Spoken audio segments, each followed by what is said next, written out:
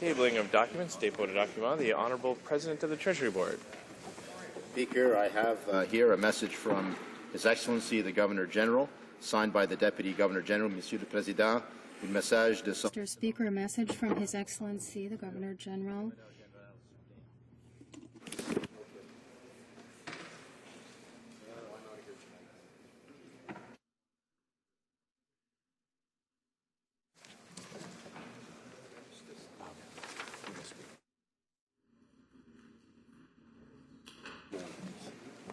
His Excellency the Governor General hereby transmits to the House of Commons the Supplementary Estimates A of sums required to defray expenses of the Federal Public Administration for the fiscal year ending on March 31st, 2013, and in accordance with Section 54 of the Constitution Act 1867, recommends those estimates to the House of Commons. Signed April 26, 2012, the Honourable Caractatis, Deputy of the Governor General. Son Excellence, le Gouverneur Général transmet à la Chambre des communes.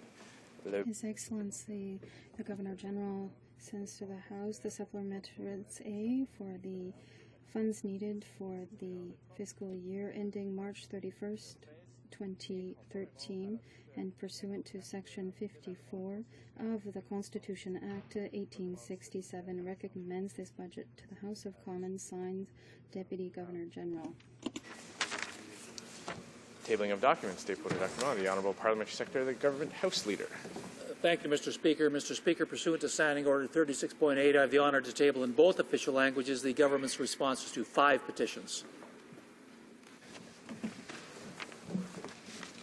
Tabling of documents, dépôt de documents. Introduction of government bills. Déclaration. Statements by ministers. Reports from interparliamentary delegations. Presenting reports from committees, the Honourable Member for West Nova. Thank you, Mr. Speaker. I have the honour to present in both official languages the 5th report of the Standing Committee on Veterans Affairs in relation to review of the delivery of frontline health and well-being services for Canadian veterans. Introduction of private members' bills. Première lecture. First reading of Senate public bills. Motions, motion. Presenting petitions, présentation de pétitions. The Honourable Member for Mississauga-Streetsville. Thank you very much, Mr. Speaker. I'm presenting a petition on behalf of close to 200 residents of the City of Mississauga who are expressing their views on Section 223 of the Criminal Code with respect to when human life begins. The Honourable Member for Hamilton Mountain. I'm proud to present 5 sets of petitions today signed by hundreds of people from my hometown of Hamilton who are urging the government to keep the age of eligibility for the OAS at 65. They rightly point out that only 31% of Canadians have been able to contribute to RRSPs, and even then, many saw their savings evaporate in the recent market downturn. The petitioners also note that only 40% of Canadians have workplace pensions, and the future of many of those pension plans is increasingly tenuous. Since over 250,000 seniors are now living in poverty and public pensions provide at most $15,000 to the typical retiree, the petitioners are calling on the government to drop its ill-considered change to the OAS, maintain the current age of eligibility, and make the requisite investments in the guaranteed income supplement to lift every senior out of poverty. Thank you, Mr. Speaker. The Honourable Member for Random Bjorn St. George's. And I too stand to present a petition taking exception to the government's decision to increase the age of eligibility from 65 to 67. This 2-year delay will cost our lowest income seniors over $30,000 in benefits. Single women will be disproportionately affected by this change as they tend to rely more heavily on OAS and GIS payments, and low-income Canadians rely far more heavily on OAS and GIS. So they're asking the government to reconsider this decision because of the impact it will have of low income and women. Thank you.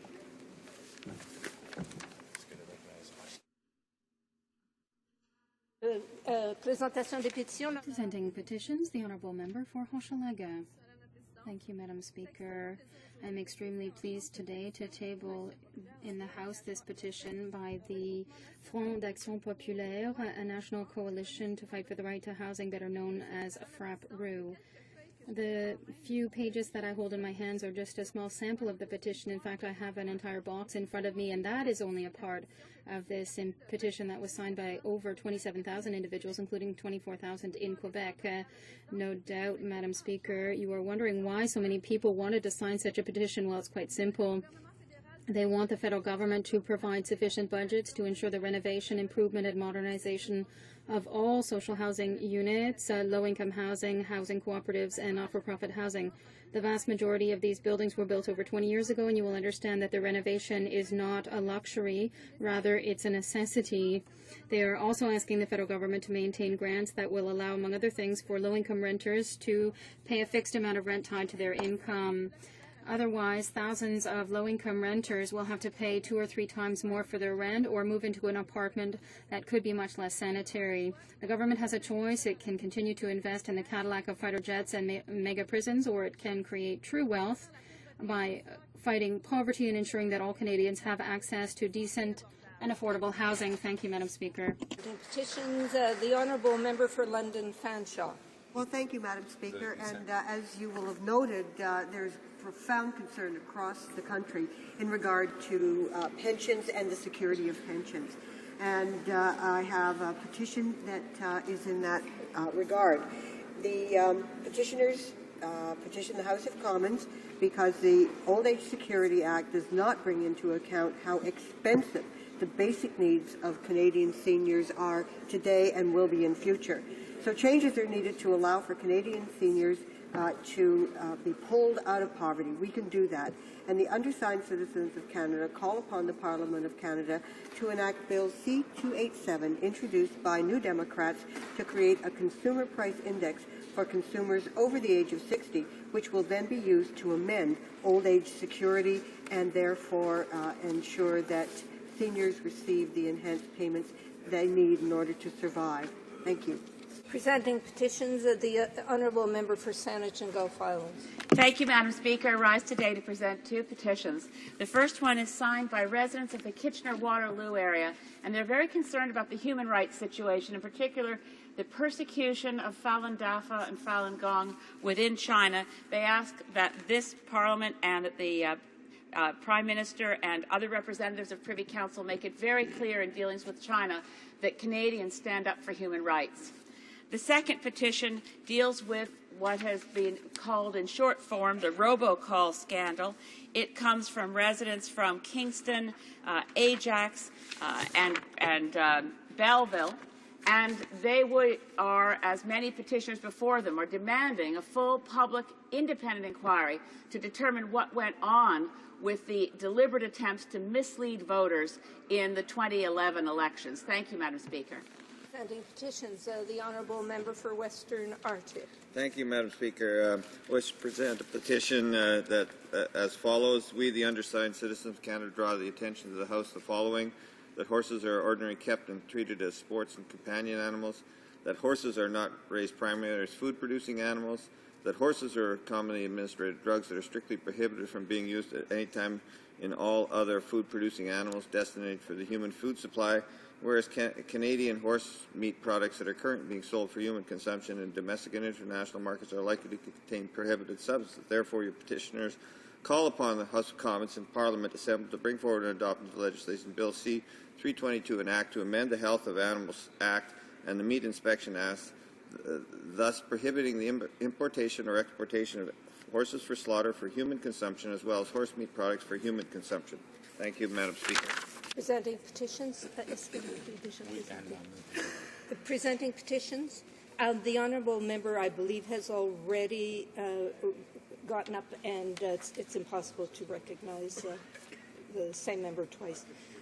Presenting petitions.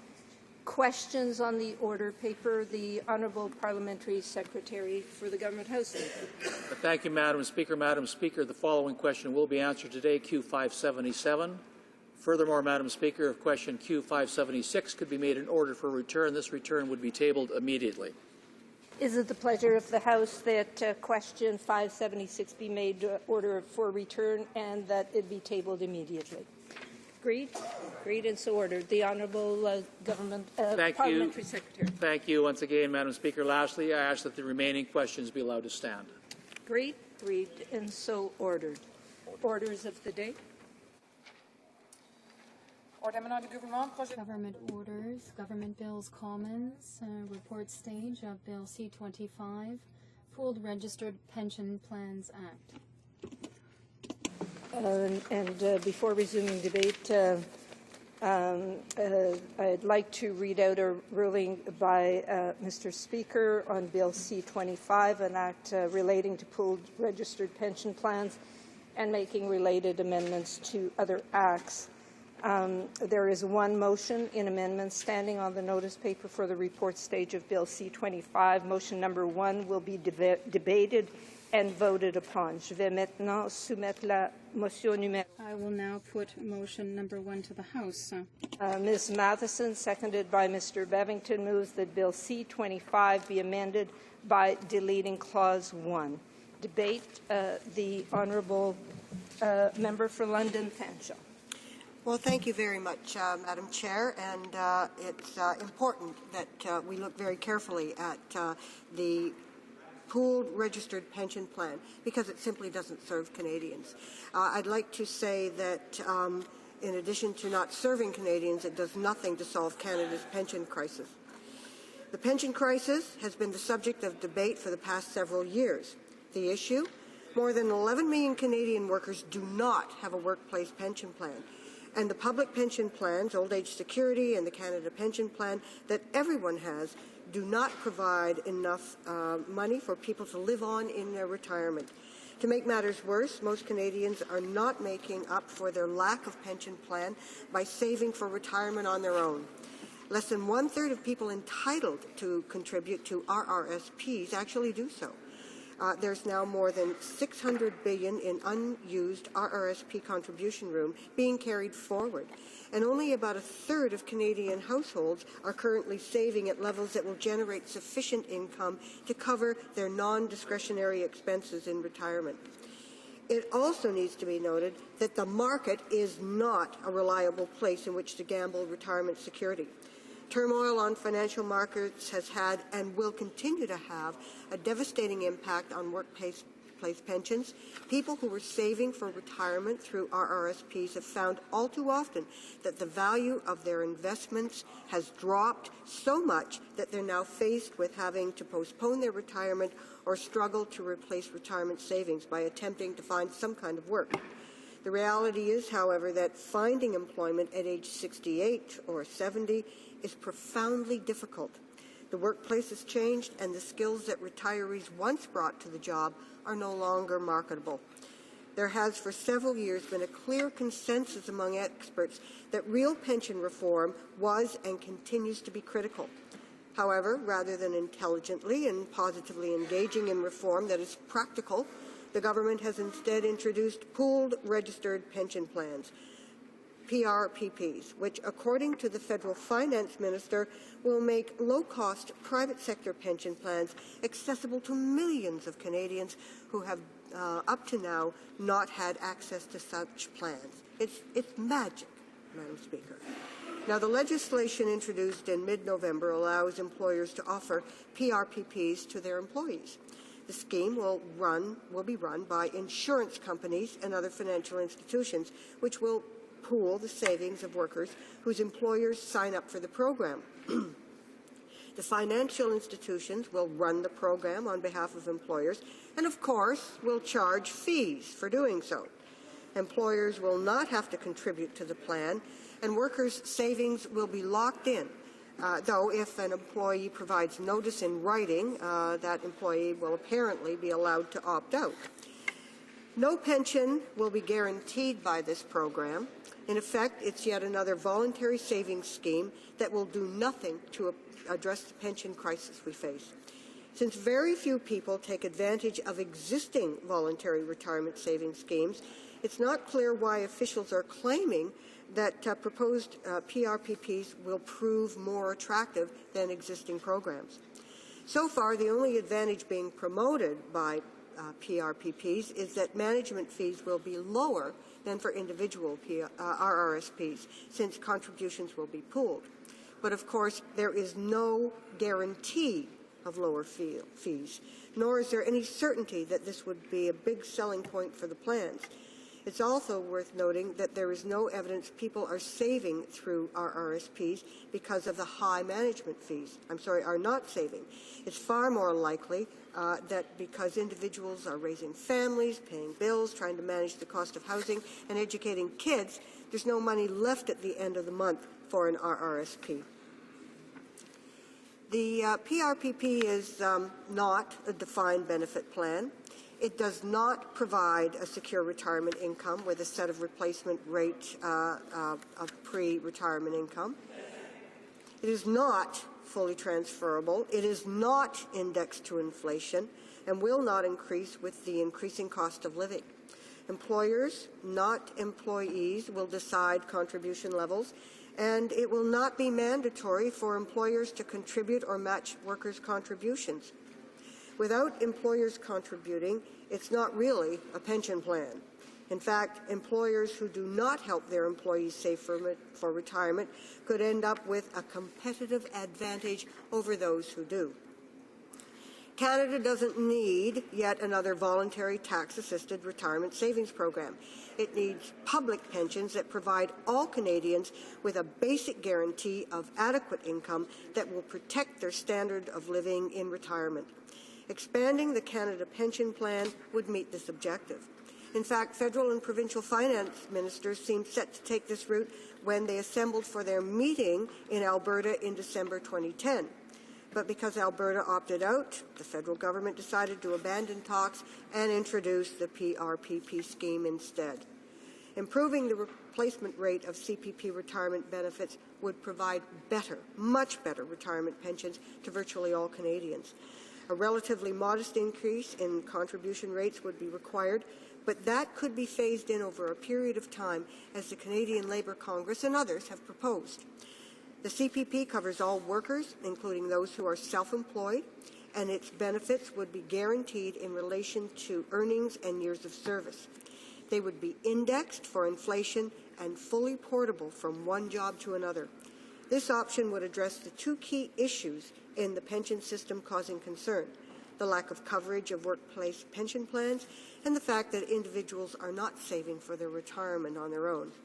As well, an expanded CPP, of course, could reduce federal expenditures on GIS because more people would have adequate retirement incomes. And while the government says CPP contribution rates cannot be increased when there is a fragile economy, it's worth noting that when the financing of CPP was changed at the end of the 1990s, combined employer-employee CPP contribution rates nearly doubled from 5.6% of covered earnings to 9.9% over a 5-year period, during which the unemployment rate fell from 9.6% to 7.6%. It should also be noted that the PRPP scheme will do nothing to help the baby boomer generation now coming up to retirement. It seems this is a lost generation as far as pension reform is concerned. It's been estimated that roughly 1/3 of Canadians now in the age group from 45 to 64 are likely to end up with incomes that fall far short of adequate minimum incomes and or incomes that will allow them to maintain their standard of living when they retire. The adequacy of CPP benefits has been an issue for more than 30 years. It's time now for federal and provincial governments to set aside ideology and work together to solve the problem. The study by pension expert and Canadian Centre for Policy Alternatives research associate Monica Townsend provides a thorough analysis of the PRPP program and argues that expanding the Canada Pension Plan would provide better retirement pensions to virtually all Canadians. Ms. Townsend found that the expansion of the CPP would provide a mandatory defined benefit pension to virtually all Canadians, giving them a basic retirement income that for modest and middle income earners would preserve their standard of living. The government's PRPP proposal does not do this. It does not guarantee a pension. Benefits would depend on selection of investments and stock market performance. Participation would depend on an employer deciding to take part in the program. And it's basically just a defined contribution pension. In the defined contribution plan, there are no guarantees how much of the money would be left when an individual retires. The risks are borne entirely by the individual employee. In these types of plans, the amount of money available at retirement depends on the outcomes of the investments, which can't be relied upon. Defined contribution plans lack the security of defined benefit pension plans like the CPP-QPP, which pay a guaranteed set amount upon retirement. It's important to remember, Bill C-25 places no caps on administration fees or costs and merely assumes lower costs will emerge through competition in the marketplace. Financial institutions like banks and insurance companies and trust companies stand to profit substantially from these fees. However, expanding the CPP-QPP would not cost the government any more than its proposed PRPP. More important, expanding the CPP-QPP would not entail transferring huge management fees to private financial institutions. Madam Speaker, how can I get through to this government? Seniors have worked hard all their lives. They deserve decent retirement. Bill C-25 is not that. Questions and comments? Questions and comments? Resuming debate. Questions. The honourable member for Burlington. Madam Speaker, I thought I was the next speaker, but I will ask my colleague a question. Based on the NDP's position on the pooled registered pension plan, that it's not good enough because it doesn't require employers, employees, and it's not a defined pension plan, does that mean that that party is opposed to our RRSPs? Those are voluntary. That's a voluntary program that's been around for many decades. So are they advocating that we get rid of RRSPs also as a tool for savings, for retirement, for individual Canadians? Thank you, Madam Speaker. The honourable member for London Fanshawe. Well, thank you, Madam Speaker. And as everyone knows, RRSPs have been around for a very long time, and they're quite significantly entrenched in our system. Unfortunately, and I think people need to know that, there are problems with RRSPs that this government simply doesn't talk about. First and foremost, it is about $17 billion in terms of cost to provincial and federal governments in order to sponsor these RRSPs. $17 billion. $5 billion for the provinces, $12 billion out of federal government revenues every year. Imagine what we could do with $17 billion in federal and provincial government revenues in terms of making sure that there is pension security for Canadians. They also don't tell people that these management fees that I referred to take up as much as 40% of the investment an individual makes in an RRSP over a 45-year period. That means that these folks think that they're going to have enough and that they're actually making headway, but the reality is that they're not. They're being taken advantage of in many ways. Now, we can't get rid of our RRSPs. They've been entrenched for too long, but we need to be cognizant of their downside. Questions and comments. The honourable member for Saanich and the Gulf Islands. Thank you, Madam Speaker, and I thank my colleague, the honourable member for London Fanshawe. I agree with her, frankly. I can't see, I think that when you look at the efficacy of RRSPs, and I'm glad to have them. I've been trying to put money away in RRSPs, but overall they cost the system a tremendous amount and really provide very little pension availability and less as you look down the income scale. So the people who most need those pension benefits are less likely to find them there through RRSP. What I'm attracted to is the idea of more municipal bonds, that instead of RRSPs, I know we're thinking outside the C-25 box, but what would the member for London Fanshawe think if Canadians could put their retirement savings in their own community in municipal bonds? The honourable member for London Fanshawe. Well, thank you, Madam Speaker, and I thank my honourable colleague for her question. I think it's certainly something that we should be investigating. In December of 2010, the federal government said it was going to sit down with the provinces and it was going to talk practically and in a progressive way about the retirement crisis we face. Perhaps future talks with a different government, and I hope that there is a different government in 2015. In fact, Madam Speaker, I know there will be a different government.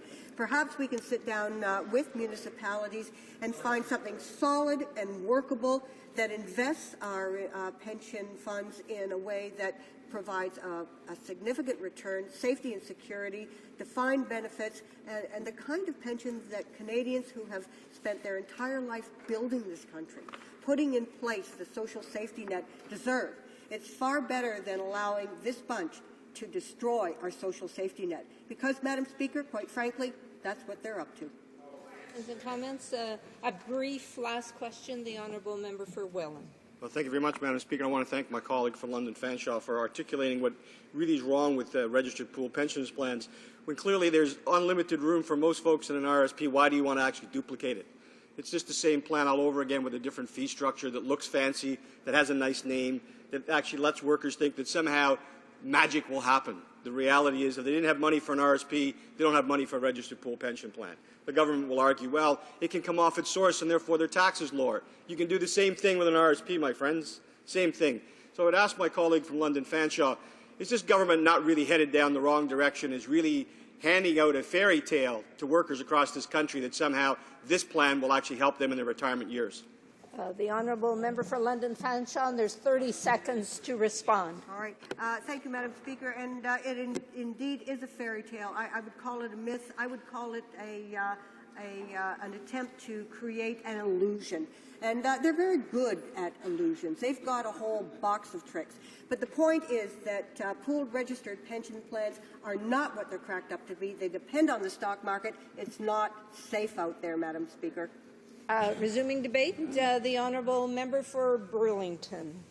Thank you, Madam Speaker. And we call this time frame, we often make speeches and about what the legislation is, but it is a debate, and I am going to debate what I just heard from the member opposite. It's unbelievable, Madam Speaker.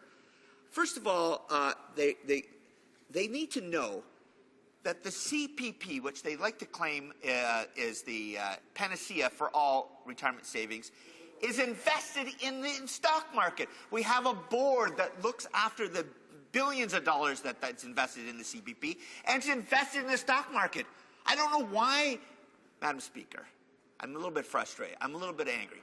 I don't know why they criticize the investments in the stock market as it's something evil, something that isn't going to return anything to anybody. Our CPP, the savings of every working Canadian, is invested in the stock market. And they have an investment board who looks after that investment. So we cannot ignore the fact that all investments, whether they're a CPP investment, whether you're RSP investment, or your individual stocks investment, are invested in the stock market. So we should get off the concept, Madam Speaker, that there's something evil or wrong with investing in businesses that will create jobs and growth in our country. And that's what the stock market does for us. It provides retirement savings for every pension plan, OMERS, all the pension plans, public pension plans, private pension plans. The stock market is a key component to every savings tool that is out there. Everyone. So I think we should drop the concept that because it's invested in the stock market, it's some sort of risky evil that that we can't participate in. The other comment that was just made was regarding RRSPs. Based on their philosophy, based on the NDP philosophy that I just heard, that they would remove the concept of people saving for themselves for their retirement, because it's taking tax money from the government of Canada, who they think they can spend it better than you and I, who are saving for our retirement.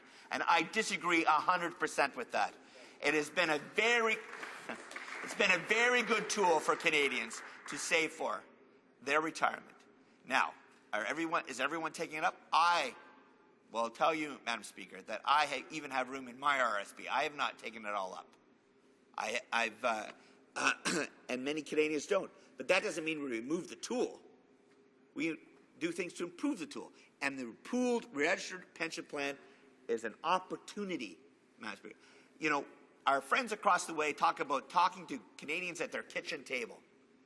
Well, can you imagine that here is an opportunity that every business organization, a large number of organizations, this is in report states, have come to committee, have told Canadians, have told us, told the government that this is a tool in the toolbox of retirement.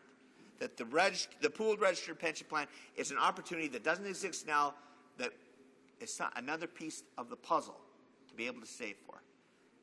Why would you turn that down?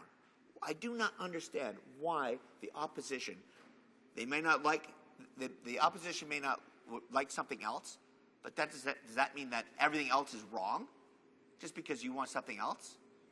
I disagree. If they were true to themselves and they went and talked to the individuals in their ridings and said, you know, it is not the panacea, it's not going to solve everyone's retirement pay, but it's an opportunity. If you work for a small business that does not have a retirement plan, and there is a program that offers a pooled system, and that is the key. It is a pooled system. So companies with small numbers, even if you're self-employed, you can belong to a plan that takes the risk and spreads it over a larger number of contributors. It takes the risk from the employer away because the administration is done by a third party. It takes that liability away.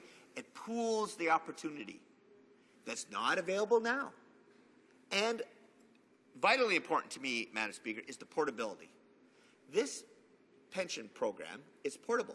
You take it with you. If you leave Company A and go to Company B, as long as if Company B does not have a pooled plan, you can still keep your money in the pooled plan that you're in.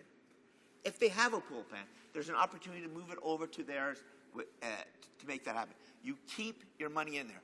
And there's nothing wrong, Madam Speaker, with locked in. Part of the problem with the Canadians, including myself, is that we're not great savers for retirement. We've got all these other things. I have two daughters in university, for example. It's costing me a lot of money. I didn't do a good job saving for it. Lots of Canadians have issues with savings. And at-source deductions helps with savings. The pooled registered pension plans will have at-source deductions. Those at-source deductions will go in a pooled pension plan for you. You move, things change, it's locked in. There are going to be some outs. If something happens and you become disabled or some other issue that you need to access that capital, that's yours. That is your capital. You're able to get it. But really, it is a retirement savings program. They talk about the CPP as a panacea. It is a source deduction and locked in. You can't get it. You can't take it out till you retire. This is the exact same process. This is why we're doing this, so that we have an opportunity to have Canadians prepare for themselves and for their families for their retirement. Now, they say, well, it's voluntary. It's an opt-out program. If you join a company that has a pooled plan, you're automatically enrolled. You're automatically enrolled, Madam Speaker. You have to make a decision within the first, I think it's 6 weeks or 6 months, I don't know off the top of my head, but there's a time frame allowed that you have to opt out. You have to say, I'm not interested in saving for my retirement. I'm not interested in this pooled plan. I have to opt out. It is a program that attempts to ensure that Canadians put a little bit aside for their retirement, which I think is what we're all after. There's not one person, not one member, Madam Speaker, in the House who doesn't want a decent retirement for those who've worked all their lives for them and their families. But we have to have tools to be able to do that. The RRSP is a tool, an individual tool. And I agree with the previous speaker. The costs of those programs are high. This is exactly why we want to go with a pooled system that is portable, that is locked in, and has lower costs, Madam Speaker. Because of the pooled system, it's like us here. We all can buy paper individually for our offices and use. It's all basically the same thing, paper. But no, we pool. We purchase in a pool so everyone gets paper. It's cheaper. It's more efficient. It's more effective. That is what pooled registered pension plans are for. That is why it's important that we move forward with this. Now, we talk about we can't support this because we want the CPP change. Well, they know, Canadians know, Madam Speaker, that it takes 2/3 of the provinces with 2/3 of the population to make a change to CPP. We can't unilaterally do it. It's just not legal for us to do it. We're not capable of doing it, and we don't have support from all provinces at present. And I personally, not speaking for the government, but for myself, I think reviewing what's happening with CPP and able to make some changes there is a policy initiative that I fully support. But if you can't get the provinces to agree, we have to find other solutions. It might not be the final solution, but we have to find some other opportunities. And why are they ignoring opportunities that exist that we have general support for? The one thing I want to say before as I wrap up is that this is an opportunity that we'll pass this House, and it will be for federal employees.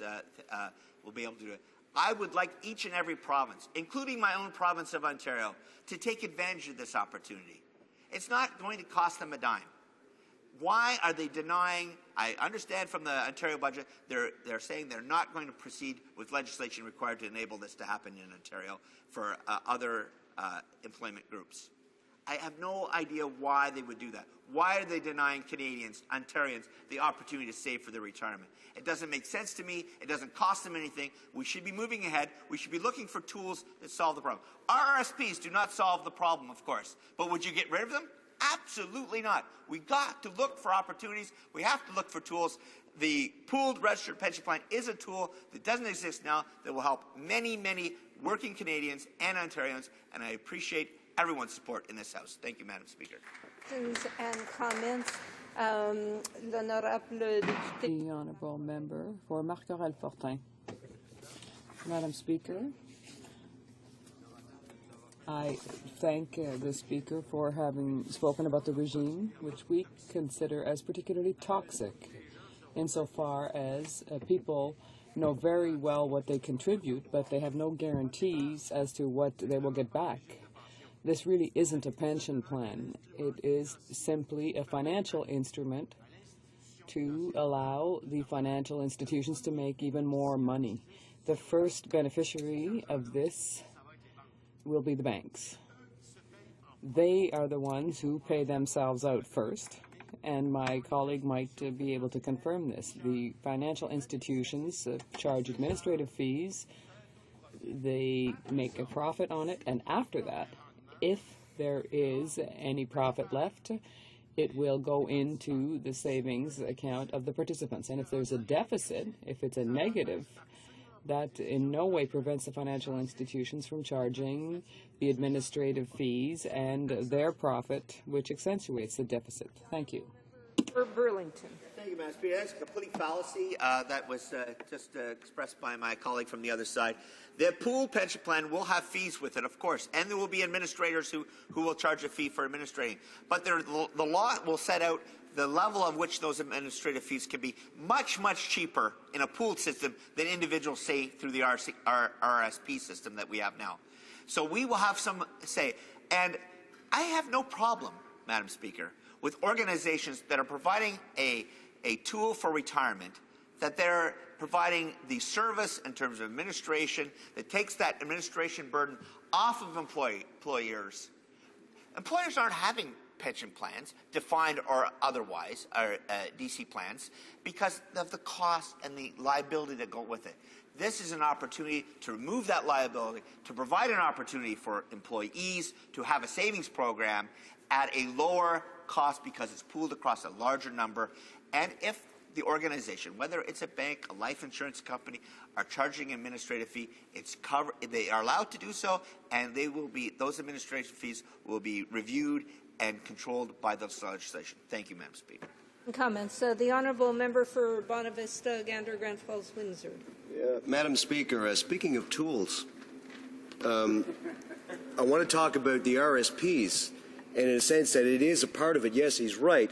But when you consider how, the whole package of retirement funds, I mean, what he's talking about is this pool pension plan, which I agree with. It's one of the tools in the shed that is certainly a good benefit for many, but not really a lot. I mean, if you're talking about doing a lot of heavy lifting with a shovel, what he's armed with here today is a very large spoon, and it does its work. There's no doubt about it. But the problem is that when he talks about pooling the purchasing of paper as bringing the cost down, not everybody is buying paper. So I would suggest to him that maybe he should look, in addition to this, using that CPP investment board that he spoke of, and using that as a voluntary option to supplement the current payments that are mandatory that go into CPP. There is a vehicle and another tool in the shed that he talks about. Thank you.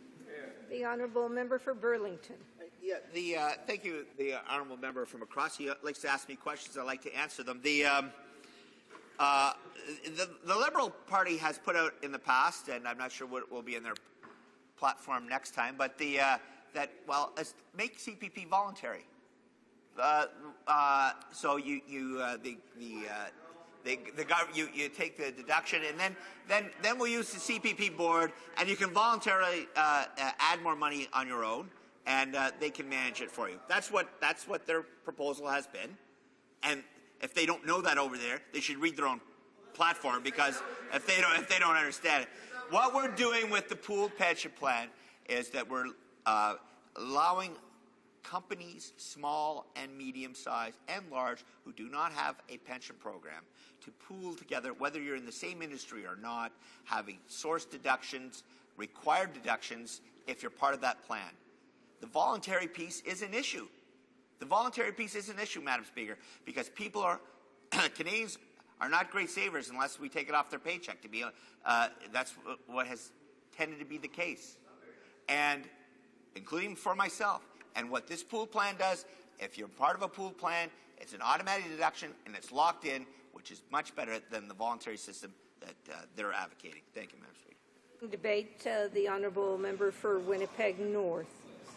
Yes, thank you, Madam Speaker. It's with pleasure that I'm able to add a few words today on what I think is a very interesting bill, a bill that really clearly shows and demonstrates firsthand the difference between the Conservative/Reform Party and the New Democratic Party and the Liberal Party, Madam Speaker. And maybe if I could even pick up a bit on the member's comments when he makes reference to the Liberal Party's position in regards to CPP, and initially saying that we wanted to make CPP optional. Of course, that's not true, Madam Speaker. But let me start it off by saying that these are pension, and the whole issue of pension has always been a very interested subject for Liberals for generations. In fact, the area of retirement and making sure that our seniors are taken care of is nothing new for the Liberal Party. If you take a look at whether it's the Canada Pension Plan, old age for seniors, Madam Speaker, or the Guaranteed Income Supplement, those are all programs that were initiated by Liberal Prime Ministers. If you take a look at some of the ideas that are on the forefront to try to make a difference and enhance our seniors' pensions today, again, it's individuals like our seniors critic today who is talking about how we could have incorporated some form of additional contributions towards a form of CPP, adding on to that particular benefit, Madam Speaker. But I mention in regards to what I like about this particular bill is it does show that there is differences between political parties. Let me make reference to the NDP's position. They're saying no. They do not support this bill. They don't recognize pooled registered plans as a viable alternative for consumers and individual companies and self-employed individuals. Why? I don't quite understand. Many individuals would see this as a positive step forward. It is not going to be the major pension supplement into the future for our seniors, but for many potential seniors in the future, that they will be able to benefit by this particular program.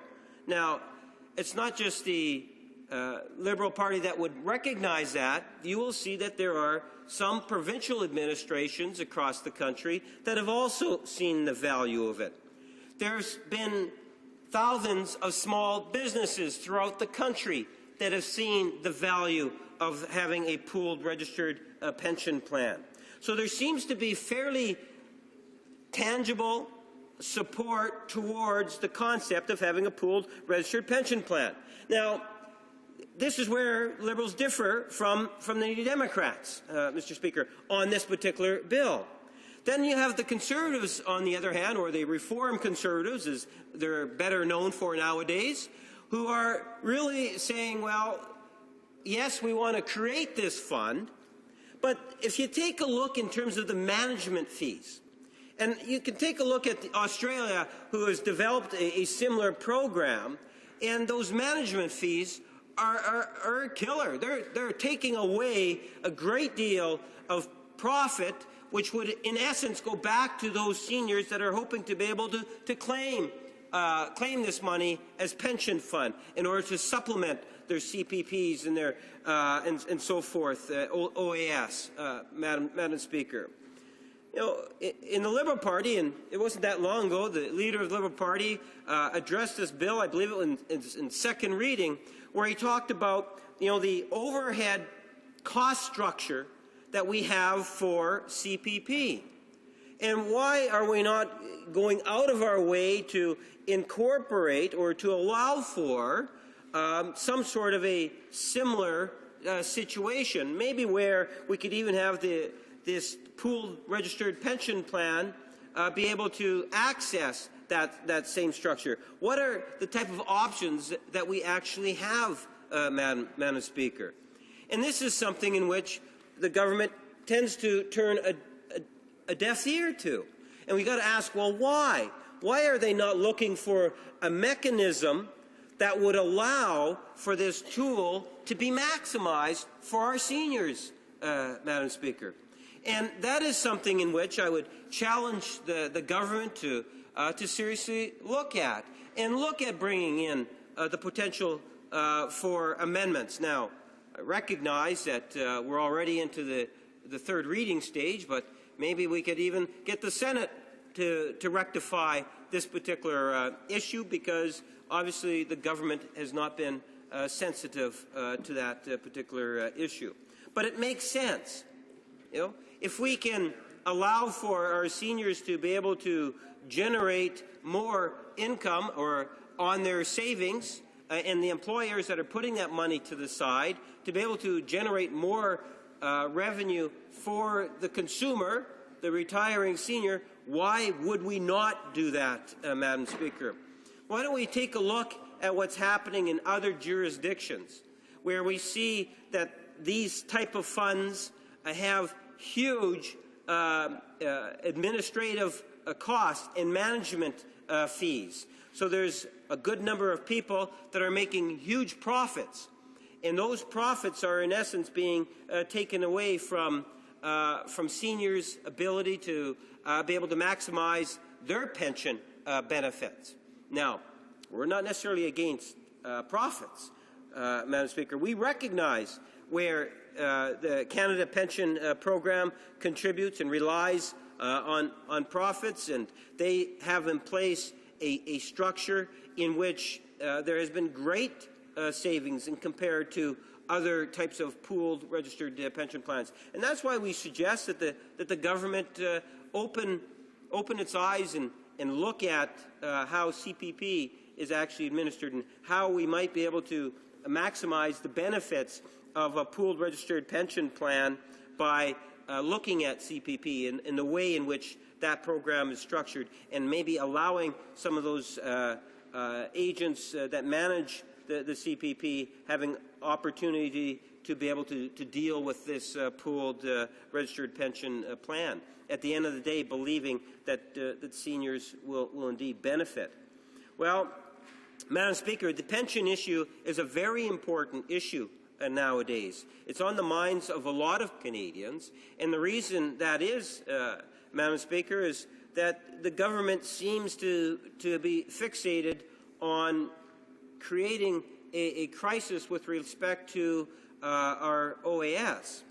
And they're suggesting now that Canadians not retire at age 65, but wait until age 67 before they actually look at retiring, Madam Speaker.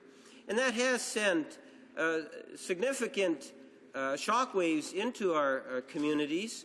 I know from Winnipeg North's perspective, the area that I represent, Madam Speaker, when the Prime Minister was overseas musing about what he wanted to do with pension plans and senior pensions, it was being somewhat insensitive to what seniors and the day-to-day decisions seniors have to make in our communities in which we represent. And some of those decisions, Madam Speaker, deal with things such as, do I put a pass on lunch so that I can afford to buy some medicines? Do I have the money or enough money to be able to take my grandchild out to a special event? There is some serious financial issues that seniors are facing today in a very real and tangible way, and they're looking for leadership from the Government of Canada.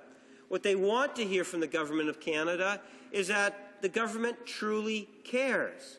They want the Government of Canada to be providing hope for individuals as they enter the retirement or as they get closer to retirement. And that's why, again, when I look at C25, there is a flicker, and I will give them some credit that they are expanding. People make reference to the tools. They are expanding the toolbox as to how and what some seniors might be able to look at by working with good employers that recognize the value of pensions. But the bottom line, Madam Speaker, because I see my time has expired, is that we need to be thinking about pensions a lot more than we are, and we need to be looking at a wide varieties in which we can implement.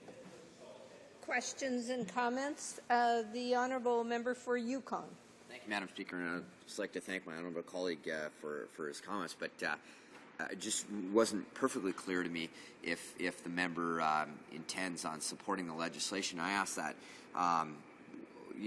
with all sincerity and interest, is that, is the position that because it's not enough that they won't support the bill?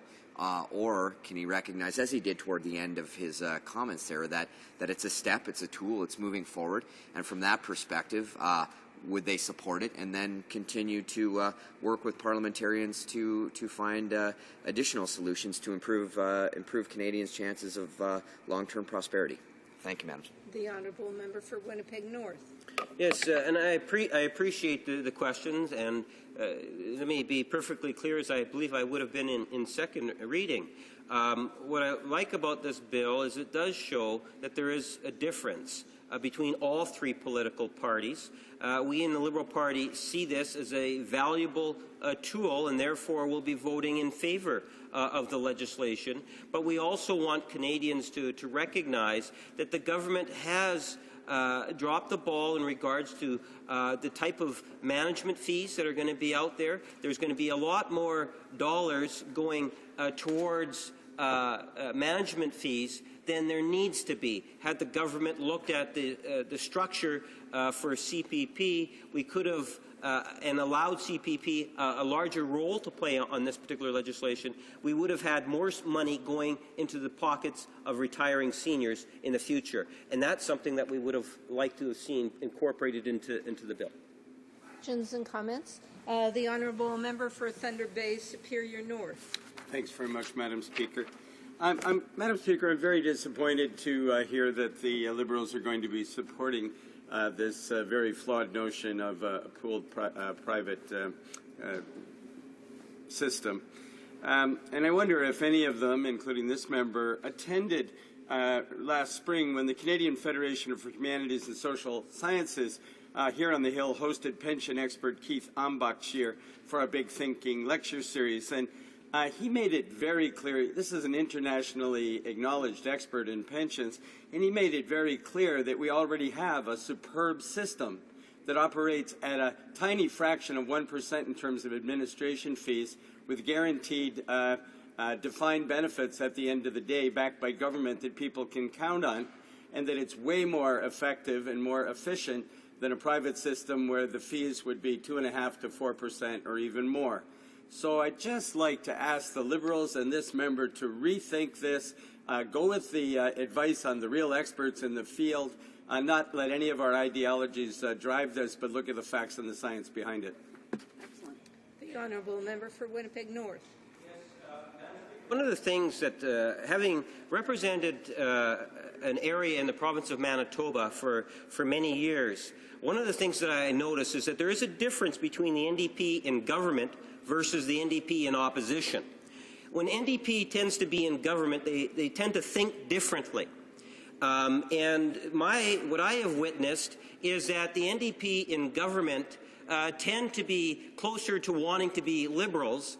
And what you'll find is that they're more open-minded to allowing seniors the opportunity to have a multitude of ways in which one could invest in pensions. So to my friends in the NDP today, I hope many years of future success in opposition and retain your position in terms of withholding opportunities for seniors to be able to really enjoy their retirement years by denying them what could be potentially a tool for not every senior. And I acknowledge that. Not every senior is going to benefit by this. And that's why we have to make sure that we stay on top on OAS and CPP and the GIS.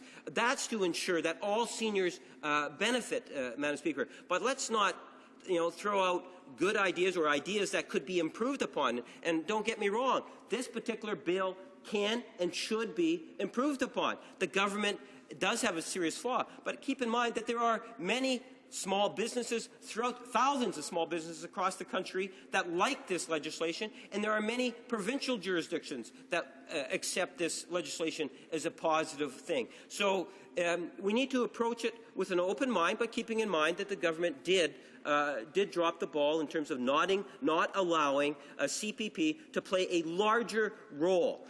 Canadians as a whole have a lot more confidence in CPP than any other, and OAS, than any other pension program, Madam Speaker. Thank you. Resuming debate, the Honourable Parliamentary Secretary to the Minister of Foreign Affairs.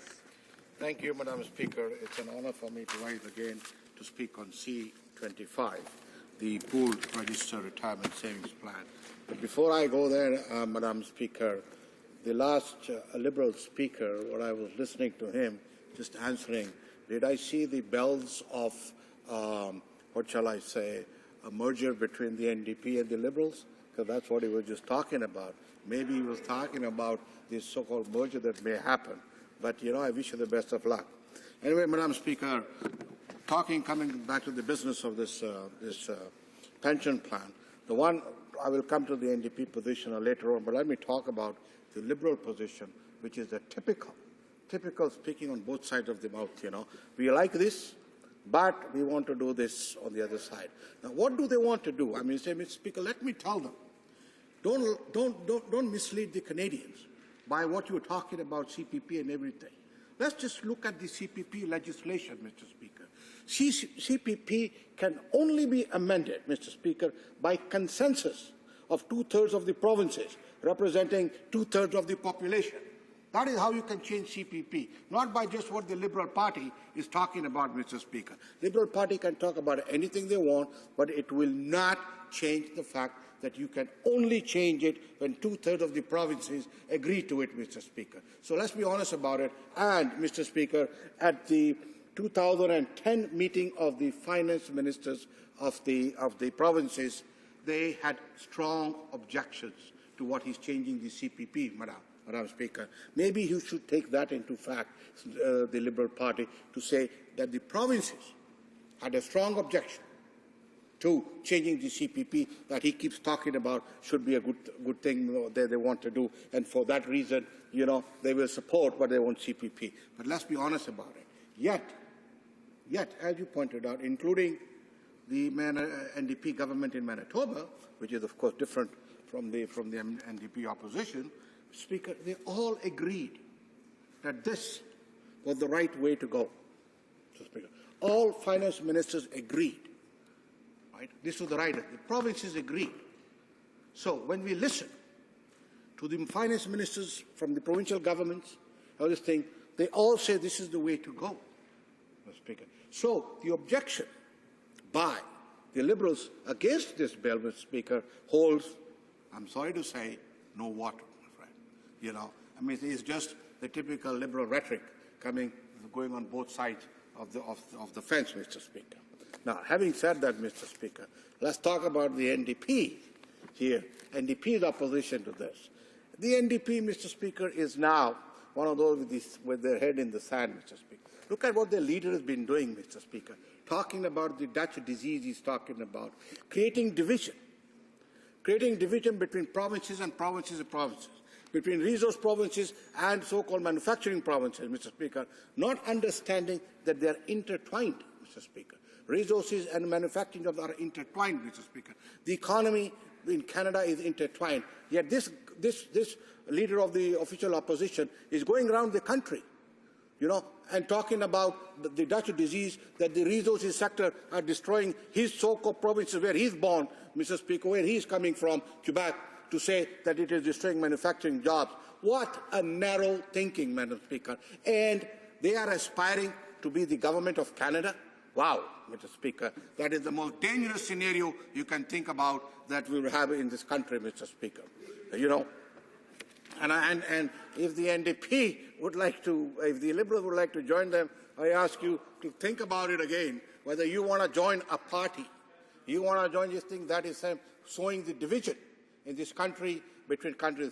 Mr. Speaker, we have one of the best mobility systems in this world.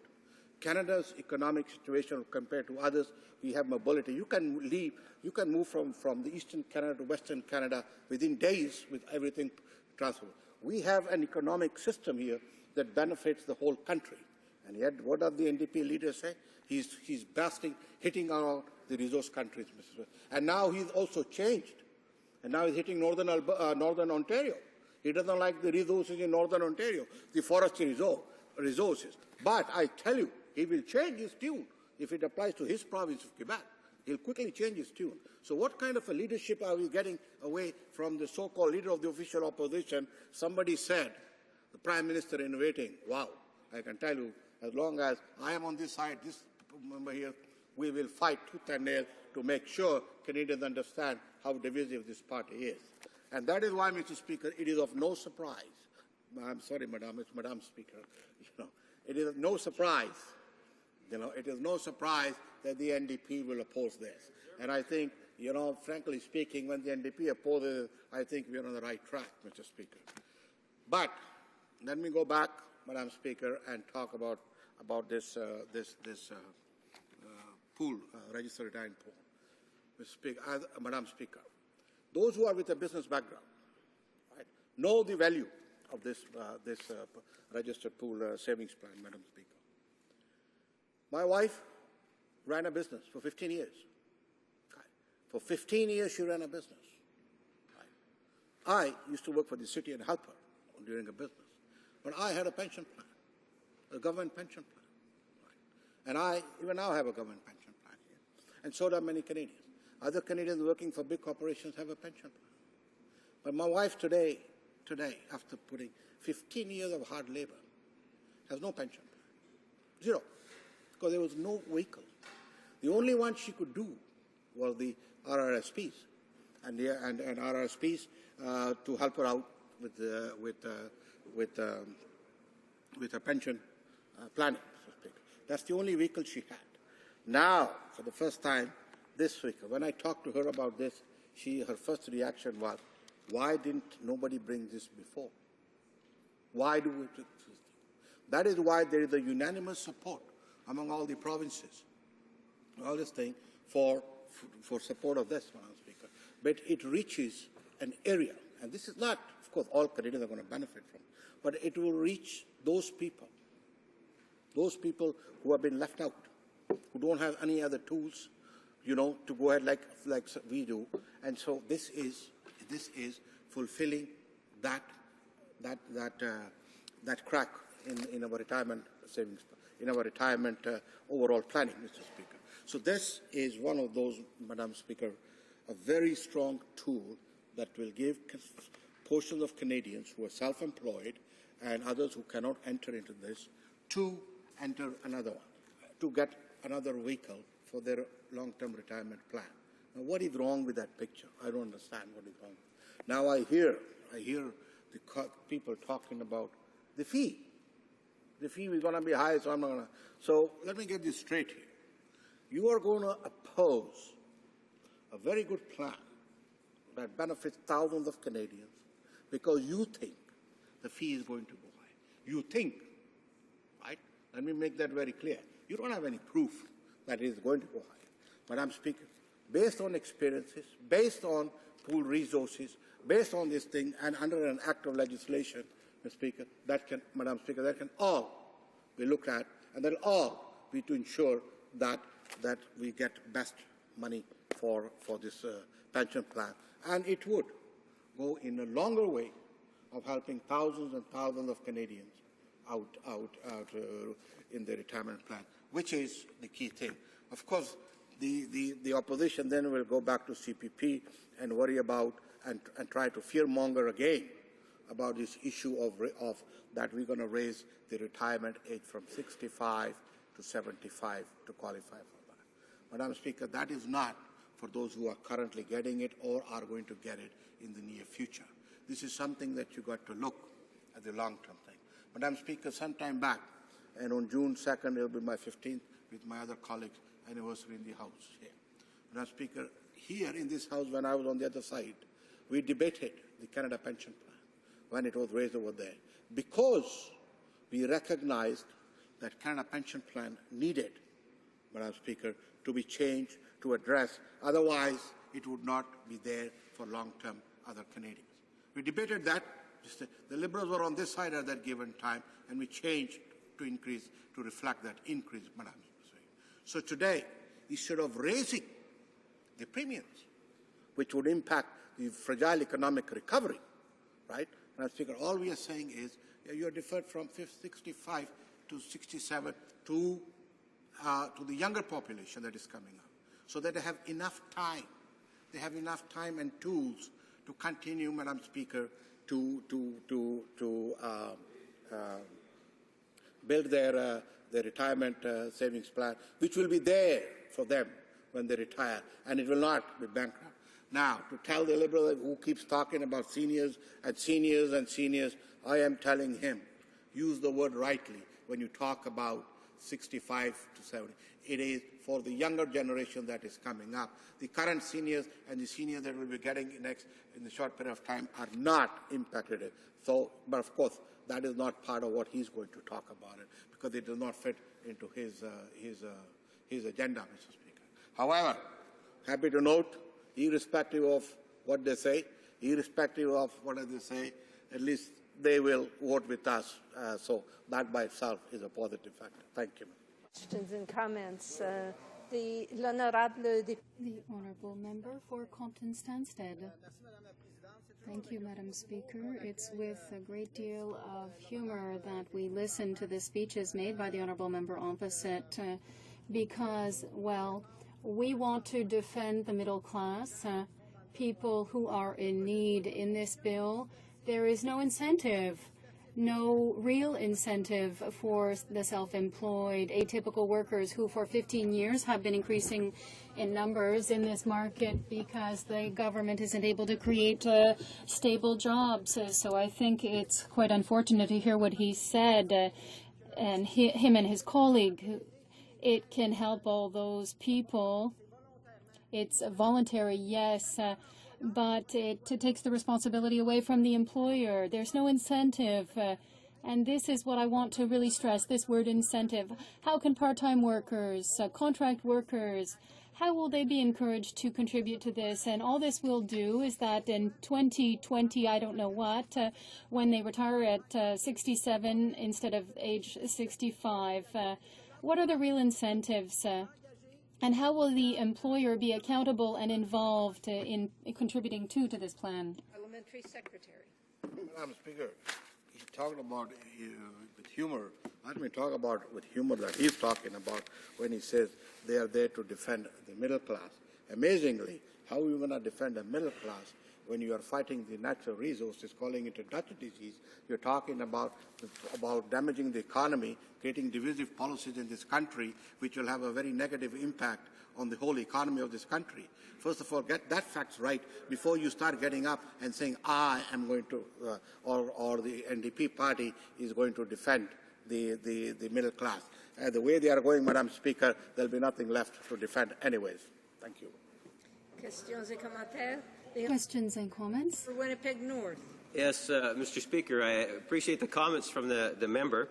Maybe just to pick up on one of them in regards to this whole divisiveness, you know.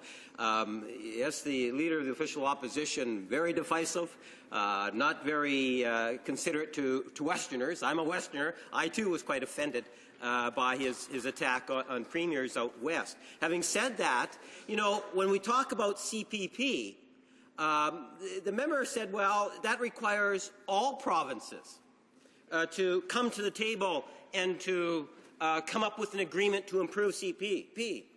My two-thirds, as has been pointed out. And that's why in my comments I said it's important. Seniors today are looking to Ottawa to see national leadership, a prime minister that's prepared to sit at a table and work with premiers. I'm not suggesting that he behave in the same fashion as the leader of the official opposition, but I am suggesting what he does is that he sits down, demonstrates leadership in working on what is an important issue to all seniors in Canada, and that is to enhance programs like CPP. And if you're not prepared to sit down with them and work with them in good faith, then you're never going to achieve the agreement. Saying, well, we tried it a couple of years ago. Order, please. Order, please. I'd like to give the Parliamentary Secretary time to respond. Thank you, Madam Speaker. In answer to his question, Madam Speaker, let me tell you, yes, in 2010 meeting with the finance ministers, this government, through the Minister of State for Finance, my good colleague from Okotoks, met with the finance ministers of this country, all of them, and they raised a strong objection. Once they raised a strong objection, it was very clear to us that we needed to find another method of going forward. So to answer your question, did we meet with the provinces? Yes, we did. Thank you. Resuming debate, the honourable member for Western Arctic.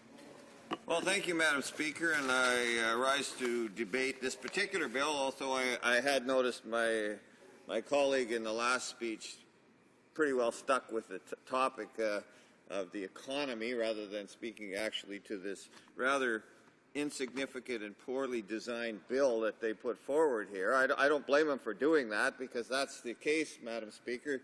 They've got a bill here that, I mean, the Conservatives will use this in saying that they've done something for seniors, that they've created something for seniors, and that's patently really a very minor element in what is already much of what is proposed in this bill can already be accomplished.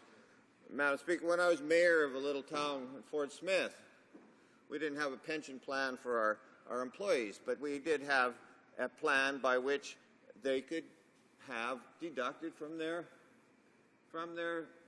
payroll every paycheck a certain amount of money that would go into RRSPs for their use in once they'd finished their working career. So these types of arrangements can be made by companies. They were made by the community government that I represented as mayor. They carried forward. Were they successful? They were reasonably successful in some ways. in other ways because they were not mandatory, they were voluntary, they didn't include a lot of issues. The municipality itself took the time even to enhance the value of these RSPs, but still we found that many of the employees simply didn't have the facility, needed the money for the everyday life, and didn't participate in the program to the extent that we would have thought would be appropriate. So when we have these voluntary programs for employees who, in this day of conservative economics, are getting less and less in their pay pocket at the end of the day, a voluntary program to encourage them to save for retirement seems rather difficult for them in many cases because they just simply need the money to survive in this world. And so what we have is a program that may work for some people, but is not a program that is the kind that is a nation-building program that deserves the recognition of Parliament, that deserves the time and effort that this government has put on Parliament to create. If this is the best they can do, it's certainly not adequate for Canadians, and that's what we see. When we compare this pooled program to other programs around the world that do the same things, mandatory participation by employers. In Canada, no. In New Zealand, yes. In the United Kingdom, yes. In Australia, yes. Auto-enrollment by employees. In the case of Canada, provided the employer chooses to offer a plan to that class of employees, there is an auto-enrollment, but the employee has an opting-out opportunity within 60 days for notification for new PPRPs. Mandatory employer contribution? No. In all three other programs that we're looking at, yes, yes, yes. Minimum employer contribution? None. In New Zealand, 2%. In the United Kingdom, 3%. In Australia, 9%. Minimum employee contribution? None. In New Zealand, 2%. In the United Kingdom, 4%. In Australia, none. Government contribution? Tax relief. In other cases, there's with Australia, they top up by $1,000 in annual tax credit. In New Zealand, $1,000. Employee provisions to allow employees to suspend contributions, yes, and that's similar within the programs. And employees restricted to a single lifetime saving account. This is important because in Canada, this is no. In New Zealand, yes, and in the other two countries, no. But what we found in Australia with this, not having a single program and not having the ability to transfer programs, this caused the mushrooming number of savings accounts emerged as a significant problem in Australia's superannuation program. By June 2010, there were 32.9 million super pension accounts in Australia, average of 3 accounts per employee, and almost double the number 15 years before. Many of these are inactive. They're lost member accounts. So what we see is a program that is really doesn't work all that well when you have seasonal employees, you have employees moving from one business to the other. These are things that don't really work all that well. So what we've seen across the world is when we've seen these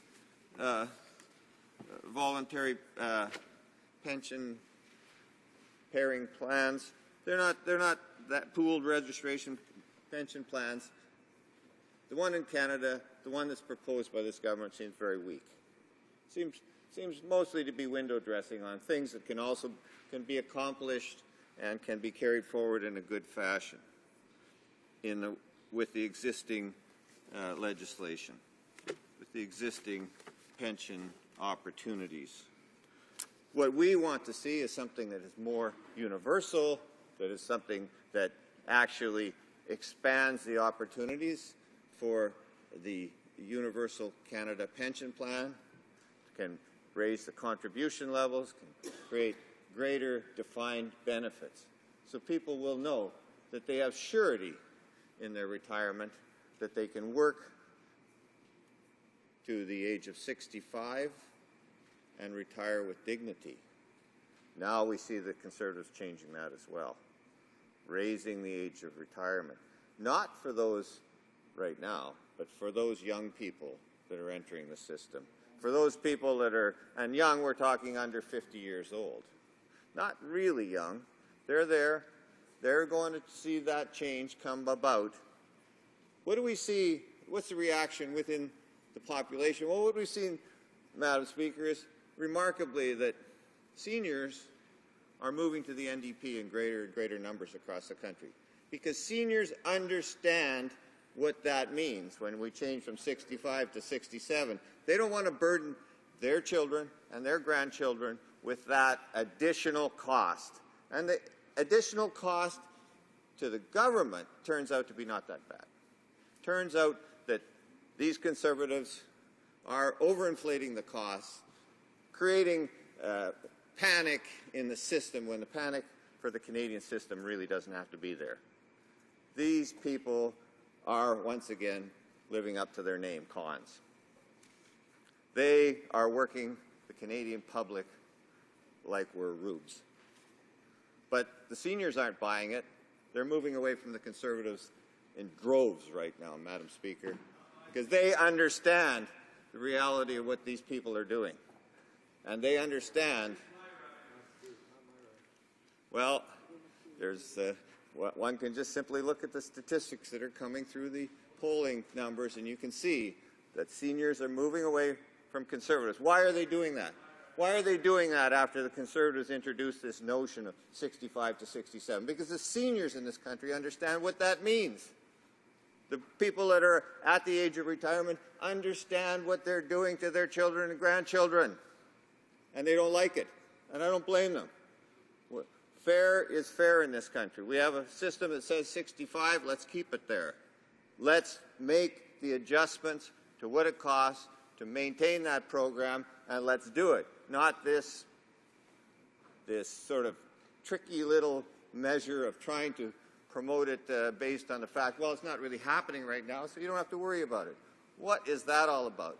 We're here to make measured and careful decisions for the future of this country. This party that is running this government right now is doing that definitely in a bad fashion, should be held up to account for it, and will be by this side of the House going forward for the next 3 years until we can get rid of them. Thank you, Speaker. Questions and comments? The Honourable Member for Winnipeg North.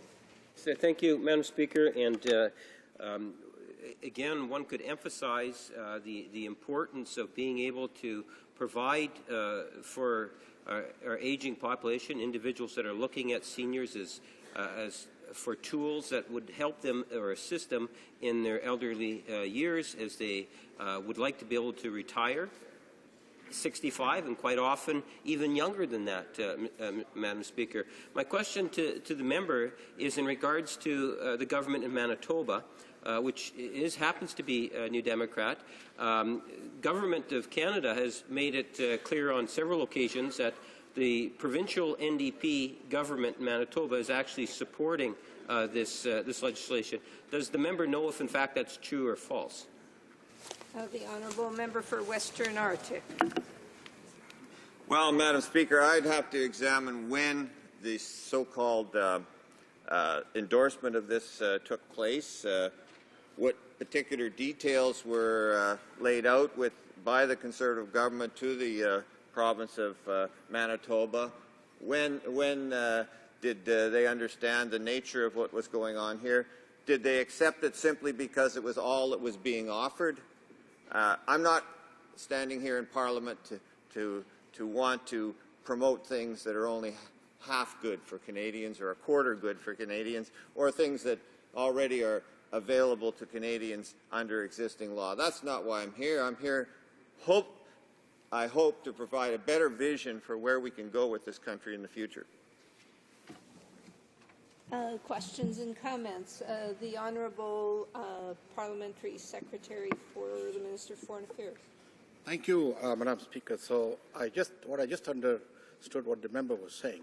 He's questioning the competency of the government of Manitoba by saying they did not get the full results, they did not get this thing.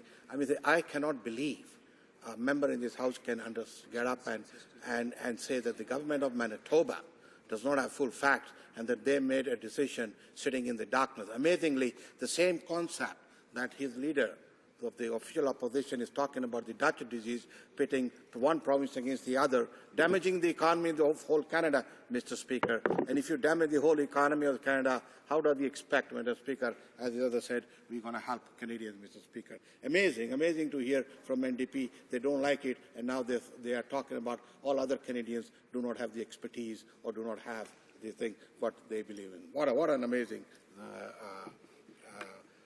what shall I say?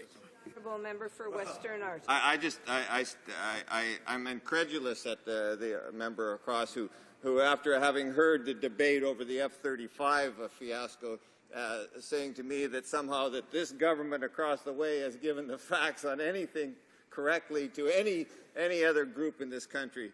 This government has a record now of totally obfuscating financial issues, of presenting things in fashion, which, and I refer back to the budget implementation bill when the Minister of Aboriginal Affairs and Northern Development said that the bill was going to raise the borrowing limit for the government of Northwest Territories when it was doing nothing such.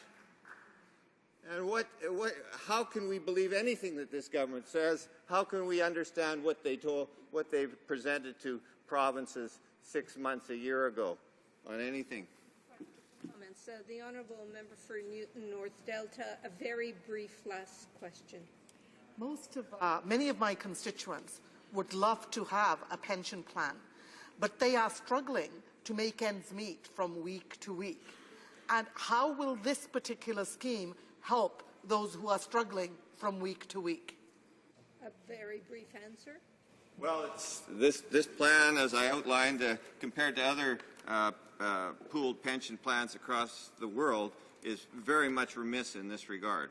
And even with those plans, what they saw was many times that people found that their contribution was left in an account that had turned into nothing. And so this is something that hasn't been addressed in this bill. This bill is inadequate. It's flawed. Doesn't need to be passed. Resuming debate, the Honourable Parliamentary Secretary to the Minister of Transport and Infrastructure. We are discussing retirement security. Our people are getting older and living longer. What does this mean to our retirement system, and what should we do about it? Let me start with some incredible facts. In 1951, when the old age security system was put in place, life expectancy was 69. And the age of eligibility was 70, meaning the average person would not live long enough to collect old age security at all. Today, the average life expectancy is 82, and eligibility starts at 65, meaning that people on average will collect OAS for 17 years. Back in 1975, there were seven taxpayers for every one senior. Right now, there are 4 taxpayers for every senior, and in 2 decades, there will only be 2 taxpayers for every senior. As we move forward, life expectancy is growing by 47 days per year. That means, in 2 decades, the average person will live till they turn 84, which means under the existing rules of old age security, they will collect for almost 2 decades. Put together, these facts mean that in 2 decades, the number of people collecting OAS will double, the cost of the program will triple, and the number of taxpayers supporting each retiree will fall by half. By consequence, OAS will rise from 15 cents on every dollar the federal government spends to 25 cents of every dollar the federal government spends. According to the Macdonald-Laurier Institute, on the current trajectory of demographics and program spending, the government will have a shortfall of $67 billion annually in today's dollars by the year 2040. Think of OAS as a glass of water. Retirees can only drink out of the glass in benefits what workers pay in taxes. If retirees are drinking out faster than taxpayers are paying in, somebody goes thirsty. Mr. Speaker, we have seen the cost of drinking from the glass of profligacy in places like Greece and Portugal. And in order to avoid that kind of financial drought, we have put in a plan to make the system affordable and sustainable by gradually raising the age of eligibility from 65 to 67, starting in the year 2023. If you are over the age of 54, you will not be affected in any way, shape, or form by these changes. If you are under the age of 54, you have a lot of time to plan for these changes. Mr. Speaker, that addresses some of the cost problems with old age security, but there is another problem with our retirement system. 60% of Canadians do not have a workplace pension. That's because many of their employers are too small to afford the cost of assembling their own defined benefit or defined contribution system. That's right. Let me give you an example. Let's say we're talking about a couple, Joe and Martha. One of them is a manager at a restaurant. The other works at a corner store. Both of them would love to have the ability to save for the future in a employer-based pension plan, but neither of their employers are large enough to manage such a plan on their behalf. As a result, they only have RRSPs to supplement the government income programs that exist. But because they find investing on their own to be too intimidating and the markets too mercurial for their risk profile, they don't save for the future. But imagine if thousands of workers like Joe and Martha could pool their risks and share the management costs of an employer-based pension plan through a pooled system. That is exactly what we are proposing. The design of these plans would be straightforward, with simple enrollment and management. A third-party administrator, normally a bank, an insurance company, or pension plan, would be responsible for the administrative and legal duties. What a relief for the small business owner. These plans would also be subject to the standard pension rules that exist for plans across the sector right now, unlike RRSPs, which have no similar standard regulatory practice. Now, the opposition opposes giving small businesses the ability to join together and pool their resources to provide their employees with a pension for their retirement. Instead, they propose massive new government entitlements. Not only do they fail to deal with the existing $67 billion shortfall that will result based on existing demographics and policies, they propose to stack billions of dollars in new promises. For example, the deputy leader of the NDP and the leader of the Liberal Party have both seconded and moved bills that would make people who live in this country, who've lived in this country for only 3 years, eligible for OAS, when the rest of Canada has to pay their whole lives in taxes in order to afford that benefit. That would raise the cost of OAS and exacerbate the shortfall that exists in the current system. How would they pay for it all? Well, they say they will tax big business. What businesses are they referring to? Maybe they mean Canadian Natural Resources Limited. That's the country's largest independent oil and gas producer with over 100,000 barrels out of the oil sands each day. A perfect target for the NDP and Liberals. So the NDP proposes to raise taxes on that company's profits, but where do those profits go right now? Right now, they go to the shareholders, of which one of the largest is the Quebec pension plan, Quebec's equivalent of the CPP. The dividends that Canadian Natural Resources pays to the Quebec pension plan today are enough to cover the full pension requirements of 1,100 Quebecers every single year.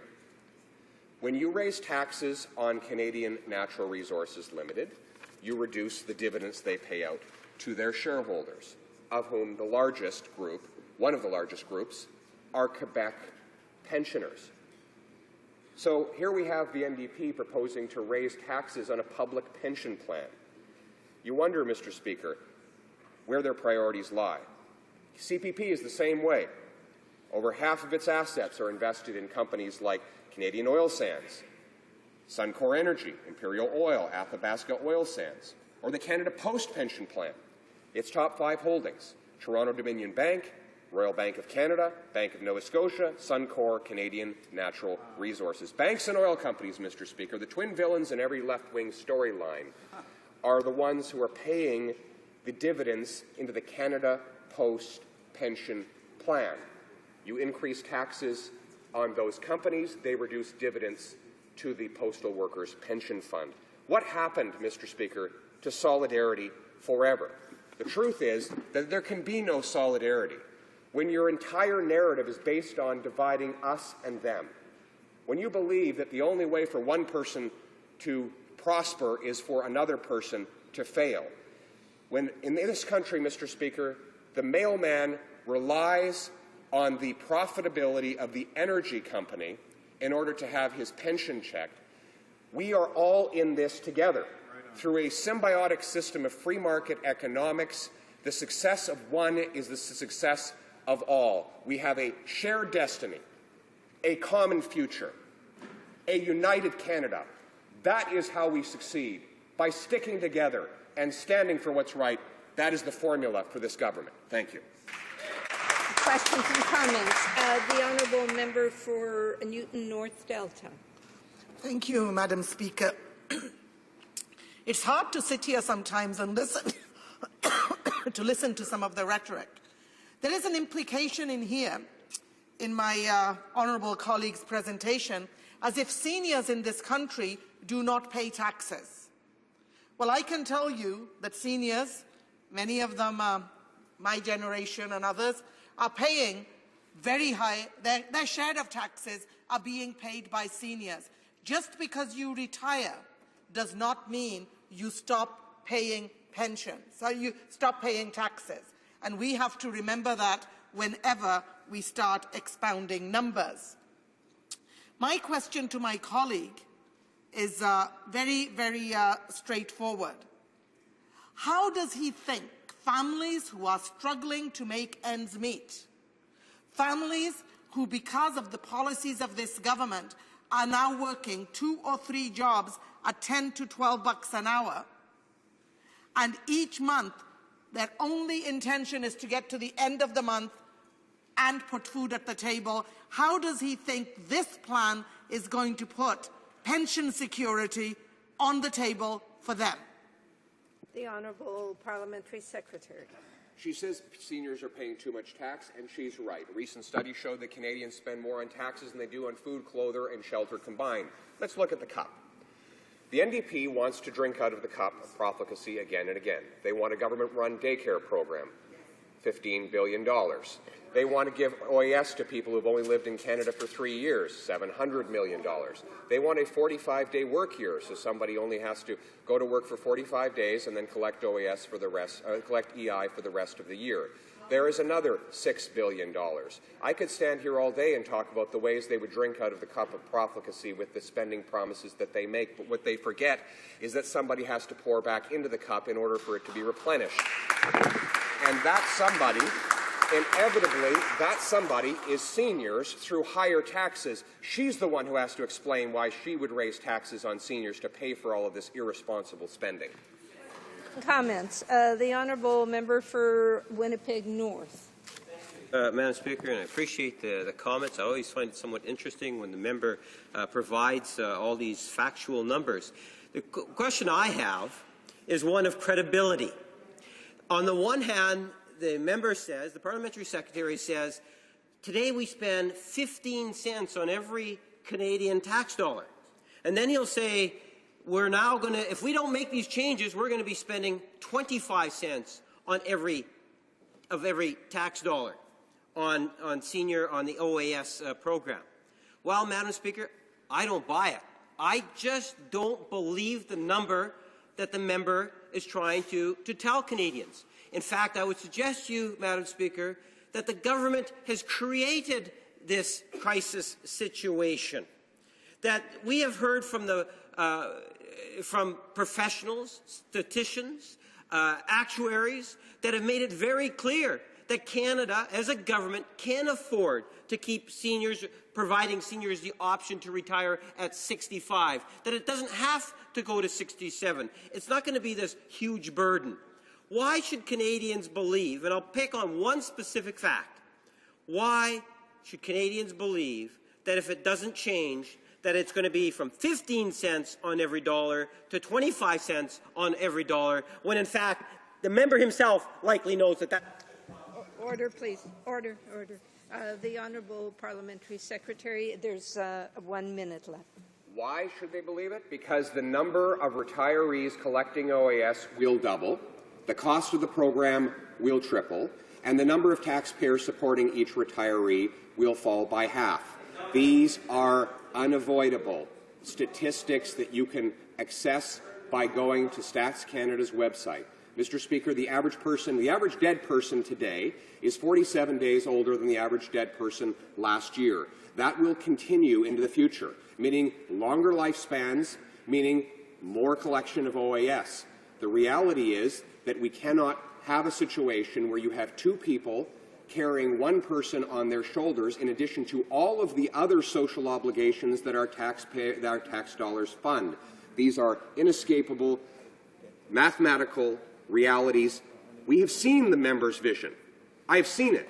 It is called Greece. We choose here conservative economics, not liberal Greekonomics. Resuming debate, the honourable member for York South Weston. Thank you, Madam Speaker. And I'm very glad to rise today on behalf of the residents of York South Weston, who sent me here to look after them and to try and make sense of what this government is doing. And one of those residents, a young fellow named Scott Jackson, finished in the top 12 in the Canada's Got Talent show last week, and we want to congratulate him for being such a great self-employed musician. Now, I say self-employed musician because those are the kinds of people who are going to suffer most by the kinds of policies and practices that this government is putting forward to try and deal with the future of the retirement scheme in Canada. First and foremost, people like Scott are going to work till they're 67. Make no doubt about it. The minister may say people have time to prepare for that, which means they're going to save some more money. Not unless they can earn more money. And they can't earn more money in the systems we have today when the government is asking employers, or telling employers, that they can now bring people across from other countries and ask them to work for 15% less than the people are currently working in Canada. It makes no sense. This government is driving down wages as quickly as they can. They are working hard to organized labor from getting any further in the wage battles in this country. Their friends, the CEOs and captains of industry, are doing quite well, thank you very much, and I don't see any 15% regulation for them, calling on them to be replaced by temporary foreign workers being the CEO of big corporations, but that's the reality that the Conservatives have put forward.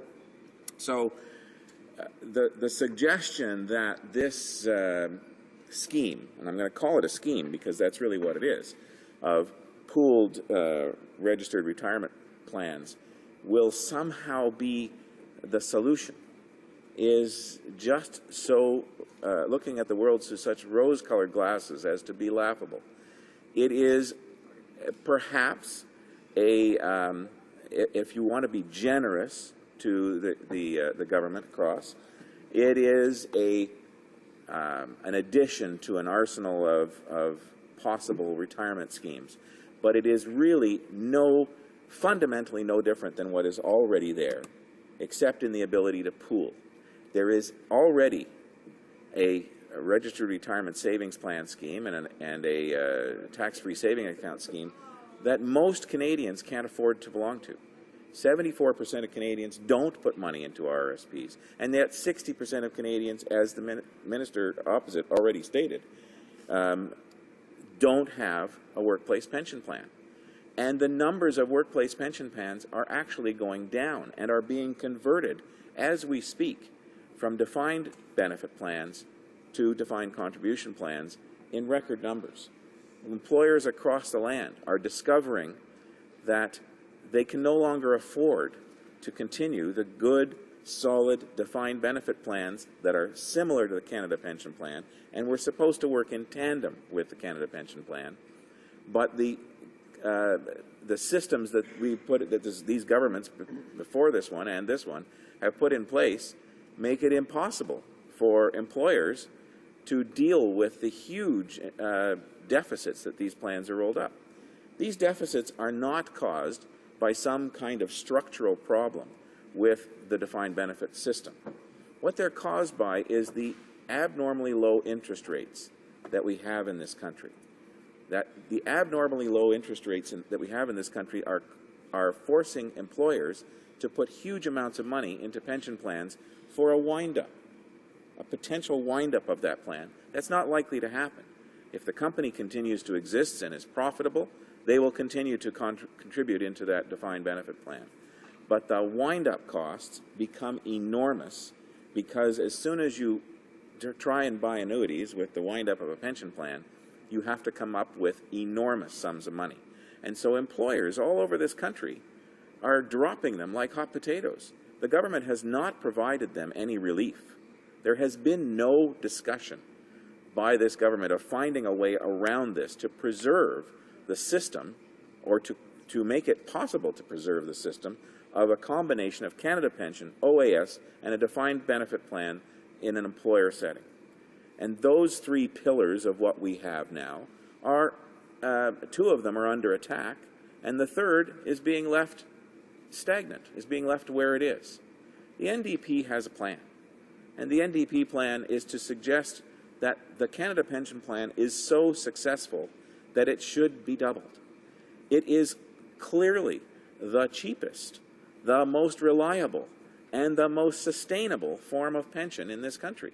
The Canada Pension Plan, which is a type of defined benefit plan that is a recognition of your years of service times your wages, which is how most the good pension plans in this country are calculated, provides a portion of what is intended to be Canadians' pension regime when they retire. One portion is the old age security, one portion is the Canada Pension Plan, and the third portion is either personal savings or your workplace defined benefit plan. Now, because 60% of Canadians don't have a workplace pension plan, and a number of those Canadians are now in workplace pension plans that are precarious and dependent upon the stock markets, and if you happen to retire at the wrong time and the stock markets are down, woe betide you. You won't be able to retire. So we have not come up with an overall scheme This government has put a Band-Aid on a scheme that needs something more than a Band-Aid. And the only thing they proposed is kind of like a bigger group RRSP. It still has the same precarious nature of depending upon market forces for its success. It still has the issue of there is no mandatory provision to it. You don't have to belong. So you don't have to contribute. And it has no requirement for the employer to contribute. With those three things missing, those three things being a problem with this pooled system, it's a bad system. Now, it may suit a very small minority of Canadians and a small minority of Canadian corporations, companies, businesses, owners, that have no other alternative. But if that's going to be the case, the better solution is to double Canada Pension gradually over time. The Conservatives call it another tax. It's not a tax. It's a pension. It has nothing to do with taxing anybody. It's a way of maintaining a pension. And if we're suggesting that employers are contributing already to this, to the Canada Pension Plan, and that over time those contributions should double so that Canadians who have no other alternatives will at least have something sensible to retire on, a portion of money that comes from a Canada Pension Plan, think of the downstream benefits to that. Number one, you reduce poverty. And reducing poverty, we thought, was a good thing. Number two, you reduce the government's reliance on guaranteed income supplements. If Canadians have a doubled Canada Pension Plan and old age security, fewer and fewer of them would need that government handout. And so we're making the future more sustainable through a present that looks forward. That's not what this government is doing. The government is trying to scare Canadians by suggesting that somehow the old age security system we now have is unsustainable, and that in combination with the guaranteed income system will bankrupt the country. That is the absolute furthest from the truth. Yes, there is a slight bump when the baby boomers in this country retire, but their plan allows those baby boomers to all retire anyway and continue to collect OAS. So the bump isn't being dealt with. And that belies the fact that they consider this to be a problem. By the time we get around to implementing their plan, we'll be on the downward slope of the baby boomers, and we'll end up with a sustainable system again. So their plan is crazy. Their plan is not an effective way to create sustainability in our pension system. We in the NDP have determined that the best way to go forward and the best way for the sustainability of the entire system is to double the Canada Pension Plan. And that's not what this government is doing. This government is suggesting that we should put our money into more personally risky investments. And as long as that's the case, as long as there's a personal risk, then you roll the dice on which year you retire. If you retire in a bear market, well, too bad, so sad.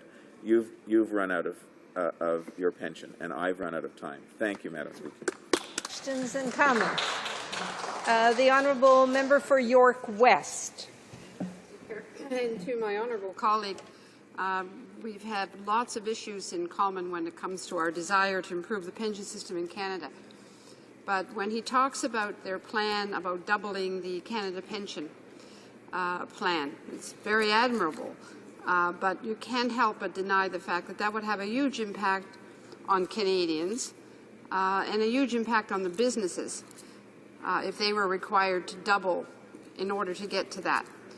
Do you not have any consideration to the impact that it would have on the business community in Canada if you were to become government and decide that you were going to double the taxes, which is effectively what it would be? The honourable member for York South-Weston. Well, Madam Speaker, with all due respect to my colleague, this is not a tax. This is, in fact, a pension. And what we are suggesting is that over time, gradually, we're not saying do it instantly, give people time to prepare, that the Canada Pension Plan should be increased. It is by far the most effective and most consistent form of pension in this country. The Liberal government in Ontario in 2007 reacted exactly the same way when it was suggested that the minimum wage in Ontario should go from then $7 to over $10. They said, oh, businesses will fail, that it will be a huge burden on businesses to raise the minimum wage. Wasn't the case, Madam Speaker. Didn't happen. I think the kind of fear-mongering that goes on when we talk about this as a tax, number one, which it's not, where we talk about this as somehow a harmful to business, is wrong and has the same illogic as suggesting that the minimum wage in Ontario would kill business, which it didn't do, and which eventually the Liberal government there adopted. Thank you. Questions and comments? The honourable member for Thunder Bay, Rainy River.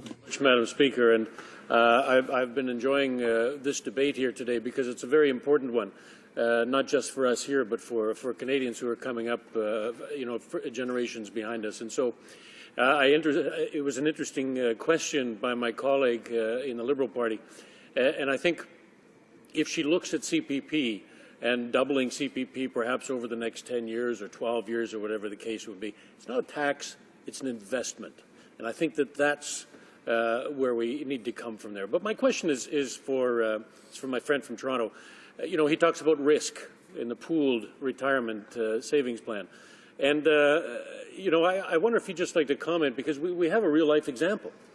In 2008, if you had RRSPs, you got your next statement. Many people lost 30%, 35% of the value of their RRSPs. So we know that is risky. And I wonder if my friend would like to make a further comment on that. Honourable member for York South-Weston.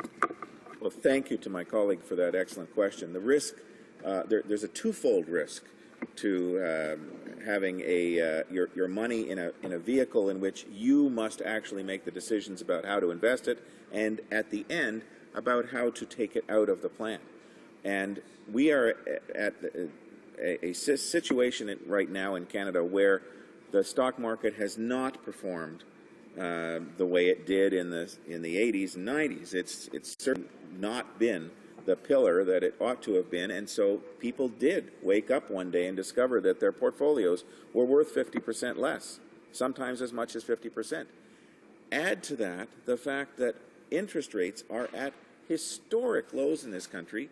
When you take that money out, you get nothing in return, because you go to one of these friendly insurance companies and ask them to buy an annuity and discover that you need to, whereas 10 years ago or 15 years ago when interest rates were at 5 and 6%, you could get, for $100,000, you could get $1,200 a month. Now you're lucky if you get $600 a month or $500 a month.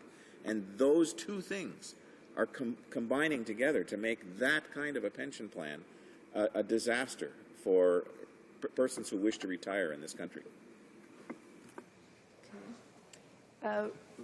Resuming debate. The honourable member for York West. Thank you very much, Madam Speaker. And I'm sure the members will have an opportunity to ask some further questions, since he seemed dismayed that his colleague's time was up. Madam Speaker, when I last spoke on this issue, I expressed my concern at that time on Bill C-25 was little more than breadcrumbs to a starving person. I supported it going to committee, as our party did, with the hope that some significant changes would happen to improve some part of the pension reform that the government calls pension reform. Bill C-25 is still nothing more than a mechanism with money to save for those who have money to save for their retirement, in the government trying to pass it off as their answer to pension reform. Well, I have no difficulties with creating savings vehicles. In fact, we need to do more of that. We must also work to help those who have little means to save.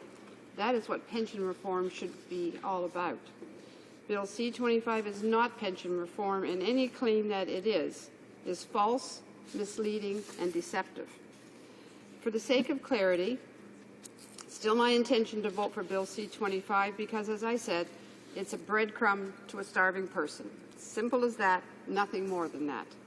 It's not going to it will not satisfy the demand, but perhaps it will offer a small portion of temporary relief to some. So I will cast my vote with deep concern for what this legislation fails to do. PRPPs are nothing but locked-in RSPs, and Canadians will face a number of problems if they choose to join these plans. Members will bear 100% of the investment risk. A single market stumble could spell the end to any retirement hopes. And there is also no ability to make up for the bad years by making additional tax-deductible contributions. They will have to become administrators of their own plans, and there is no ability to move out of an underperforming PRPP into a performing one, or one that will offer better services. Employers will be forced to create administrative systems to enroll their members, and if provinces make them mandatory, and then since both employers and members can opt out, may incur a significant amount of cost for absolutely no reason. Well, it's still unclear whether any homemakers would be able to contribute, or does this have to be from employment income only? Yet again, the so-called conservative plan excludes those who contribute to society outside of the traditional workforce. Why not learn from some of the others who have tried plans like the PRPPs that are being proposed today? Australia tried it well over a decade ago, in 1997 in fact, and it was published in the Rothman International Journal of Pension Management. They found that the only ones who benefited from the plan were those in the financial sector. The study concluded that the Australian superannuation system was founded on the assumption that market competition will deliver economic efficiency in a largely private defined contribution system, and that didn't work. Management fees are a significant problem.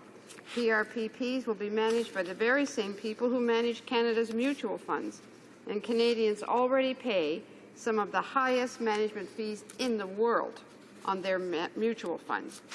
Morningstar released a report grading 22 countries on the management expense ratios levied on their mutual funds. Canada was the only country to receive an F. So why should we be striving for an F? I'd much think we should be striving for an A. It would make far more sense. But of course, the government already knows all of this.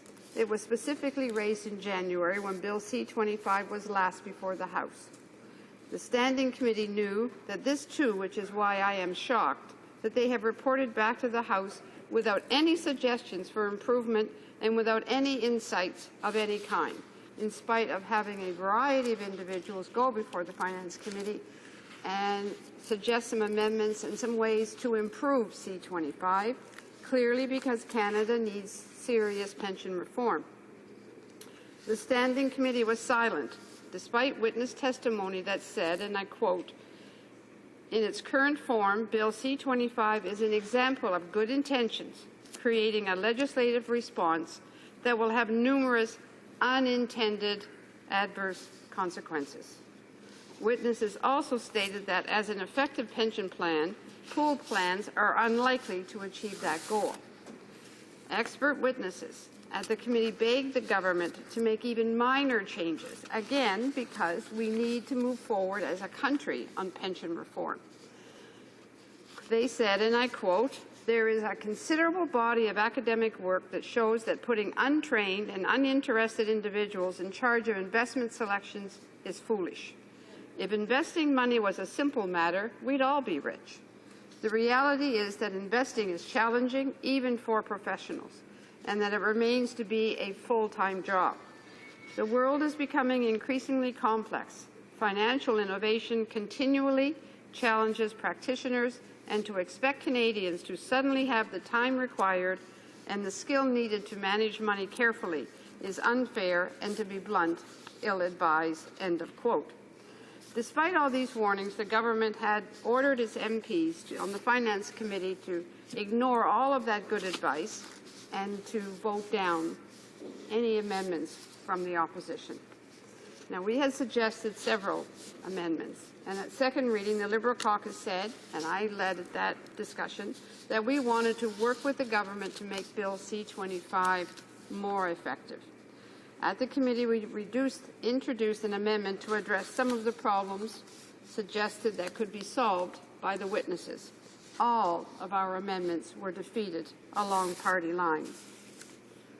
Specifically, the Liberal finance critic presented an amendment that would have addressed the issue of high management fees. So why would the government defeat it? Well, they decided that Canadians should be cast to the markets without any form of protection, despite the warnings coming from the experts on the subject. In simple language, this means that investors, average Canadians, that are going to be interested in the PRPPs, are legally required to pay fees that will guarantee a profit for the bank. That sounds to me like a very inefficient way of delivering pensions. These requirements are the cornerstone of the PRPP plan, and with this in mind, I'm left to wonder how PRPPs could possibly yield results for Canadians and pensioners. The simple answer is that PRPPs will not help the average Canadian prepare for retirement, just as millions of Canadians have not been able to max out their RRSPs. Forcing Canadians to work longer and harder to save for retirement, on top of asking them to pay for $6 billion in giveaways to the largest corporations, $13 billion for new mega prisons, $40 billion for untendered stealth fighter jet deal, is not a plan for pensions. PRPs will not work for those who need them the most. So why aren't we learning from some of the mistakes of other countries? Australia adopted their version of PRPPs over a decade ago, in 1997. And the recent study that I alluded to earlier, done by the Rothman International Journal of Pension Management, found the only ones who benefited from that plan was the financial services industry. So why not look at other options? Well, let me tell you a little bit about the Liberal option, a supplemental Canada pension plan, already proposed by the Liberals, would provide the best of both worlds.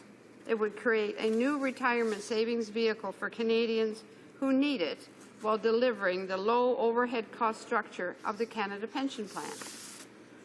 The Supplementary Canada Pension Plan is a simple, cost-effective solution to the pension question facing our country.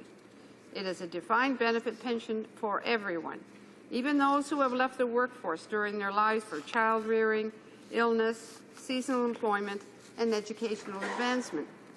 It will use proven and existing resources to give every Canadian man, woman, and child a reliable and stable investment vehicle for the future.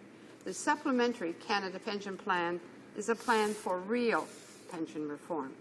But clearly the Conservatives could care less. By ignoring the amendments that we had put forward, by our good intention to try to work with the government on making changes to the C-25, clearly this government has no interest to believe that Canadians should have anybody help them to save money. It's fend-for-yourself attitude that continues, that we see every day in this House, that continues, and C-25 is just another example of good intentions but failed legislation. Thank you, Mr. Speaker. Questions and comments? The Honourable Member for Thunder Bay, Superior North. Thank you, Mr. Speaker. That was an impressive list and analysis. That was very thoughtful. I learned a lot, and it's quite clear that this honourable member doesn't really think much of Bill C-25 and thinks it's a poor substitute for enhancing our current CPP system. And so my question to the honourable member is, given the great job she's done in showing how it's not very good, I wonder why the Liberals are intending to vote for it at this time. The Honourable Member for York West. Well, thank you very much to my honourable colleague for that question. And let me tell you, we have had many discussions of, was it this or is it that? Because, you know what, at the end of the day, I think it's going to be another piece of failed legislation that gets introduced to maybe derail the discussion about OAS and the rest of it, because this isn't going to help anybody really save money. But at the end of the day, what does it do? It gives breadcrumbs to a starving man. It's a little step forward on the issue of pension reform. It's inadequate, but there will be a few Canadians that will go forward with this plan. And I think better than nothing at all, C-25 will provide an opportunity for a few Canadians to start thinking more about putting money away for their retirement. And so it's, you're hedged between you want to move the issue forward, we know we need pension reform, and so we'll allow this little tiny piece of legislation to go forward. I suspect that the government will see that it isn't what they thought it would be, and hopefully we'll start to really look at pension reform in Canada in the future. Questions and comments? The honourable member for Scarborough Centre. Thank you, Mr. Speaker, and I'd like to thank my honourable colleague for her speech. But just in follow-up to the last question, I'm wondering if the member could actually define what a few Canadians actually is.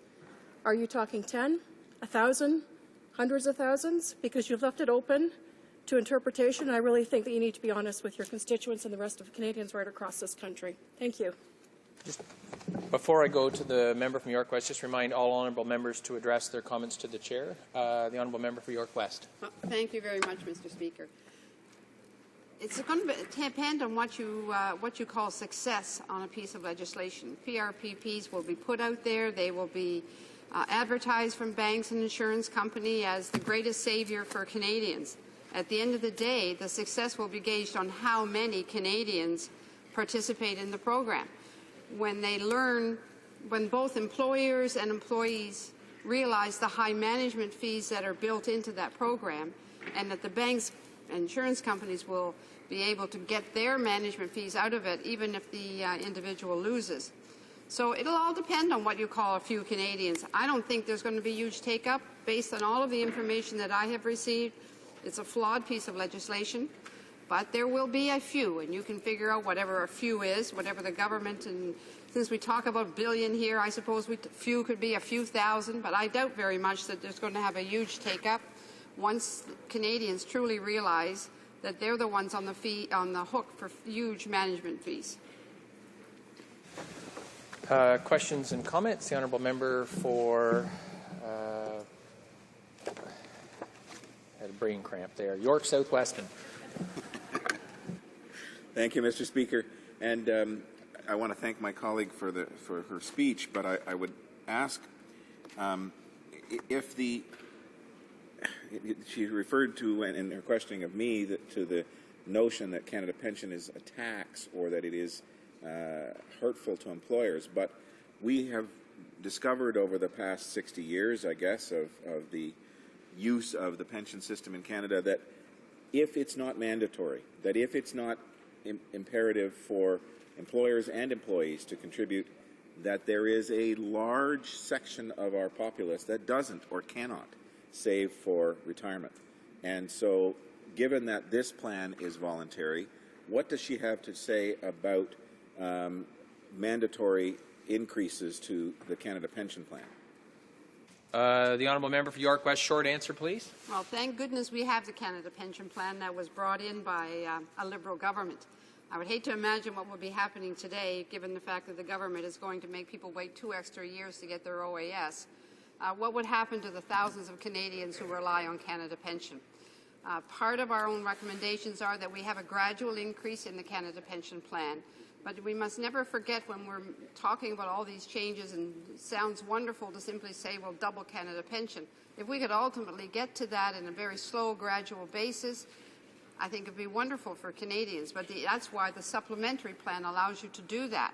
But to turn around and ignore the impact that what our changes have, put your head in the sand and not realize the impact it could potentially have on businesses, is also putting your head in the sand. Resuming debate. The honourable member for Thunder Bay, Superior North. Thank you very much, Mr. Speaker. Mr. Speaker, it's my pleasure to rise to speak to the government's bill. It's what I call the proposed private for-profit pooled pensions plan. The leaves me speechless.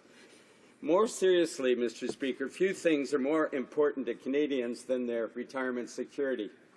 For decades, they work hard to build a good life for themselves and their families. Every paycheck, deductions include a little something tucked away in their pension plan. When it comes time to retire, people rightfully expect to be able to live in dignity and with some financial security. But as too many Canadians have found out in recent years, their retirement may not be as secure as they were led to believe and were hoping. RRSPs have taken a beating, and many of those who had been counting on a company pension plan had a rude shock. Many found out their plans were underfunded or lost everything when their company went bankrupt and took workers' pensions with them. This has been a particular problem in Thunder Bay Superior North, where a host of creditors, often including the actual owners of the failed subsidiary company, have claims that have come before pensioners. In a modern industrialized democracy, that just shouldn't be allowed to happen. And my friend, the honourable member from Thunder Bay Rainy River, has tried to introduce private members legislation to put pensioners first.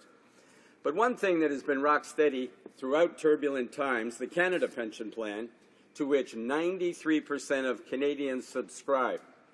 Companies come and go, investment vehicles like income trust may arise and then be snatched back the next year by fickle governments, but people can count on the CPP. It's the most secure retirement vehicle we have. The CPP remains the single most effective solution to ensure retirement security. It's portable, it's sustainable, and it spreads the risk to minimize risks. It is publicly and cheaply administered at a fraction of the administrative costs of private plans, far more sustainable than private plans. It pays predictable benefits that don't fall if markets collapse. The one drawback is that it's not high enough. The maximum benefit currently is only $986 a month, and the average is only $528 a month. That, as we know, is not adequate to live on. People are expecting to make up the shortfall by investing in private investment vehicles like the pooled pension plans the government is advancing. But private savings vehicles cost many times more than saving in public pension plans. The administration cost of the CPP is about 1/4 of 1%. Let me reiterate that, 1/4 of 1%, while the cost of RRSPs and mutual funds ranges from 2.5% to 4% or even more. Private plans are great for brokers and bankers in BIMers, not so great for real sustainable growth in pensioners' hard-earned investments. And there's little indication of any cap on fees for those pooled plans.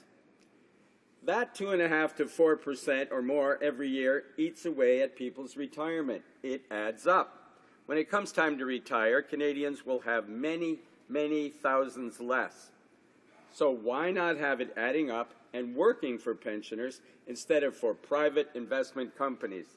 Allowing Canadians to opt for contributions up to an extra 2.5% to the CPP would double their benefits, and those are defined benefits. They are secure benefits. And a retirement future that future seniors can actually count on. The benefits of the CPP over private schemes doesn't stop there. Unlike public pensions, private savings are rarely indexed for inflation. That could mean a further lost savings of from 1% to 3% a year, a loss that alone cuts people's initial investments in half over a 30-year period. And the CPP is highly portable for everyone throughout Canada. Pooled registered pension plans are much less so. But by far the biggest fault in this whole pooled pension plan scheme is that it fails to address the needs of Canadians who can't afford to save for retirement. The vast majority of Canadians don't pay into plans like RRSPs because they simply can't afford it. According to Stats Can, 60% of Canadians don't have any formal pension at all currently. There are already private retirement investments available out there if Canadians could afford them. We wouldn't have millions who don't have a pension. Adding another voluntary and speculative investment plan they can't afford is not going to significantly help the situation. Mr. Speaker, there's a lot we can do in this House to improve retirement security for Canadians. We should be seeking to ensure Canadians' pensions like we do their bank deposits. We should protect pensions when companies go bankrupt by putting pensioners first as creditors, ahead of banks, ahead of shell companies that skim the profits and dump the subsidiaries, as has happened in Thunder Bay Superior North. Mr. Speaker, after all the ruined retirements these past few years due to corporate bankruptcies, including many in our forest sector in northwestern Ontario, it is absolutely incredible that this government has not taken action on that front. We should be taking action on all these fronts and allowing Canadians to be able to choose to contribute more to the CPP as well. There's no reason to continue preventing Canadians from saving more through the one vehicle open to all workers, including the self-employed, a vehicle that's low cost, it's universal, portable, it's inflation and risk-proof, with defined benefits guaranteed by the Government of Canada. That isn't yet another private investment scheme that most Canadians won't invest in. That's the CPP. But instead, all we have is a proposal from this Conservative government to help line the pockets of banks and investment companies some more. It may help some well-off Canadians who can already afford to contribute to private investment vehicles. That may be true. But it won't help the people who need it most, the majority of Canadians. And now we have the added insult and injury of Canadians having to wait from 65 until 67 years old for their old age supplements. Mr. Speaker, this Conservative government does a great job of looking out for the interests of big banks, big oil companies, and other global multinationals with little commitment to any country or workers or their families. Mr. Speaker, this past spring, the Canadian Federation for Humanities and Social Sciences hosted international pension expert Keith Umbach-Scheer for our Big Thinking lecture here on Parliament Hill. For the MPs who got up that early to attend, this pension expert made it very, very clear that the administrative fees in private pension plans usually eat up any pension fund growth.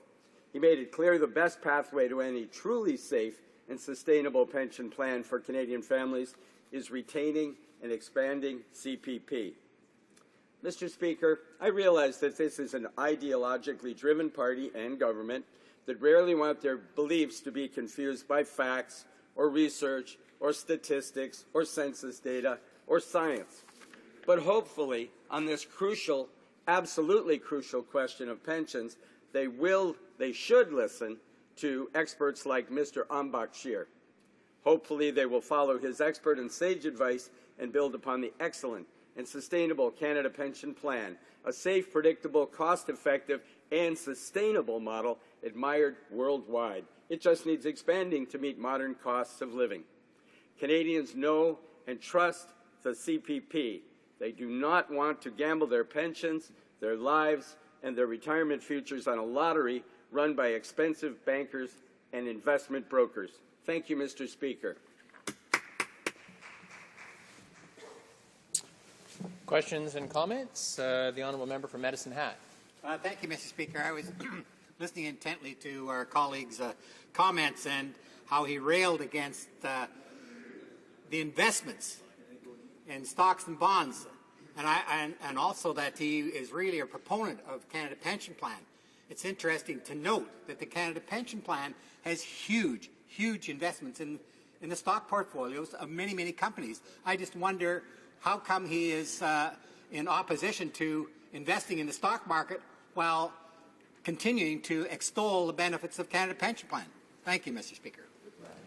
The Honourable Member for Thunder Bay Superior North. That's an excellent question, and I'm really glad for the opportunity to clarify. I'm not opposed to investments at all. Investments should be intelligent. They should be voluntary. They should be done. It's a form of gambling, let's face it, no matter how good a job we think we're doing. So we need to average the risks. We need to average the costs. We need to have skillful people planning and making those investments, and we need to do it at that 0.25% affordable rate of investment and administrative costs compared to the expensive costs of having brokers do it. And in my province of Ontario, it has become very clear for many years that the security and exchange and investment community is badly in need of regulation. Thank you, Mr. Speaker. Questions and comments? The Honourable Member for Sandwich Gulf Islands. Thank you, Mr. Speaker, and I want to thank the Honourable Member for Thunder Bay Superior North for raising this critical and pressing issue of the fact that pension plans are not protected when corporations are in bankruptcy. Clearly, we need legislation that places corporate pension plans as secured creditors in bankruptcy. Recently, he mentioned in his writing problems. Catalyst Paper's current situation is causing real problems for people in Saanich Gulf Islands, and people in the Ottawa area know well the disaster that befell so many Nortel workers, particularly those with disability pension plans that they've been counting on. What will it take, and I'll ask my friend from Thunder Bay, Superior North, what do you think it's going to take to get governmental action to protect private pension schemes in bankruptcy? The honourable member for Thunder Bay Superior North. As I mentioned in my speech, the honourable member from Thunder Bay Rainy River introduced private members legislation that was excellent, that would put pension plans first ahead of other creditors, and I hope he will reintroduce that legislation in this House, and I hope that all the members of Parliament will support it, because just as paychecks should come before creditors, so should their pension plans, which are really paychecks held in arrears. Questions and comments? Resuming debate. Is the House ready for the question? The question is on motion number 1. Ms. Matheson, seconded by Mr. Bevington, moved that Bill C-25 be amended by deleting Clause 1. Is it the pleasure of the House to adopt the motion? All those in favour will please say yea. Yay. All those opposed will please say nay. No. In my opinion, the nays have it. Call in the members.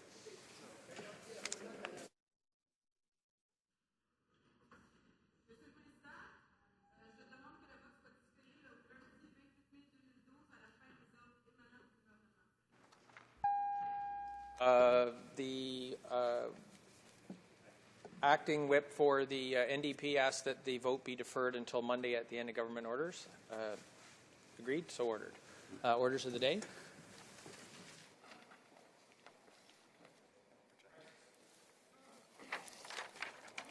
Orders of the day, Government Orders, Government Bills, Commons. Consideration at report stage of Bill C-31, Protecting Canada's Immigration System Act.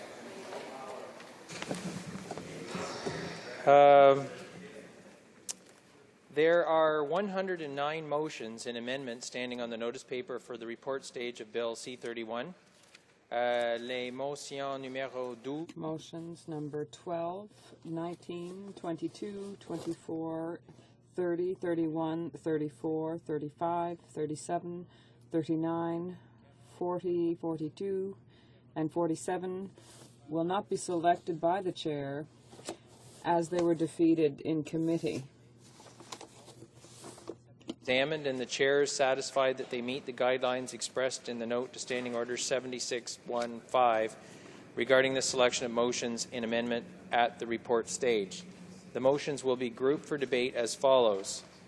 Groupe numéro 1, les motions. Group number 1, motions number 1 to 5, 8 to 11, 13 to 18, 20, 21, 23, 25, 25 to 27, 33, 36, 46, 48 to 54, 57 to 70, 73 to 79, 82 to 99, and 104 to 109. 2 motions numbered 6, 7, 55, 56, 71, 72, 80, 81, and 100 to 103. Et groupe numéro 3, les motions. And group number 3, motions number 28, 29, 32, 38, 41, and 43 to 45. The voting patterns for the motions within each group are available at the table. The Chair will remind the House of each pattern at the time of voting. Motions numbered 1 to 5, 8 to 11, 13 to 18, 20, 21, 23, 25 to 27, 33, 36, 46, 48 to 54, 57 to 70, 73 to 79, 82 to 99, and 104 to 109 in group number 1 to the House. Motion number 1, Ms. Sims, Newton North Delta, seconded by Madame Cogoy, moves that Bill C-31 be amended by deleting Clause 1. Motion number 2, Ms. Sims, Newton North Delta, seconded by Madame Cogoy, moves that Bill C-31 be amended by deleting Clause 2. Motion number 3, Ms. Sims, Newton North Delta, seconded by Madame Cogoy, moves that Bill C-31 be amended by deleting Clause 3. Motion number 4, Ms. Sims, Newton North Delta, seconded by Madame Cogoy, moves that Bill C-31 be amended by deleting Clause 4. Motion number 5, Ms. Sims, Newton North Delta, seconded by Madame Cogoy, moves that Bill C-31 be amended by deleting Clause 5. Motion number 8, Ms. Sims, Newton North Delta, seconded by Madame Cogoy, moves that Bill C-31 be amended by deleting Clause 7. Motion number 9, Ms. Sims, Newton North Delta, seconded by Madame Cogoy, moves that Bill C-31 be amended by deleting Clause 8. Motion number 10, Ms. Sims, Newton North Delta, seconded by Madame Cogoy, moves that Bill C-31 be amended by deleting Clause 9. Motion number 11, Ms. Sims, Newton North Delta, seconded by Madame Cogoy, moves that Bill C-31 be amended by deleting Clause 10.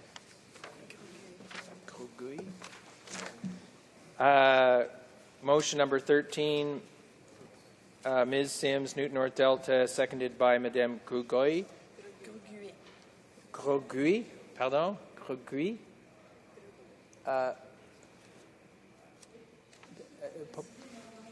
Oui. C'est Grosguet, c'est pas Bourgueil. It is Grosguy. Oui, merci. Yes, thank you. Oui. Moves. Grosguy.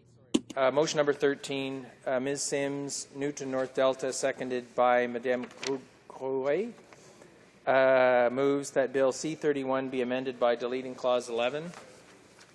Motion number 14, Ms. Sims, Newton North Delta, seconded by Madame Cogoy, moves that Bill C-31 be amended by deleting Clause 12. Motion number 15, Ms. Sims, Newton North Delta, seconded by Madame Cogoy, moves that Bill C-31 be amended by deleting Clause 13. Motion number 16, Ms. Sims, Newton North Delta, seconded by Madame Cogoy, moves that Bill C-31 be amended by deleting Clause 14. Motion number 17, Ms. Sims, Newton North Delta, seconded by Madame Cogoy, moves that Bill C-31 be amended by deleting Clause 15.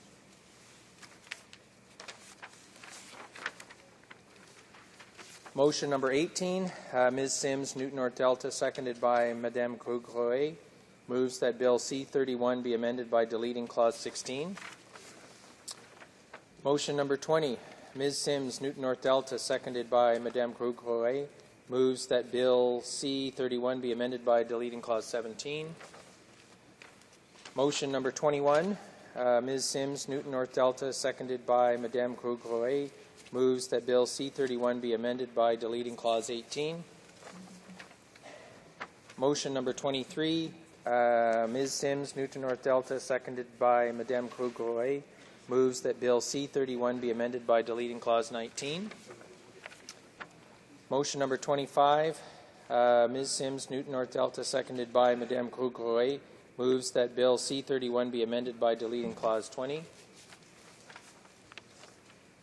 Motion number 26, Ms. Sims, Newton North Delta, seconded by Madame Cogoy, moves that Bill C-31 be amended by deleting Clause 21. Motion number 27, Ms. Sims, Newton North Delta, seconded by Madame Cogoy, moves that Bill C-31 be amended by deleting Clause 22. Motion number 33, Ms. Sims, Newton North Delta, seconded by Madame Cogoy, moves that Bill C-31 be amended by deleting Clause 24. Motion number 36, Ms. Sims, Newton North Delta, seconded by Madame Grosgrouet, moves that Bill C-31 be amended by deleting Clause 25. Motion number 46, Ms. Sims, Newton North Delta, seconded by Madame Grosgrouet, moves that Bill C-31 be amended by deleting Clause 28. Motion number 48, Ms. Sims, Newton North Delta, seconded by Madame Grosgrouet, moves that Bill C-31 be amended by deleting Clause 29. Motion number 49, Ms. Sims, Newton North Delta, seconded by Madame Grosgrouet, moves that Bill C-31 be amended by deleting Clause 30. Motion number 50, Ms. Sims, Newton North Delta, seconded by Madame Grosgrouet, moves that Bill C-31 be amended by deleting Clause 31. Motion number 51, Ms. Sims, Newton North Delta, seconded by Madame Grosgrouet, moves that Bill C-31 be amended by deleting Clause 32. Motion number 52, Ms. Sims, Newton North Delta, seconded by Madame Grosgrouet, moves that Bill C-31 be amended by deleting Clause 33. Motion number 53, Ms. Sims, Newton North Delta, seconded by Madame Grosgrouet, moves that Bill C-31 be amended by deleting Clause 34. Motion number 54, Ms. Sims, Newton North Delta, seconded by Madame Grosgrouet, moves that Bill C-31 be amended by deleting Clause 35. Motion number 57, Ms. Sims, Newton North Delta, seconded by Madame Grosgrouet, moves that Bill C-31 be amended by deleting Clause 37. Motion number 58, Ms. Sims, Newton North Delta, seconded by Madame Grosgrouet, moves that Bill C-31 be amended by deleting Clause 38. Motion number 59, Ms. Sims, Newton North Delta, seconded by Madame Grosgrouet, moves that Bill C-31 be amended by deleting Clause 39. Motion number 60, Ms. Sims, Newton North Delta, seconded by Madame Grosgrouet, moves that Bill C-31 be amended by deleting Clause 40. Motion number 61, Ms. Sims, Newton North Delta, seconded by Madame Grosgrouet, moves that Bill C-31 be amended by deleting Clause 41. Motion number 62, Ms. Sims, Newton North Delta, seconded by Madame Grosgrouet, moves that Bill C-31 be amended by deleting Clause 42. Motion number 63, Ms. Sims, Newton North Delta, be seconded by Madame Grosgrouet, moves that Bill C-31 be amended by deleting Clause 43. Motion number 64, Ms. Sims, Newton North Delta, seconded by Madame Grosgrouet, moves that Bill C-31 be amended by deleting Clause 44. Motion number 65, Ms. Sims, Newton North Delta, seconded by Madame Grosgrouet, moves that Bill C-31 be amended by deleting Clause 45. Motion number 66, Ms. Sims, Newton North Delta, seconded by Madame Grosgrouet, moves that Bill C-31 be amended by deleting Clause 46.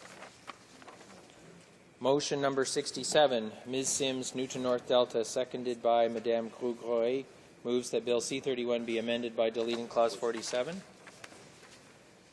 Motion number 68, Ms. Sims, Newton North Delta, seconded by Madame Grosgrouet, moves that Bill C-31 be amended by deleting Clause 48. Motion number 69, Ms. Sims, Newton North Delta, seconded by Madame Grosgrouet, moves that Bill C-31 be amended by deleting Clause 49. Motion number 70, Ms. Sims, Newton North Delta, seconded by Madame Grosgrouet, moves that Bill C-31 be amended by deleting Clause 50. Motion number 73, Ms. Sims, Newton North Delta, seconded by Madame Grosgrouet, moves that Bill C-31 be amended by deleting Clause 52. Motion number 74, Ms. Sims, Newton North Delta, seconded by Madame Grosgrouet, moves that Bill C-31 be amended by deleting Clause 53. Motion number 75, Ms. Sims, Newton North Delta, seconded by Madame Grosgrouet, moves that Bill C-31 be amended by deleting Clause 54. Motion number 76, Ms. Sims, Newton North Delta, seconded by Madame Grosgrouet, moves that Bill C-31 be amended by deleting Clause 55. Motion number 77, Ms. Sims, Newton North Delta, seconded by Madame Grosgroy, moves that Bill C-31 be amended by deleting Clause 56. Motion number 78, Ms. Sims, Newton North Delta, seconded by Madame Grosgroy, moves that Bill C-31 be amended by deleting Clause 57. Motion number 79, Ms. Sims, Newton North Delta, seconded by Madame Grosgroy, moves that Bill C-31 be amended by deleting Clause 58.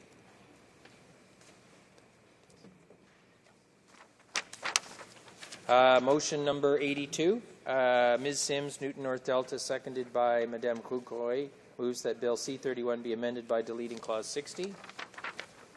Motion number 83, Ms. Sims, Newton North Delta, seconded by Madame Grosgroy, moves that Bill C-31 be amended by deleting Clause 61.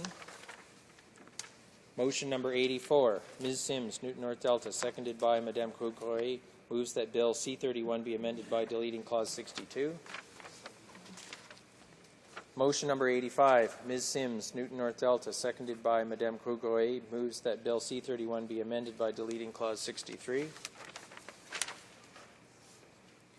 Motion number 86, Ms. Sims, Newton North Delta, seconded by Madame Grosgroy, moves that Bill C-31 be amended by deleting Clause 64.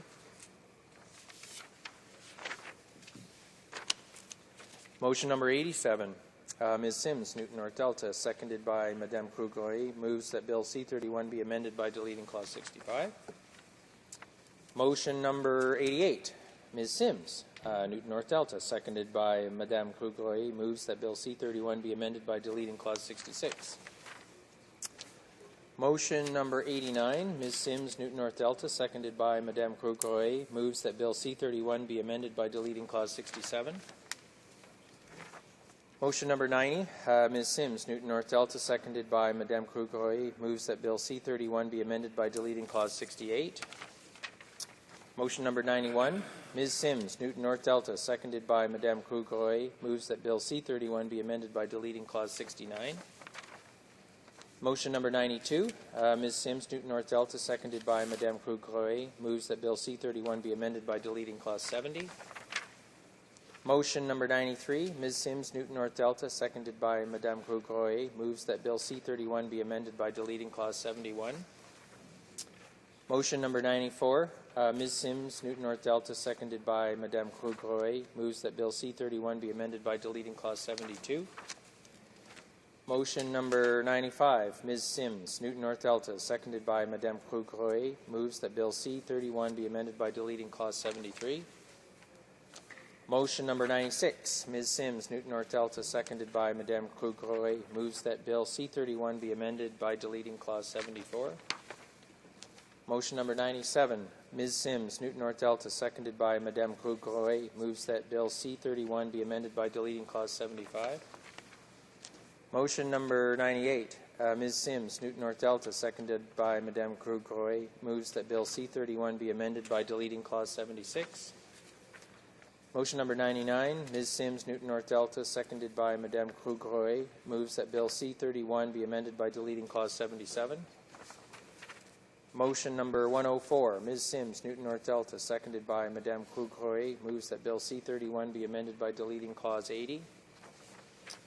Motion number 105, Ms. Sims, Newton North Delta, seconded by Madame Grosgroy, moves that Bill C-31 be amended by deleting Clause 81. Motion number 106, Ms. Sims, Newton North Delta, seconded by Madame Grosgroy, moves that Bill C-31 be amended by deleting Clause 82. Motion number 107, Ms. Sims, Newton North Delta, seconded by Madame Grosgroy, moves that Bill C-31 be amended by deleting Clause 83. Motion number 108, Ms. Sims, Newton North Delta, seconded by Madame Grosgroy, moves that Bill C-31 be amended by deleting Clause 84. And motion number 109, Ms. Sims, Newton North Delta, seconded by Madame Grosgroy, moves that Bill C-31 be amended by deleting Clause 85. Debate. The Honourable Member for Newton North Delta. Thank you, Mr. Speaker. I would like to begin by saying that it is indeed a sad day that we find ourselves here debating this draconian legislation that witness after witness told us was unconstitutional, violates Canada's international obligations, and concentrates too much power in the hands of the minister and will end up costing the provinces more in detention costs. Bill C-31 has many troubling provisions, including giving the minister the power to handpick which countries he thinks are safe, measures to deny some refugees access to the new Refugee Appeal Division based on how they arrive, a 5-year mandatory wait for bona fide refugees to become permanent residents and reunite with their families, again based on how they arrive in the country, treating 16-year-old refugee claimants as adults, including detaining them. After months of pressure from New Democrats, stakeholder groups and refugees themselves, the minister finally admitted that there were major flaws in his legislation, unintended consequences, and made some modest amendments. But let me be clear, they do not go far enough to win our support for a bill that is so fundamentally flawed and mean-spirited. In an open editorial to the Post Media News on April the 25th, a group of prominent immigration, legal and constitutional experts said this: "This bill protects no one and threatens many. It treats asylum seekers as criminals rather than people who need our protection. It is discriminatory, conflicts with Canadian sense of fairness, and violates the fundamental rights guaranteed to all people by the Canadian Charter of Rights." It goes on to say, in particular, Bill C-31 would give the Minister of Immigration the power to designate a group of refugees, including women and youth, who can be jailed for up to 12 months. On this point, I want to be very clear. The minister wants to create 2 tiers of refugees. He would concentrate more arbitrary power in his own hands to treat refugees differently depending on how they come to Canada. But I would ask this House, what happened to equality under the law? Witness after witness told us at committee stage that Bill C-31 will have the effect of punishing legitimate refugees and will do nothing to address the problems of human smuggling. For example, Rivka Ogenfeld told the committee on Wednesday, May the 2nd, "I'd like to just add that this bill says that it wants to control smugglers, and in order to control smugglers, it is punishing refugees.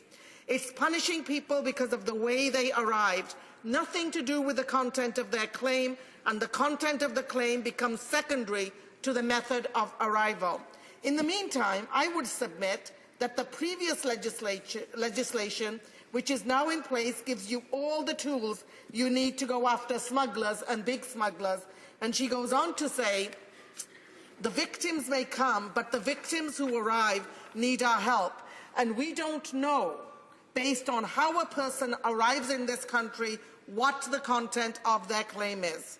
Now, I say that it is sad that we find ourselves again having this debate because we just passed refugee reform last year, and the Conservatives are going back on compromise they praised only months ago.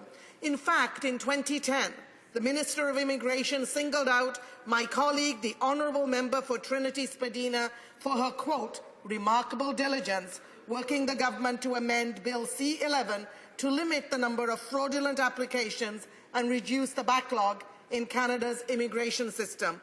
At the time, we believed that we would finally get a refugee reform package that was fast, fair and consistent with Canadian values.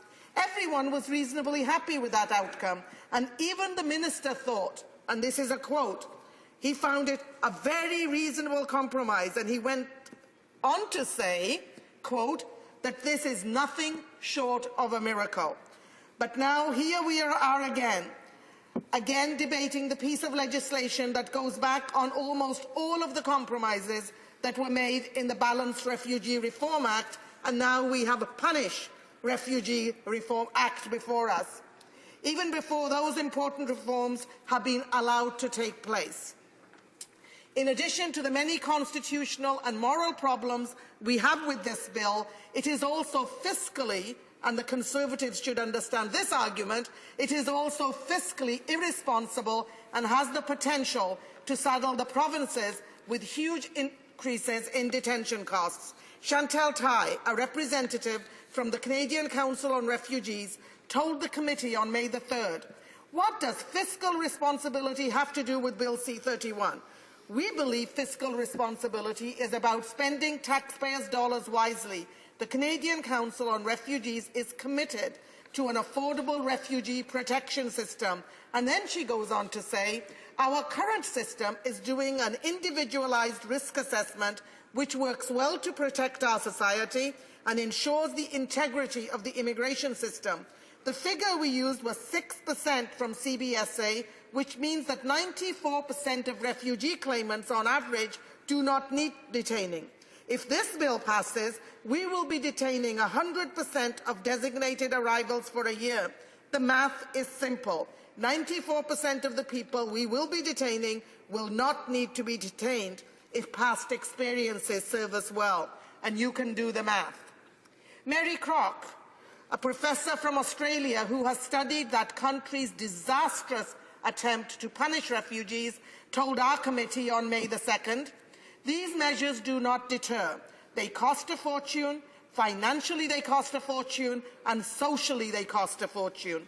And it is important to note that the Australian legislation, which is similar to ours, has not proven to have had a deterrent effect on human smuggling. Simply put, Mr. Speaker, this bill is not in the interest of sound fiscal management and prudent use of taxpayer money at this time when budgets are stretched thin.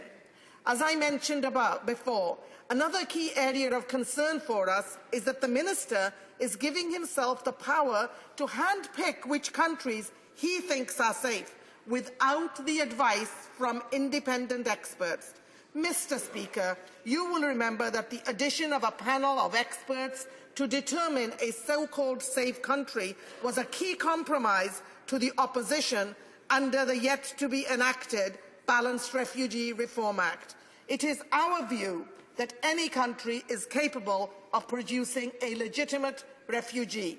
The most glaring examples come from the Roma in Hungary, women and children in abusive homes in places like Mexico, and the LGBTQ community in many countries of the Caribbean, Africa and beyond. And there are numerous cases of those who are persecuted for religious reasons in countries that might otherwise be deemed safe by our minister. And there is another problem with the designation of so-called safe countries that ties in with the mean-spirited announcements last week that refugee claimants are about to have their health coverage slashed by the Conservatives. Yesterday, in a piece in the Embassy, reporter Kristen Shane pointed out that a potentially legitimate refugee from a so-called safe country delivering a baby or undergoing emergency surgery for a heart attack at a Canadian hospital will have to pay for it out of pocket because of changes to the government's Refugee Health Insurance Act set to take effect in July. Shame. Knowing that potentially legitimate refugees from so-called safe countries could actually be denied basic emergency medical coverage for the delivery of a baby and even for a heart attack is unconscionable. Bill C-31, because we believe this government needs to go back to the drawing board, and therefore we're going to be opposing this. Because none of the NDP substantive amendments were adopted by the government members at committee, and because MPs from all parties just passed a balanced refugee reform package last Parliament, I have moved to delete all clauses from this legislation. If my honourable colleagues from the Conservative Party were really concerned about human smuggling, they would be less focused on photo ops and more focused on enforcing our already strict laws. They would give the RCMP the resources they need to get the job done instead of playing politics with the world's most vulnerable. I hope they will listen to reason, scrap this flawed legislation and return to the framework we all agreed to in the Balanced Refugee Act.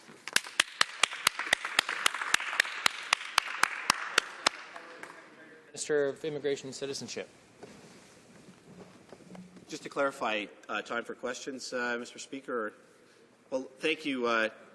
You know, I understand and respect the fact that we went through a process on this bill that included significant review that included dozens of witnesses, that included very detailed review of each and every clause, of which the member who just spoke was at all of those meetings when it came to clause by clause, moved all of her amendments, of which none are here today, are similar, or any of the amendments that she moved there. She speaks to moving and getting into a position of doing what's right for refugees and not playing politics. I suggest to you, and I would like to ask the honourable member, why, for whatever reason, would a member come into this House, make a speech like that, suggest that they are not playing politics, when all they are doing is holding up the process and attempting to remove every single item, every single clause from a bill? Mr. Speaker, that is not about working together. That is about splitting this House apart, and it is absolutely unacceptable, and you can be rest assured this government will be voting against every single one of those amendments. The honourable member for Newton North Delta. Thank you, Mr. Speaker, and I want to thank my honourable colleague for the question he just posed. You know, we were pleased at the committee stage when the government moved an amendment to correct what the minister saw was an unintended consequence.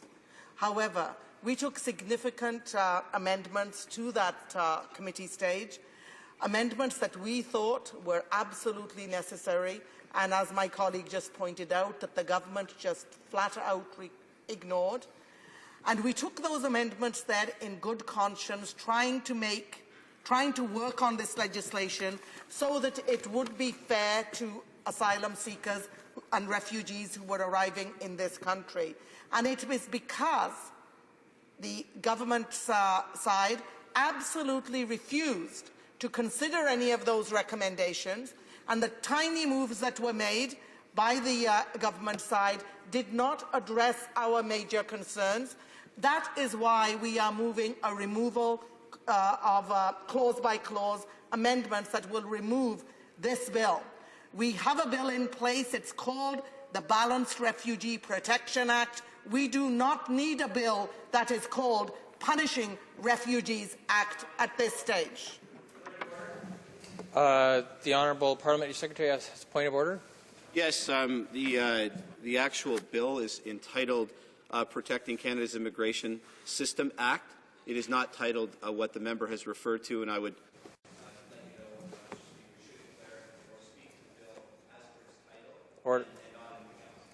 Order. I'm not sure that's a point of order, rather a point of debate. Question and commentaire. Questions and comments.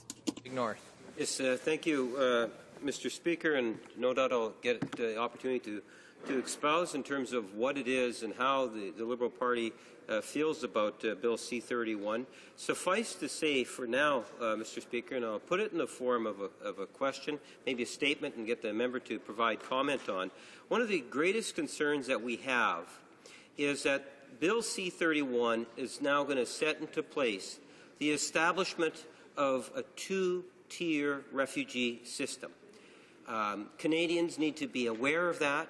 I believe that at the end of the day that this will tarnish Canada's international leadership on the issue of the whole refugee file, as many countries around the world look at Canada and the way in which we treat refugees. It is unconstitutional in many ways. It goes against the UN Convention in other ways. The establishment of a two-tier refugee system is just wrong.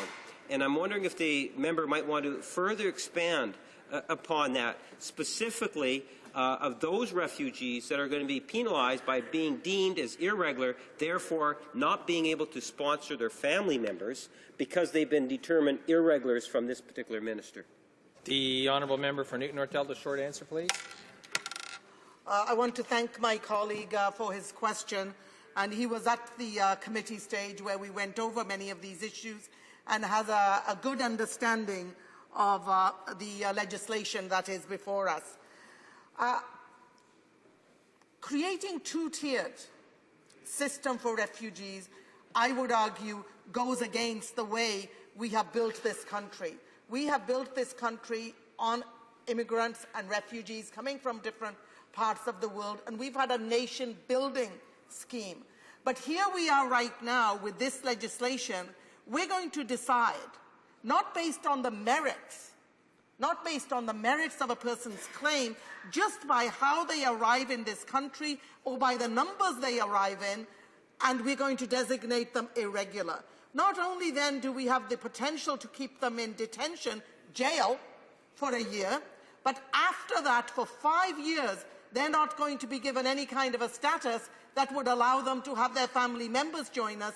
And we know that once you apply, it can take anything up to 6, 7 years after that. So we are actually going to be separating families, and this from a government that says their base is about building strong families. For whom? Resuming debate, the Honourable Parliamentary Secretary to the Minister of Citizenship and Immigration.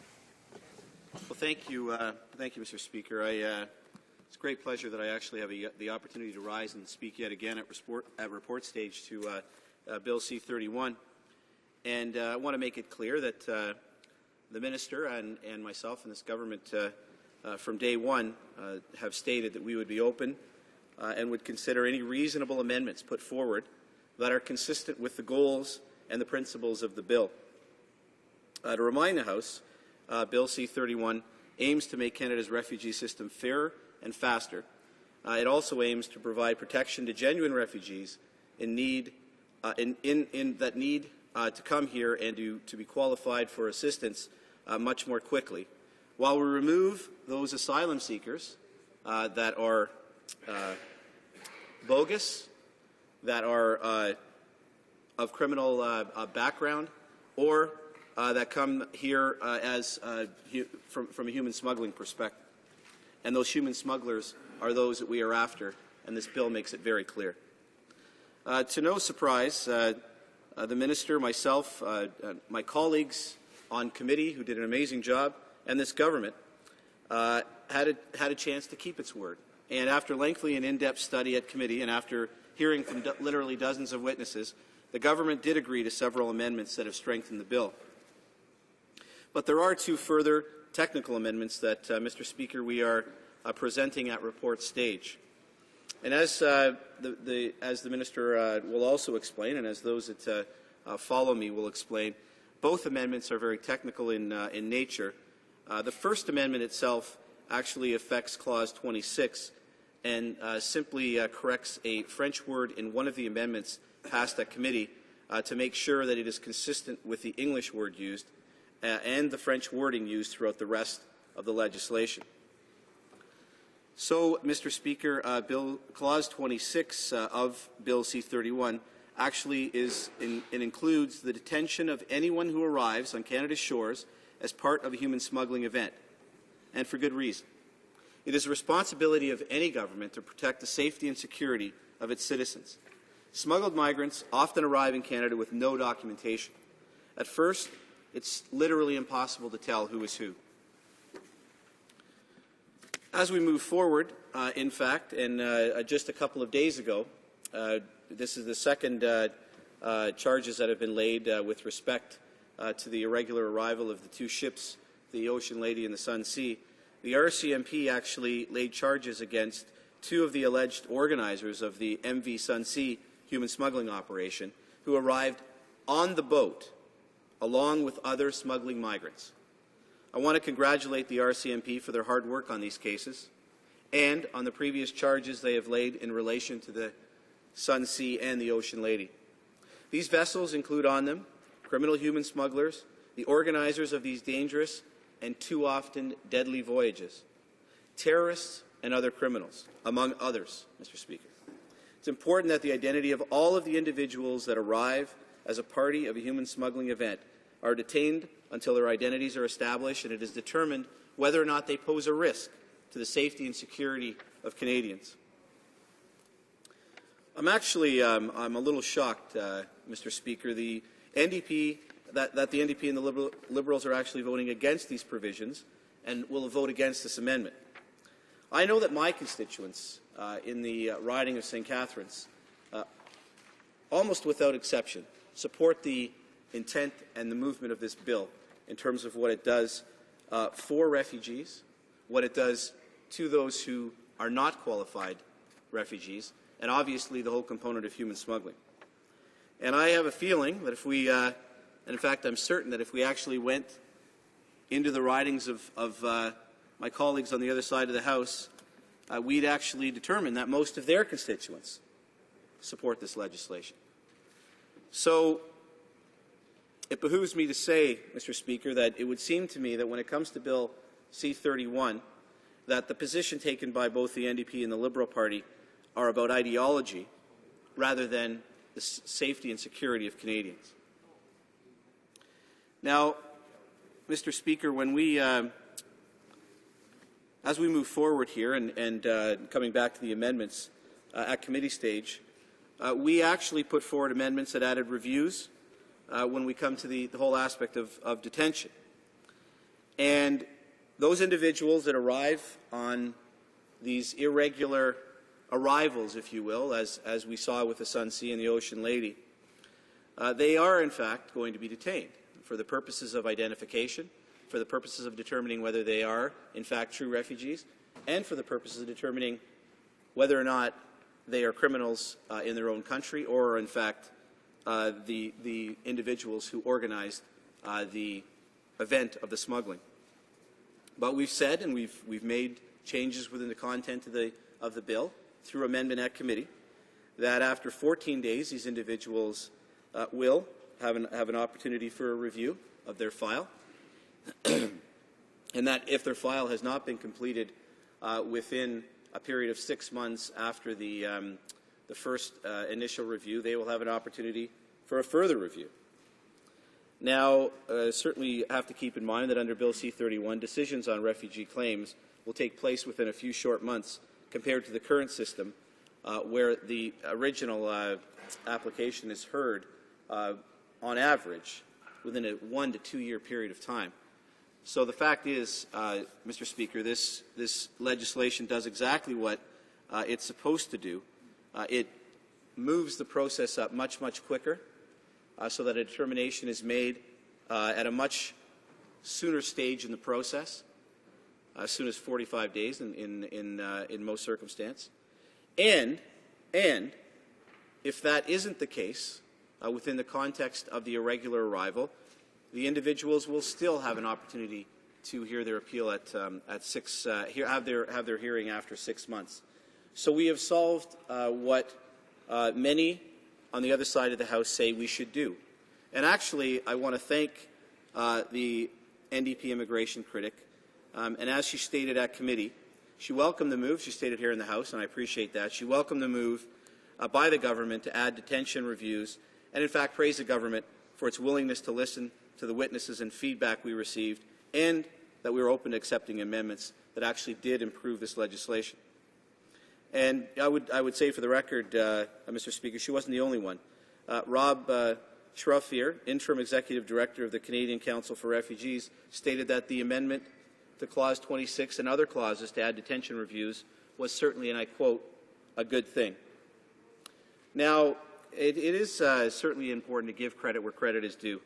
The one thing I have experienced at Immigration Committee since Citizenship and Immigration Committee since I've been there is that there is within the walls of Parliament Hill, Mr. Speaker, the ability to work with each other, not necessarily agree, but certainly do our best to work together.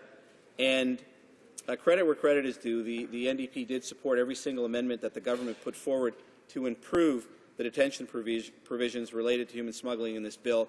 And I want to, through you, Mr. Speaker, thank each of the members of the committee for doing that.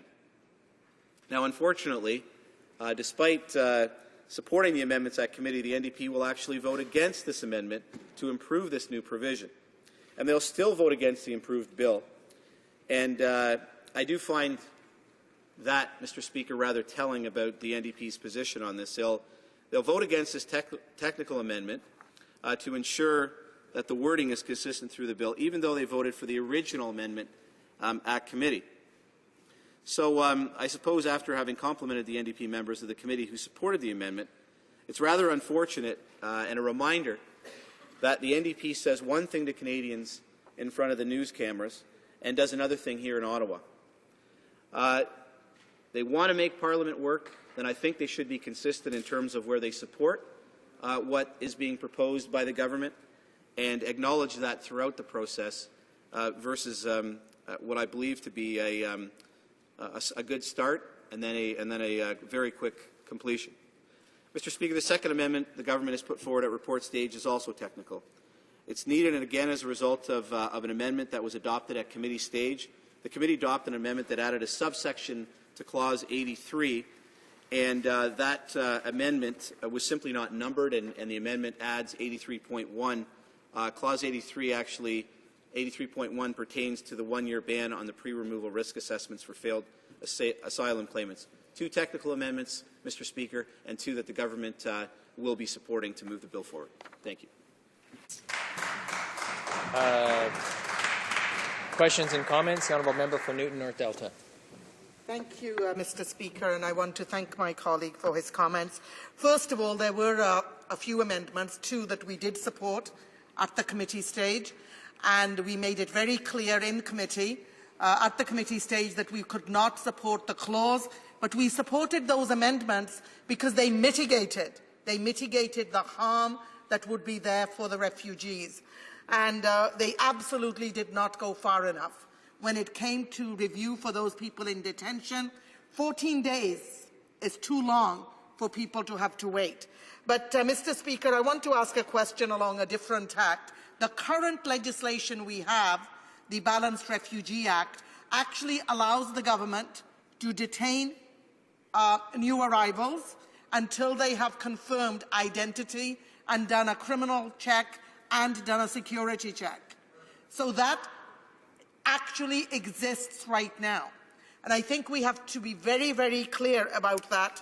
And but what this new bill does is, it actually says that if you're an irregular arrival, there is mandatory imprisonment for up to a year, and there is no automatic release once you have your identification, security checks, and criminal record checks cleared. And that is a big concern to us. So a question over to my colleague to see how they're going to address that. The Honourable Parliamentary Secretary. Well, actually, I appreciate the question, Mr. Speaker, because it gives me the opportunity to identify while 80% to 85% of what was in Bill C-11 is carried and will be carried forward through with Bill C-31. One of the issues that we faced, and one of the reasons why we introduced this legislation, is because the process, even under C-11, would take an extremely long period of time to work through. And we identified, the minister identified, the government identified, the ministry identified, that an opportunity to move forward and expedite the process upon which a refugee claimant is making a claim to become a refugee here in Canada, it would actually speed up that process. So what Bill C-31 does, it gives an individual or a family who's applying to become a refugee here in Canada a much, much, much quicker process. So even if those individuals are in detention during that period of time, Mr. Speaker, they now have two opportunities for a review of their file, and we believe that before that second review takes place at 6 months, we'll have made the identification, we'll have made the ability to determine whether this individual is a claimant who has been denied or a claimant who is a true refugee here in the country. Questions and comments? The Honourable Member for Winnipeg North. Thank you, Mr. Speaker. I have a question, a very specific question for the Parliamentary Secretary for Immigration, and that's in regards to this whole idea of the two-tier refugee system. Under the current law, if passed, there is a retroactive portion there in that legislation, and that means the individuals that would have arrived on the Sunsea or the Ocean Lady can be subjected to Bill C-31, which means that if and when they acquire refugee status, that the Minister of Immigration gets to decide on whether or not they would be able to sponsor a family member shortly after being recognized as legitimate refugees. My question to the Parliamentary Secretary is he prepared to give the guarantee to the House that the individuals that did come on the Sun Sea and the Ocean Lady are not going to be subjected to this particular piece of legislation? The Honourable Parliamentary Secretary. Well, Mr. Speaker, I'm certainly not going to give the member that kind of guarantee. What I will do, though, is I will certainly identify the fact that he speaks about a two-tiered system. Well, we on this side of the House do not believe that UN-sanctioned refugees who have been living in squalor have waited years, in some case over a decade, to find where they are going to. They've already been declared refugees, Mr. Speaker, and find out where they are going to be going to start their new lives. We do not believe in any way, shape, or form that an irregular arrival of individuals who are coming to claim refugee status in Canada should supersede those that are already have been approved for refugee status. So, in fact, what this bill does, and what C-11 did, it eliminates the potential of a two-tiered system. We need to treat all of those who have already received refugee status. Those are the individuals that deserve to be here quickly. Those are the individuals that we've committed to the UN to make sure get their opportunity for a new life in Canada.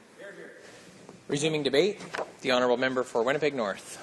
Mr. Speaker, just very quickly on that particular point, the Parliamentary Secretary reinforces why it is that we do have a two-tier system.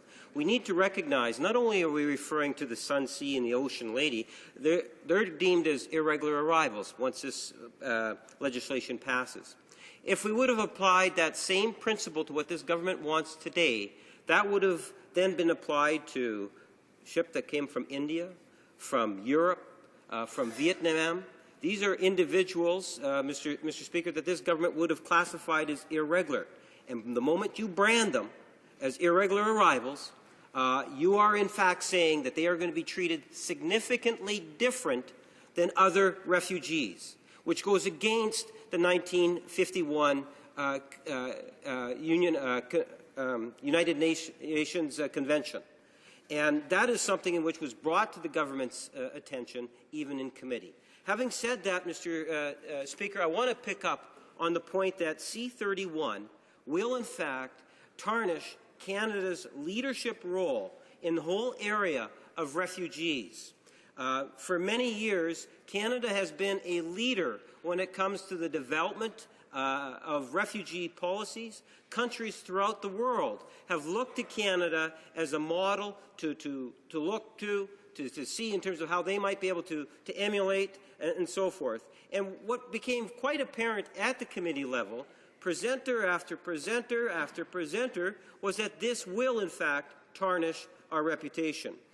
One of the primary reasons for that was the establishment of the two-tier refugee, better known as the irregular arrival versus the other form of arrival. And the consequences of that, Mr. Speaker.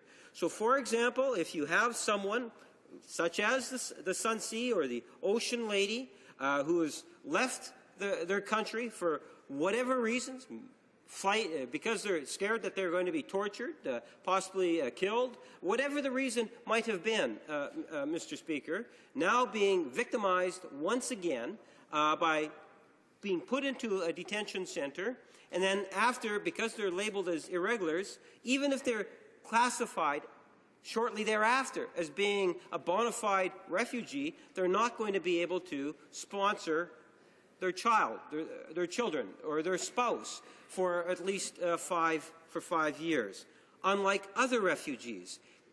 To me, and to everyone else, except for the Conservative members of the committee, that is indeed a two-tier system. The government talked a lot about the importance of mandatory detention, and I will concede that they did change their minds once we hit into the committee stage, and I applaud them on doing that. But let's look at the reality of it. The current system related to detentions works. Canada Border Services presented at committee. We already have the ability to do whatever it is that this bill wants to be able to do in terms of being able to keep people in detention centers. That aspect of the system is not broken, Mr. Speaker.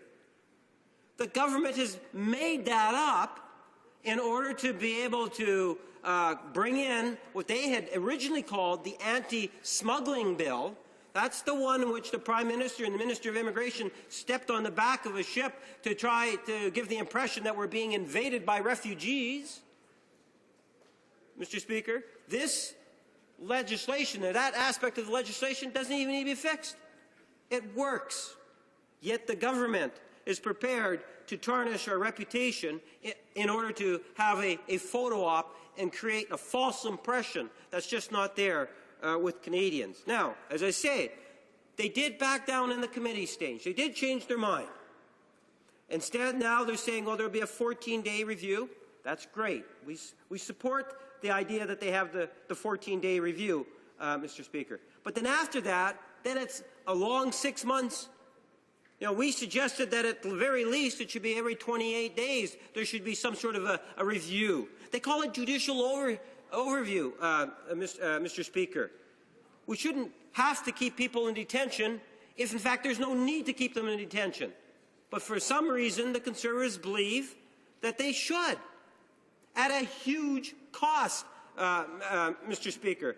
And I'm not just talking about the price figure. I'm also talking about the social cost of it. This is a government that likes to think they're about families, yet what they want to do is they want to lock up parents of children that are going to be put into foster care facilities. Or what, better yet, what the government's saying, oh no, you have a choice. You can take your 8-year-old son with you into jail so that you can still be together.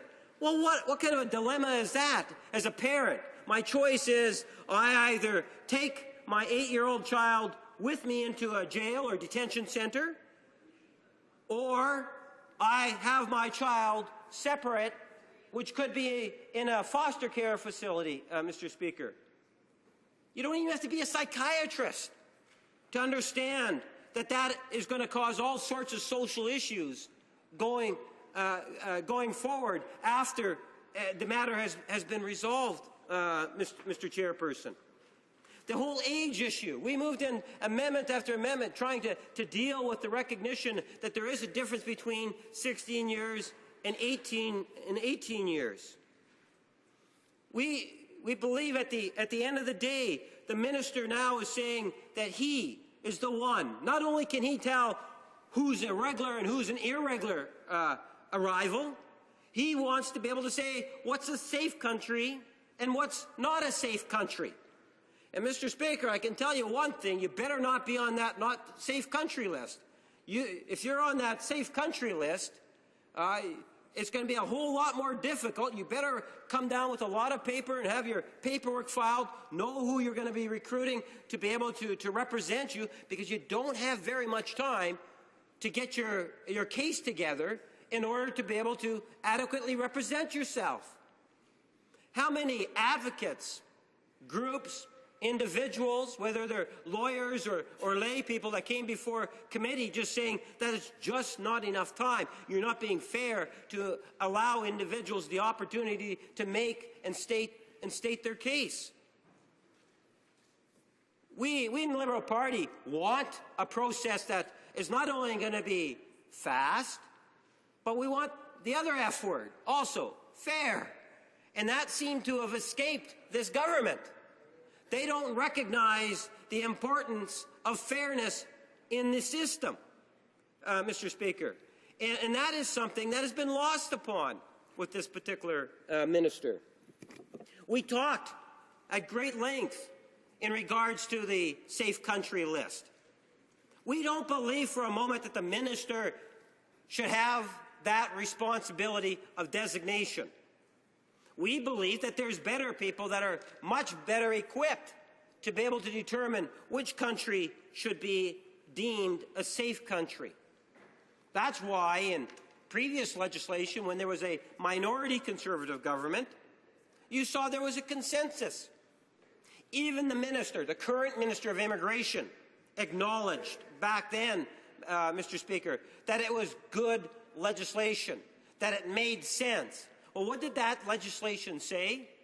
It said that they were going to have an advisory panel of professionals, of people that have an understanding of human rights and so forth, that those were going to be the individuals, that group would be the group that would identify those countries around the world in which could be deemed as being in a safe country, Mr. Speaker.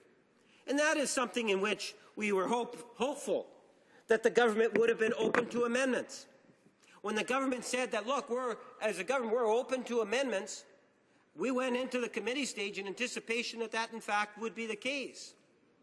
They did make some amendments that came out of their own party, Mr. Speaker, but there was nothing there in terms of recognizing the advisory committee, even though all political parties did agree to that previously, and it would have improved the legislation. You know, the Liberal Party put forward numerous amendments. The Green Party picked up on a number of those amendments, and we hope to be able to try to give the government a second chance by getting them to support those amendments. We don't support the bill as a whole, Mr. Speaker, because we do believe that the government has really dropped the ball on this reform package. We believe and recognize the importance of speeding up the process, but we also believe that there has to be fairness. There has to be judicial overview. There's got to be ministerial accountability.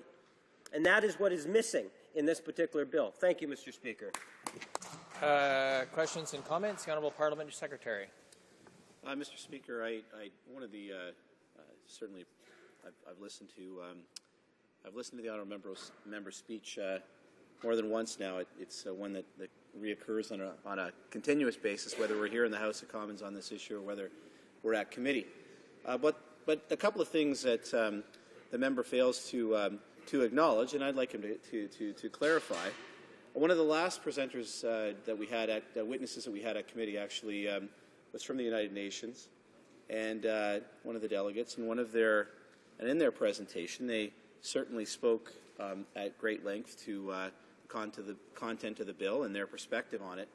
But in questioning, the individual acknowledged very clearly that, and I think the member should too, whether the member agrees with the 15-day period or whether he thinks it's too, there should be more time, that's for debate. But the fact is that when it comes to the Convention of Refugees, we in fact meet the minimum, at least the minimum threshold in terms of the chance for hearing. I'd like the member to acknowledge that, at the very least, he knows and understands that this meets with what the Convention requires us to do. The Honourable Member for Winnipeg North. Well, I appreciate the member's comments in the sense that I try to be consistent with what it is that I say, whether it's inside the House, inside committee, or inside my constituency, Mr. Speaker. Consistency is important. But what also is important is having an open mind, so that when someone comes up with a good idea, that you're prepared to genuinely look at it, assess it, and take action on it if it will in fact improve the bill. And the presentation that my colleague from across the way makes did make reference to the 15 days, but there was a litany of other things that particular individual had made presentation on, in which all members could actually access, because there was a full presentation on the issue. The United Nations does have serious concerns with this legislation, and I suspect as a whole that they would have been much more happier had there been a number of amendments recognizing some of the problems and some of the flaws in the legislation. Questions and commentaires. Questions and comments. The Honourable Member for Saint Albert. Thank you, Mr. Speaker. My colleague raised the fact that during the committee hearings, we heard from many witnesses who talked about the discriminatory nature of this bill, which creates two classes of refugees. And measures taken in this bill are in no way deterrents, but they put real refugees in difficulty. So we have the question of the designated countries, the safe countries, and we also heard people talk about the Roma community. So I'd like to hear my colleague make some comments on that. We talk about the two-tier refugee system. Maybe the best thing to do is to provide a very tangible example. You could have a family or a grouping of 4 people fly into the Trudeau Airport in Quebec. And the minister will have the authority to say, well, that group is an irregular arrival, which means they're going through a completely different stream and they're going to be treated completely different than someone that, let's say, arrives in a grouping of 4 or 5 people at the Toronto International Airport. If they're not deemed as irregular, and if they're not deemed as irregular arrivals. So under that situation, the potential refugees in Montreal are going to be subjected to things such as detention, to not being able to sponsor a child that they might have left from behind because they were wanting to get out of the country as quickly as they could because of a threat of death or torture or something of that nature, for 5 years. It's going to keep the family apart. Whereas that grouping of 4 or 5 individuals that land in Toronto would be able to sponsor because they were deemed as regular arrivals. And that's why I say it's very important for us to understand that there is going to be a distinction between those refugees that are deemed as irregular arrivals. And that's where the concern comes around in regards to the 1951 UN Constitution Convention, which we...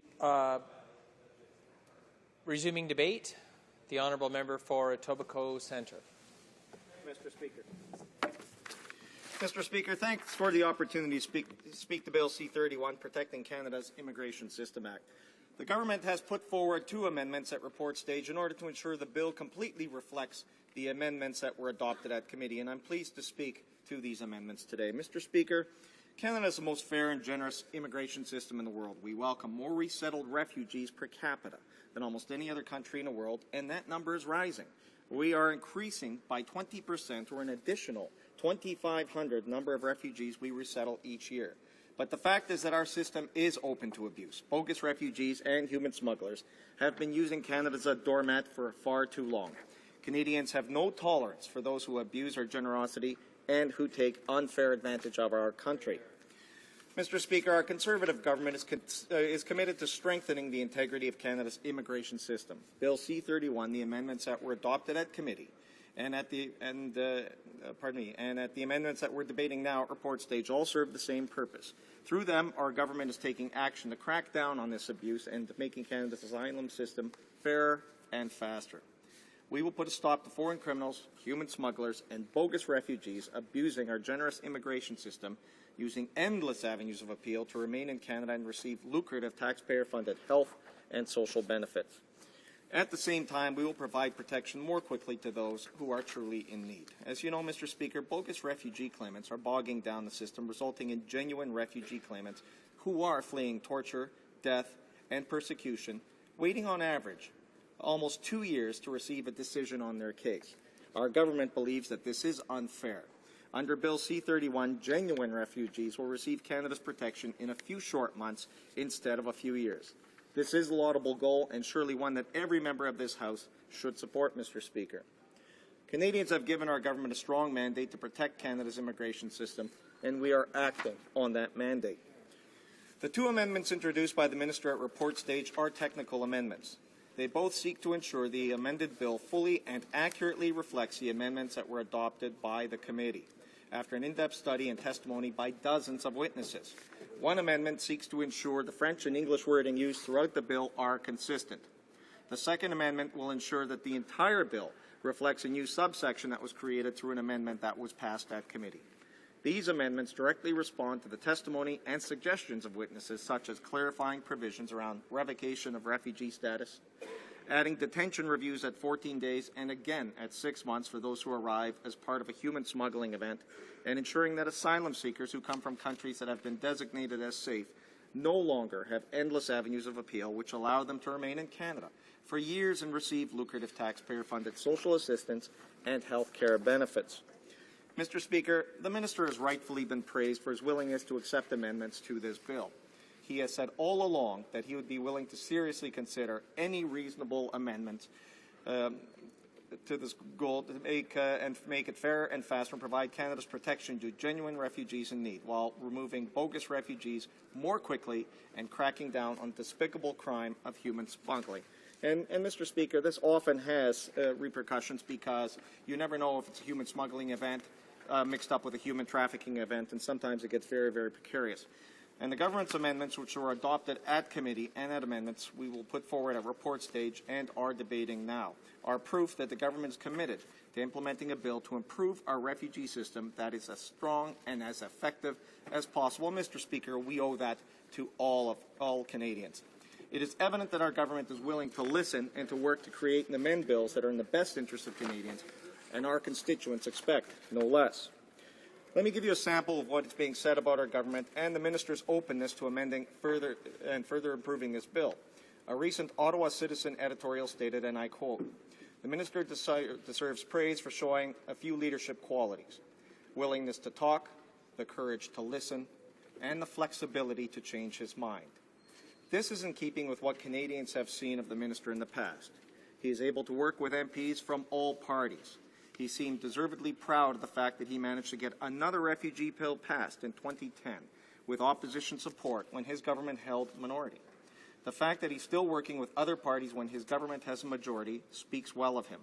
The minister seems determined that his time in public office should result in a legacy of better policy, not just a long string of election victories and an eventual corporate patronage censure." Unquote. I cannot agree more, Mr. Speaker. Even the Toronto Star has praised the minister, and then editorial stated that his willingness to amend the bill, quote, suggests the minister is trying to make the refugee system faster and more fair, unquote. And once again, further in an editorial in the Embassy stated, quote, "Good for Immigration Minister for agreeing to the changes of Refugee Bill C-31, unquote. It's not just the media that is praising the government and the minister. The Canadian Civil Liberties Association stated in a news release, and they, quote, "welcome the Minister of Immigration's announcement that the government is proposing amendments to Bill C-31, the Protecting Canada's Immigration System Act," unquote. But it goes even further than that. The NDP immigration critic and MP for Newton North Delta stated on several occasions that she welcomed any move by the minister and the government to make improvements to the legislation, and she spoke very favorably at committee of the government's willingness to take into account the views of various witnesses and stakeholders and to amend the bill, especially the detention provisions around human smuggling events. Unfortunately, the NDP has been playing partisan games with the amendments both at committee and at report stage. The opposition NDP and Liberals will surely vote against these reasonable technical amendments. In fact, by opposing these technical amendments that ensure the French and English wording is consistent, and the second one to ensure the original version of the bill reflects the addition of a new subsection that was added at the committee stage, shows that while the NDP and the Liberals say in front of the news cameras that they want to make Parliament work, their actions show quite the opposite is true, Mr. Speaker.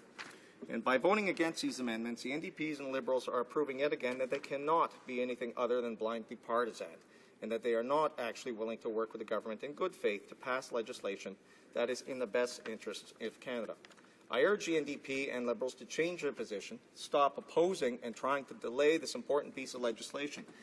I urge them to support these report stage amendments and the entire Bill C-31 to work with our government to help crack down on bogus refugee claimants and criminal human smugglers abusing the generosity of Canadian taxpayers and treating our country like a doormat. And I urge the opposition to support these amendments and this bill that will have the very positive impact of providing protection to genuine refugees fleeing persecution, torture, and death more quickly.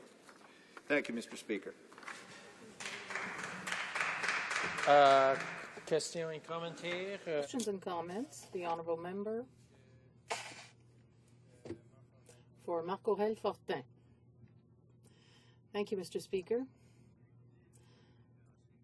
As I listened to the last speaker, it seems that they didn't participate in our committee. All the witnesses, such as the Quebec Bar Association, the Canadian Bar Association, UNICEF, said this legislation should be rejected. It does not respect the Charter of Rights and Freedoms. It does not respect the Canadian Human Rights Act, nor international conventions.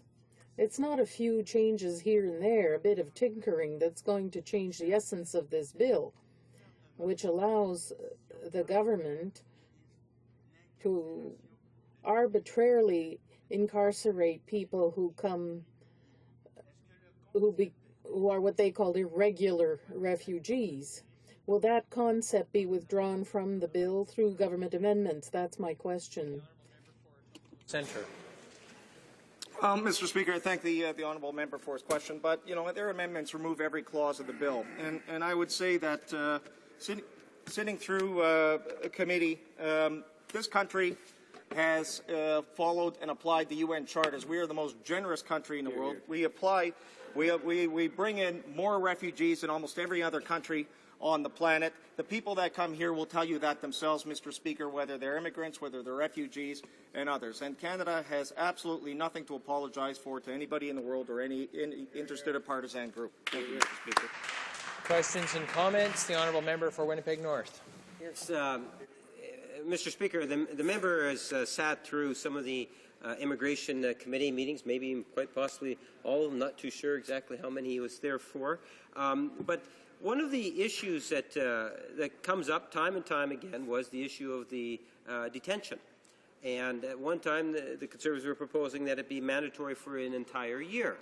What we found out very clear, was made very clear, that was the fact that the current system of detention, and I'm just talking strictly the detention aspect of the bill, that the current system works, that there was no problem with the current system. We had the ability to keep in detention indefinitely, well over a year, Mr. Speaker. Anyone that had any sort of a potential threat to our nation, or whether it's security or health or whatever it might have been, that was already there. So my question to the member is, if the system was working and working well, why, and I'm talking about the detention why would you want to change it? The honourable member for Etobicoke Centre. I thank the honourable member for his question, Mr. Speaker. And this new process expedites everything. This will allow those people that are there to be able to hear the result of their hearing very quickly and get out. The other issue is that once an individual is identified, they are released. But, Mr. Speaker, let's explain why, first of all, some of these people are detained in the first place. I'm sure that any Canadian would not allow persons unknown into their home, to interact with their family, to interact with their children, to avail themselves of their home, their generosity, and everything else, if you don't know exactly who those individuals are. And that's the problem with some of these smuggling events. You don't know if they are real refugees, and some of them really may be. You don't know if they're bogus refugees just trying to take advantage of our generous system. You don't know if they're queue jumpers trying to get through. As the Honourable Parliamentary Secretary had said earlier on, we do have a lot of UN Convention refugees who are refugees that are ready to come and resettle to this country, and it's their right to do so, and we try to bring them in as well. So we have a responsibility to them to make sure that they can arrive in this country fairly, Mr. Speaker, and oftentimes many of these events are often tied up with human trafficking events. So who do you have here? Until you can determine exactly who is involved in this event, Mr. Speaker, we owe it to Canadians to defend their security in our country. Thank you, Mr. Speaker.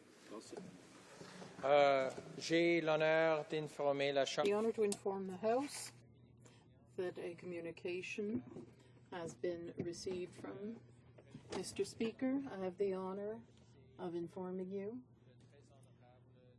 that the Right Honourable David Johnston, Governor-General of Canada, has approved the bills mentioned in Appendix to this letter on May 17th, 2012 at 9:30 a.m. Respectfully yours, Stephen Wallace. Bills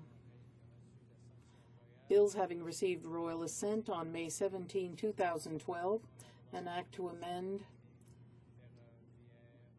railway safety, and the Transport Act of Canada, and Bill S4.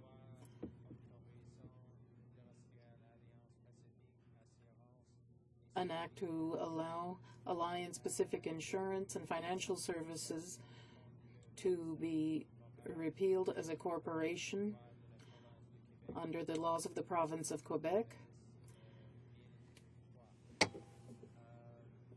Bill S-1003. Has been received, which is as follows. Mr. Speaker, I have the honour to inform you that the Right Honourable David Johnston, Governor-General of Canada, signified royal assent by written declaration to the bills listed in the schedule to this letter on the 17th day of May 2012 at 9:30 a.m. Yours sincerely, Mr. Stephen Wallace. The bills assented to an act to amend the Railway Safety Act and to make consequential amendments to the Canadian Transportation Act, Bill S4, and an act to authorize Industrial Alliance Pacific Insurance and Financial Services, Inc., to apply to be continued as a body corporate under the laws of Quebec, Bill S-1003. Reprise de débat. Resuming debate, the Honourable Member for Saint-Lambert.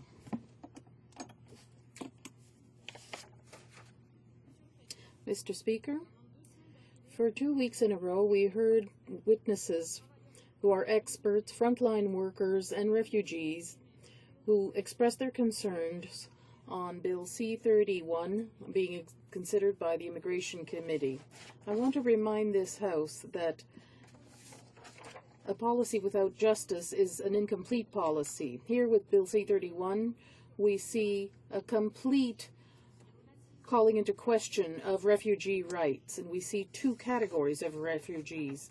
The New Democrats are opposed to Bill C-31. The Conservatives must withdraw it to allow the new Act on Fair Measures for Refugees to operate properly. Allow me to say, Mr. Speaker, that never in known memory have refugee rights been under such threat as under the Conservatives.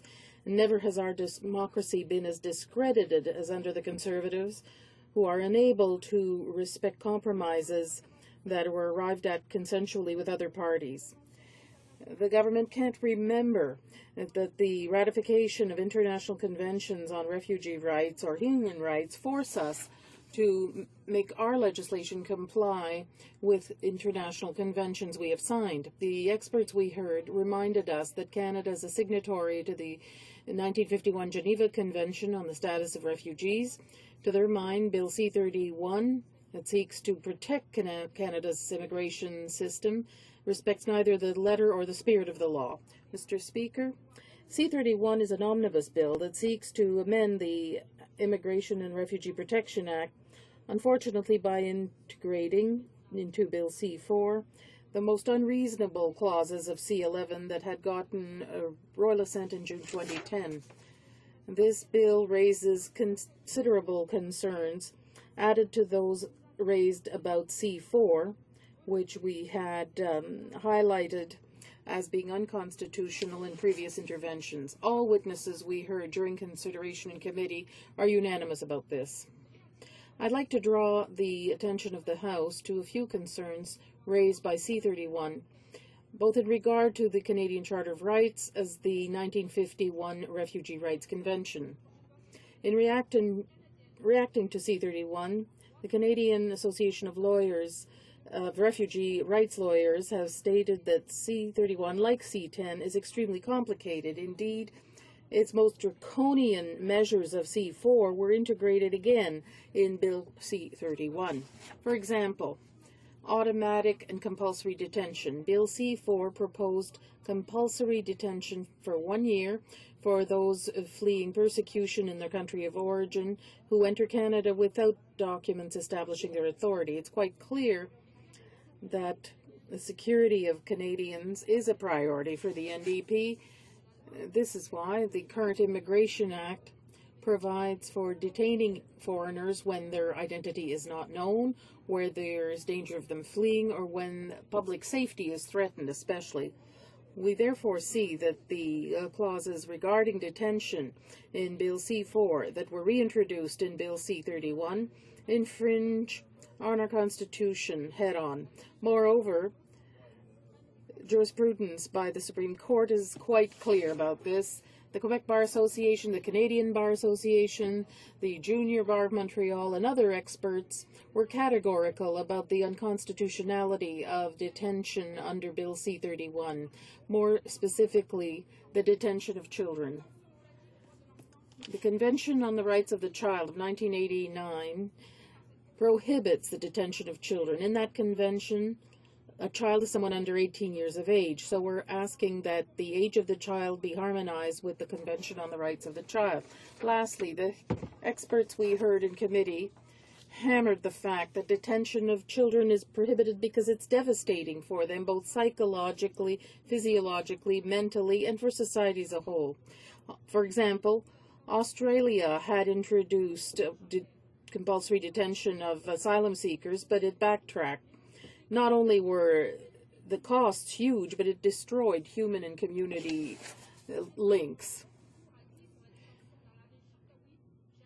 The Conservatives know what the Supreme Court said in the Sharkawi decision. Don't they know that this is a cardinal rule in our democracy? Why are they asking the House to adopt a bill that will be challenged before the courts? Why mislead our House by proposing bills that are contrary not only to our Constitution, but also to the Canadian Charter and conventions on human rights that our country has signed? Pacta sunt servanda is a principle of international law. Signed conventions must be respected. There's also the delays that violate natural justice. Expert lawyers in refugee rights are very, very worried about the very short time period that C-31 gives asylum seekers to ask for protection from Canada. To their mind, C-31 profoundly changes Canada's regime for protecting refugees by making it inequitable. Bill C-31 imposes unrealistic delays on asylum seekers and uses that to exclude people from protection. Indeed, under Bill C-31, as an asylum seeker only has 15 days to overcome the trauma they've undergone, find a lawyer, assemble the documents to support their claims, obtain evidence to establish identity from back home, get the money necessary, etc. If they fail, they only have 15 days to appeal. These delays do not allow the asylum seeker to ensure full and complete defense. According to our justice system, the more a person's life is at stake, the more time should be allowed to mount a defense.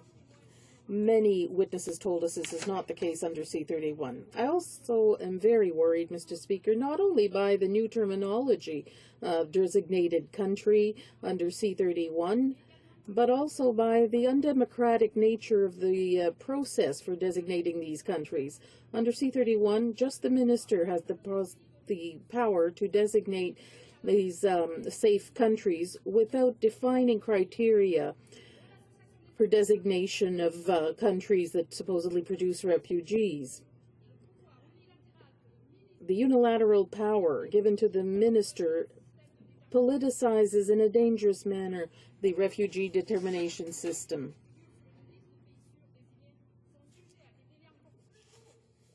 The delays will be even shorter for people under these rules. They will not be able to appeal. Under C-31, the minister doesn't have to justify why a country is safe or take into consideration the problems of certain minorities in certain countries. If C-31 is adopted, refugees will be more vulnerable because their fate will depend on the political whims of the government and the minister. They can be removed almost immediately, even if they ask for judicial review. In other words, a person could be removed before the application is even heard. The Geneva Convention insists on the individual fears of a person facing persecution. It makes no mention that protection is given to a victim of persecution based on the country where this persecution occurred, nor in the way that person came, whether clandestinely or not. Discrimination based on sexual orientation is not the case only in non-democratic countries. Racial discrimination happens in every country. European Union countries are democratic, but jurisprudence gives us many decisions that condemn democratic countries for abuse against certain individuals. On many occasions, the government invoked the favorable advice given by the HCR about the introduction of a list of safe countries. C-31 does provide for humanitarian grounds, but this is a way that a person can stay in Canada even if inadmissible for other reasons. Unfortunately, under C-31, asylum seekers awaiting for a decision from the appeal board cannot introduce an application for humanitarian grounds. Our country has always been in the vanguard when it comes to basic human rights. The problem of refugees is one of human rights, since the Universal Declaration on Human Rights have given individuals of any race, religion, political conviction these rights. The asylum seeker is a human being who has to be treated with dignity and humanity. They are under the category of vulnerable persons who need our compassion and protection. This is universal human justice. C-31 is the total opposite of these values. This is why this bill must be defeated. Thank you, Mr. Speaker. Questions and comments? The Honourable Parliamentary Secretary for Immigration. Mr. Speaker, I do have a question in regard to the whole designated countries of origin. The NDP are actually either choosing to misrepresent what the clause actually and what the interpretation is that will be in C-31, or they're purposefully misleading individuals that are trying to get a better understanding of this bill. Because in fact, not only does the many countries use the principle, whether it's Ireland, France, Germany, the Netherlands, Norway, Switzerland, all countries who use designated countries of origin, and most importantly, there are quantitative and qualitative reviews that will automatically kick in when a country reaches a threshold of being designated a country. It doesn't happen automatically. The review kicks in. It includes ministry officials. It includes other ministries in terms of input. So, Mr. Speaker, I would ask the member why she continues to misrepresent exactly what is in this bill in terms of the designated country of origin. The Honourable Member for St. Lambert. Thank you, Mr. Speaker. I simply want to say that we had agreed unanimously on a bill that contained a measure according to which a committee of experts was to sit to come up with a list of designated safe countries. Now, in C-31, I'd remind the House that only the minister has that discretionary power to set out the list of so-called safe countries. That is not normal nor democratic. Order. The time for government orders has expired.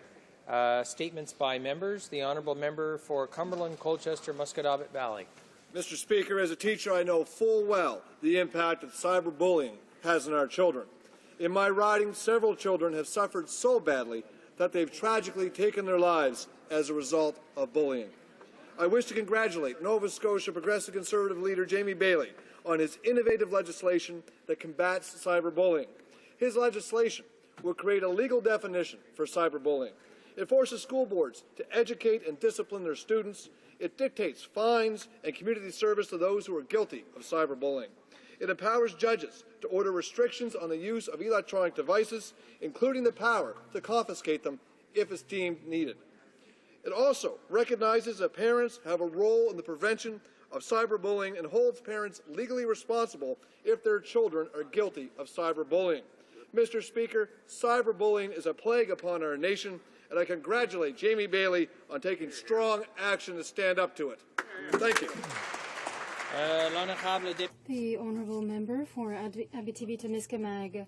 Once again, the Conservative government, with these cuts, is abandoning the regions. For example, Parks Canada. Fort Témiscamingue Obidjouan is one of the main tourist sites in my riding. It attracts 8,000 visitors each year and generates significant economic spin-offs for the local tourism industry. While Témiscamingue has contributed over $500,000 towards a welcome and interpretation center, government cuts will shorten the site's summer season and end guided tours. Furthermore, 5 jobs are on the chopping block. A major development project at Lake Témiscamingue is underway, bringing together Quebec and Ontario tourism stakeholders. Fort Témiscamingue is supposed to be at the crux of this new product. These cuts will have disastrous consequences on the region that had diversified its economic activities and which are being abandoned once those investments had been made.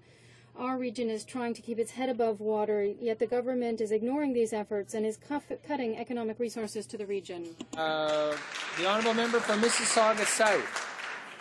Mr. Speaker, the RCMP and the Kids Internet Safety Alliance estimate that there are more than 2 million pornographic pictures and movies involving 50,000 different children worldwide that can be found on the Internet.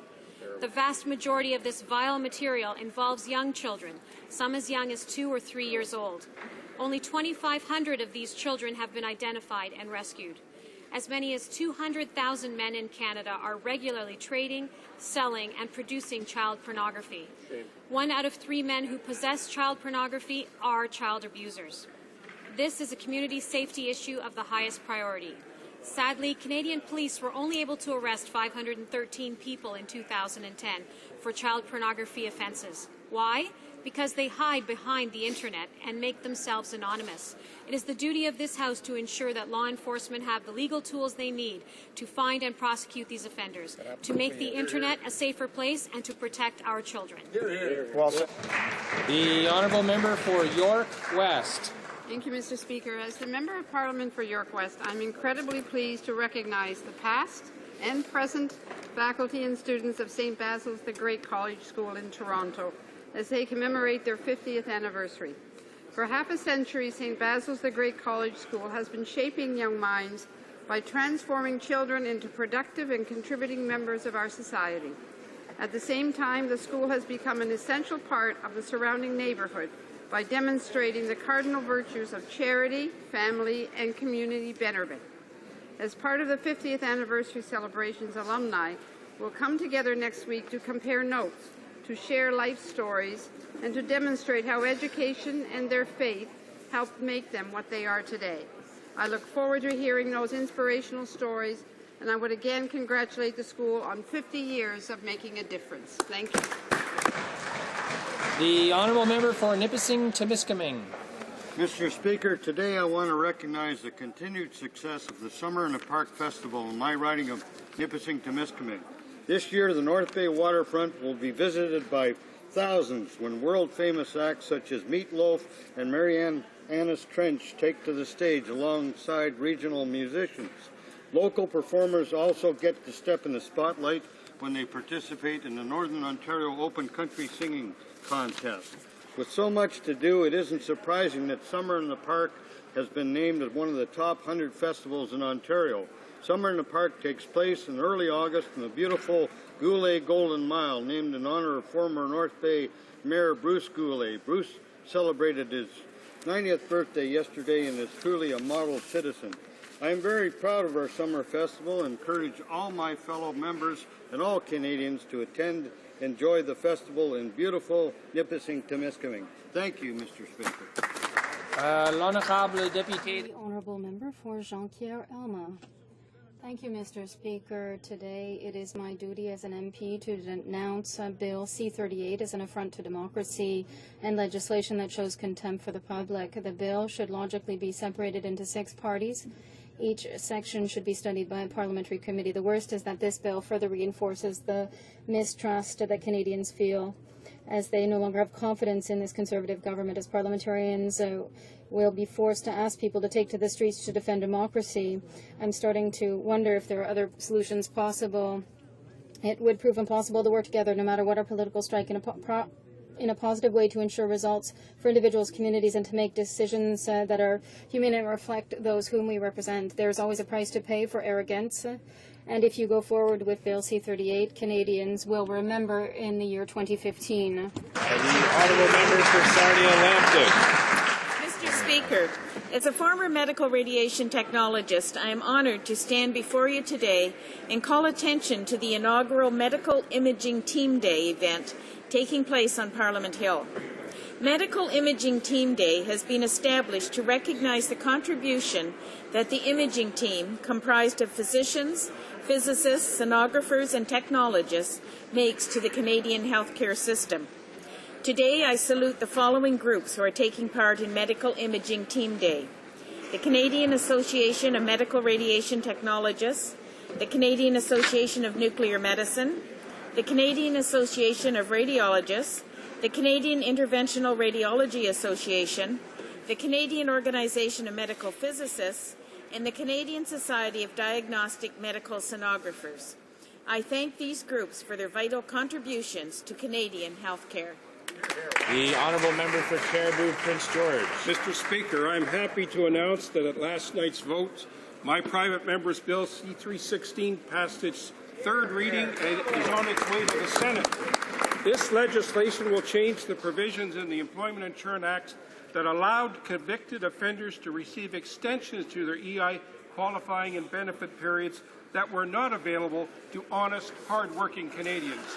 Bill 316 will change the law so that people found guilty of crimes will no longer have their qualifying or benefit periods extended by the time spent in jail and no longer give them preferential treatment over honest, hard-working Canadians. Mr. Speaker, I'd like to thank my colleagues for supporting this bill and seeing it pass so that we can continue to support Canadians that work hard and that obey the law. Thank you, Mr. Speaker. The honourable member for Rimouski Lebasque. Following a wager I had with a member from St. John, whose riding is represented by the Sea Dogs. The Sea Dogs won fair and square, swept Le Scénic de Rimouski in 4 games. So I wish to congratulate the Sea Dogs for an excellent season and wish them good luck representing the Quebec Major Hockey Junior League at the Memorial Cup starting very soon in Shawinigan. I would like to congratulate the St. John Sea Dogs for the Memorial Cup, and I'd also like to thank the other team for a great season. Most of the experts said that they would do well, and after having eliminated a number of teams, they went right to the finals of the league, which was a great success. I want to also take this opportunity to thank the 3 20-year-old players, including the captain of the team, Jean-Philippe Mathieu, and Jean-Ric, as well as the European players who won't be back, as well as the manager and assistant coach for the great times that they showed us. Go, next go. The honourable member for Lotbinière, Chute de la Chaudière. Mr. Speaker, the leader of the NDP is trying to mislead Canadians and improvise an economic policy that will hurt Canadian provinces and employment. The leader of the NDP is obsessed with natural resource development and has even said that our natural resources are a disease. In his opinion, natural resource development, such as hydrocarbons in the western provinces, would cost Quebec jobs. The NDP leader is wrong. Canada's natural resources are an unprecedented opportunity to create thousands of jobs and generate billions of dollars that will create economic prosperity across the country. Once again, Mr. Speaker, the NDP and its leader are just improvising and dividing the country to score political points, and that is completely irresponsible. Thank you, Mr. Speaker. The honourable member for Scarborough Rouge River. Thank you, Mr. Speaker. May 19th marks the 3rd anniversary of the end of the armed conflict of the Sri Lankan Civil War. The 26-year conflict saw an estimated 80 to 100,000 people's deaths, and thousands more were displaced from their homes. Many of the displaced, like my family and many of my constituents, fled this country to seek safety in great countries like Canada. Humanitarian organizations continue their work in post-war Sri Lanka, providing emergency medical relief for the internally displaced. reports of continuing abductions and torture, systemic lack of basic security for women, increasing lack of freedom of information, illegal settlement of the northern areas, and a lack of religious and linguistic freedoms for minorities are ongoing. The victims on both sides of this conflict have waited too long for justice. On the anniversary of the Civil War, of the end of the Civil War, New Democrats call on this government and the world to take firm action to hold Sri Lanka to account and push for an independent inquiry into the allegations of war crimes and crimes against humanity that took place during this conflict time. Thank you, Mr. Speaker. The honourable member for Kenora. Thank you, Mr. Speaker. The leader of the NDP is completely wrong when he called Northern Ontario's energy industry and the jobs it's created a, quote, disease. Northern Ontario is a vital part of both Ontario and Canada's economy. Mining in the Ring of Fire, a growing forest industry, and the creation of thousands of new jobs is by no means a disease. Just as they were silenced from supporting the end of Canada's long gun registry, NDP members from Northern Ontario must now accept the demeaning message of their leader for our region. The work their constituents are proud to do is not a disease. The NDP leader's ill-informed position is dangerous, divisive, and downright wrong. Terrible. We're proud of the work we do in Northern Ontario and of our future. And I would say to the leader of the NDP, what we do in Northern Ontario is not a disease. The honourable member for Papineau. Mr. Speaker, each year on May 17th, we recognize the International Day Against Homophobia to end discrimination based on sexual orientation.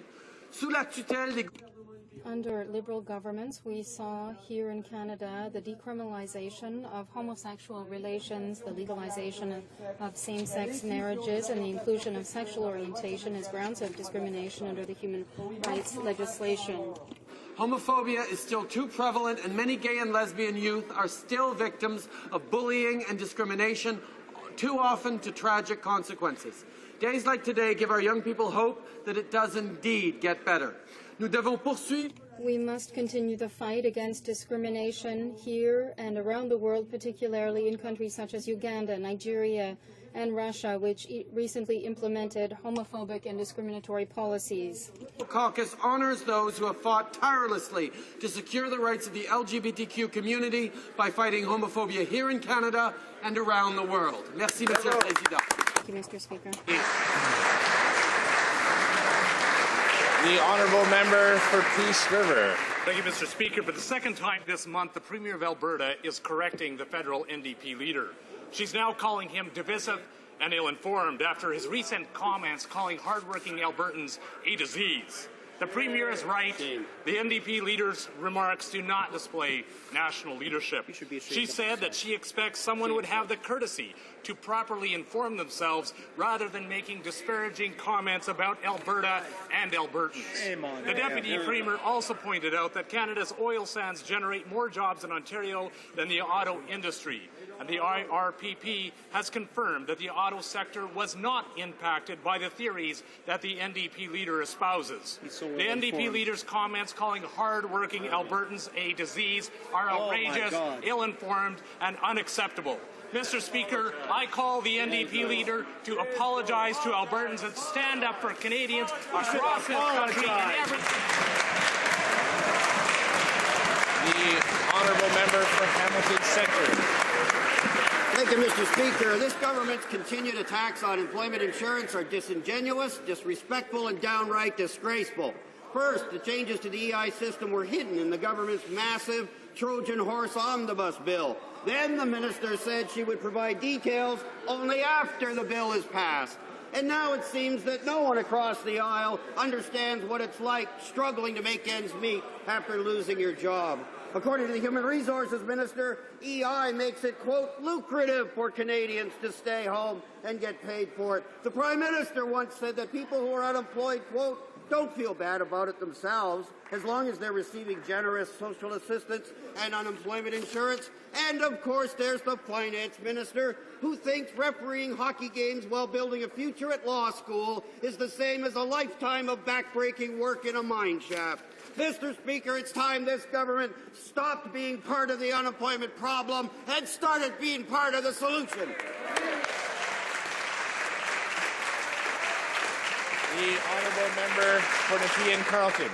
Canadian Natural Resources Limited est une grande pétrolière dans les... It's a great oil company in the oil sands. One of its biggest shareholders is the Quebec Régie des Rentes, which pays pensions to Quebecers according to the statements.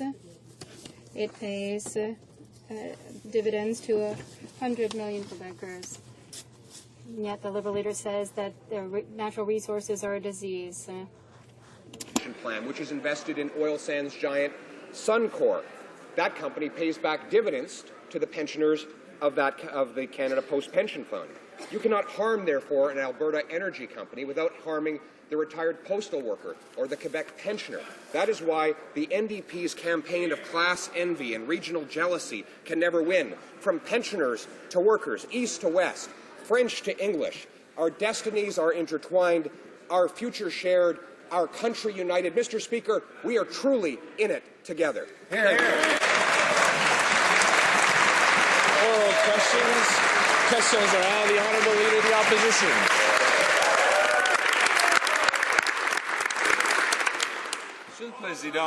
Mr. Speaker, once again, the Conservative government is launching off on a witch hunt. This time, they asked the RCMP to investigate an article that was shedding light on the purchase of F-35s without a competitive process. Daniel Leblanc of the Globe and Mail did not reveal any national secrets. He revealed a national scandal.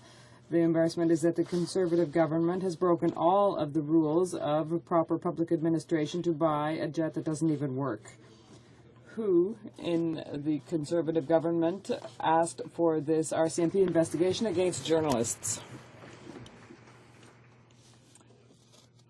The way in which he's presenting the facts is completely wrong. The fact is that the government has the responsibility to protect information that is sensitive and that are cabinet secrets or confidences. That is why they made responsible decisions to protect these secrets. The member of the... Protect real national secrets, not embarrassments to the Prime Minister. The Globe and Mail article said the government, quote, is refusing to open up the $16 billion purchase of 65 new fighter jets to a competition because of the potential negative reaction in the United States. The Prime Minister might take issue with the truth, but it doesn't justify calling the cops. It doesn't justify intimidating reporters, and it certainly doesn't justify attacking freedom of the press. Is this the point we've reached in this country? Having police investigate journalists who are only doing their jobs? The Honourable Minister.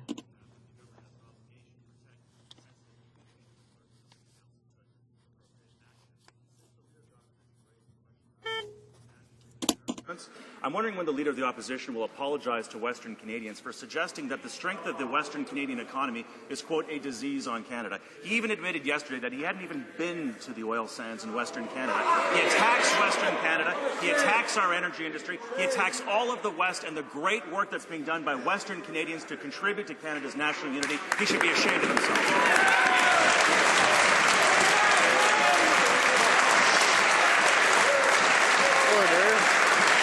The Honourable Leader of the Opposition. Leaving the largest ecological, economic and social debt in history on the backs of future generations. We know what the problem is. It's the way we're developing health.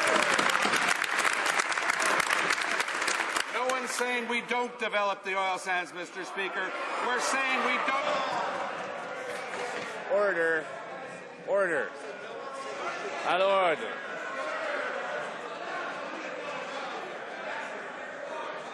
Order. À l'ordre. Order. The Honourable Leader of the Opposition has the floor. No wonder the Conservatives received the Canadian Award for most secretive government in history a couple of weeks ago from our journalists, Mr. Speaker. But this isn't run-of-the-mill Conservative secrecy. It's vindictive, it's vicious, and it's illegal. One government department went so far as to check the home address of Globe and Mail reporter Daniel Leblanc. Why? Why is the public service being enlisted to run a witch hunt on journalists? The Honourable Minister of Canadian Heritage. It's not at all what happened, and the Leader of the Opposition is not going to change the subject. The fact is the Leader of the Opposition is attacking Western Canada when it comes to our natural resources. The Premier of Alberta, the Premier of Saskatchewan, the Premier of British Columbia is calling out the Leader of the Opposition for his unwarranted attack on Western Canada, for our energy industry, and the thousands of jobs that's creating across Western Canada. He should be ashamed of himself for attacking the West, dividing this country, and not even having visited the places that he's attacking. It's unconscionable that someone who wants to be the Prime Minister of this country can be so utterly irresponsible.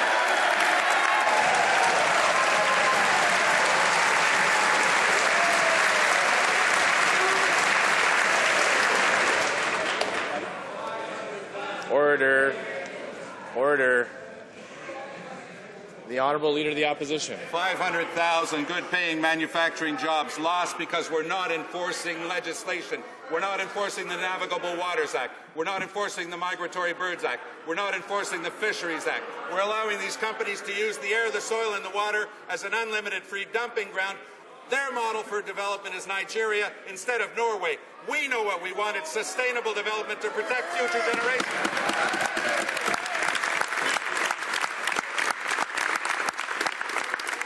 Yesterday, we found out another part of their development process. Tell teachers and therapists in Newfoundland to go work in the mines. Is that their idea for an economy? Telling people that they have to go work in the mines? Telling them that they're lazy Newfoundlander?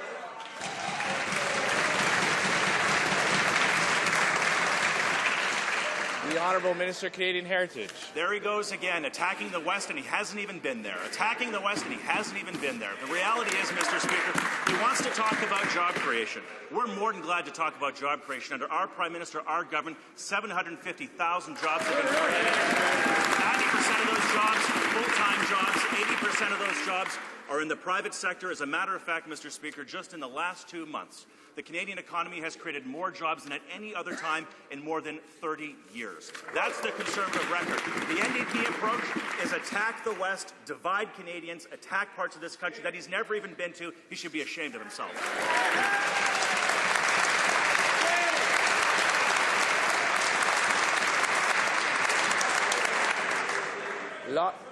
À l'ordre. Order. The Honourable Leader of the Opposition. Balanced economy that Canada painstakingly built up since the Second World War, sacrificing the entire manufacturing and all other export sectors because the Canadian dollar is being held artificially high, because they're failing to enforce environmental legislation. The high number of U.S. dollars is bringing the dollar too high, hurting all export sectors. That's the result of choices. Their priority is the unbridled development of the oil sands. We stand for sustainable development in this country.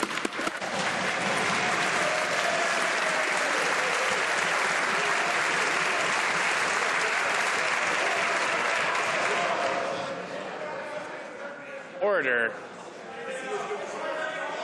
There's far too much noise. Order. Order. The Honourable Minister of Canadian Heritage. I notice the Liberal Party is seeing the resuscitation themselves and the meltdown of the NDP leader as he tries to divide Canadians over the economy. The fact is, Mr. Speaker, the Canadian economy is doing extraordinarily well. As I said, more jobs in the last 2 months, the best job record that Canada has seen in over 30 years. And if the leader of the NDP would at least do the dignity of going to the West and actually visit the people whose economy he says is a disease on this country, he might start the pathway back to a little bit of dignity for a leader of the opposition. Because the fact is, Western Canada is driving the Canadian economy. We are the future. We're creating jobs for all of this country, and we're very proud of it.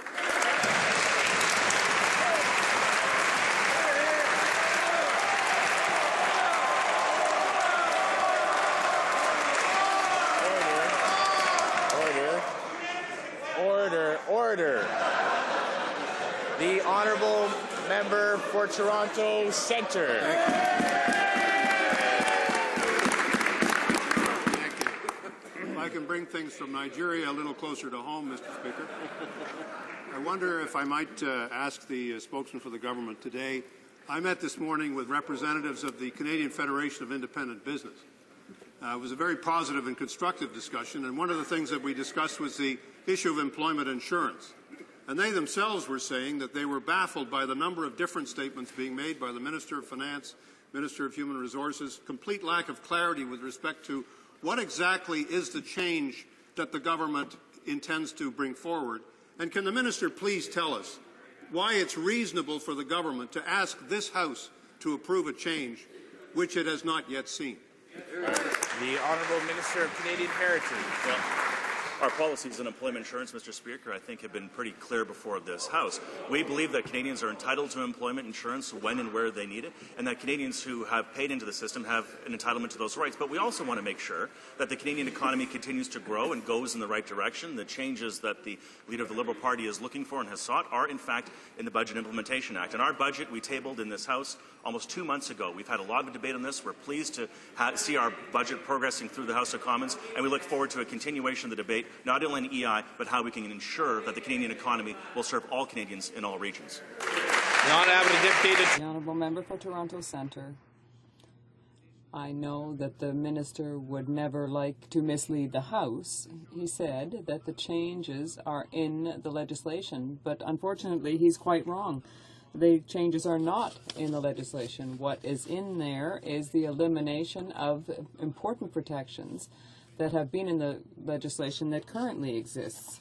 So the government, until now, has refused to give us or to give workers or Canadian employers what the replacement would be for the sections that are going to be eliminated. So when are we going to see the definitions, the replacements, and the regulations? That is what we want, Mr. Speaker. The Honourable Minister for Canadian Heritage.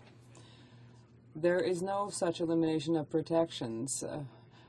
The protections exist, and we will certainly continue to promote them and continue that protection in the future. All Canadians should have a system that is there when they need it. That is what we've done in our budget, and we've done that from 2006 until today, with other changes that we put on the table, debated, and adopted. And we'll continue down that road. It's important for all Canadians in every region of the country. Centre. Mr. Speaker, the reality is those new definitions are simply not in any information we've been given. They're in the musings of cabinet ministers opposite, of which we had another philosophical discourse from the minister speaking on behalf of the government. But we still have this contradiction with respect to the old age security and guaranteed income supplement. The government tells us there's a crisis, that it's going to be resolved in 2023, but they will not tell us how much money they think they're going to be saving. How can they say that there's a fiscal crisis with respect to the affordability of the plan and yet not have any idea as to what the return to the taxpayers is going to be, Mr. Speaker? The Honourable Minister of Canadian Heritage. Mr. Speaker, what we are saving is a system of retirement for all Canadians. Current retirees, those who depend on OAS today and those who will depend on it tomorrow. All Canadians are entitled, I think, to a retirement that has a steady income and a good quality of life. The OAS system, the changes that we've proposed, will begin in 2023. They'll be fully implemented by 2029. We've put them before the House. They've been debated now for more than 2 months. They're the right way to go. They're a modest improvement that we think will make sure that our system is there for all Canadians for many generations to come. Honourable Member. First, Charlebourg-Haute-Saint-Charles. Mr. Speaker, workers are concerned, and with reason. Throughout their lives, they've paid into the EI fund, and now they're going to be forced to move, uproot their families from where they live, and all of which is to prevent them from turning to this service. Mr. Speaker, the Conservatives guarantee that no worker, having lost their job, will be obliged to move to find a new job somewhere else, with as a penalty not having access to EI. The Honourable Parliamentary Secretary. Is facing unprecedented skills shortages across the country. So we need to make sure that unemployed Canadians have access to getting a job quickly.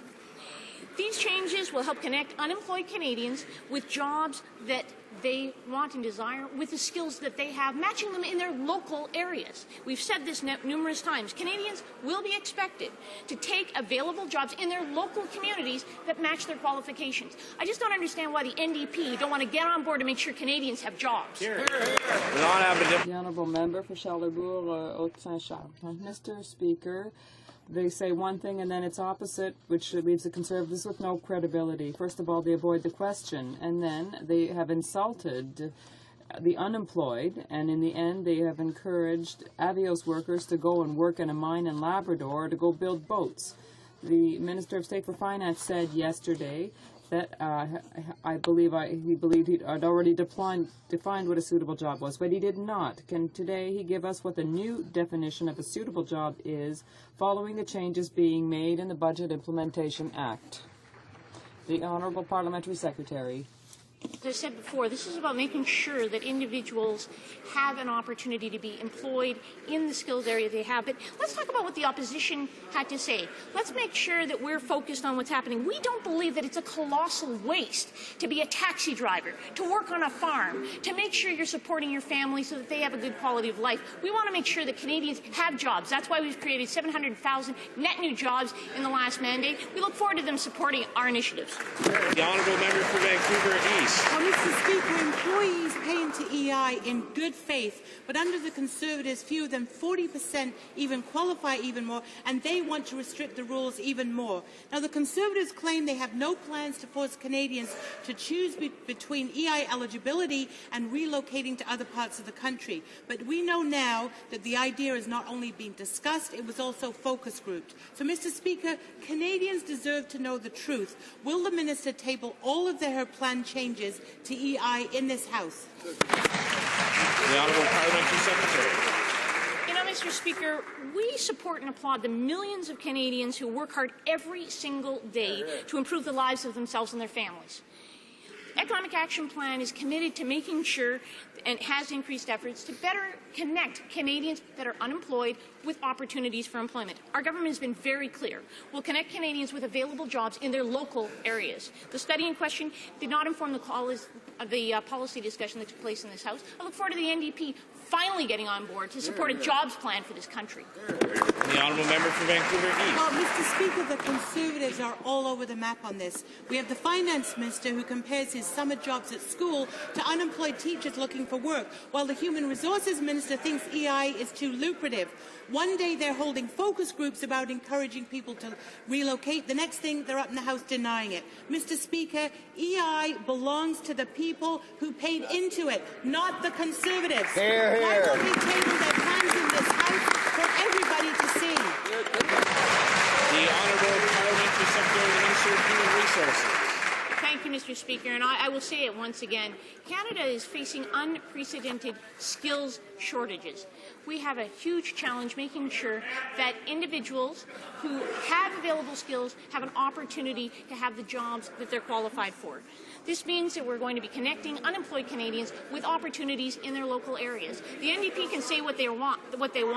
We've created 750,000 net new jobs in this country throughout the course of the Economic Action Plan.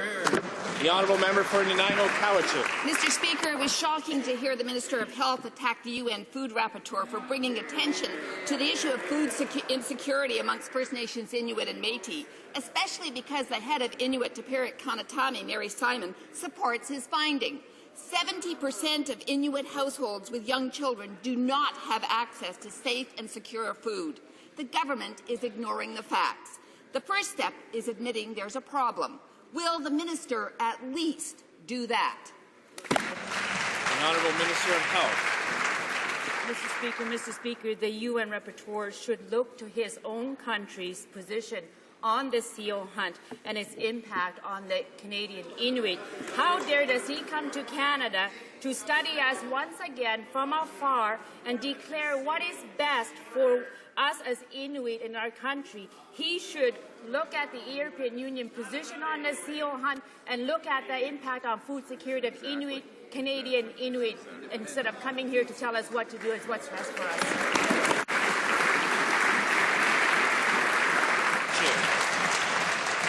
Mr. Speaker, the government's own numbers talk about this lack of access to food. In 2008, Health Canada reported that Aboriginal households are 3 times less likely than non-Aboriginal households to have access to safe and secure food. Is the government now going to attack Health Canada? Why does this government think it's acceptable for children living in this country to wake up hungry, to go to school hungry, and to go to bed hungry? Instead of attacking, will they now act to solve this very real problem? The Honourable Minister of Health. Again, Mr. Speaker, yesterday, what surprised me was the UN Rapporteur's lack of understanding and knowledge about the Aboriginal people, Inuit, and their dependence on hunting wildlife for food security in Canada's Arctic. Mr. Speaker, what this amounts to is an academic study of Aboriginal people in Canada's Arctic without ever setting foot on our ground, walking in our footsteps and understanding some of the limitations as well as the incredible opportunities we have as Aboriginal people in this country, Mr. Speaker. The Honourable Member for Manicouagan. Mr. Speaker, the UN Special Rapporteur stated yesterday that all costs, particularly those for transport, must be included in the choice of subsidized foods for isolated communities in the North. The Conservatives are abandoning their responsibilities to Aboriginal communities, whether it's for food or the construction of infrastructure. That is why the Assembly of First Nations favorably received the conclusions of the rapporteur. Rather than shooting the messenger, are they going to finally work with the communities so that nutritious food be available at an affordable cost? Thank you, Mr. Speaker. Mr. Speaker, this academic is so ill-informed that he has no idea what our government invests in several initiatives that promote nutrition and improved access to traditional country and healthy food. Like the Liberals, they like to talk about food security, but at the same time, like the UN Rapporteur's home country, they're trying to shut down the seal hunt. The European UN representative coming to Canada to study us from afar and lecture us is as ridiculous as a certain MP from Toronto saying I don't understand issues affecting my hometown and the North.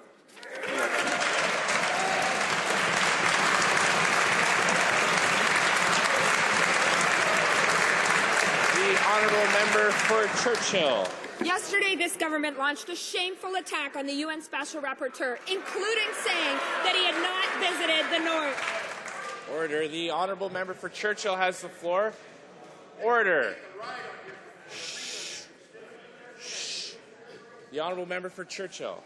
Yesterday, this government launched a shameful attack on the UN Special Rapporteur, including saying that he had not visited the North. Wrong, Mr. Speaker. He visited God's River in northern Manitoba and went to northern Alberta. And what he found out was that many Canadians, especially Aboriginal Canadians, have inadequate diets because they live in poverty. Will this government apologize for this shameful attack and finally face the facts that Aboriginal people...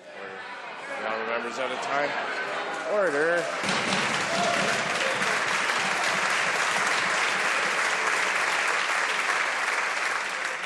The Honourable Minister of Health.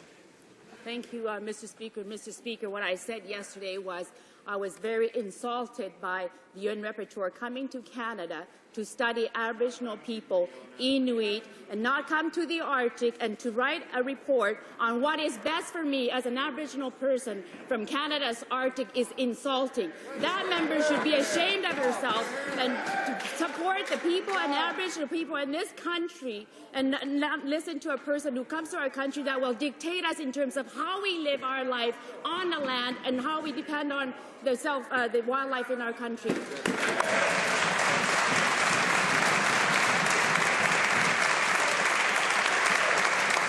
The honourable member for Ottawa Centre. Mr. Speaker, as an open and active member of the United Nations, Canada has a long-standing invitation for all UN human rights officials to visit our country. But when the UN Special Rapporteur on the right to food took up this invitation, he was welcomed by this government with insults to his education and attacks on his mandate. Worse yet, when a government member attacked him in a statement, the Foreign Affairs Minister applauded. So the question is this government, is this the way of government of a G8 country is supposed to treat visitors from the UN? Is this the new policy of this government?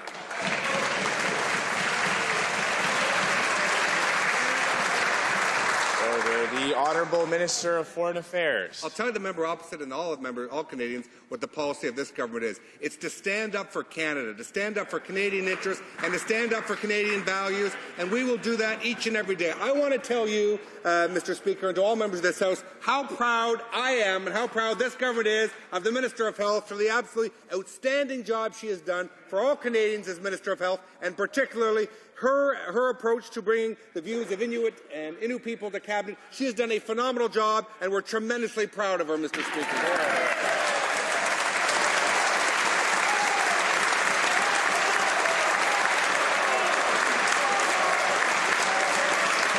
The honourable member for Charlottetown.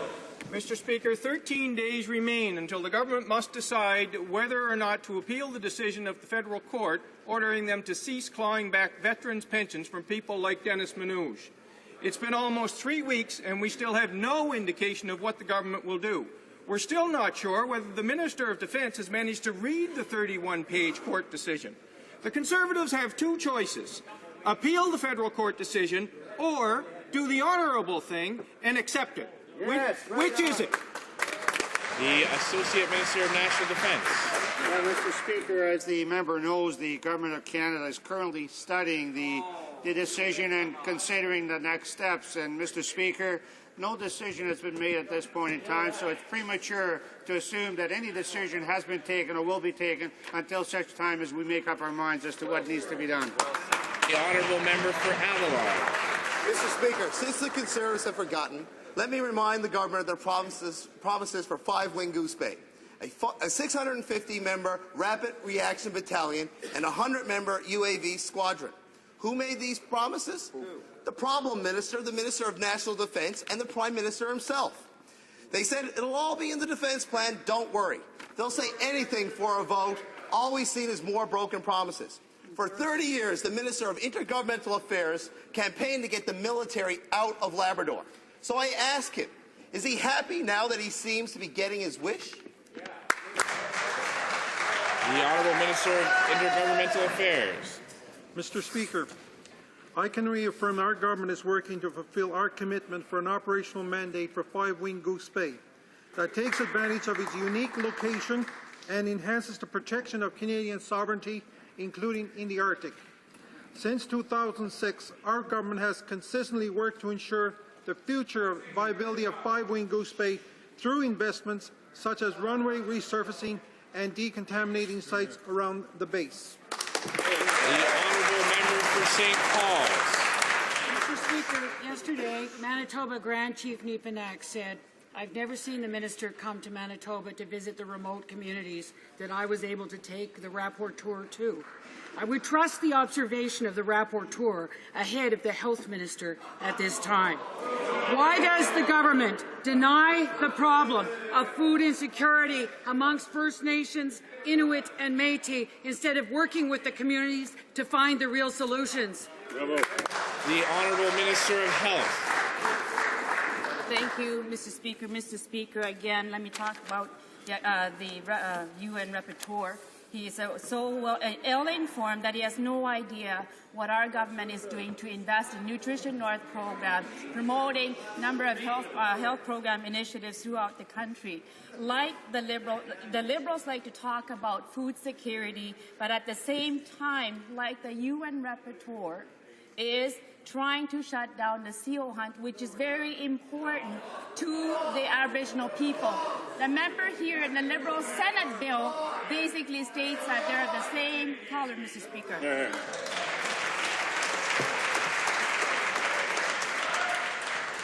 The honourable member for Abitibi-Témiscamingue. Mr. Speaker, upon request of the Conservatives, the RCMP had to investigate a press report confirming that the Conservatives were going to buy the F-35 without call for tender.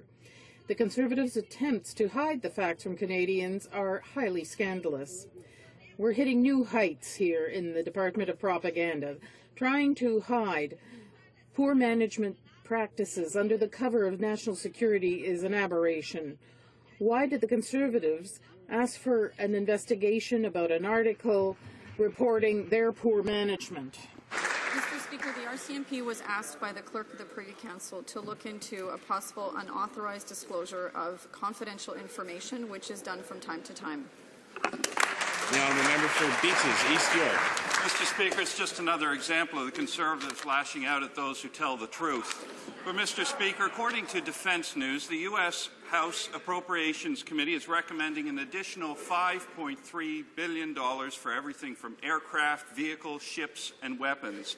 everything but the F-35. In fact, they actually want to cut the F-35 program by $530 million because of cost increases and delays. But here's the question, Mr. Speaker. Who are the Conservatives going to lash out against when the truth is coming from the U.S. Congress? The Honourable Associate Minister of National Defence. Speaker, far from lashing out at anybody, this is the government that has put in place the resources necessary to ensure that our military can do the job we ask of them. And, Mr. Speaker, this government is committed to supporting the Canadian Forces. We're committed to ensuring that we do all that we can to enable them to carry out their responsibilities in a way that also addresses the needs of Canadians, Mr. Speaker. The Honourable Member for St. John's East. Mr. Speaker, speaking of accountability, yet another source of assistance for Canadian Forces members in need of help has been found wanting. Complaints of a poisonous work environment, 50% staff turnover, and delays of up to 5 years to resolve issues of support for mental health needs, while soldiers returning from Afghanistan are more than ever seeking fair and just treatment from this government. How can Canadian Forces members and their families have confidence that this government cares about their needs? What will this minister and his government do to ensure that the Office of the Ombudsman does the job that it was set up to do? The Honourable Associate Minister of National Defence. Mr. Speaker, we're aware of the issues, and the Minister of National Defence has ordered an investigation to look into some of these items, and of course we are receiving the report, and we will act on those recommendations as soon as they're made available to us, Mr. Speaker. The Honourable Member for St. John's East. Mr. Speaker, again on accountability, the Prime Minister promised in 2006, 2008, and again in 2011 to put a 650-member rapid reaction battalion at CFB Goose Bay, plus a UAV squadron. There was also a pledge to create a territorial defence battalion of 100 regular forces and 400 reservists in St. John's. Both of these promises have been broken. Nothing for Goose Bay, and the Minister of Defence says that a territorial battalion group will be set up in 10 cities, from Vancouver to Halifax. Why can't this government be trusted to keep its promises, Mr. Speaker, and why doesn't this government keep its commitments to the people of Newfoundland and Labrador? The Honourable Minister of Intergovernmental Affairs. Again, Mr. Speaker, I can reaffirm that our government is working to fulfil our commitment for an operational mandate for 5 Wing Goose Bay that takes advantage of its unique location and enhances the protection of Canadian sovereignty, including in the Arctic. Since 2006, our government has consistently worked to ensure the future viability of Goose Bay through investments such as runway resurfacing and decontaminating sites around the base. Honourable Member for Renfrew, Nipissing, Pembroke. Mr. Speaker, in 2006, we ended big business and big union political contributions through the Federal Accountability Act. We believe that money for political activities should come from ordinary Canadians who choose to donate, not big corporations, not big unions, not government. That's why our government continued to take action by ending the direct subsidy to political parties. Can the Minister of State for Democratic Reform update the House on how much money taxpayers are saving through this initiative? The Honourable Minister of State for Democratic Reform. Thank you, Mr. Speaker. Our government is delivering on its commitment to phase out the $30 million per year taxpayer subsidy of political parties. Today, I'm happy to report that this year taxpayers will save $8 million as a result of our government's action. Unfortunately, Mr. Speaker, it's not surprising that the big government NDP voted to keep this easy subsidy. This disrespect for taxpayers' money is typical of the NDP. Mr. Speaker, political parties should do their own fundraising and not live off of taxpayer-funded handouts. The Honourable Member for Alfred Pellon. Mr. Speaker, yesterday, the report on the actions of the police during the G20 fell like a ton of bricks. First of all, the temporary detention centre did not meet the most basic requirements. Then there were massive illegal arrests. And lastly, there was an abusive use of violence. None of this would have happened if the government had concentrated like a laser on the organization of the summit rather than implement that G8 slush fund. Will this government admit its responsibility for this fiasco? The The Commissioner for Public Complaints against the RCMP found that the RCMP acted appropriately and reasonably. Now, the NDP have made wild allegations about the actions of our national police force, such as, and I quote, Canada is becoming a police state where the toe of an officer's boot or punch in the gut is the rule of law. I can't comment on the actions by provincial or municipal authorities, but I find that kind of comment by the NDP about our police forces to be despicable.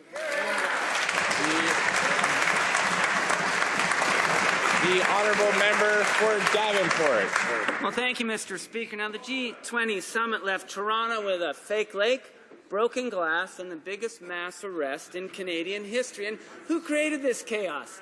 That government, when they chose the Toronto venue 4 months before the summit. The provincial report says summit planning was, quote, rushed and inadequate. As a result, law enforcement officers were thrown in unprepared. This was either conservative incompetence or malice towards the people of Toronto. Which is it? Good. The Honourable Minister of Public Safety. Mr. Speaker, I'd like to quote from the report of the Commissioner for Public Complaints. He is clear. He states, the RCMP planning process was robust and thorough. But I haven't heard that member stand up and try to defend the scurrilous comments that his party has been making against police officers, such as Canada is becoming a police state where the toe of an officer's boot or punch in the gut is the rule of law. That's what the NDP views our police forces as. The honourable member for Davenport. Well, they simply refuse to take responsibility for their mistakes. So here's another one. Last week, the Heritage Minister wanted oaths of friendship. This week, he's interfering with respected professional museum staff. He calls a highly regarded exhibit... Order. The honourable member for Davenport has the floor. Order. This week, he's interfering with respected professional museum staff. He calls a highly regarded exhibit insulting to the taxpayers. The same exhibit didn't even cause a stir in Regina or Montreal. Mr. Speaker, it's not the 1950s. It's important we talk about sex with our kids. When will the Conservatives stop launching attacks at anyone they just...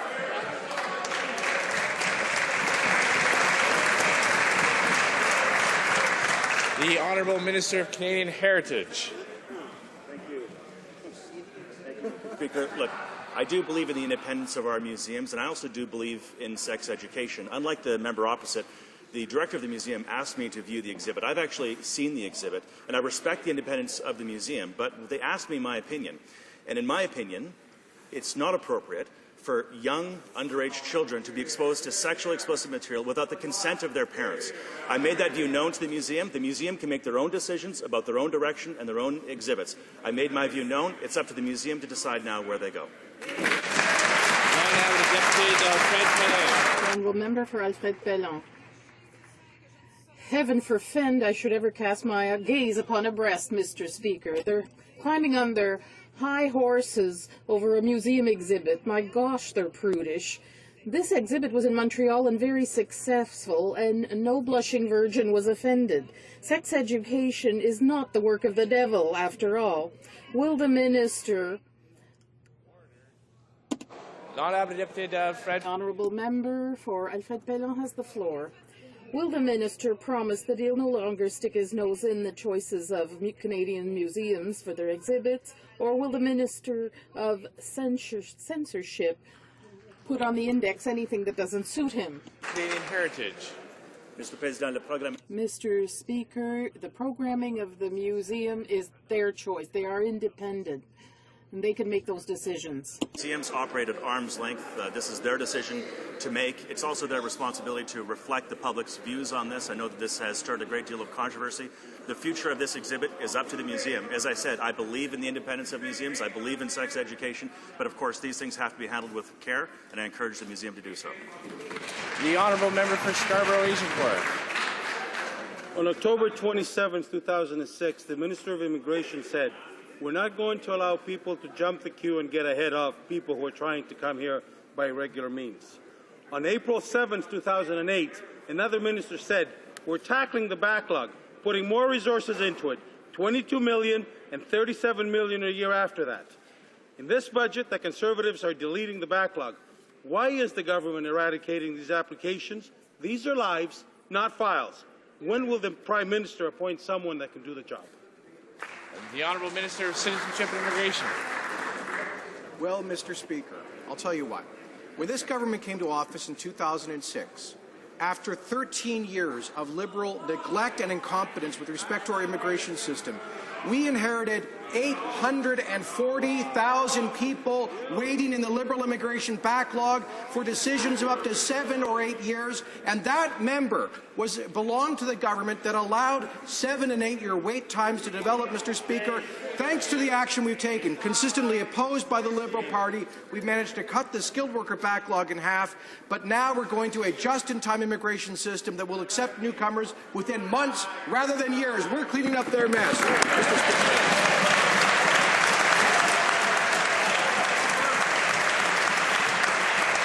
The Honourable Member for Winnipeg North. Yes, Mr. Speaker, the Minister of Immigration's got it wrong. He's the problem. He's the one that's causing the issues with regards to the backlog, Mr. Speaker. That's the reality of it. Mr. Speaker, 2-year freeze for parents. No more mums and dads because of this minister, Mr. Speaker. Hundreds of thousands or tens of thousands of skilled workers are being told no more. Hit the delete button. That's how they're getting rid of the backlog, Mr. Speaker. It's a cruel policy that this Minister of Immigration is implementing. My question to the Prime Minister is, why has he appointed such a cruel Minister of Immigration?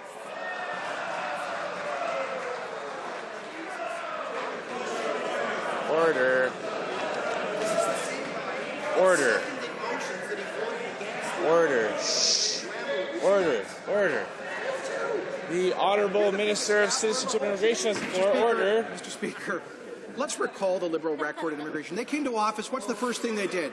They cut immigration levels by 1/3 between 1993 and 1997. The second thing they did, they immediately opposed a $1,000 head tax on all newcomers to Canada.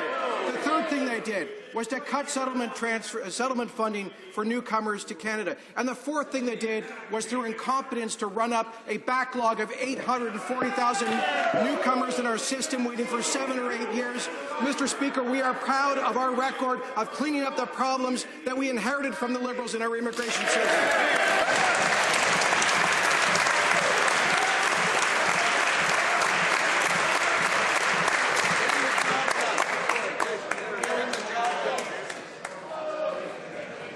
The Honourable Member for Gatineau.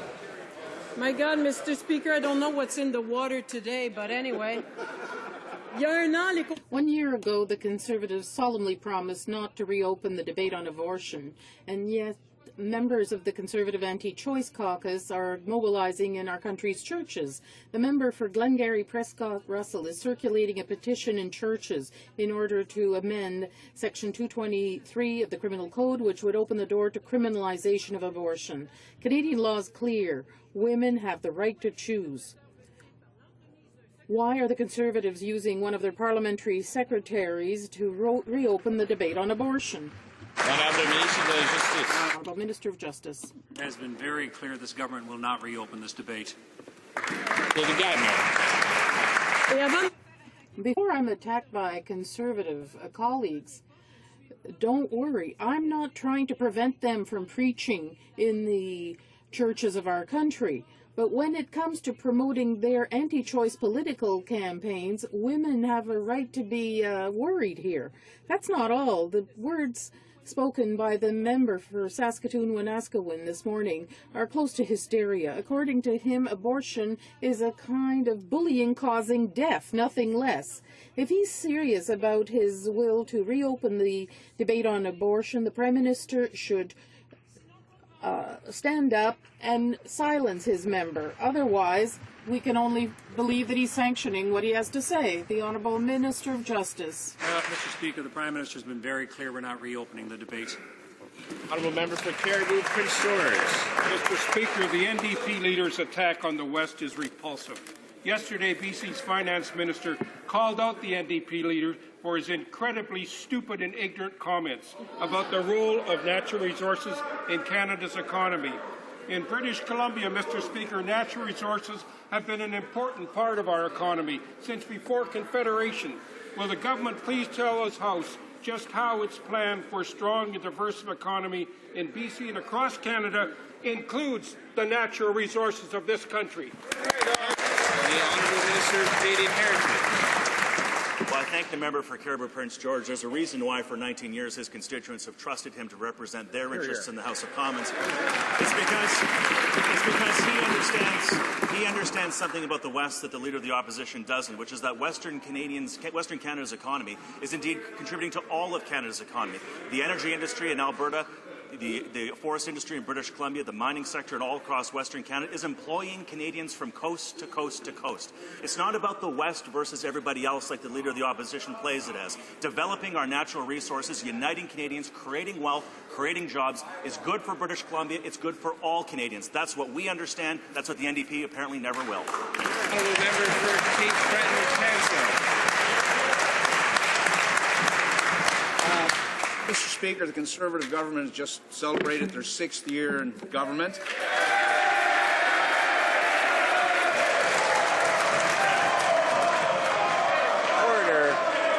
Order. The Honourable Member for Cape Breton-Canso has the floor. And they've got so much to applaud, Mr. Speaker.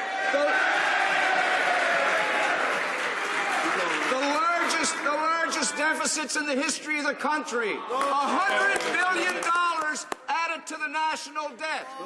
Forcing seniors and disabled people to work until they're 67. That deserves a great deal of applause. But the biggest blunder yet, the biggest cock-up yet, Mr. Speaker, is what they're doing to EI. And I ask this question on behalf of mayors and wardens in rural communities across this country who fight with out-migration on a regular basis. Whose ignorant and stupid idea was... The Honourable Parliamentary Secretary, the Minister of Human Resources. Well, thank you, Mr. Speaker. And, you know, we're spending our time matching Canadian workers with available jobs because it's critical right now to support the economy and productivity. That's why we're committed to connecting Canadians with available jobs in their local areas, which I've mentioned before. Unlike the opposition, though, who don't believe that working on a farm, working on a construction site, driving a taxi, or being a referee is a good job, we want to make sure that Canadians have access to jobs in their local areas with their qualifications. The Honourable Member for Sackville Eastern Shore. Mr. Speaker, when Canadian military personnel serve their country, they don't get to make up their minds. They follow orders. Unfortunately, many of them become disabled. Over 6,500, and their leader Dennis Mnuchin is asking this government to stop the appeal from Justice Barnes' decision to end the assisted clawback. Mr. Speaker, these are the heroes of our country. Unfortunately, they served their country and became disabled. They've asked the judge to rule. The judge has ruled now twice. 2 different judges have ruled to stop the assisted clawback. Will the government now serve these disabled people by stopping the legal proceedings, meet with Dennis Mnuchin and his legal team, and pay out the money they so rightfully deserve? Well done. The Honourable Associate Minister of National Defence. Mr. Speaker, we are committed to supporting our veterans and those who have served this country so ably. And, Mr. Speaker, I would like to also point out to the member that the government has stood up for our veterans and has brought a number of programs which I can list, Mr. Speaker. And in that regard, we are also saying once and for all that we will not be second to anyone when it comes to looking after our men and women in uniform, those who are serving today, and those who have served very ably in the past. The Honourable Member for Yukon. Thank you, Mr. Speaker. This government is getting things done. This morning, we made an announcement that will simplify business travel and personal tourism to Canada. And can the Minister of State for Small Business and Tourism please inform the House on the steps that we've taken to make sure that business travel and tourists will easily be able to access the places like the Yukon Territory from states like Alaska. Thank you, Mr. Speaker. And the Honourable Minister of State. Thank you, Mr. Speaker. First of all, I'm very happy with your work from my colleague from Yukon. He's working very hard for his people and also for the economy over there, because with this announcement today and with the leadership of the Minister of Transport and our government, the Canadians voyageurs vont être capables de... Canadian travelers will be able to travel to the U.S. and will be able to use a rental car without administrative paper burden. It's good for Yukon, it's good for Canada. The Honourable Member for Portneuf-Jacques-Cartier. Mr. Speaker, with regard to the Neuville Airport, the Minister of Transport rather washes hands of the whole thing rather than listen to the public. It's disgraceful. The municipality will have to lead the battle with the FCM because the federal government is turning a deaf ear. According to the Conservatives, there's no security problem in Neuville, but a recent study has shown that children who live less than a kilometre from the airport have high levels of lead contamination. Could the Minister tell us whether or not lead contamination is dangerous for our children? Our mandate at Transport Canada is to make sure that we favor the economy and air safety. We can't act retroactively. This already exists, but this lady's telling us that we're supposed to close all the airports in Vancouver, Toronto, everywhere, because now it's too dangerous to have planes in the sky? Well, we will continue to represent Canadians properly, Mr. Speaker. Thank you, Mr. Speaker. 2 years after shelving plans for drilling in the Arctic following the disaster of BP in the Gulf of Mexico, it now appears that we're having a new oil rush for the Arctic. It's disquieting since the National Energy Board has relaxed its requirements that would require a same-season relief well in case of blowouts. My question is simple.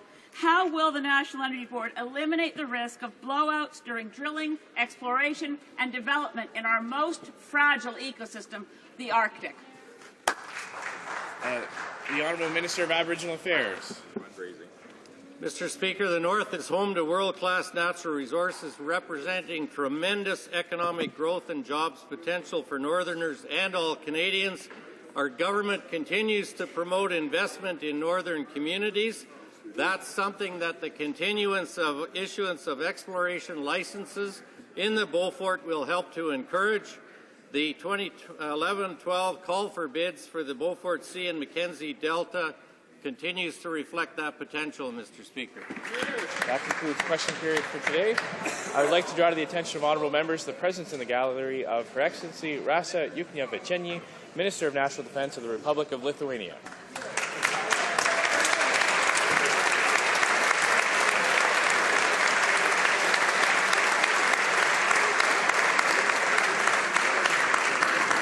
I understand the honourable member for Skeena-Bulkley Valley has a point of order. Thank you very much, Mr. Speaker, and I'm sure if you'll recall from the question period when our member from Alfred Bellin asked the question to the government, the member from Vancouver South heckled our member on our side a number of times in a most improper and unparliamentary way. Now, Mr. Speaker, you may have thought that this had come from the galleries or a protester in the galleries, and that's understandable because the type of incendiary language used in the attack on the Member of Parliament from Alfred Bellin was inexcusable. The Conservatives have, on many occasions when there have been protests in galleries, described themselves as feeling afraid, feeling persecuted, and feeling unable to sit in their seats and do their works as a Member of Parliament. Now, I would hope that the Conservatives would apply this same standard when a Member of Parliament from their side attacks one of ours in asking a decent and reasonable question. Mr. Speaker, I can understand that the member is a certain distance from your chair, but if we tolerate this type of behaviour from members of parliament towards other members of parliament, there is no possibility of decorum, there is no possibility of civility in this place, and I ask that you demand from this member an apology to this House.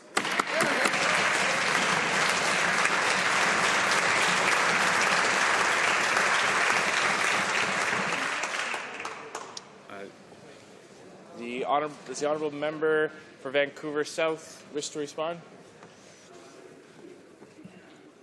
Mr. Speaker, I believe very firmly that parents have the responsibility for their children, and what is and what they can publicly view. Today, I have a group of school children from my riding, from the school of Osler, an elementary school, here visiting Parliament. And to hear that they might be exposed in a children's museum, the science and technology...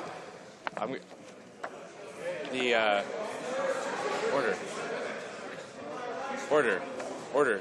This isn't a matter of debate. The member for Skeena-Bulkley Valley has pointed out that the member for Vancouver South made a particular heckle during a question. So if the member for Vancouver South wishes to address that, she may, or she may leave it up to me to deal with. So the honourable member for Vancouver South wishes to reply to the point of order. Mr. Speaker, I would leave it up to your good auspices to determine. Thank you. The honourable member for Bourassa. There are certain limits. First, it is not a child's museum, it's a science museum of Ottawa. Secondly, the people who are here have the right to ask questions, but to challenge them because they can't ask a question because they don't have a child, she should apologize right away. The honourable member for Devon. Just a different point of order. The honourable member for Vancouver South. Mr. Speaker, I wish to apologize for my words to the opposite member. Thank you. Okay, I appreciate the honourable member for Vancouver South dealing with it. The honourable member for Bonavista Vista, Gander, Grand Falls, Windsor. Mr. Speaker, on a different point of order, this morning between 10:30 and 11, during questions and comments over the pooled pension plan debate, I started off my speech with not a direct insult but an inferred one to my colleague, to Burlington. Whether I agree with him or not is irrelevant. The inferred insult that I put out there, he did not deserve it, and I'd like to apologize to him and to the House for that. I thank the honourable member for Bonavista Vista, Gander, Grand Falls, Windsor. Point of order. The Honourable Parliament Secretary, the Minister of the Environment, on a point of order. Yes, Mr. Speaker, just responding to previous comments made in the House. As a female member of Parliament, I think it's important for all of us to respect appropriate languaging when it comes to gender in this House, and I think that all parliamentarians in this House share that view, and I hope that we all work together, both sides of the House, in doing that in the future. The Honourable Member for Davenport. Mr. Speaker, on another point of order, the Minister of Canadian Heritage suggested in an answer to one of the questions today that I had not visited the Museum of Science and Technology and had not seen the exhibit. I just wanted to clarify that I had and invite him to withdraw his comment. The Honourable Member for Skeena-Bulkley Valley. Speaker, this is not my practice to raise these particular points. Today seems to be a particularly difficult day in the House, as you observed. On two occasions, members of Parliament, both from the Conservatives and the Liberals, accused other members of being stupid and ignorant. Clearly, in our orders around this place, Mr. Speaker, in order to have some sort of civility and approach to debate, using such terms to refer to another honourable member of the House, whichever direction it is guided towards, is beneath contempt for a member of Parliament. It is in your guidance, and you heard the comments both clearly, to suggest that members do not use this language when referring to another member of the House. It is very difficult, near impossible, to imagine the situation improving when members accuse others of being stupid and ignorant. I'd hope that you'd rule on this, Mr. Speaker. On this same point, the Honourable Parliament Secretary of the Ministry of the Environment. Mr. Speaker, I actually do quite firmly share my colleague's belief that we should have decorum in this House of Commons, given that we all have responsibilities as parliamentarians to take debate seriously. But I also hope that my colleague opposite would encourage some of his members who use demeaning comments like Muskoka Minister, etc., in their comments, and share that when, with his caucus, we will do the same. Well, I would agree. Order. I would agree with the honourable member for Skeena-Bulkley Valley that calling another member stupid would be unparliamentary. I heard the phrase I heard was referring to the comments made by the member and criticizing the statements that were made. That's as I heard it. I would certainly not want to comment on the not being able to find more appropriate words to make your point. If certainly maybe there can be. Members might want to use their own judgment when it comes to the elevation of their debate, but I certainly can't find that referring to a member's comments and criticizing the comments in that way would fall into the same category as making a personal attack and making a personal characterization. As I heard it today, the honourable member for Skeena-Bulkley Valley may wish to pose the Thursday question, though, unless he has other points to bring up. That's good. Thank you, Mr. Speaker. A question to the government. We've now seen the government shut down debate in this House 20 times. Secretive committees in the legislature are becoming the norm. A 425-page omnibus Trojan horse bill gutting the environment, taking $12,000 out of the pockets of seniors and fundamentally changing how employment insurance works in this country without any consultation or mandate from Canadians is just the most recent and egregious example of their undermining of our democratic values and institution. In addition to the schedule for the week following the constituency week, my request for the government, for the House Leader, is the government have any concerns whatsoever at how their constant and steady erosion of democratic values in this place undermines all of our work, both theirs and ours. The Honourable Government House Leader. Thank you very much, Mr. Speaker. Firstly, arising out of questions of decorum, and I am a believer that anything we do to elevate decorum here is a positive thing. I encourage him. For example, one of his members today, in a question, referred to a minister as being responsible for the Department of Propaganda. That's an example of what we consider to be the inappropriate kind of thing we hear from the opposition all the time. We, of course, are very interested in seeing this Parliament function and making decisions. And we have been happy to see that happening on the budget with the longest ever debate on a budget bill, probably in Canadian history. We were happy to facilitate that through the rules, and we will continue to ensure that we have broad and thorough debate here, but that we also actually make decisions so we avoid going down the path that others would like to see us go down, the path that we see Greece going down, a place like the United States where they haven't had a vote in the Senate on a budget bill since April 29th, 2009. We don't want to have that kind of indecision and crippling of our economy. But we are moving forward. The government's top priority is the economy. On Monday night, as scheduled weeks ago, the House passed Bill C-38, the Jobs, Growth and Long-Term Prosperity Act, at second reading, bringing us one step closer to balancing the budget and assuring the responsible development of our resources. The Finance Committee and a subcommittee are currently providing detailed study of those bills, which implement Economic Action Plan 2012. As a result of the extensive debate we ensured for this bill, even the Deputy Leader of the NDP described it yesterday in the House as, quote, being studied more than any other budget bill, end quote. So this clearly, it was his own Deputy Leader who described the bill in the House yesterday as having been, quote, studied more than any other budget bill, unquote. So that, of course, demonstrates our commitment to full debate in this House. This afternoon, we will continue report stage for Bill C-31, the Protecting Canada's Immigration System Act. This bill needs to become law before the end of June. So, Mr. Speaker, we will resume debate on the immigration bill on Tuesday, May 29th, after the House returns from its upcoming constituency week. Tomorrow, the House will have an opposition day when we will debate an NDP motion. On Monday, May 28th, the House will have third reading of Bill C-11, the Copyright Modernization Act, which will help our creative and digital economy. After years of thorough study and debate in this chamber, the members of the other place will finally have a chance to consider this important economic legislation. The 30 May sera... May 30th shall be the fifth allotted day, which I believe will see a Liberal motion debated. And finally, May 31st shall be the sixth allotted day, which will go to the, in its entirety, to the New Democrats. Thank you very much, Mr. Speaker.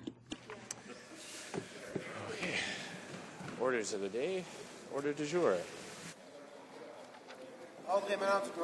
Government orders, government bills.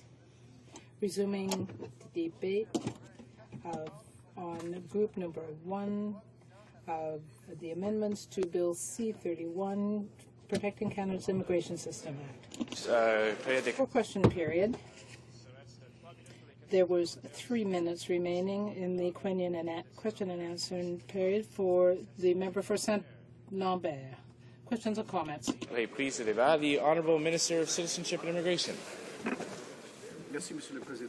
Thank you, Mr. Speaker. I'm very pleased to stand and continue debate on Bill C-31, the Protecting Canada's Immigration System Act. Canada and this government is proud of our tradition of being a country of openness to newcomers and a place of protection for refugees. Indeed, since this government came to office in 2006, we have maintained the highest sustained levels of immigration in Canadian history, admitting on average over 250,000 new permanent residents each year, and maintaining the world's strongest tradition of refugee protection. We are in fact increasing by some 20% the number of resettled refugees that we accept, increasing the integration support that they receive so that Canada will receive the highest per capita number of resettled refugees in the world. Mr. Speaker, we also, of course, have a generous refugee asylum determination system to ensure that foreigners who come to Canada who have a well-founded fear of persecution are not returned to face danger to themselves or their lives. However, Mr. Speaker, this bill is a necessary part of our efforts to protect the openness and generosity of our immigration and refugee protection systems against those who would seek to abuse Canada's generosity, specifically through commercial and dangerous human smuggling operations, through fake asylum claims, large numbers of which are made in our asylum system, and other efforts to subvert the integrity of our immigration system and the fair application, the consistent application of its fair rules. Now, Mr. Speaker, I would like to commend the members of the Standing Committee for Citizenship and Immigration of the House of Commons on their diligent work, many hours of hearings on Bill C-31 at committee. I know they heard from dozens of witnesses and diligently considered amendments to the bill.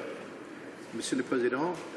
Mr. Speaker, the members who were here in the House during the last Parliament will recall that in that last Parliament we adopted Bill C-11, an act to provide a balanced asylum system.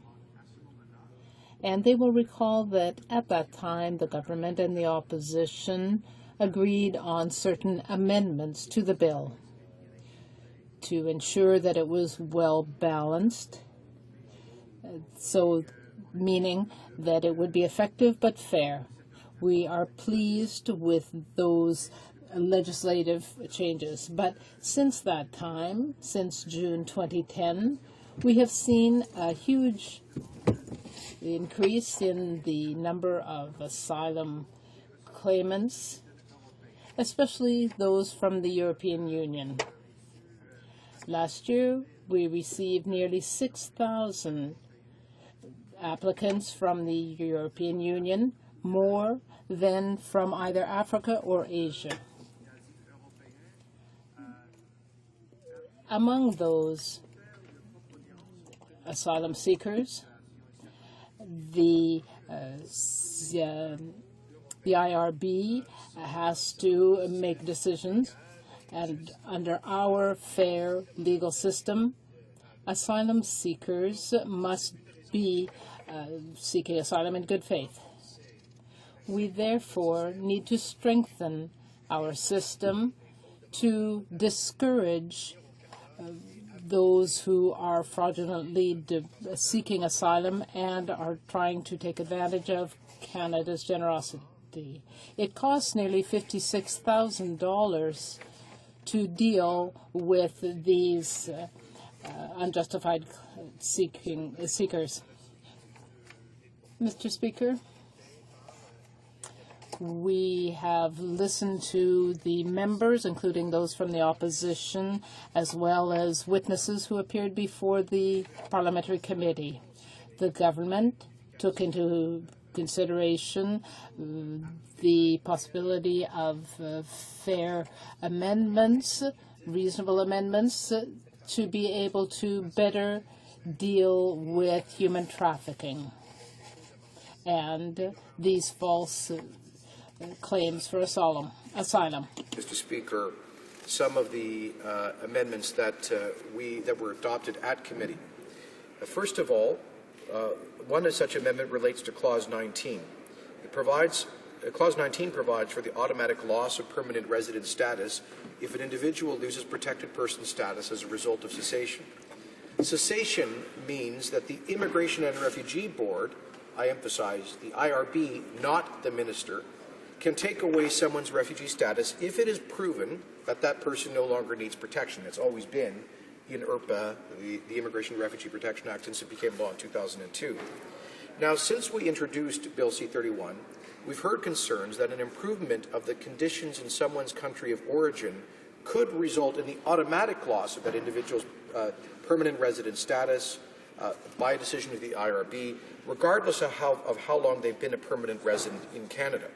Some have worried that Canada was moving towards a conditional permanent residence situation for refugees, which I should point out is not unusual in other democratic countries. The United Kingdom and Germany, for example, do not grant immediate permanent residency for protected people. But this was never the intention of the bill, Mr. Speaker. So, to clarify our intentions, we moved an amendment that, at committee that one automatic cessation ground be removed from Clause 19. The cessation ground we are removing reads as follows, quotes, the reasons for which the person sought refugee status have ceased to exist. Close quotes. So the effect of this amendment is that cessation for these reasons, such as a change in country conditions, would not result in automatic loss of permanent residency. This will ensure that permanent resident status is lost automatically only when the cessation decision at the IRB is a result of the individual's own actions. So, for example, if someone comes to Canada, makes an asylum claim, which is accepted by the IRB, but shortly after receiving such status, they return to live back in the country of origin, which they are allegedly fled due to a fear of persecution, we would reserve the right under IRPA to go before the IRB to say, it appears that this person never needed our protection, they've immediately re-availed themselves of the country of origin, and therefore we could commence proceedings at the IRB to seek an order to cease their protected person status and revoke their permanent residency. But that would only be if the person has done something to demonstrate, essentially, that they defrauded our asylum system. Now, Mr. Speaker, the government also moved an amendment that relates to pre-removal risk assessments, also known as PRAs. When failed refugee claimants are given removal orders from Canada, they can, under certain conditions, apply for a PRA, which will trigger a review to make certain that failed claimants are not being removed into situations where they might face a risk of persecution, torture, cruel and unusual punishment or loss of life. Le projet de loi C-31. Bill C-31, in its original form, called for a one-year ban on claims from those who had been rejected, including those from countries that do not generally produce refugees. So this is the test used by the High Commissioner for Refugees under the UN. So this measure was supposed to simplify the asylum system, eliminate overlap, and accelerate the sending back of unsuccessful asylum seekers. The government proposed an amendment which would extend this ban by up to 3 years for those who do not get asylum. Process vulnerabilities that lead to misuse by those who are not in need of protection. It would facilitate the removals of those individuals not in need of Canada's protection without the requirement to conduct a redundant second risk assessment. Since the extension of the bar on PRA will apply only to failed claimants from countries known not normally to produce refugees and which are generally considered safe, which countries, by the way, Mr. Speaker, based on our proposed guidelines, would see at least 3/4 of asylum claims being rejected, abandoned, or withdrawn, there is already a minimal likelihood of returning someone to a situation of risk.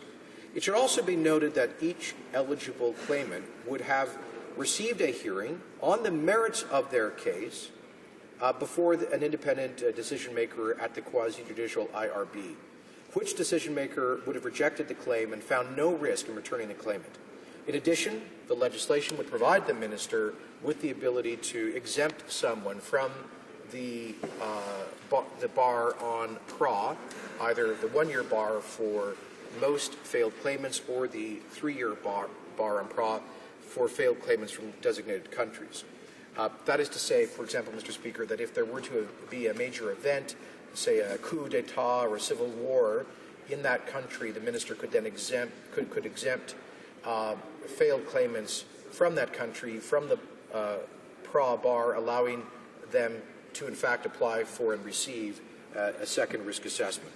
It's also important to note here that this amendment does not preclude a failed refugee claimant from continuing to seek leave to the federal court for judicial review of a negative decision of the Refugee Protection Division of the IRB. Mr. Speaker, some of the measures in Bill C-31 that received the most feedback from parliamentarians and members of the public were those that concerned the mandatory detention of foreign nationals who arrive in Canada as part of a designated irregular arrival, which effectively would be a large-scale human smuggling voyage. These measures, of course, were part of that section of the bill designed to deal with human smuggling. And, Mr. Speaker, I see you're signaling that I should wrap up very briefly. This amendment will allow for a detention review by the Immigration Division of the IRB on the detention of a smuggled migrant in a designated arrival, initially at 14 days prior to their detention, and then subsequently at 6 months, rather than the 12 months that had originally been proposed in the bill. Donc, je remercie à nouveau. So I would like to thank all members again for their important work in committee, and I look forward to having these amendments accepted here in the House. Questions and comments? The Honourable Member for Newton North Delta. Thank you, Mr. Speaker. As we have stated earlier, this piece of legislation actually creates in Canada for the first time 2 tiers of refugees and asylum seekers.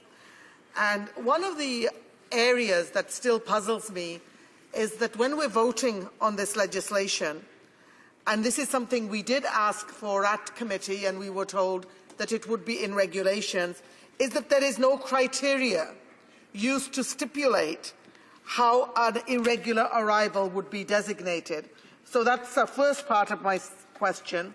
And the second part of the question is that this bill will actually deprive those who are labelled irregular arrivals from applying for permanent residence and therefore reunification with their families for 5 years, and that includes children. Why is this government, time and time again, blocking family reunification? The Honourable Minister.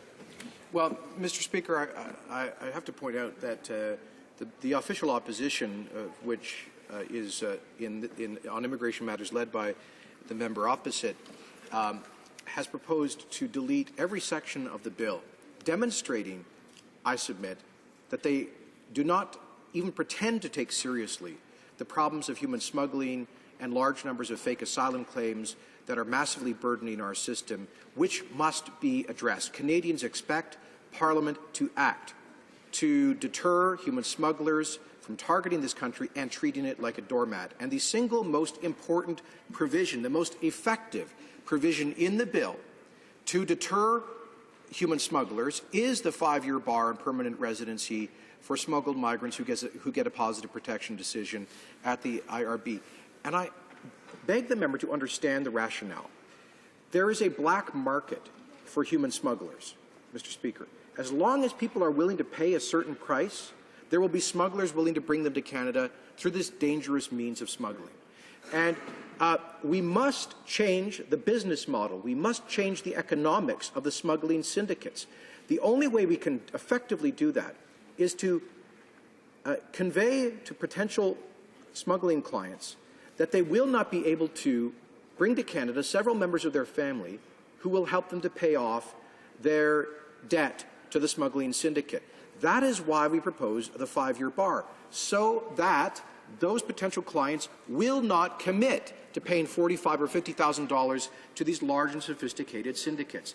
This is the only and most effective provision to really seriously deter and suppress the market for the clients of smuggling syndicates wanting to come to Canada.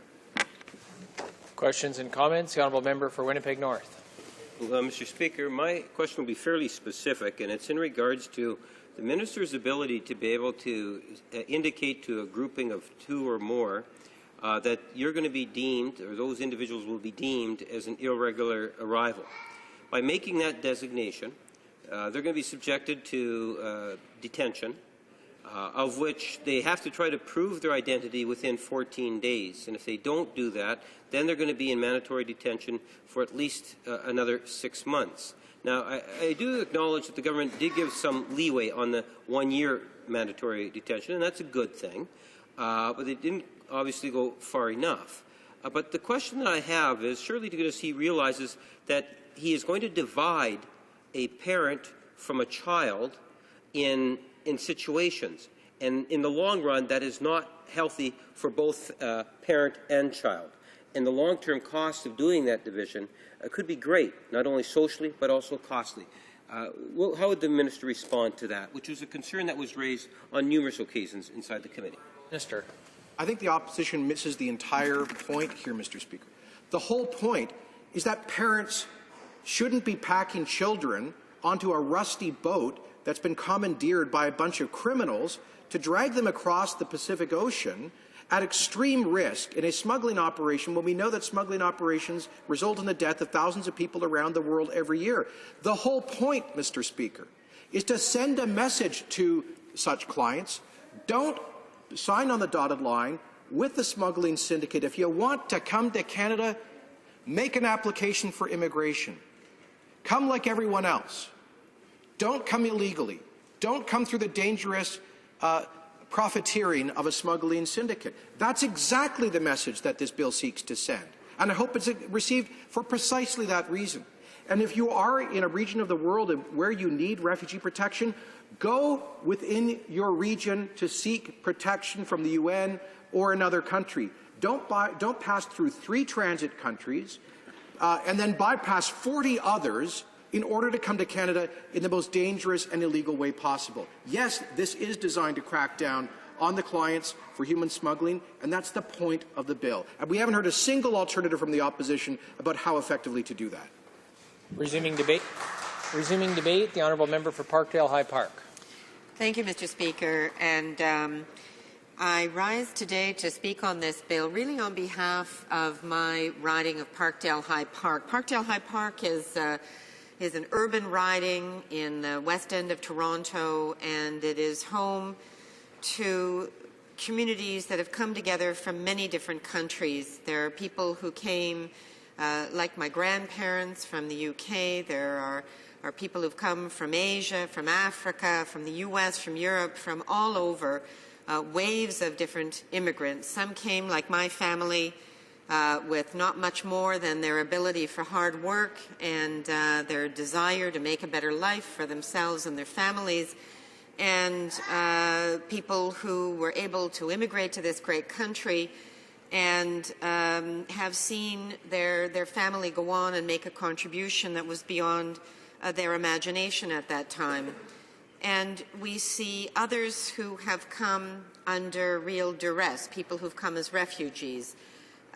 Generations ago and more recently. For example, in my riding of Parkdale High Park, we have the largest Tibetan community in Canada, people who have sought refuge sometimes decades ago from China, from the Tibetan region of China, and who have been living in refugee areas in Nepal or in India, people who come from Africa, from all parts of the world. And some of the stories they tell are harrowing. People who are trying to escape from extreme conditions, people who are trying to escape from a lack of political rights, religious rights, people who are trying to escape sometimes from very harrowing physical conditions. And my community also happens to be home to many new refugees from the Roma community. We have a large Roma community in our area. And I've met many members of this community. I have heard many stories. And I want to express the great concern that not just that community, but others in our city and across the country have expressed about these changes that are being proposed and are being brought before this House. Certainly, there is concern that this bill takes an approach of punishing refugees rather than looking to assist them and trying to help them in their hour of greatest need, and that the issue of human smuggling is one that it can already be adequately dealt with under existing legislation.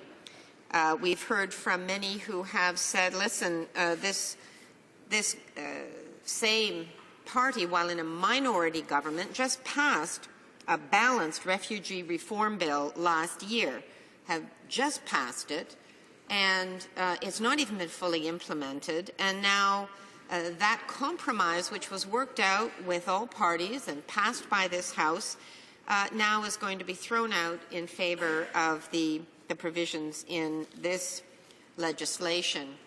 And once again, as this government is wont to do now that it has a majority, it's ramming this legislation through in a way that's especially troubling for those who perhaps don't share the perspective of this government and really want to have a very full airing of the provisions in this bill.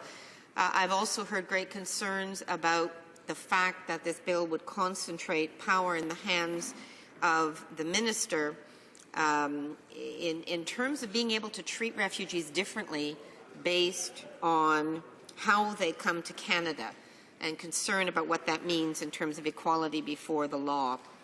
Now, I've heard the minister, and the minister and I have certainly attended many events together at different community events in our area, and I know he tries to get to know newcomer communities well, and I think they appreciate that, but I don't know how well he knows the Roma community. I've heard him say a lot about it, but I just want to read a letter from one member of the community, someone who is now a landed immigrant in Canada. He says, "My name is Robi Botos. I'm a Roma musician and composer. I came to Canada in 1998 from Budapest, Hungary. I saw the growing persecution and racism in the 1990s. With the support of the Canadian music scene, fans and friends, I was able to stay in Canada on humanitarian and compassionate grounds. Hungary did not become a safer country since I left. In fact, it's become much worse. Today, if you're a Roma living in Hungary, your life is clearly in danger from the growing fascist movement. There are many evidences of that. All you need to do is just get on the internet and see for yourself." And I've done more than that. I have talked to many community members in our area. I fell in love with Canada because I saw that people don't discriminate against me and they support me for who I am. I won 2 of the biggest piano competitions in the world as a Canadian Roma artist. I got many awards, including the National Jazz Award, the recent Juno nominations. They announced me as a Canadian national treasure. I shared the stage with my biggest hero, the great Canadian legend, Oscar Peterson. I say this because just a few weeks back I was at the edge of being deported, and if Bill C-31 would have been in effect and I had to go back to Hungary, my son could have been the boy who they shot 18 times because he was a Roma. I did not come to Canada to take advantage of the Canadian welfare system or be a criminal. Like most Roma refugees, I sold everything I ever had to be able to buy airplane tickets, knowing I'll lose it all if I have to go back. I came here with no English skills and no guarantees. I'm deeply disappointed about the Canadian immigration discriminating against Roma refugees by referring to them as bogus refugees, that they're even considering calling Hungary a safe country for the Roma people. That's not the Canadian way. They should at least research first. I dream that the Canadian immigration system will act Canadian by protecting Roma refugees and not threatening them by sending them back where their life is in great danger. Thank you for giving me the opportunity to speak on behalf of my people. Mr. Speaker, I guess I'm concerned, first of all, that here in Canada there have been comments made about the Roma community that really impugn their reputation. I have met many people face to face, know them, hear their stories, know the contribution they're making to our community, and know the insecurity and the fear that they feel about losing the opportunity to be here in safety and go back to persecution. I'm concerned that our government would have made changes to the immigration and refugee legislation just a year ago, and today is throwing those changes out and is introducing changes that will create two tiers of refugees and deny people who are seeking safety here the opportunity to remain in Canada. I've done a lot of work with organizations like the Canadian Council for Refugees, who's calling for this bill to be completely scrapped. The Canadian Bar Association is concerned that it violates charter protections against arbitrary detention, and the Civil Liberties Association has also been very critical and is calling the measures contemplated draconian. And I see my time is almost up, but I'm really trying to speak out on behalf of the people that I've seen face to face, families who come here with very little and have had terrible experiences of discrimination and in some cases violence, and they see Canada as a refuge. I'd hate to think that with our reputation for human rights and for respecting international agreements around the world, that somehow we would turn our backs on people in their hour of need. Thank you, Mr. Speaker. Questions and comments? The Honourable Minister of Immigration.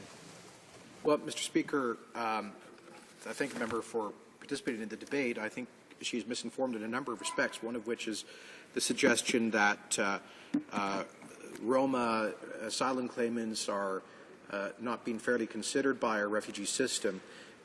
Nothing could be further from the truth, Mr. Speaker. Claimants under the current system and under the system proposed by Bill C-38, claimants from whatever country of origin or whatever ethnicity, whatever cultural, racial background will all have the same access to the same fair and independent quasi-judicial process on the merits of their claim before an independent decision-maker of the quasi-judicial IRB in a manner that's consistent with natural justice and due process, that exceeds the requirements of the Charter of Rights and the the 1951 Refugee Convention.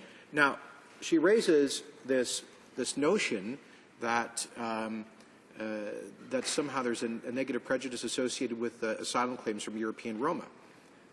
I have certainly done nothing to suggest such a negative prejudice. What I have done, however, is to comment on the objective mathematical fact that since we granted a visa exemptions for several European countries in 2007 and 2008, some 95% of the European asylum claimants have not shown up for their own refugee hearing at the IRB and have abandoned or withdrawn their own claims. And of the tiny fraction that went to adjudication, only a tiny fraction of those were deemed to actually be well-founded asylum claims. Is she not concerned to see such a large wave of demonstrably unfounded asylum claims in our system, not based on my opinion, but on the actions of the claimants themselves? The Honourable Member for Parkdale High Park.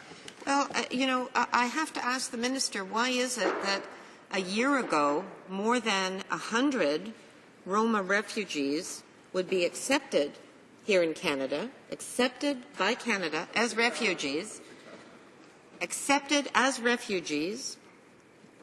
from Hungary or from the Czech Republic, Roma refugees accepted here, and now under this legislation, if these are designated as safe countries, these refugees would not be accepted. So a year ago, they were refugees, but under this safe country designation, they would not be refugees.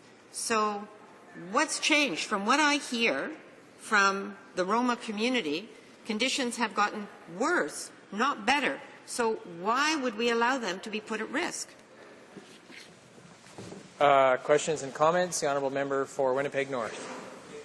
Speaker, the member made reference to the issue of mandatory detention and then alluded to the fact that the current system, and it's something which I've been saying for quite a while now, is that we have been told, the committee has been told, the Immigration and Citizenship Committee, that the current system of detention was actually working quite well. It was proving to be effective. It was holding people in detention as long as necessary in order to be able to alleviate both public security and health concerns. So it begs the question, that being, why change something when it appeared to be actually working quite well? It had nothing to do with the processing times that all parties are concerned about, but it had everything to do with the fact of how to detain someone, and that system seemed to work. So why would the government want to make that change at this time? What does she suspect is the motivation? The Honourable Member for Parkdale High Park. Well, I thank the Honourable Member for his question. I don't want to speculate as to the government's motivation for bringing in this change, but I do share his concern that, for example, children could be detained under this legislation. I don't think that's right. I don't think it's appropriate. And I do share his concern that just a year ago, all parties agreed on changes to the immigration and refugee legislation, and there was a balanced approach, and while no one felt it was perfect, there was compromise, and there hasn't even been time for that legislation really to fully be implemented and for us to see the outcome of that legislation. And now the minister wants to sweep aside that compromise and bring in these changes, which is troubling to many of those who are affected directly. Resuming debate, the Honourable Member for Richmond Hill. Thank you, Mr. Speaker, and I'm pleased to rise today to speak, of course, in support of Bill C-31, Protecting Canada's Immigration and Systems Act. Before I get into the bill, Mr. Speaker, I want to give a little bit of background about the riding that I represent and the people that make up the wonderful riding of Richmond Hill in Ontario. Richmond Hill is nestled in the heart of the GTA. It is one of the most diverse communities in the country, with Canadian citizens, landed immigrants, and people aspiring to be citizens coming from virtually every nation of the world. In fact, in the Greater Toronto area that we reside in, there are over 150 dialects spoken on a daily basis. So we're very, very much in touch with the needs of the multicultural community and what it means to them to come to Canada for a better life for themselves, for their families, and take advantage of the opportunities that are available in this wonderful nation in which we live. And I feel compelled to voice to this House, through you, Mr. Speaker, what I hear in my riding from my residents, from people that reside in the great riding of Richmond Hill, about this specific legislation, this Bill C-31. So I'm hoping in the short period of time that I have that I'll be able to properly articulate for them their views on this legislation, as a large percentage of the people that reside in my riding are immigrants to this country one time or another. So, Mr. Speaker, as we look at Bill C-31, and of course we've heard the opposition state their position, there are a few things that I think need to be re-highlighted, perhaps to bring the subject more into focus, into the focus where it should be. I think we all agree in this House, and certainly Canadians agree across this nation, that Canada does have the most fair and generous immigration system in the world. However, Canadians have no tolerance for people that abuse our generosity. And I think it is a responsibility of ours as parliamentarians and certainly as government to take the proper measures to crack down on those that abuse that generosity. And I think that protecting Canada's Immigration Systems Act will make our refugee system faster and fairer. Just a plain statistic. To process an application today of a claimant, a refugee claimant in our country, it takes an average of 1,038 days. Now that will be reduced to 45 days for those that are claiming refuge in Canada from designated countries, and 216 days from other countries around the world. Now imagine, Mr. Speaker, if you will, that someone who is persecuted, whose life is threatened, who is sustaining torture, comes to Canada for a better life, and is tied up in a system for 1,038 days, no less, while other people who, as we call them, bogus claimants, are clogging up that system. Imagine if you're coming here for a better life and you're waiting the better part of almost 3 years for your application to be decided on before you can actually start contributing to Canada as a viable new Canadian immigrant into this country. The measures in this Act, Bill C-31, will ensure that those people that need it the most get into the country a lot faster. That, I submit to you, Mr. Speaker, and to the members in this House, is a very compassionate approach to refugee reform. And I want to applaud the Minister of Immigration for the courage that he has shown in spearheading this project through, because that's what we're hearing in our writings, and certainly that is what I'm hearing in my writing. We need to be compassionate. We need to look after those in need. And if we clog them up in a system, coming to a country and they don't know what's happening and what's going to happen for the next 2.5 to 3 years, certainly that is not showing compassion. Now, unfortunately, Mr. Speaker, human smuggling is a very lucrative business. And there are those who engage in that disgraceful act of preying on those in need for financial profit. We need to crack down on those people because they are, in my opinion, and I believe in the opinion of every member in this House, there is no place in Canada for human smugglers to prosper. And we should close every possible loophole we have to eliminate that possibility from happening. We have a responsibility as a government, and that responsibility is predicated upon the fact that Canadians expect us every single day to ensure that those people that are welcomed into our country are properly identified so that we know who is going to walk the streets beside our families, live in our communities, work with us in our place of employment. This bill provides for a very significant investment in the identification of people. The concept of biometrics. Biometrics is a 21st century identification tool that we heard is very much a positive step for us to take from law enforcement agencies across this country, including the RCMP, the CBSA, and CSIS. It makes sense to Canadians, and it should make sense to all of us, that we should know the identity of an individual before we say, yes, you can walk on the soil in Canada, you can walk beside our families, you can work in our communities, you can shop where we shop. We need to know who you are. We need to know what your identity is. And biometrics is a method which will help us better identify, faster, quicker, people that want to come into our country. And I think it is something that should be applauded by all members in this House.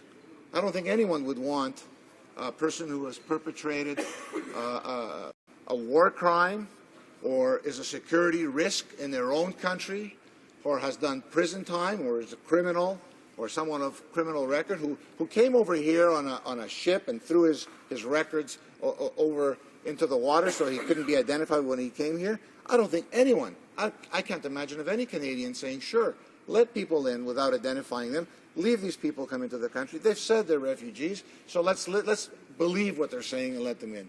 It is a responsibility, I think, of our government to ensure that we look after the safety and the security of Canadians first. It is also our responsibility to ensure that our good nature is not taken advantage of by those who come here, claim they're refugees, take the benefits, and then shortly thereafter leave.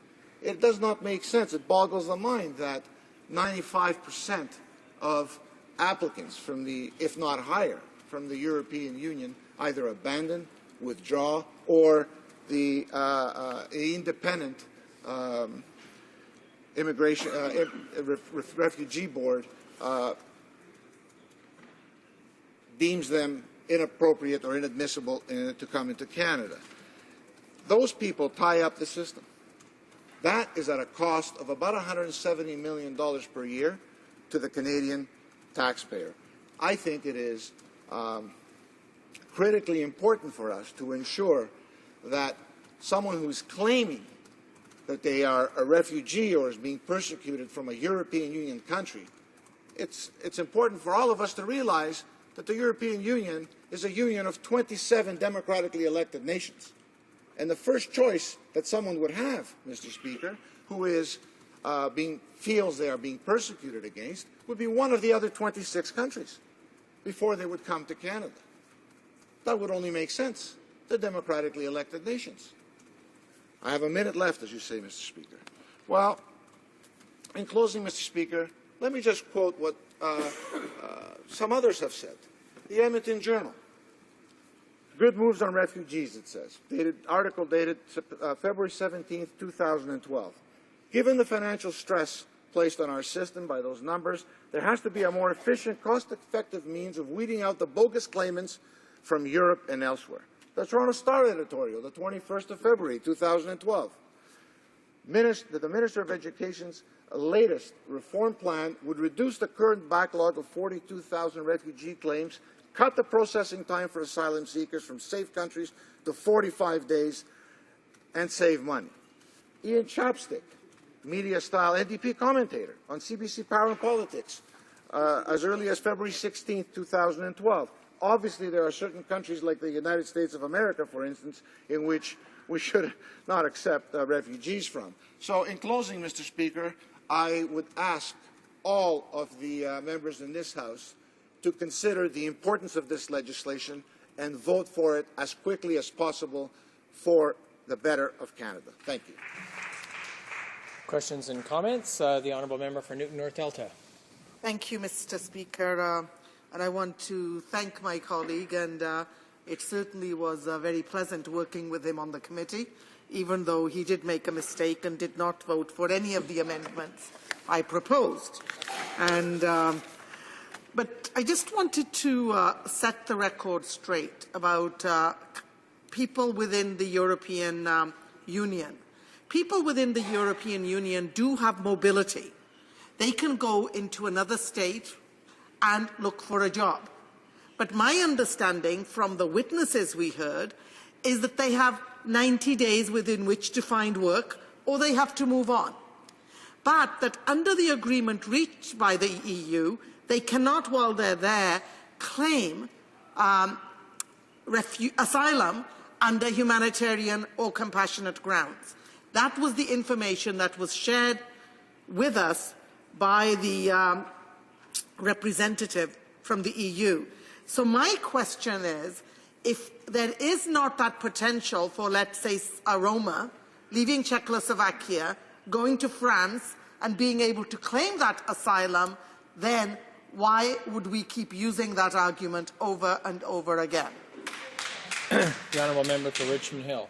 I want to thank the honourable member for her question, and I thank her for the good work that she did on the committee. And as much as I like her on a personal level, let me just say I couldn't find myself to vote in any of those amendments, which really were in contradiction to what it is we're trying to accomplish here, and that is to make a faster, fairer refugee system that would allow legitimate people into the country a lot faster. In response to the question, the Minister has been very clear. And he's only commented on trends of asylum claim finalizations. Virtually all asylum claims from the European Union have been withdrawn or abandoned by the claimants themselves or rejected by the Independent Immigration and Refugee Board, indicating that these claimants have not been in need of Canada's protection. In the vast majority of cases, these decisions have been made by the claimants themselves through abandonment and withdrawal.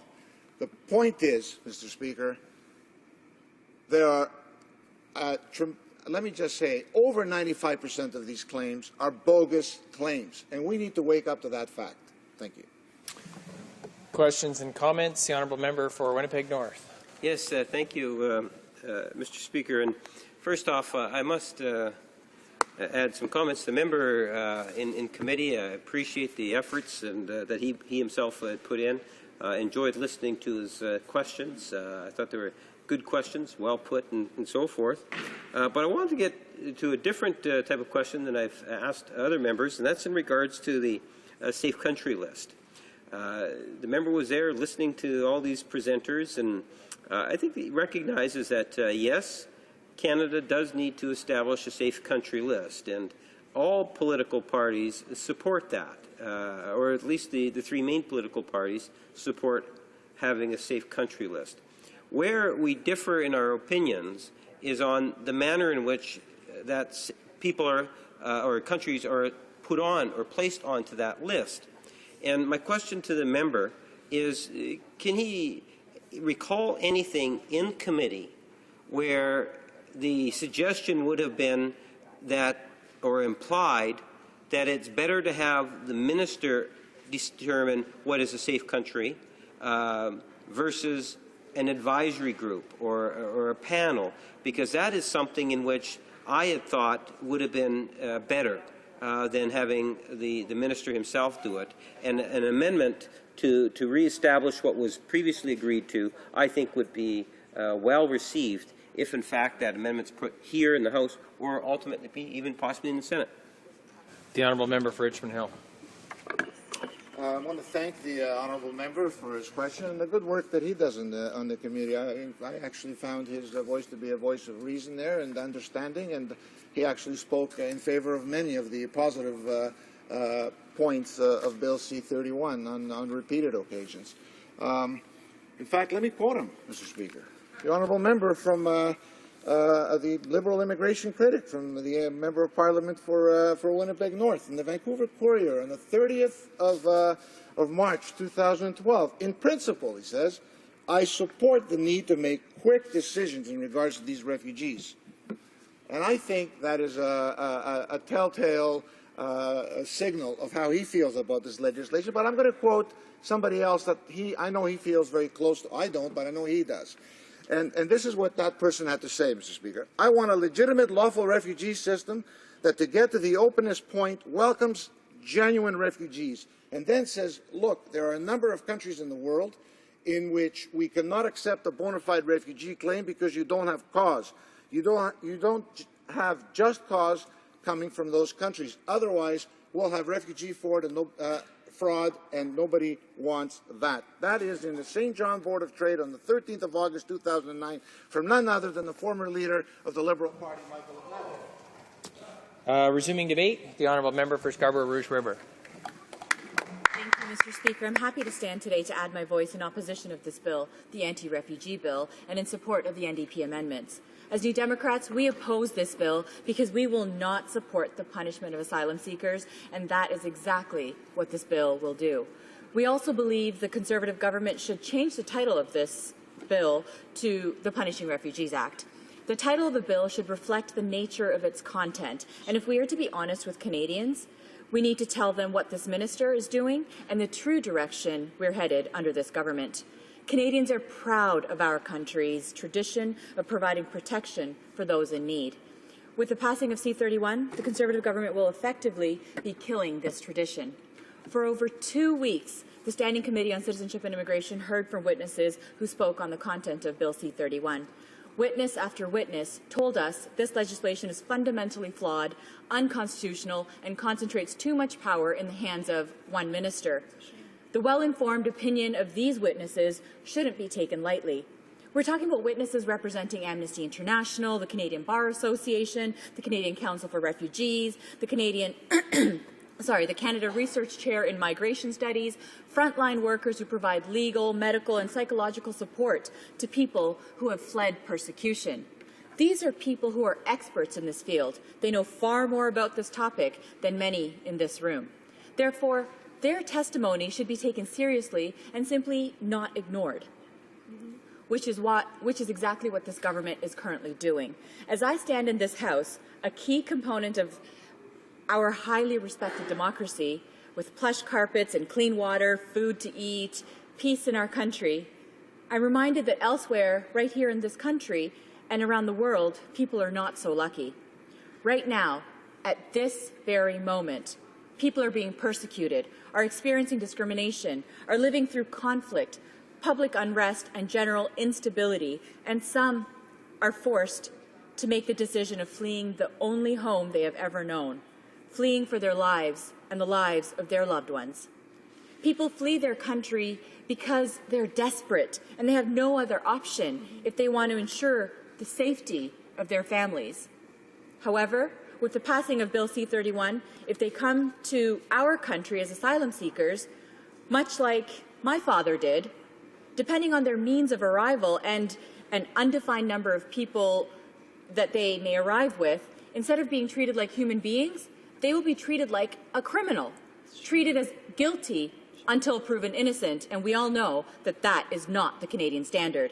This bill punishes victims of persecution and victims of human smuggling. It punishes those who, because of a lack of money or option, will do whatever it takes to keep their families safe. I ask my colleagues in this House to empathize and put themselves in the situation of these people. Think for a moment of what you would do to keep your partner, your children, your mother, your grandmother safe. If you needed to, would you run? Flee the country that was unsafe to you through any means? The Conservatives refuse to accept that our system currently works. We already capture the real criminals and deport them. The sentence for human smuggling is already the most punitive it can be in our country, life in prison and a fine of $1 million. Yet, we continuously hear from the members opposite saying that we need to take away the victims' rights in order to catch the human smugglers. This bill will not do anything to catch human smugglers. It will punish refugees and refugee claimants and not the human smugglers. Instead of targeting the illegal smuggling rings, the Conservatives would rather arbitrarily designate some refugees as irregular arrivals and incarcerate all of them. Now, upon arrival, designated refugees will be held in provincial jails, handcuffed, and treated like prisoners with minimal review. New Democrats are opposed to the measures in this bill precisely because Canada will now be known for punishing the most vulnerable and traumatized people in the world. My constituents are concerned. Some of the refugees who are on the MV Sunsea and Ocean Lady live in Scarborough and in my riding. They have been given refugee protection by our government. They are making a home in our neighbourhoods, contributing to our economy and giving back to our community. As a designated for national categories retroactive till 2009, these valuable members of our community who came on these two migrant vessels, along with future so-called irregular arrivals, will now be treated as second-class citizens under the new two-tier refugee treatment system that will be created. In this bill, they and all so-called designated refugees are barred from applying for permanent residency for 5 years, Mr. Speaker. This is different from all other refugees who are allowed to apply for permanent residency immediately. The bar prevents families from reuniting for 5 years and further as they go through the already lengthy sponsorship system. We're separating children from their parents. If a father or mother flees their country to make way for their children, they will now be separated from their families for at least a minimum of 7 years. A child who is 13 will be a young adult by the time they see their mother and father again. Formative years of their life will be spent away from their parents. Further, by the time their parent is eligible to actually sponsor them, the children may not qualify as dependents anymore, meaning that they will now be forced to live permanently separated from their parents and parents separated from their children. We could have made this bill better, Mr. Speaker. New Democrats proposed concrete changes to this bill. It was a disappointment to the witnesses, the stakeholders, and all involved when all of these good propositions that provided improvements to this bill were opposed by this government time and time again. While baby steps were taken, none of the NDP's substantive amendments were adopted by the government members in this committee. New Democrats have a better solution to our refugee and immigration system. In fact, just last year, all parties compromised to pass Bill C-11, the Balanced Refugee Reform Act. This bill was applauded by our current Minister of Immigration. C-31, however, ignores these compromises and includes all of the bad parts, the worst parts of the former C-11. What is worse, Mr. Speaker, is that C-31 will pass before we would have had the chance to see the outcome of the changes included in Bill C-31. This government has not even allowed for the changes to take place.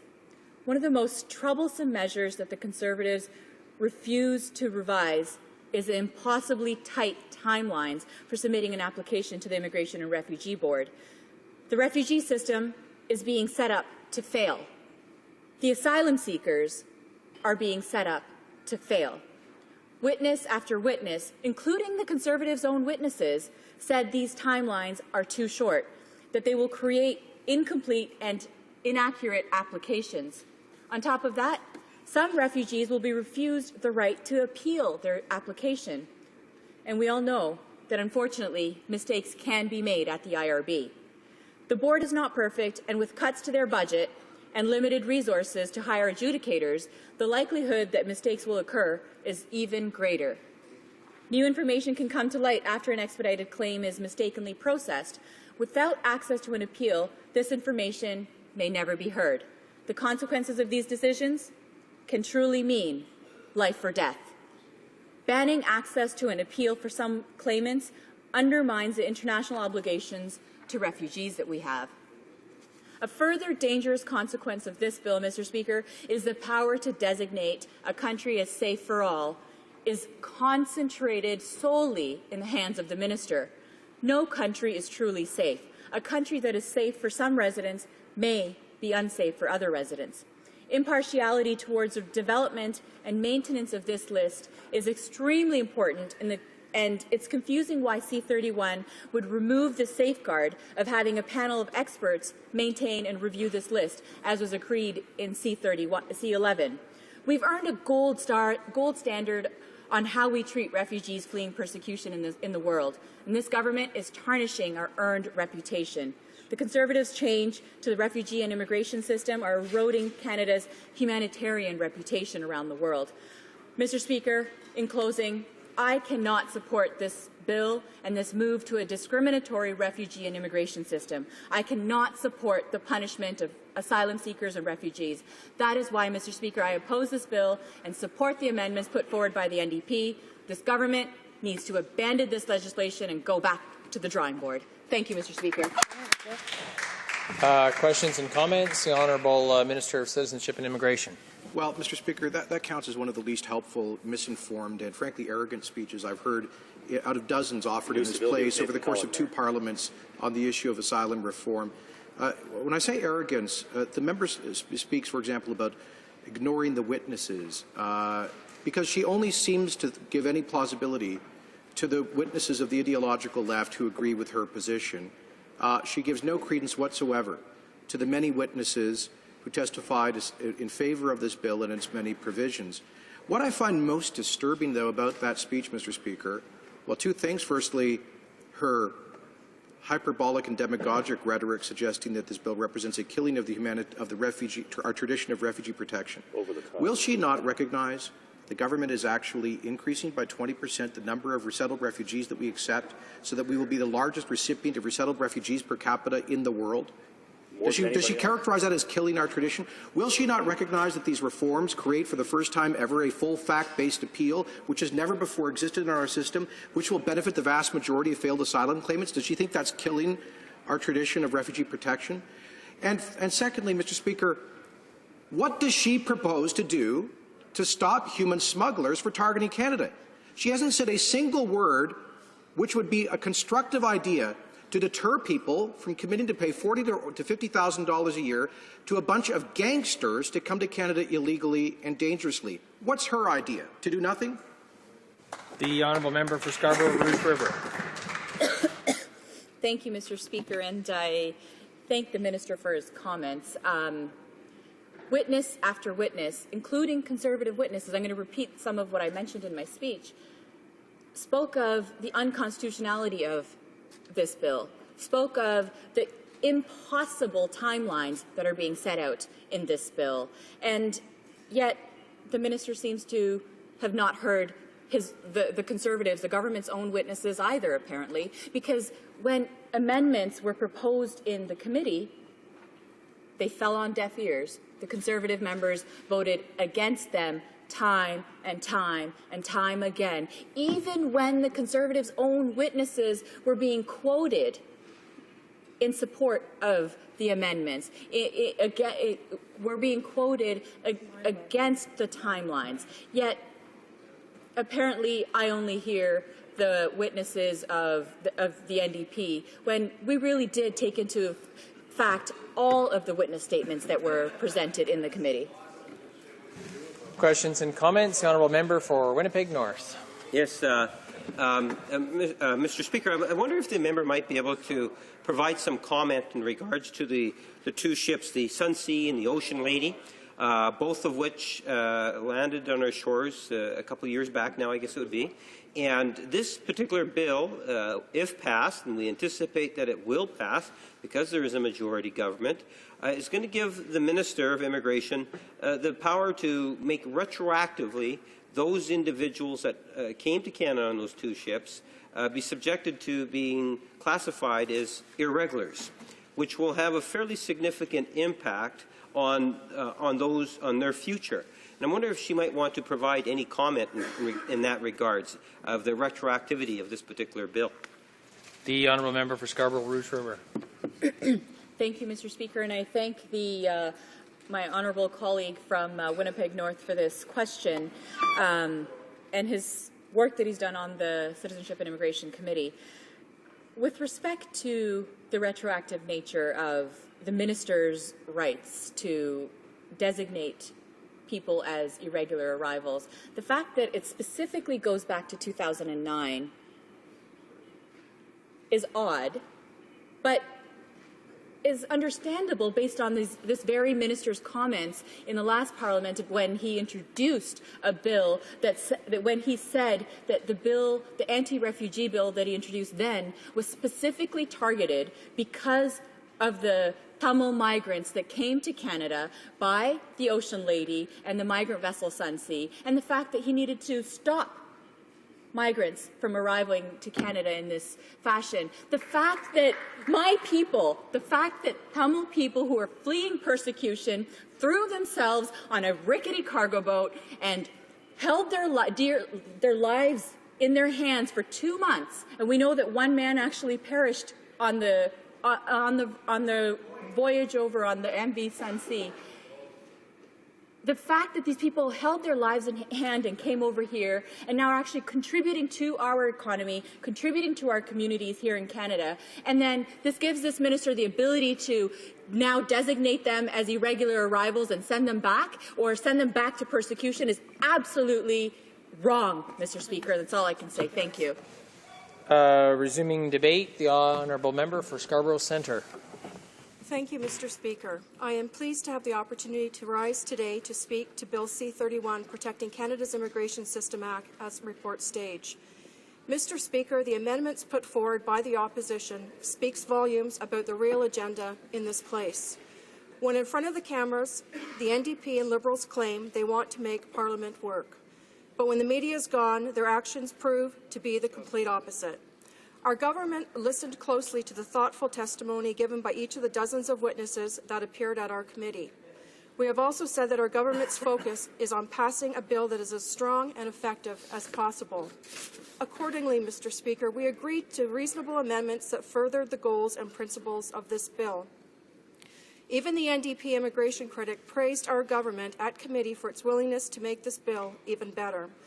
Unfortunately, with these report stage amendments, the opposition NDP and Liberals have shown yet again that they refuse to do anything other than continue to be blindly partisan, and that they are not here to work together on a better piece of legislation that is in the best interest of all Canadians, and most importantly, Mr. Speaker, not in the best interests of genuine refugees who truly are in need of Canada's protection. Let me explain to this House and to Canadians the consequences of these amendments put forth by the opposition if they were to be adopted and if the bill were to be completely gutted. Canada's asylum system is internationally renowned for its fairness. Not only does it respect our Charter of Rights and the UN Convention for Refugees, it actually exceeds both. Indeed, Canada is one of the largest recipients of asylum claims, even though we are isolated geographically compared to most other countries. Many people come here great distances from around the globe to seek asylum here. Consistently, the Independent Immigration and Refugee Board, or IRB, has delivered rulings which show that the majority of claims overall are unfounded.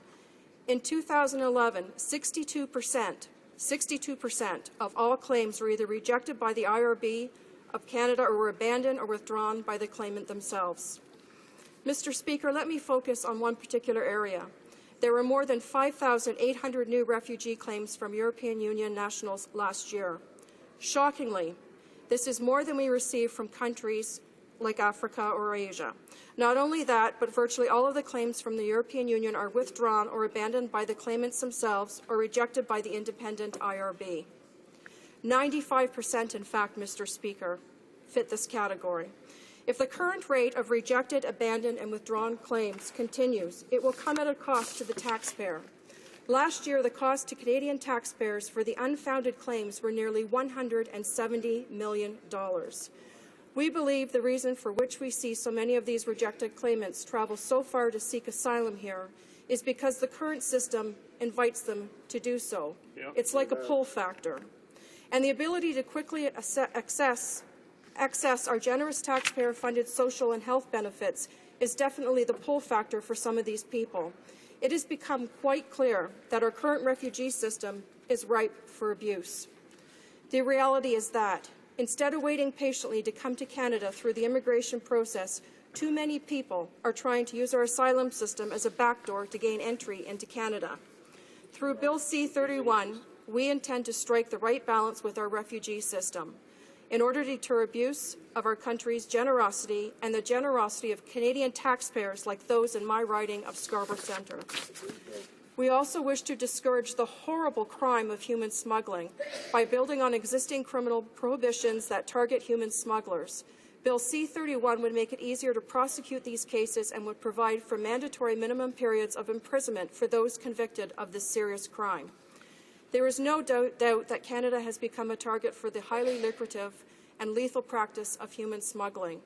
The recent tragic loss of life involving a sailboat with 4 nationals aboard that ran into trouble off of Nova Scotia, leaving 1 man dead and 3 sailors lost at sea, is a prime example of the danger that irregular travel to Canada can create. The government had no way of knowing that these people were coming. And since this vessel wasn't registered, it is quite clear that something irregular was going on. This is a matter of great concern to our government, but it should also concern all Canadians. Tragically, the end result of this perilous voyage was disastrous for all those involved. Mr. Speaker, this crime threatens both Canada's security and the lives of many desperate people who seek the services of a smuggler from around the world. The government, therefore, has both a legal and a moral obligation to put an end to these criminal operations. Given all of these factors, it is imperative that we find a way to deter abuse of our immigration and refugee system. Mr. Speaker, Bill C-31 will allow us to do just that. First, we must try to reduce the pull factors that entice disingenuous claimants from coming to Canada. Under the current asylum system, long wait times make Canada a much more attractive target for those who wish to game the system. While they wait for their claim to be processed, failed claimants can work in Canada and have access to our generous social support systems like welfare in my province of Ontario. As you know, Mr. Speaker, designated countries of origin are countries that don't generally produce refugees. Claimants from those countries will still get a fair and independent hearing, but they will be processed in about 45 days compared to 1,038 days under the current system. This bill would also further streamline the process by limiting access to appeals for groups such as those who manifestly unfounded claims or claims with no credible basis. We will also prevent refugee claimants from submitting a claim at the same time as they apply for humanitarian and compassionate consideration. Following a negative decision from the IRB, Bill C-31 would also bar claimants from submitting the humanitarian compassionate applications for 1 year. Mr. Speaker, in order to have an effective immigration system, we need faster decisions, which must be complemented by timely removals. An expanded assisted voluntary returns and reintegration program will help failed refugee claimants leave Canada more quickly and voluntarily, and will help them make a fresh start in their home countries. With regards to human smuggling, this legislation would deter human smugglers from targeting Canada with their dangerous voyages. Bill C-31 would make it easier to prosecute human smugglers, and would also strengthen the criminal law's response to human smuggling. This bill would make ship owners and operators accountable for use of their ships in human smuggling operations, and it would introduce stiffer penalties and fines, including mandatory minimum prison sentences for those convicted of human smuggling. With the passage of Bill C-31, the government would continue to honour the values that Canadians hold dear, by ensuring that our asylum system remains fair to those who truly need our protection. By discouraging and reducing abuse of our refugee system, we will be able to direct more of our resources to those refugees who actually need them. Mr. Speaker, we believe these measures are necessary, and we believe that these measures are fair. We believe that Bill C-31 lives up to its title, and if passed, will indeed protect Canada's immigration system so that it serves Canadians. Unfortunately, if the opposition amendments are adopted, the entire bill will be gutted, and we will not be able to improve our refugee determination system. If the opposition NDP and Liberals get their way, genuine refugees fleeing persecution, death and torture will have to wait longer to receive Canada's much-needed protection. And hard-working Canadian taxpayers, like those in my constituency of Scarborough Centre, will continue to be forced to foot the bill for bogus claimants who are here for the sole reason of soaking up taxpayer-funded health care and welfare benefits. It is for these reasons, Mr. Speaker, that I urge my colleagues to vote against these irresponsible and shameful amendments, which are detrimental to genuine refugees and all of the hardworking Canadian taxpayers in this great country. Thank you, Mr. Speaker. Questions and comments? The honourable member for York South Weston.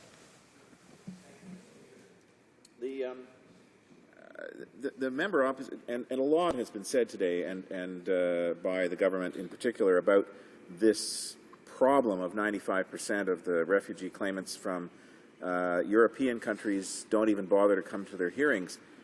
But that's what C-11 in the previous Parliament was supposed to fix, and will fix as of June of this year. So with really the exception of giving the minister the power to determine which countries are safe, what on earth what are we in a rush to do that will be fixed, actually, if we just let the law that we passed some time ago actually take place?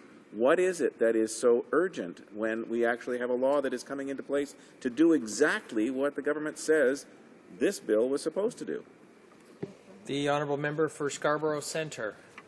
First of all, Mr. Speaker, I'd like to say that with regards to our refugee system and those that are seeking to come to Canada, that is not a static issue. In fact, Mr. Speaker, let me quote some figures. And I'm going to specifically speak of Hungary. The number of refugee claims from Hungary alone in 2011 was 44,400. That was up almost 50% to the previous year in 2010, where it was only 2,300. So obviously, the fact that the claims that are coming, asylum claims that are coming into Canada, does not remain the same. So I really hope that the honourable member across the way can recognize that. This actually allows me the opportunity to speak to a previous comment that was made from the member from Parkdale High Park. She was talking about specifically a group of 100 Roma that had come to Canada last year and were accepted as refugees. And I just want to clearly stipulate that I just quoted numbers of 4,400 last year. So if the 100 Roma that she was talking about were legitimate refugees, they would also have the opportunity to be heard under the new system, and they would have gained access to Canada. Thank you. Questions and comments? The honourable member for Winnipeg North. Thank you, Mr. Speaker. I remember in committee, this member more than anyone else had a focus on the issue of detention facilities. And I remember one incident where she made reference to the fact that, refugees shouldn't necessarily be expecting to come to Canada and be going to a five-star hotel with little chocolates on the pillow and so forth. And I'm sure she can recall when she had alluded that. Now, I might have taken it a little bit misquote there, but she can always provide clarification on it. Having said that, Mr. Speaker, what we did find out is that there's a high percentage of refugees that are in detention that end up in provincial institutions because we don't have adequate space in our detention centres. And they are far from first-class hotel services. That, in fact, they are, in fact, jails. And I'm wondering if she might just want to expand on her hotel theory of a detention centre so that members of the House would be familiar with what kind of detention situations we're expecting refugees to be held into. The honourable member for Scarborough Centre. Thank you, Mr. Speaker, and I'd like to thank my honourable colleague from across the way for his question. The fact of the matter, Mr. Speaker, is that the opposition parties in committee clearly stated that they have a problem with detention as it exists today. It's not necessarily the measures that are coming forth in this particular bill. They actually have a problem with the actual word detention and what it strives to do. And actually, some of the witnesses that were put forward by the opposition parties, and I just want to say one particular witness actually indicated that he had made a reference to 10% of those that arrive in irregular mass arrivals might be a potential problem, but the other 90% are okay. So therefore, we should allow them to all be released into society. Mr. Speaker, I was elected on May the 2nd to stand up and represent the constituency of Scarborough Centre. I take this responsibility extremely seriously. One of the main responsibilities of any government is the safety and security of its citizens, and that is precisely what this bill is doing, and I am doing, and this government is doing. It is my duty, pursuant to Standing Order 38, to inform the House that the questions to be raised tonight at the time of adjournment are as follows. The Honourable Member for Portneuf-Jacques-Cartier, Official Languages. The Honourable Member for Rivière-des-Mille-Îles, the Environment. The Honourable Member for Gaspésie-Île-la-Madeleine, Infrastructure. Debate, the honourable member for Etobicoke Lakeshore. Thank you, Mr. Speaker. I'm very pleased to rise in this House today to speak to the report stage amendments to Bill C-31, the Protecting Canada's Immigration System Act, that have been introduced by the opposition at report stage. Some of my honourable colleagues have already spoken about the negative impact the measures in this legislation that would have on the government's ability to carry out badly needed reforms to the refugee determination system. Reforms Canadians have asked for and expect. Others have spoken about how these measures will prevent the government from being able to crack down on criminal human smugglers who try to abuse Canada's generous immigration system. In my allotted time today, I would like to focus my remarks on how the opposition's irresponsible amendments to gut Bill C-31 will prevent the government from being able to introduce biometric technology for screening temporary resident applicants. The introduction of biometrics would strengthen our immigration program in a number of ways, Mr. Speaker. As you may be aware, there are several examples of serious criminals, human smugglers, war criminals, and suspected terrorists, among others, who have entered Canada in the past, sometimes repeatedly, by concealing or misrepresenting themselves and their history. Let me give you a few examples, Mr. Speaker. Urson Lang and David Wilson were convicted of armed robbery and forcible confinement. They returned to Canada 3 different times. In fact, they are known as the yo-yo bandits because just like a yo-yo, they kept coming back. I know that 3 times seems like a high number, Mr. Speaker, but I'm sad to say that many serious criminals are deported and manage to return to Canada many more times than that. Another example, Mr. Speaker, Anthony Hakeem Saunders was convicted of assault and drug trafficking.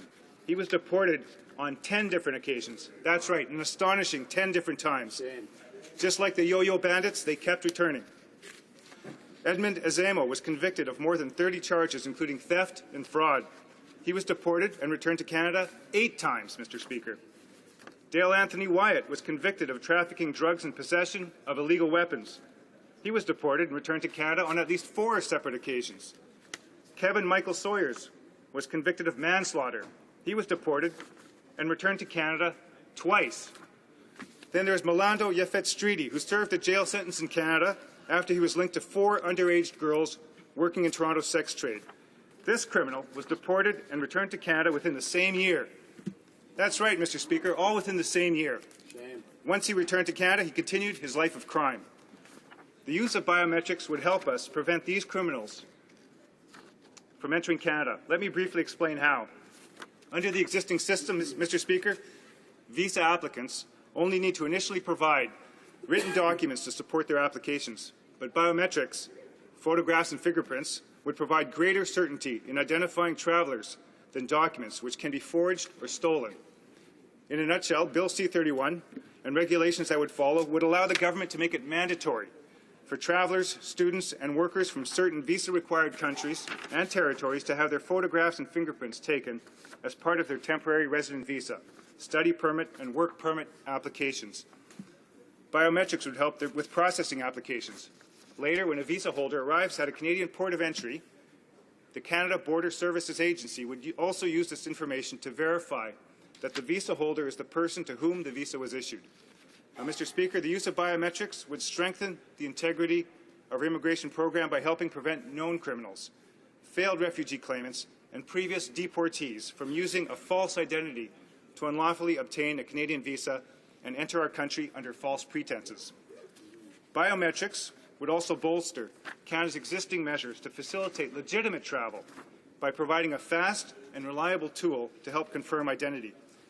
As you can imagine, this would greatly help our frontline visa and border officers to manage high volumes of immigration applicants and the growing sophistication in identity fraud.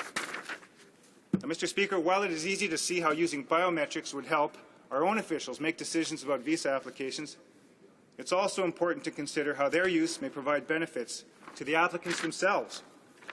After all, in the long run, the use of biometrics would facilitate entry to Canada by providing a reliable tool to readily confirm the identity of applicants. Let me give you one example, Mr. Speaker. In cases where the authenticity of documents is uncertain, biometrics could expedite decision-making at Canadian ports of entry. The time spent at secondary inspections could be reduced. Using biometrics could also protect visa applicants by making it more difficult for others to forge, steal, or use an applicant's identity to gain access into Canada. To those who may be concerned about the impact of these new measures on travel to Canada, allow me to say that the implementation of biometrics would only apply to a relatively small percentage of visitors to Canada. Indeed, more than 90% of visitors to Canada are from countries that are exempt from visa requirements, with visitors from the United States being the most obvious example. Mr. Speaker, it is also important to note that a number of other countries around the world have already incorporated biometrics into their own immigration and border programs. These include like-minded countries like the United Kingdom, Australia, the United States, New Zealand, Japan, countries in the European Union, South Korea, the United Arab Emirates, Indonesia, and Malaysia. And so, Mr. Speaker, because it is becoming so common in international travel, many visa applicants to Canada would already be familiar with the process and have experienced it firsthand in their travel abroad. What's more, the experience of other countries has shown that there is normally only a small short-term drop in application volumes following the introduction of biometrics collection. I have no doubt that Canada would remain a destination of choice for visitors from around the world. And in the long run, the use of biometrics would facilitate entry to Canada by providing a reliable tool to readily confirm the identities of applicants. As some of my honourable colleagues may know, Canada, the United States, the United Kingdom, Australia and New Zealand are members of the Five-Country Conference, or FCC, an international forum that examines immigration and border security issues. Under the FCC High-Value Data Sharing Protocol, Canada shares approximately 3,000 refugee claimant fingerprint records annually with partner countries. Information sharing allows Canada to A. better identify immigration fraud, B. improve our ability to detect refugee claimants who misrepresent themselves, and C. protect Canadians from foreign criminals. Biometric information, Mr. Speaker, has uncovered individuals who have used multiple identities, inconsistent immigration histories, and criminal records. For example, information sharing has resulted in, firstly, the UK returning to Australia a wanted rapist posing as an asylum seeker who subsequently pled guilty. Secondly, Canada revoking the refugee status of a man that British records proved was an American citizen. And as a third example, Mr. Speaker, the UK taking action against an asylum seeker who FCC records showed had used 9 different identities and 6 different documents across the FCC countries. Approximately 11% of fingerprint files shared with our FCC partners have resulted in a match. About 13% of these matches have revealed individuals who presented conflicting names, dates of birth, or nationalities. Mr. Speaker, the introduction of biometrics as an identity management tool in our immigration and border control systems is both long planned and long overdue. More and more, it is also becoming an international norm, and by passing Bill C-31, the Protecting Canada's Immigration System Act, we would be ensuring that Canada keeps up with many other countries. Collecting biometric data is a highly reliable way to reduce identity fraud while facilitating legitimate travel.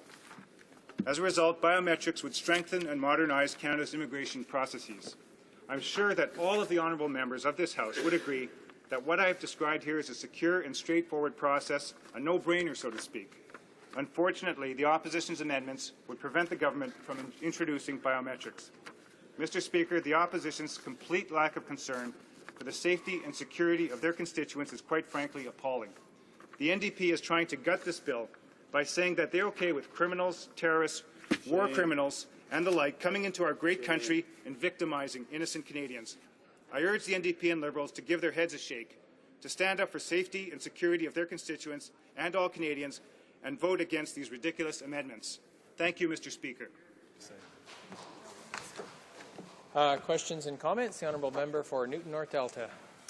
Thank you, Mr. Speaker. First of all, let me make it very, very clear that at no time has the NDP, either in committee or anywhere else, said that we support terrorists or other people coming into our country who will place our country in jeopardy.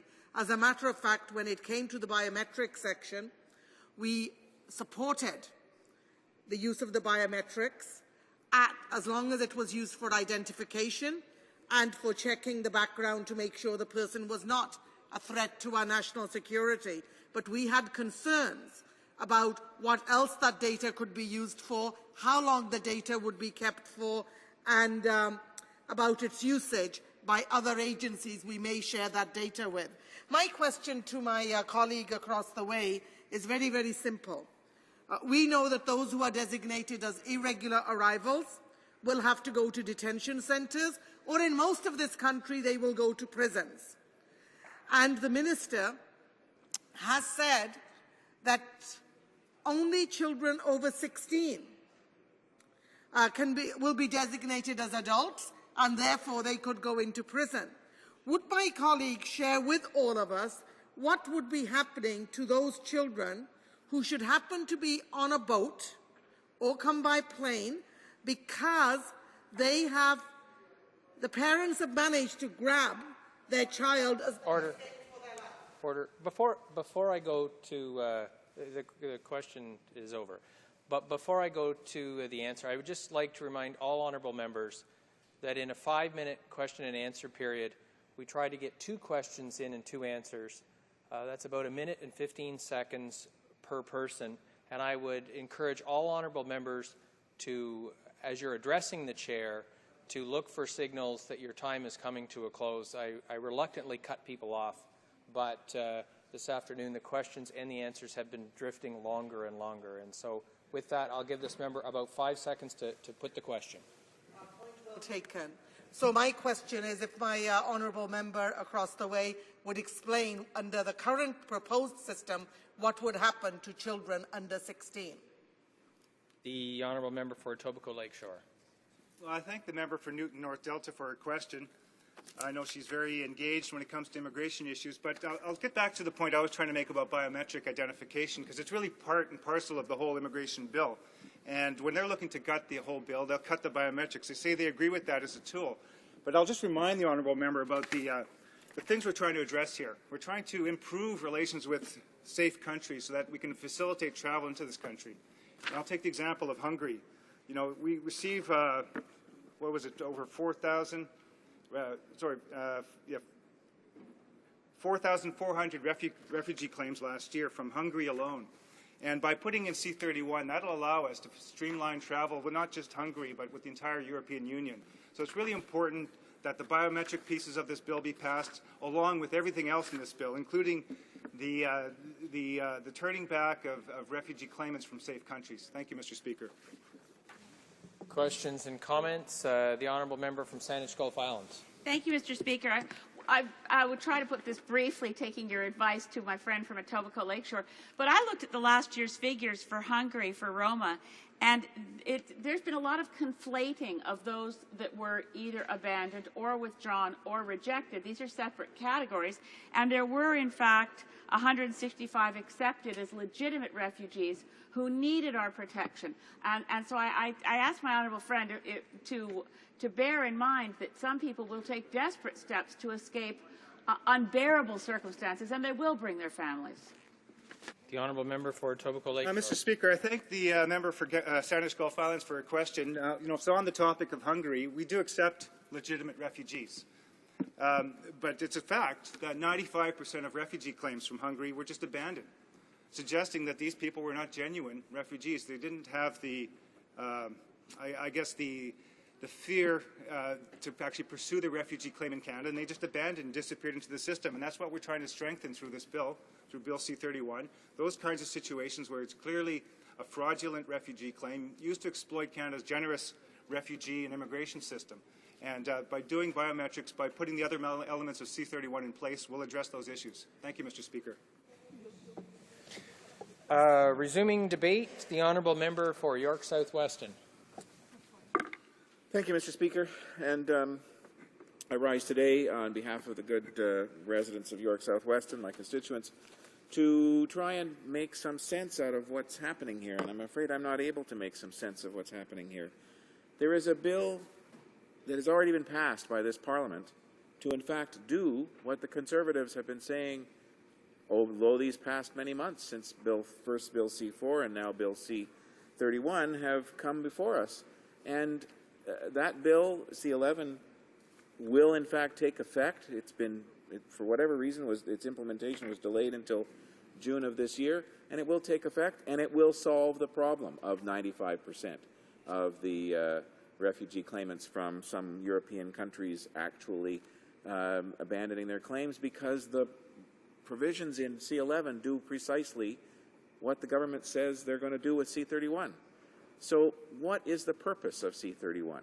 The purpose of C-31 is really to put more control in the hands of the minister, to make the minister be the person solely responsible for determining which countries are safe and which aren't, which then leads one to wild speculation of what possible reason could they have for putting such control in the hands of the minister. We could speculate that it might have to do with the Foreign Affairs Department. It might have to do with giving favored nation status in return for trade agreements. I have no idea. The problem is that we're rushing ahead with a bill that does the same thing as another bill already did. And when you examine really what's the meat of the difference is that the minister has the power. It doesn't make sense. And so the portion of the bill that is new is the bill that dealing supposedly with human smuggling. Now, I was listening today to the U.S. Ambassador at Large, Louis Sidibaka, who is the head of the U.S. Task Force on Human Trafficking. Now, so as we don't get confused here, human trafficking and human smuggling are two different things. Human trafficking is engaging in basically slavery practices in other countries in the world and in countries close to home. But what he said made me realize that the kinds of things the Conservatives are proposing here, had they been in place years ago, would have prevented the praise that the U.S. ambassador gave us this afternoon. He said that he was proud of the fact that Canada was one of the very first countries to abolish slavery. And in fact, Canada accepted refugees from none less than the United States. Those refugees came to my former hometown, Windsor, through the Underground Railroad. And if this law had been in place, who knows what would have happened to those individuals who are now the ancestors of many prosperous and well-deserving families of this country, and some in my riding. Those individuals could possibly have been detained in jails for up to a year, prevented from supporting their families, prevented from sponsoring their families, who knows?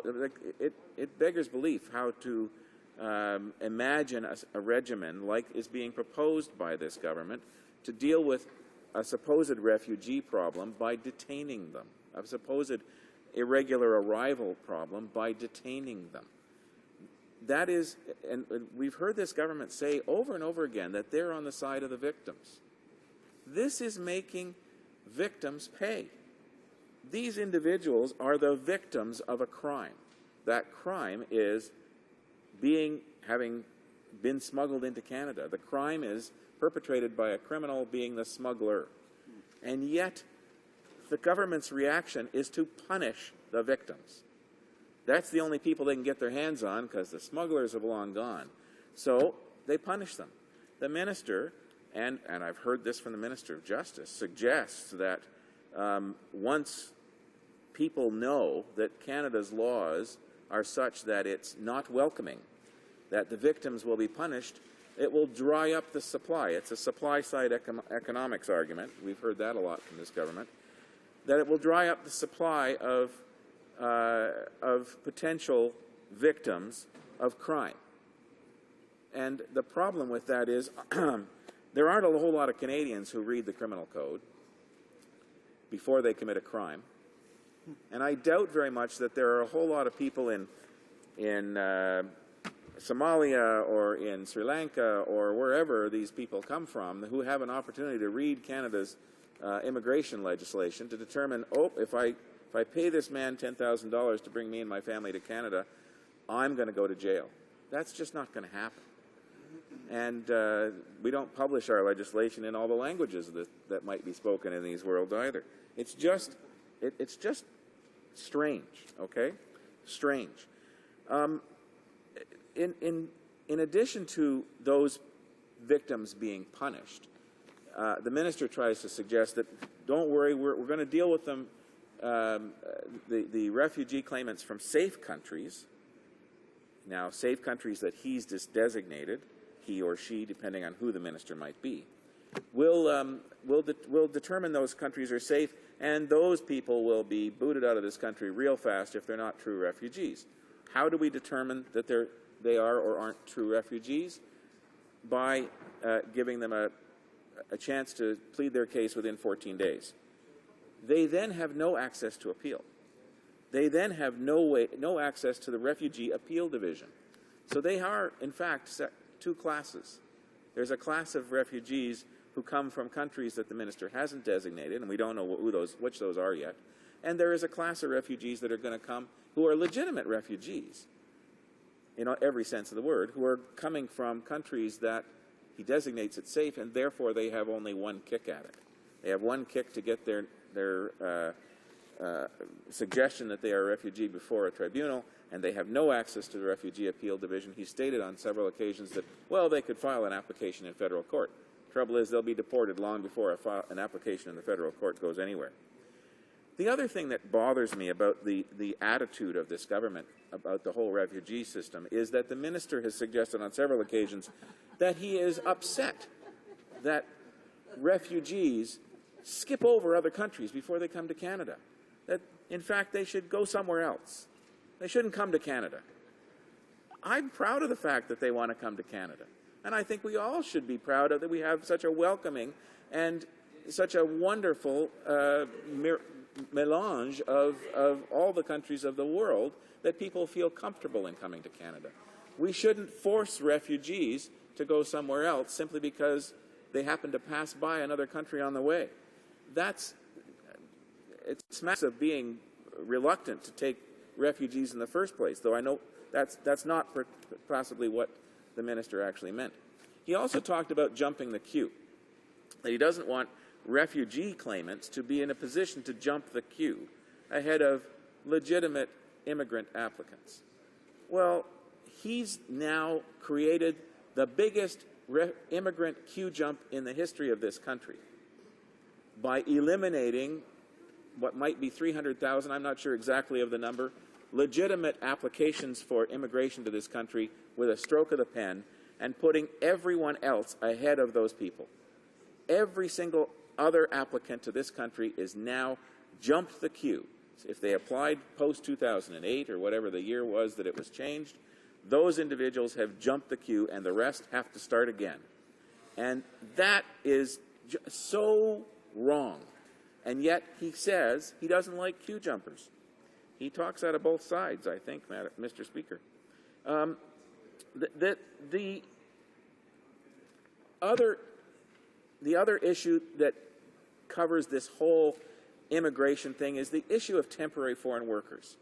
And it's another example of the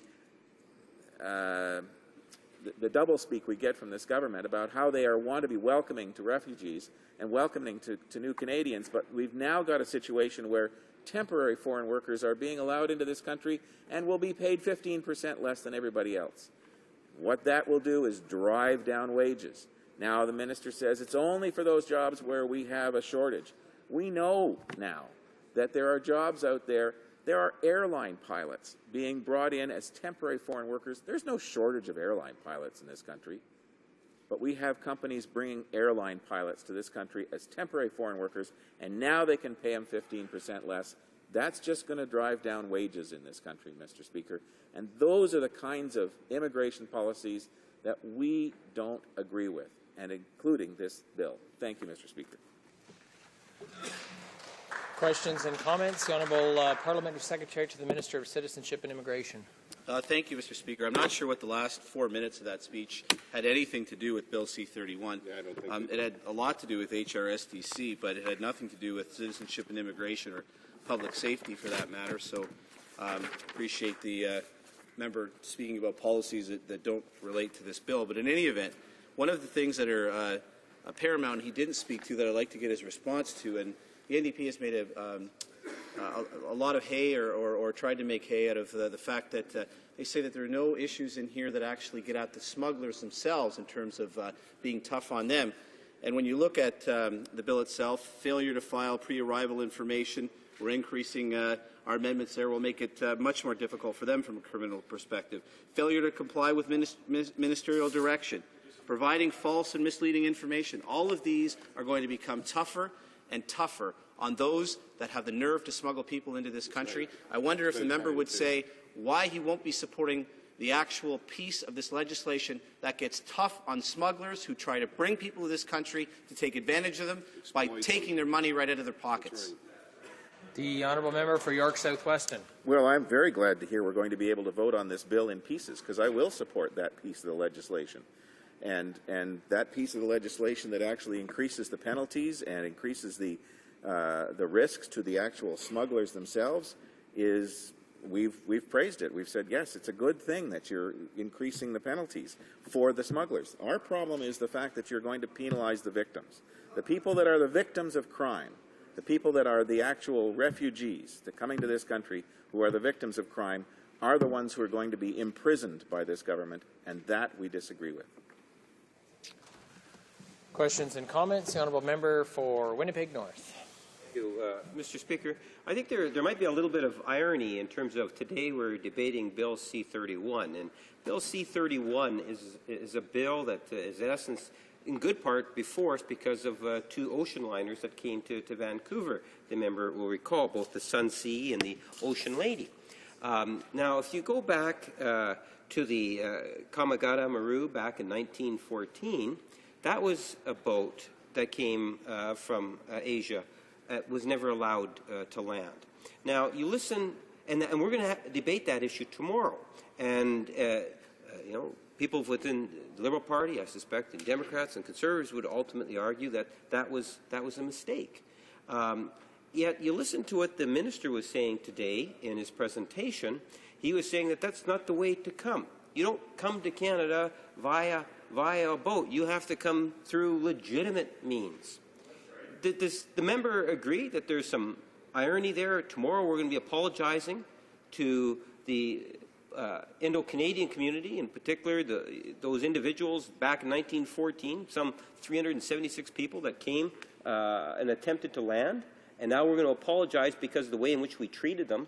Yet we just had a minister and others say that this is not the way to be coming to Canada, and they want to prevent that. A member for York South-Weston. I agree with my colleague from Winnipeg North that it is somewhat ironic that there are occasions in this country when we apologize for the very things that we're going to do in the near future or have done in the recent past, and we don't seem to learn by our mistakes. But I have to remind everyone that irony is often lost on the members opposite.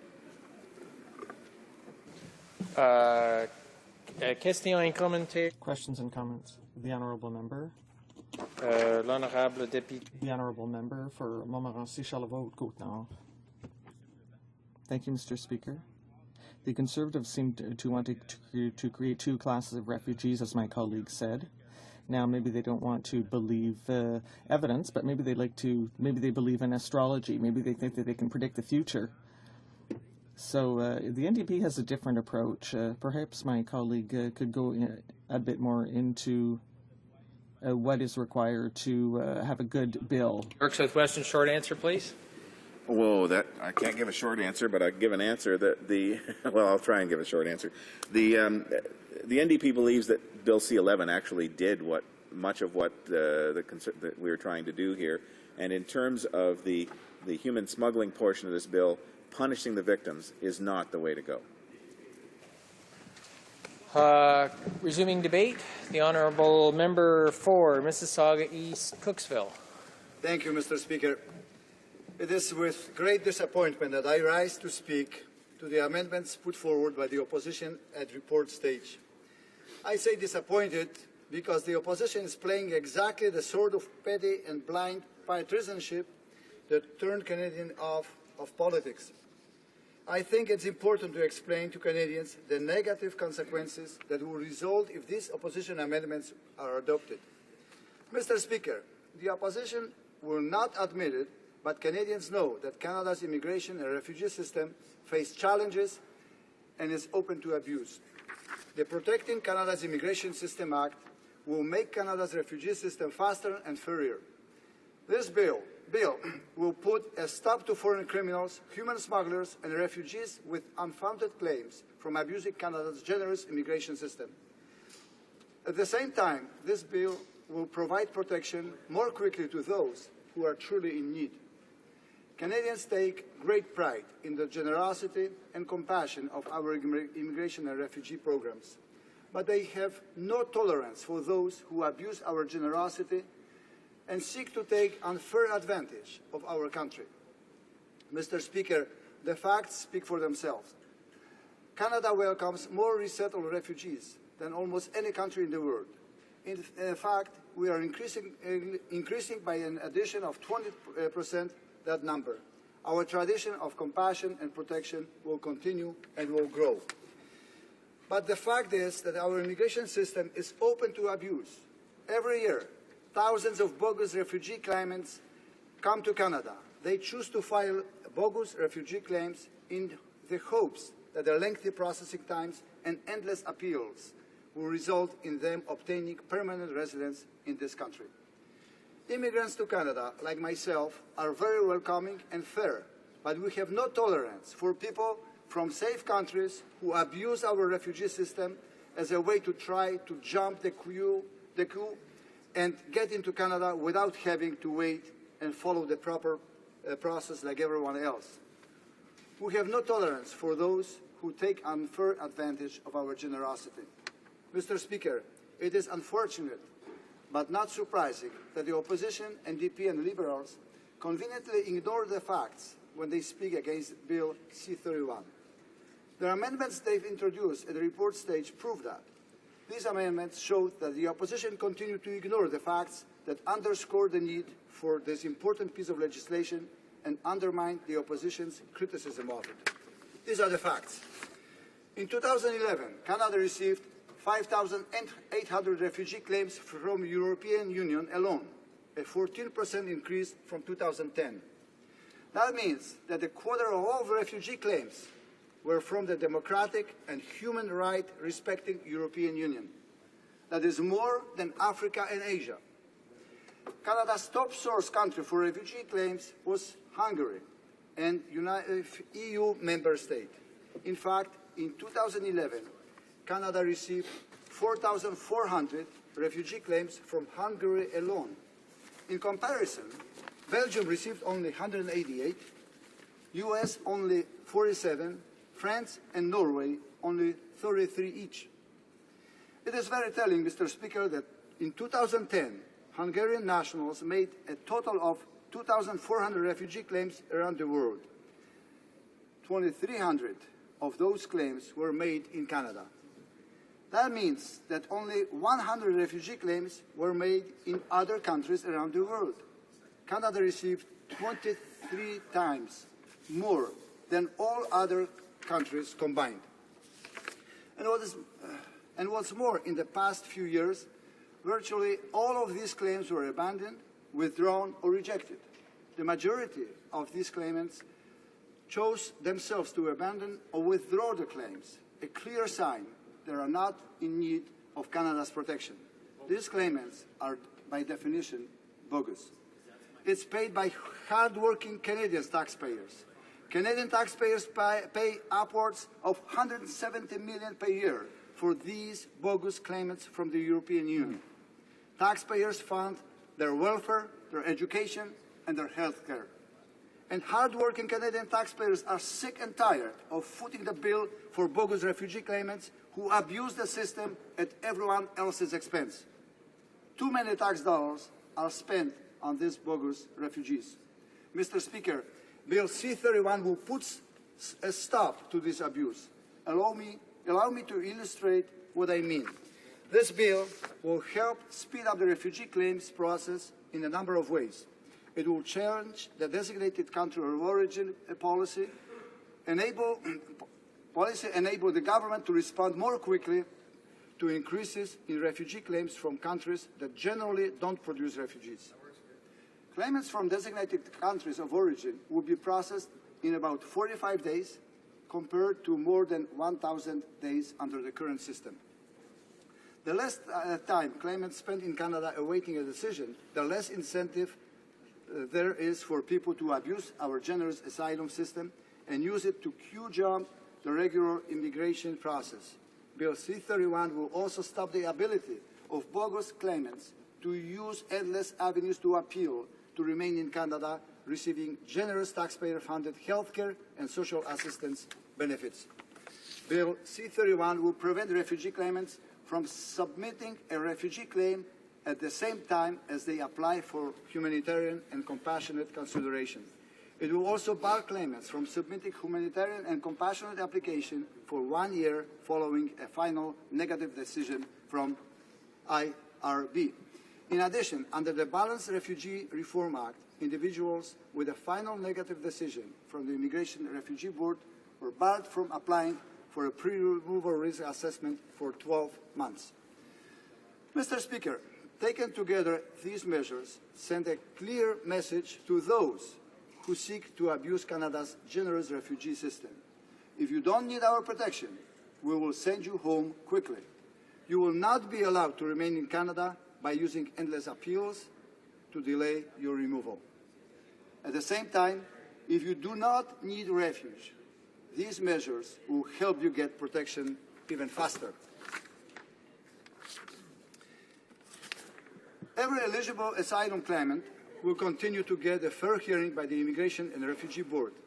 And again, even with these needed changes, Canada's refugee determination system will remain one of the most generous in the world. Hear, hear. Mr. Speaker, human smugglers are criminals who operate around the world. charging large amounts of money to facilitate illegal immigration. That's right. The Protecting Canada's Immigration System Act will help crack down on these smugglers in a number of ways. It will enable the Minister of Public Safety to designate the arrival of a group of individuals into Canada as an irregular arrival. It will establish mandatory detention of those individuals in order to determine their identity, their admissibility, and whether or not they've been involved in illegal activities.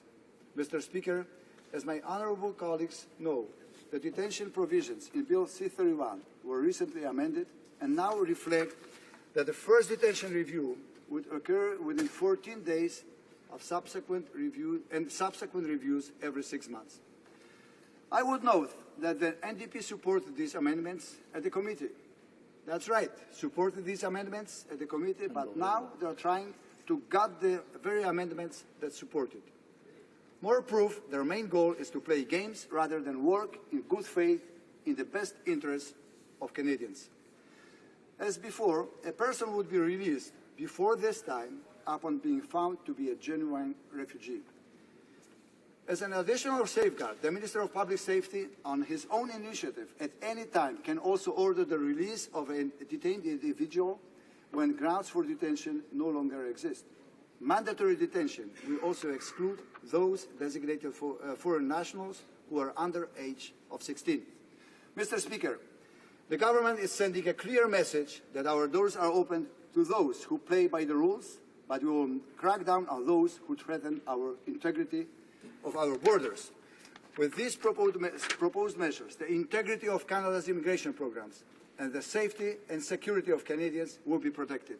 Unfortunately, by introducing these irresponsible amendments, the opposition has shown that they don't support strengthening our immigration system. They have shown they don't support genuine refugees getting protection more quickly, and to protecting hard-working Canadian taxpayers from having to foot the bill for bogus refugee claimants and human smugglers. I urge the opposition to stop playing games, to listen to the will of their constituents, and to vote against these amendments. Thank you, Mr. Speaker. Questions and comments? The Honourable Member for Vancouver Kingsway. Thank you, Mr. Speaker. Well, my honourable colleague raised the concept of designated safe countries where the minister can select a country and designate it as safe, and the result of that is that refugee claimants from that country would have certain rights denied them, like the right to appeal to the Refugee Appeal Division. In Bill C-11 that preceded this bill, the minister agreed to the concept of having an independent commission made up of a couple of human rights experts that would also have to agree on the minister's decision. And the minister himself said that that made the process more transparent and accountable. Yet in this bill, Bill C-31, the minister has taken that out. Can he explain why the Minister of Immigration does not want to have an independent panel as a protection to make sure that designated safe country actually is proper, and instead leaves that decision solely to a Minister of the Crown with no independent oversight? Why is that? The Honourable Member for Mississauga East Cooksville. Mr. Speaker, first of all, I thank my colleague, Honourable Member, for his question. But this is not true, because the number of ministries will be involved in that decision. And, Mr. Speaker, there are countries that are safe. And it's not true that refugee claimants arriving from those countries will be refused some rights that others will enjoy. No, the process will be faster, and they will have no right to appeal. There was many examples given of European countries, and one of the members previously said that, well, if they should come to Canada, why they should go somewhere else? Well, many European countries in the European Union, you don't have to fly the 5,000 miles to get to Canada. You can get to other safe country if you really are unsafe in the country you live in. Thank you. Good point. Questions and comments? The Honourable Member for Winnipeg North. Yes, Mr. Speaker, to the member, what offends many Canadians, in fact people outside of our borders, is the fact that this particular piece of legislation will tarnish Canada's leadership role in being able to address a very important world issue. Over 10 million refugees worldwide. Canada played a very important role in providing leadership there. Many people that came before the committee acknowledged that this bill is going to tarnish that reputation. And there's certain aspects of it, and I want to focus on one specific, and that is the detention where you are going to keep children away from their parent. And that's what this legislation is going to do at a great social cost, Mr. Speaker. And I'm wondering if the member can defend or attempt to defend how does the government justify keeping a mother away from her 8-year-old child because the mother has to be kept in a detention center or a jail while the child is going to be kept in foster care. How do you defend that approach? The honourable member for Mississauga East Cooksville. Mr. Speaker, I will thank my honourable member from the other side for his question. It's not wrong. It's in cases like this, the parents will make a decision whether the child will stay with them or will be separated. But in reference to tarnished opinion about Canada and its immigration system, well, nothing more incorrect than this. Mr. Speaker, Canada does more than its fair share in protecting refugees from around the world and giving them safe refuge here in this country. Mr. Speaker, actually it's the opposite. The world will laugh at us if we don't do the changes to protect genuine refugees from the abuse that's happening. Thank you, Mr. Speaker. Resuming debate, the honourable member for Vancouver Kingsway. Thank you, Mr. Speaker. I rise today to speak about Bill C-31, a bill that dramatically changes the refugee system in Canada and, in my respectful view, does so for the worse. As you know, Mr. Speaker, I was our party's immigration critic when this bill was introduced some 3 short months ago. And following the introduction of this bill, I can tell you I was inundated by Canadians, ordinary Canadians and stakeholders alike, who were worried and shocked about what this government was proposing. Mr. Speaker, it is no exaggeration to say that this bill is opposed by every single major stakeholder group in the country. Churches, doctors, immigration lawyers, settlement service organizations, academics, refugee groups, cultural organizations, refugees themselves. Rarely has a bill been so roundly condemned by so many. Why? Because, Mr. Speaker, it is readily apparent to anybody who studies this omnibus legislation that this bill is unconstitutional, it's punitive to refugees, and it will be completely ineffective at deterring human trafficking. And I must say, Mr. Speaker, that I'm extremely disappointed to be back here at report stage after the committee, the Standing Committee on Immigration, and Canadians heard many hours of very trenchant and damning testimony. I'm disappointed to hear that the government has ignored the recommendations of over 40 witnesses representing the full spectrum of the immigration community who warned about the damaging and misguided effects of this bill. I'm referring to witnesses such as the Canadian Pediatric Society and psychologists who warned of the effect that mandatory detention will have on refugees who have been traumatized by persecution, violence, torture, or other atrocities. The government ignored this testimony and is moving forward with this backward approach. Most tellingly, those same groups testified about the particularly damaging effects that detention has on children, which this bill will also see the detention of. I'm thinking of the testimony of Peter Schauler, Lorne Waldman, and other members of the Canadian Association of Refugee Lawyers, probably the most knowledgeable group of people in this country on refugee law. Peter Schauler used to be the head of the Immigration and Refugee Board, who testified that the accelerated timelines to make refugee claims will be impossible to meet in an adequate manner. In their testimony and their experience hearing cases, This will lead to mistakes and decisions not to grant asylum to bona fide refugees. And I want to pause, Mr. Speaker, and tell you this. Rarely is a mistaken decision more damaging and dangerous than a mistaken decision in a refugee determination case. Because to be a refugee, you have to show that you have a well-founded fear of persecution. This often means that you're fearing for your life. And so a wrong decision can lead to a deportation of someone back to a country where that person may face torture, persecution, and death. And, Mr. Speaker, that has happened. In the past year, there have been cases. There was a case recently of a Mexican refugee claimant denied here, sent back to Mexico, who then was murdered by her ex-husband, who was a police officer who she was claiming was persecuting. Those lawyers also spoke of how the provisions for mandatory detention, arbitrary designation of irregular arrivals, denial of appeal to certain classes of refugees, and ignoring the best interests of children go against our own Constitution and international conventions alike.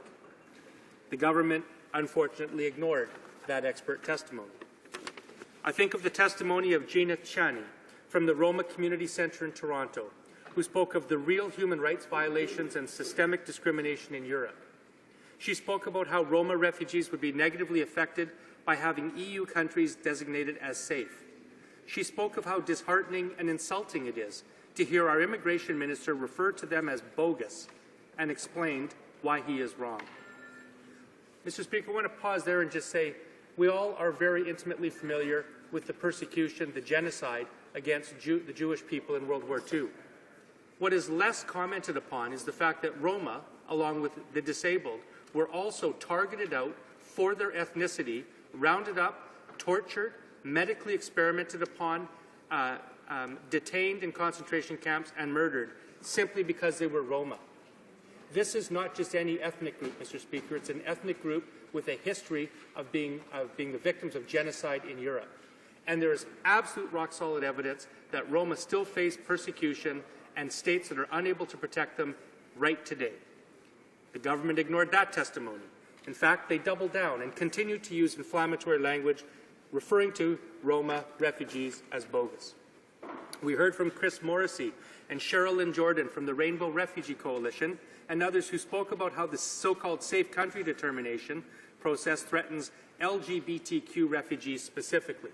Over 100 countries of this world have some form of legislative discrimination against the LGBTQ community, including death in some countries. Again, the government plows forward as though these stakeholders never spoke. Experts from Australia, a country this government likes to selectively quote from when they're adopting policies that they like, testified that the draconian rules that this government is imposing to try to deter human smuggling, that is, rules that direct punitive elements at refugees, have no deterrent effect at all. Australia has adopted the same procedure that this bill does, and there has been no diminution of refugee claimants coming to the shores of Australia since they've adopted those rules years ago. The government ignored that evidence. Now, the government did make two important changes, and I think it's important to point that out because it shows what an effective official opposition can do, and it shows when parliamentary committees work. Witnesses and opposition members warned about the impact of Clause 18 and 19. These clauses would allow the minister, through the IRB, to strip permanent resident status from people who have been living in Canada for many years on the basis that conditions have improved in the countries they fled.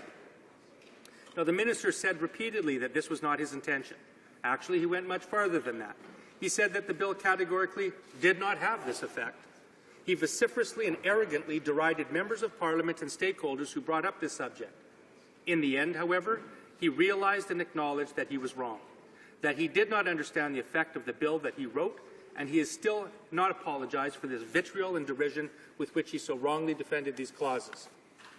The other change that the government agreed to was to require a review of the mandatory detention at 14 days and at 6 months. This came after witnesses, including witnesses sympathetic to the government, had a consensus that this provision was blatantly unconstitutional, as the New Democrats pointed out for months. This means that the government put forward a bill and could not find one expert in the whole country who deemed it to be charter compliant.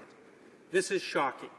I would also point out that the intransigence of the minister, who insisted throughout that this bill was constitutional, repeatedly, only in the end to find out that just like the official opposition said and the stakeholders said and the legal community testified, it was not constitutional.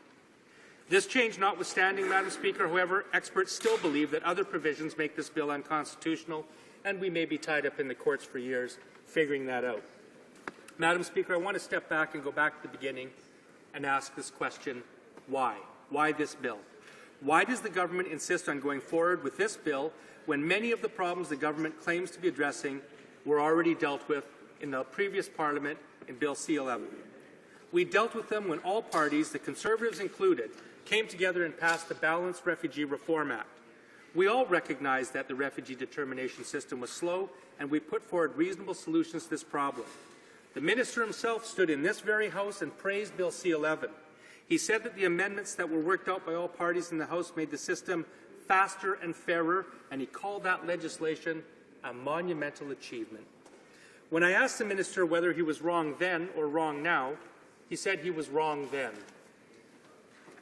Well, Madam Speaker, that may be honest, but it does not inspire confidence, and it raises serious questions about the real motives behind this bill. Why would the Conservatives throw in the trash can a bill that the minister praised and reintroduced a bill that, in previously unamended form, that even the Minister of Immigration said was inferior? One part of that still puzzles me is the minister's insistence to give himself the power to unilaterally declare a country to be safe. Under the C-11, designated persons still had the right of appeal to the Refugee Appeal Division. Under this legislation, they don't. Under the previous legislation, the minister had to consult with a panel of experts before determining a country to be safe. Under this bill, he does not. On television, the minister said that he had run simulations that showed that the system under the previous bill would not work. But when I've asked for the data from these simulations, even under access to information, the minister cannot produce that information. Madam Speaker, there is no need for this bill. Canadians know it. The official opposition knows it. The immigration community knows it. The government should withdraw this bill now before serious damage is done to refugees and Canada's reputation as a compassionate country. Thank you.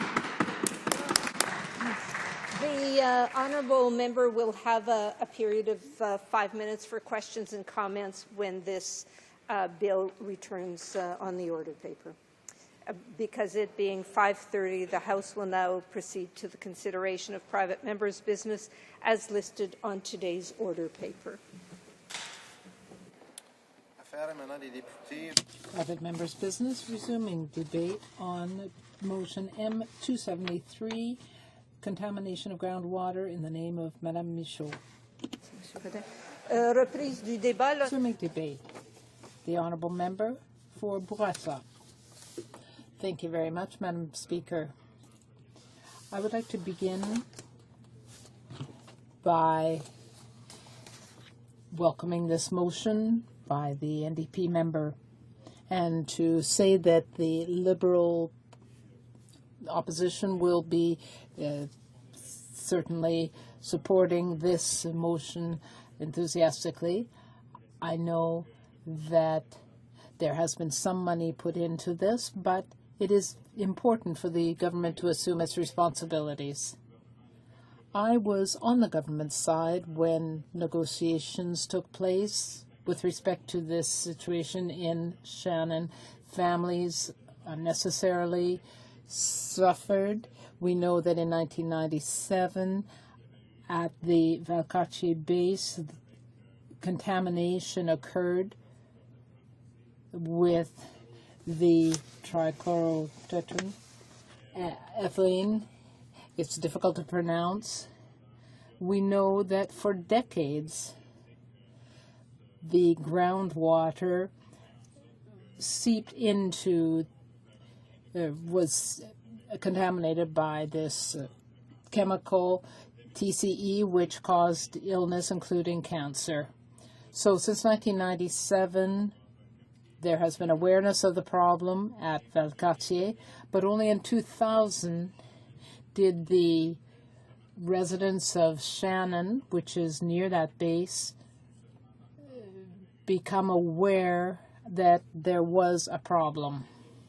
In 2003, I remember that my colleague at that time, Claude Duplan, who was a Liberal Party member, worked with the authorities at Shannon, including the mayor.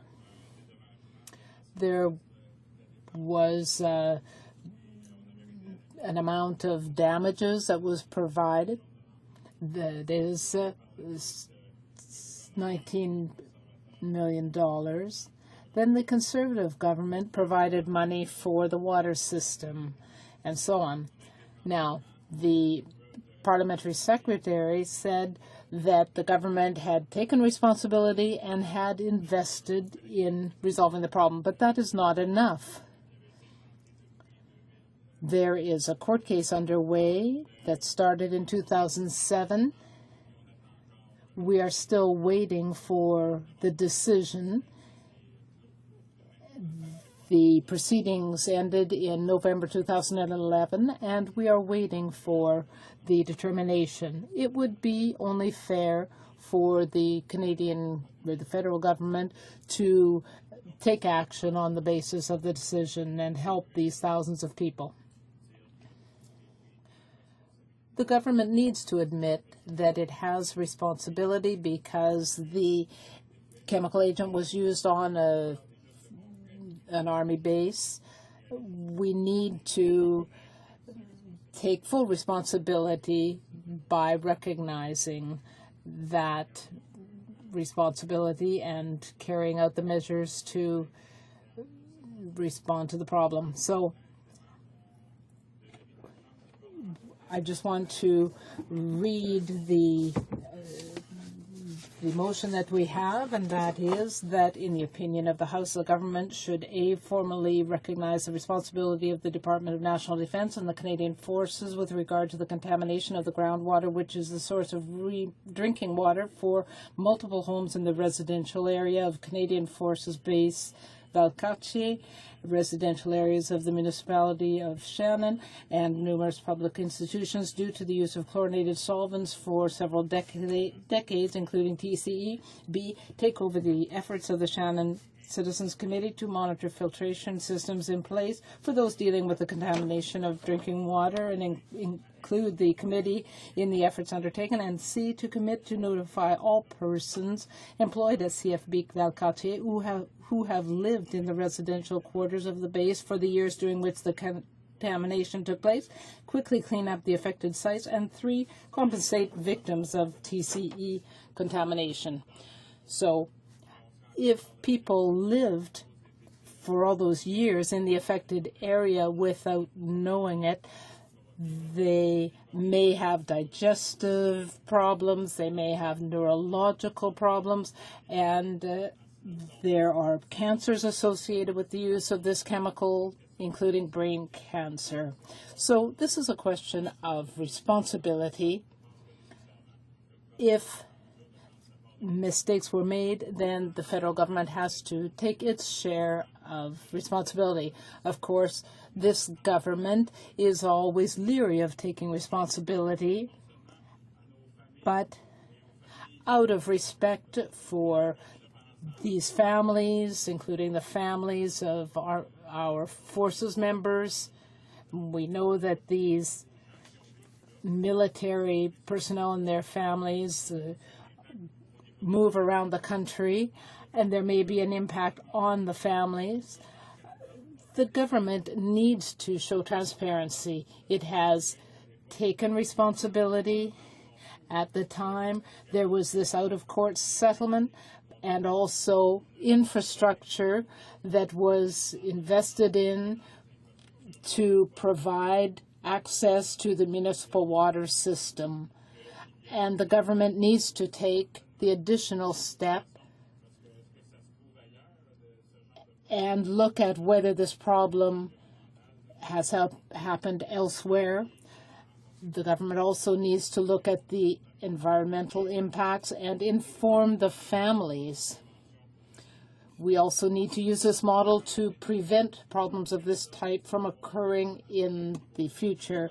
Health Canada has taken some steps. There is information to try to prevent the problems. We're talking here about families and children, mothers, fathers, and grandparents who have had to live with this problem. We provided access to the residents of Shannon to the municipal water system, but when there is a problem with a water system, when people have to boil their water, when they need to take steps to avoid contamination, then there are also impacts on personal health. There are psychological impacts as well. Recognize his responsibility in that case. So, Madam Speaker, the Liberal Party of Canada will support the motion of my colleague from Portneuf-Jacques-Cartier. It's not a partisan issue. It's a public health issue. It's a matter to help and never again, to find a way that we have better communication channel at least, and we have not only on a corrective way, but on the prevention way. We have to make sure that the Government of Canada, and if it's a matter of red tapes between departments, or if somebody try to hide, well, there shouldn't be any impunity at that. But first thing first, I think we have to focus on the population itself who suffered enough. And of course, there was some, some answers. We have to recognize that. There was, it's not a matter of money. It's not just a matter of say, oh, we put the money there. No, it's more than that. It's also to recognize that there was a responsibility to it. And if we have to go further, well, so be it. And we have to, si on assume des responsabilités. If we take up these responsibilities, that's what we must do. It's a government's duty to protect the citizens. It's job, and it's not just the member for Portneuf-Jacques-Cartier who has raised this issue. The previous member, Christian Gagnon, raised it on several occasions. It's a problem affecting the region. It's a serious problem, and I think that this motion is something we welcome. We will be supporting it in the Liberal Party. Now, I've heard the parliamentary secretary respond and react, but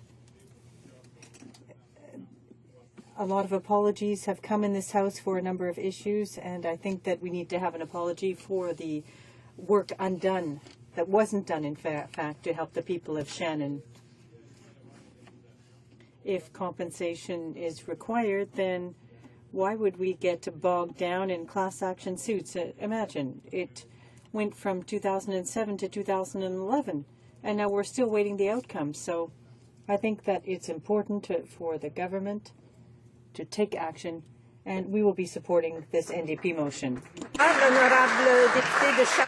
Resuming debate, the Honourable Member for Charlebourg, Haute-Saint-Charles. Thank you, Madam Speaker.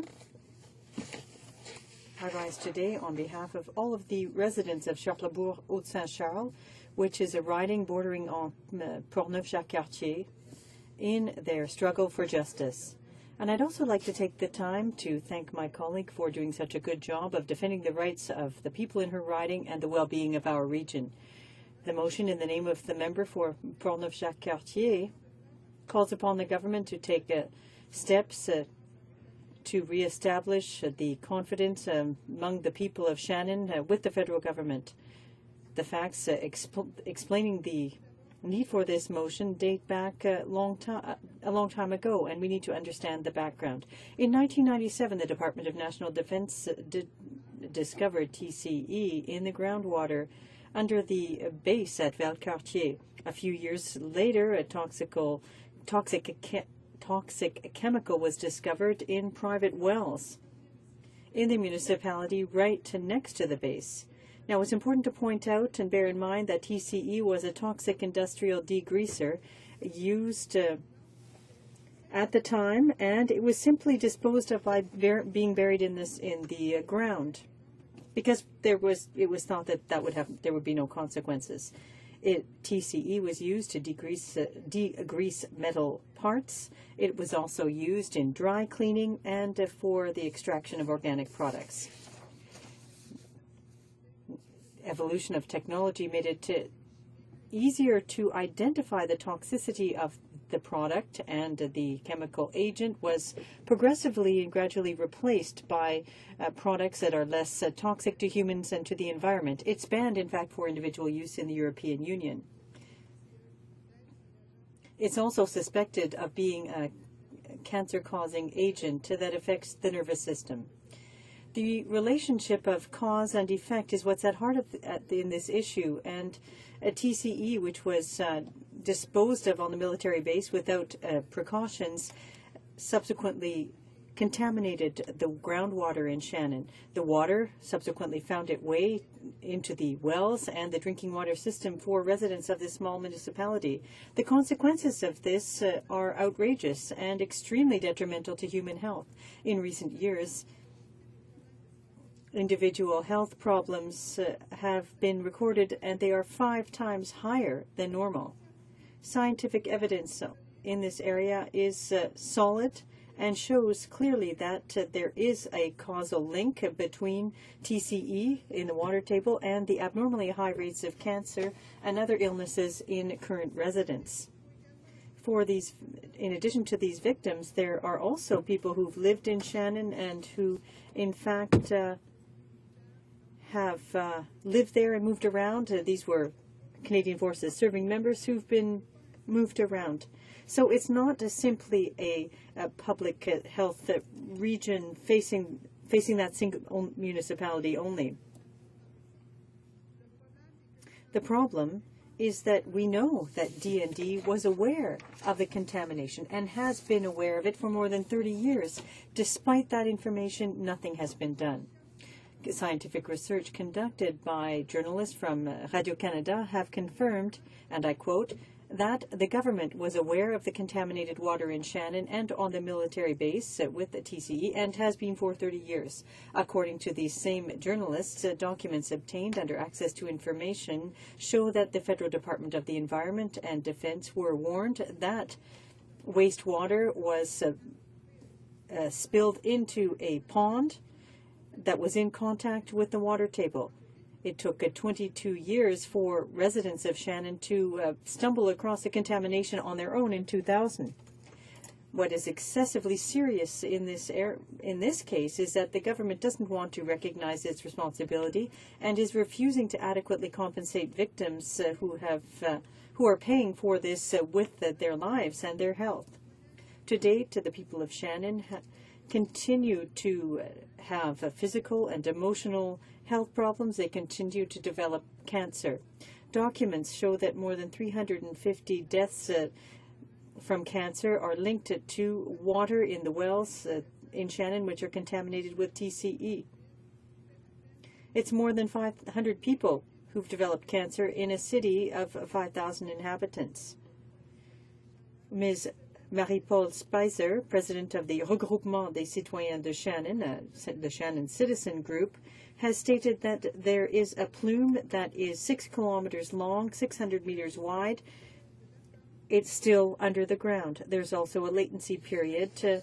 So the fact there is a delay between coming into contact with the product and developing cancer. So high rates of cancer can be expected in Shannon for many years. It's high time now for the government to take up its responsibilities with respect to the contamination of the groundwater in Shannon because of the toxic substances that were buried under the ground at the Valcartier base. The attitude on behalf of the government is currently unacceptable. The motion put forth by the NDP calls on the government to review its position and to act accordingly and in good faith towards the people of Shannon who deserve justice, honesty on the part of their government, in addition to compensation. As a representative of the Crown, the government is responsible for the situation on military bases, even if the problems date back decades. Recognition, responsibility, and compensation must take place. The government must take action in these areas for the illegal decisions taken in the past. It's time to correct these problems and to enable these people to look towards the future. The people of Shannon continue to wage this battle on their own to defend their rights. It's a real David and Goliath story. To date, the only thing the government has done is to invest in the infrastructure, $35 million, to link the Shannon municipality to another drinking water system. The government's inaction on this file is unjustifiable And such a meager investment for such a widespread problem and contamination is far from sufficient. How can the government explain what it's done and the its logic, in fact, without losing all credibility? The role of the state is to protect people and not the opposite. Why is this government so obstinately hunkered down in its position of total denial? The situation is already very serious, and the financial aspect of the problem needs to be mentioned as well. The people of Shannon over the years have had to spend considerable amounts of money on wells and water in bottles. These expenditures don't even take into account the loss in the value of their homes that they're facing because their homes are built directly on a contaminated groundwater system. My colleague decided to move this motion. She made this decision because the people of her riding feel abandoned by the government that's supposed to protect them. Bear in mind that it is the government and the state's obligation to provide services that are safe to the people. And it's also obligated to take measure to resolve health systems and problems, in fact, that are identified. The toxic nature of the water has been identified, had been identified long ago. What the government did was invest a mere $35 million in the wastewater system. People are still waiting for real compensation. And that's why, before concluding my remarks, I would invite the government to show some compassion and justice towards the people of Shannon, who are living with the consequences, the detrimental consequences of the contamination of the water table. I call on the government to support this motion. They must also implement all of the necessary provisions described in the current motion so that the people of Shannon are adequately compensated and integrated into a transparent process that will serve to reestablish the infrastructure in the municipality, decontaminate all of the sites, and inform the people who have been affected by this contamination. That is the only way that a link of confidence will be reestablished between the people of Shannon and their government. Thank you, Madam Speaker. Resuming debate, the honourable member for Toronto Danforth.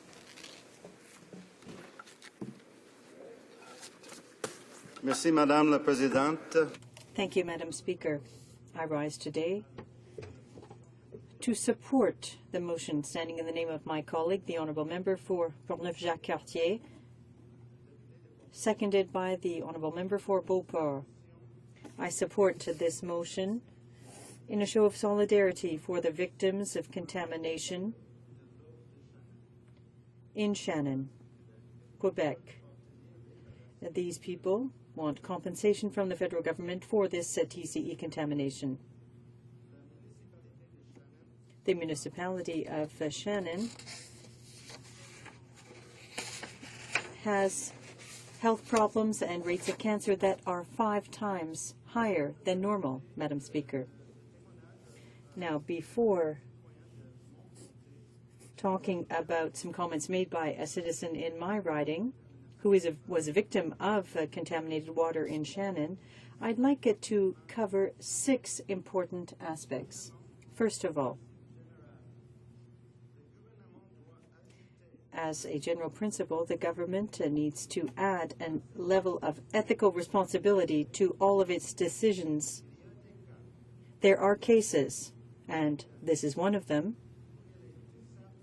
where it is simply inappropriate to defend what is utterly indefensible. Secondly, under the terms of the motion, the government should put an end to its resistance to the demands being made by the victims and to negotiate a fair agreement. Thirdly, if the government continues to refuse to act in good faith, it must undertake to not appeal a decision of the court if such a decision were to be against the government, out of decency and well-being for the victims. Fourthly, the government should put in place a compensation fund. Indemnization, that's a tricky word to say. But the government must put in place a fund for compensating all victims of the contaminated water in Shannon. It must also include people who will discover that they have cancer in the future as a result of the contaminated water. Fifthly, we acknowledge that it was not the current government that caused this problem, but what's important is that the government be responsible as representative of the Crown for the damage caused by past governments. And finally, Madam Speaker, this government is the one that will receive the necessary congratulations if it decides to act in good faith to resolve this situation. The behavior of this government is simply causing more suffering among the victims. These victims who are facing uncertainty, delays, and some are even dying before justice is rendered. As I said earlier, Madam Speaker, we have with us today Mr. Yves Boucher, a citizen from my riding in Toronto Danforth, who has been severely affected by contamination in Shannon and who is currently living with brain cancer. Mr. Boucher has authorized me to share his story with you here today, and I thank Yves. Yves has lived in Toronto for approximately 20 years. He proudly served our community as a firefighter. He was active and in good health. A few years ago, he started to have a tingling sensation in his arm while he was driving his fire truck. After having consulted at 42, they discovered that Yves had brain cancer. In less than 24 hours, his life completely changed. He can no longer do the job that he loved as a firefighter, and he's very limited in terms of what he can do. The life of his partner, David, was also affected. There are all kinds of limits, all kinds of problems that Yves now faces. Memory loss, difficulty in speaking, and other frustration caused by the various medication he has to take. His personal life is very affected. He and his partner have faced many ups and downs. He was alienated by some friends who couldn't deal with the sadness of the situation. And it's even more frustrating because he has been subjected to this. He's suffering this because of a government. The government did something wrong. It's because he lived in the area surrounding Shannon where the water was contaminated. Now, Yves discovered the situation through a friend who had heard a client talk about the poor children in Valcartier who had drunk the water and were affected by cancer. Prior to hearing that, Yves did not know what had caused his cancer. And it's deplorable that he heard, in fact, about this from someone else and not through official channels. Yves is one of the 3,000 citizens who, in 2007, formed the Shannon Citizens Group and launched a class action suit against the Government of Canada, SNC Lavalin, and SNC Lavalin Technology. They are calling for compensation for all victims for damage, including the cost of medication.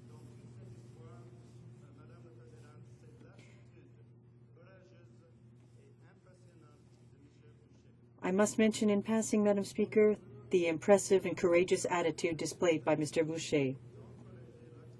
This motion is designed to encourage the Crown to recognize the responsibility of DND and the Canadian Forces for the contamination of the groundwater. It calls upon the government to decontaminate the sites and to compensate victims of TCE contamination. Like all Canadians, families who live on a military base or near a base are entitled to live in a healthy environment, a clean environment, without fearing for their health. I would encourage my colleagues from all parties to support this motion as a show of solidarity for Yves Boucher and all of the victims who are facing contamination by TCE from the water in Shannon. Thank you, Madam Speaker. Resuming debate, the Honourable Member for Montmagny-Lélec-Kamouraska-Rivière-du-Loup. Thank you, Madam Speaker. It is with great regret that I rise in this House because of the substance of this topic. I am very proud to support this bill put forward by my colleague from Portneuf-Jacques-Cartier. But I am very saddened to have to rise in this House, to have to speak on this bill after years of controversy. We're talking about families who are suffering, and it is unfortunate that I should have to speak to this after so many years. Madam Speaker, I had a great deal of difficulty preparing my 10 minutes of speech because I just wanted to stand up and say in 2 seconds, just say, please solve this problem, and then I wanted to sit back down. So it took me a lot of effort to prepare the few themes that I'm going to be addressing tonight, because this issue should be solved. We are all supporting this motion, and it's a question of human dignity. I'm going to talk a bit about the source of this problem. Trichloroethylene. It is carcinogenic, and it has been recognized as such by the International Cancer Research Agency. Inhaled in large doses, it can cause a coma and even death. It is an industrial degreaser that it was used on the Valcartier base as of the 1930s, so that is a very long time, and that it was buried in the soil. So that means, Madam Speaker, that if any private sector industry had gone so far as to bury underground a very strong carcinogenic for years and years, I do believe that this file would have been settled long ago. In 2000, the Shannon's Citizens Group and the residents of Shannon were analyzed as having a very high content of TCE. Now, this is a residential area, so we're talking about fathers, mothers, brothers, sisters. They learned all of a sudden that there was a toxic carcinogenic that had been flowing in their waters for decades. Years later, it was realized that the cancer rate in this region was 5 times higher than the national average. 5 times higher. So once again, imagine the feeling of the families who all they can do is do the math. They realize that they have been poisoned for decades with a carcinogenic, and here are the consequences. They have, this person may say, my daughter or my son. I myself have a 3-year-old daughter. So the parents in Shannon are saying this child has 3 times more likely to develop cancer. So just imagine one single life. You haven't done anything wrong, nothing at all. You're guilty of nothing. But you're looking at your 3-year-old son or daughter, and you're saying that child is 5 times more likely to develop cancer. Another point that I'd like to address. Imagine the impact that this has on Canada's image. The fact that this file has been dragged out for years and years, and that these families' situation has been challenged for years and years. And I'm going to read this letter, and this is not challenged at all. the underground waters are the only source of water for Canada. The municipality of Shannon in the province of Quebec has conducted an analysis and has seen that the groundwater has been contaminated by TCEs, which has caused an increase in the cancer in that region. The people of the municipality have decided to launch a collective lawsuit against the government of Canada because the government knew of this problem for 30 years. That can be found anywhere on internet. So imagine the blot on Canada's reputation. This is not even questioned. It's a fact. You can find it anywhere on the internet. The government knew for 30 years that the groundwater was contaminated. And so a lawsuit has been launched, and it's taken years and years for them to receive justice. So imagine how Canada's image is being tarnished. In 2009, the government invested $35 million to provide a new waterworks system to Shannon. And the position was that it was not the Crown's fault. Madam Speaker, from 2000 to 2009, we're talking about 9 years between the clear evidence of excessively high levels of carcinogenic in the water and the time it took for the court to settle, 9 years.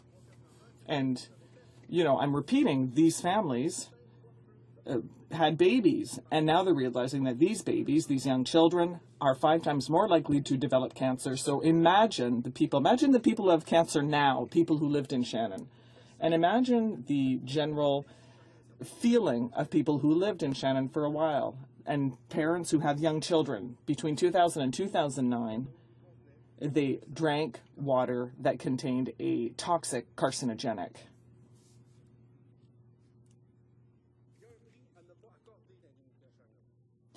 Well, there's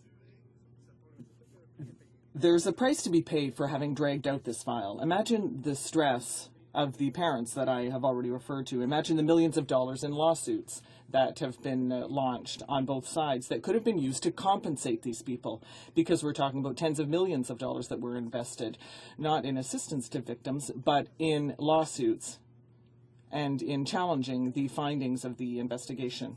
Imagine the weight of the injustice on these young victims. Someone, for example, a youngster who is 15 years old, who lived in Shannon, and who is wondering, will I be able to live my life normally? Will I have cancer?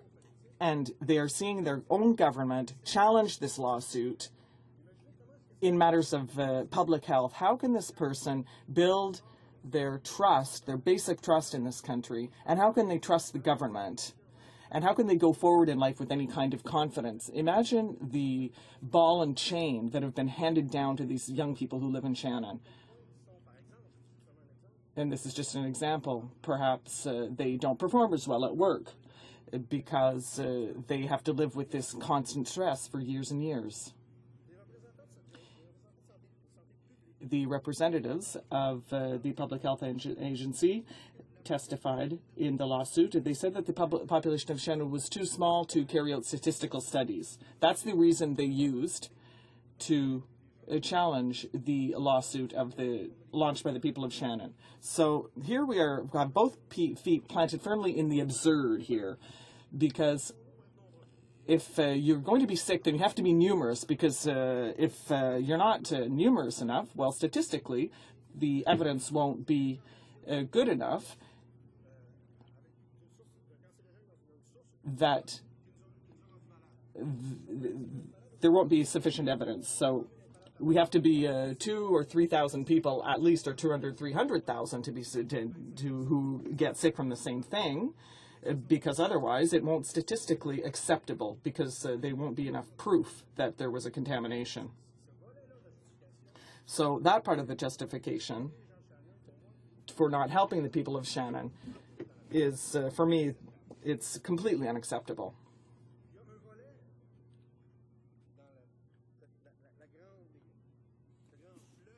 Now, the people of Shannon have been receiving this bad news for years and years, and something that particularly bothered me was the lawsuit launched by the citizens of Shannon in February 2011, and it was audited by the Canada Revenue Agency. And this audit was undertaken just a few days before the trial. Now, for Ms. Spicer, who represents the Shannon Citizens Group, she does not think that this is a coincidence. So, and all the analysts that I have read on this topic were outraged to think that all of a sudden, 3 days away from such an important trial that had been, really put forward by Mr. Veilleux, and I'm going to raise my glass to him, even though it is water, but it's water that's not contaminated, so that's good. And so Mr. Veilleux was the one. He was absolutely mired in debt because of his efforts he had made for over a decade to support the people of Shannon, and all of a sudden he has a tax audit 3 days before going to trial. Now, nothing I could read, or rather everything I read, said that this was clearly not a coincidence. So that's completely unacceptable as well. I'm going to wrap up with a fairly basic principle, the duty of the state. When there's a severe public health problem, then the government must help people. Now, with the ex-soldiers, they can't hide behind statistics to say, oh, well, perhaps the proof isn't substantial enough. If citizens are suffering because of errors on the part of the armed forces or industry, it's the duty of the state to help these people. Thank you, Madam Speaker. Resuming debate, the Honourable Member for Louis-Hébert. Thank you, Madam Speaker. I rise today to address a problem that has gone on for far too long in the Quebec City region.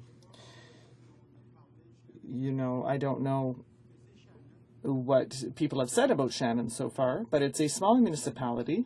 It is right beside a military base, and it is part of the Anglophone community of Quebec City. The facts, Madam Speaker, well, everyone knows them by now, so I won't repeat them in detail. The contamination of the groundwater, the fact that these citizens were not immediately informed, and it took years for a collective lawsuit to be able to be launched, and now they're awaiting the outcome of a trial that was not held until last year. Even though many elements of the motion go to the very heart of the lawsuit, we still need to refer to certain things that I find are essential, and that includes, Madam Speaker, don't you find it essential that we should protect the health of our armed forces members, their families and their neighbors, and all citizens? Isn't that a task that should be ongoing, that we should be fulfilling on an ongoing basis? Aren't we here partly for that very reason? If that is so, then it gives us a viewpoint, a perspective on how to address the problem. Because, Madam Speaker, I am very disappointed, extremely disappointed, that a health issue should become a matter of big cash. As a responsible human being, as responsible human beings, we must ensure the well-being of the public, no matter where they live. And what I find very sad is the signal that is being sent by refusing to solve this problem, and that is this.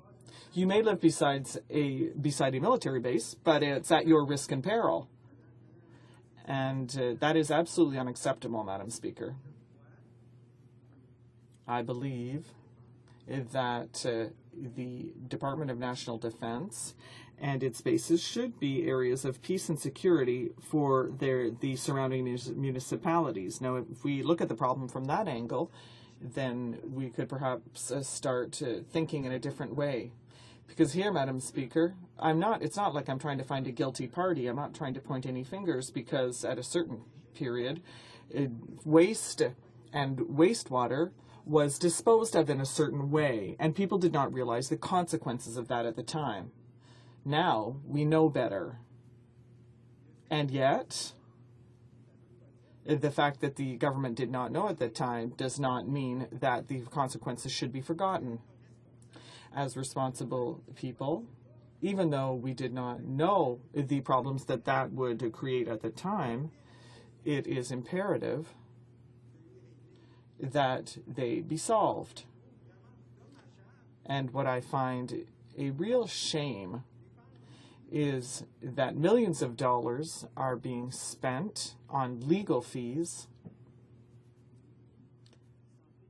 and the health of Canadians is being completely forgotten. We forget the problems that this is causing them in their everyday lives. Sure, we can talk about health, but when we can talk about water supply, we can talk about the value of the houses in the sector, which obviously have declined precipitously. I mean, at a certain time, no one wanted to go and live in Shannon anymore. It's tragic. I would have expected the Department of National Defense and the government, and I'm not blaming specifically the Conservative government now. I want to be clear on that. I am criticizing the way things were done, the way the matter was addressed. I find it appalling that it should have been addressed from the angle of legal and commercial responsibility rather than from the angle of the protection of Canadians' health. A military base is set up to protect people. And the first thing they do with the neighbors around that base is to fail to protect them. I find that very paradoxical. And I have trouble reconciling all these facts. I would have expected more collaboration. Yes, things are being done right now, and I recognize that. We recognize that.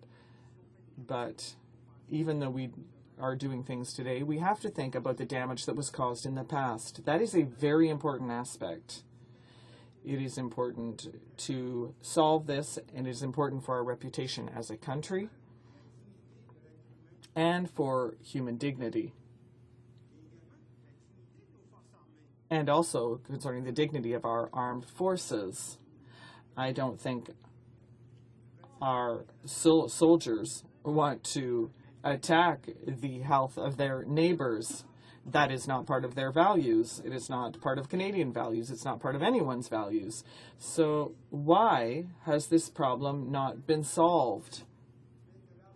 Why is money being poured into lawsuits, because the only winners there are lawyers in large law firms? I would like to know, for example, how much this has cost the government to date. And if that had, imagine if we had taken that money and used it to settle the matter. What percentage of the problem would we have solved already very swiftly? And without necessarily, there wouldn't have been any, I'm talking about people losing face, that would not have occurred at all. Because, yes, there's a problem, and as a society, we must be able to correct that problem. Because, you know, we live in a society, we live in a certain environment, we live together, and it is extremely important that community relations be maintained.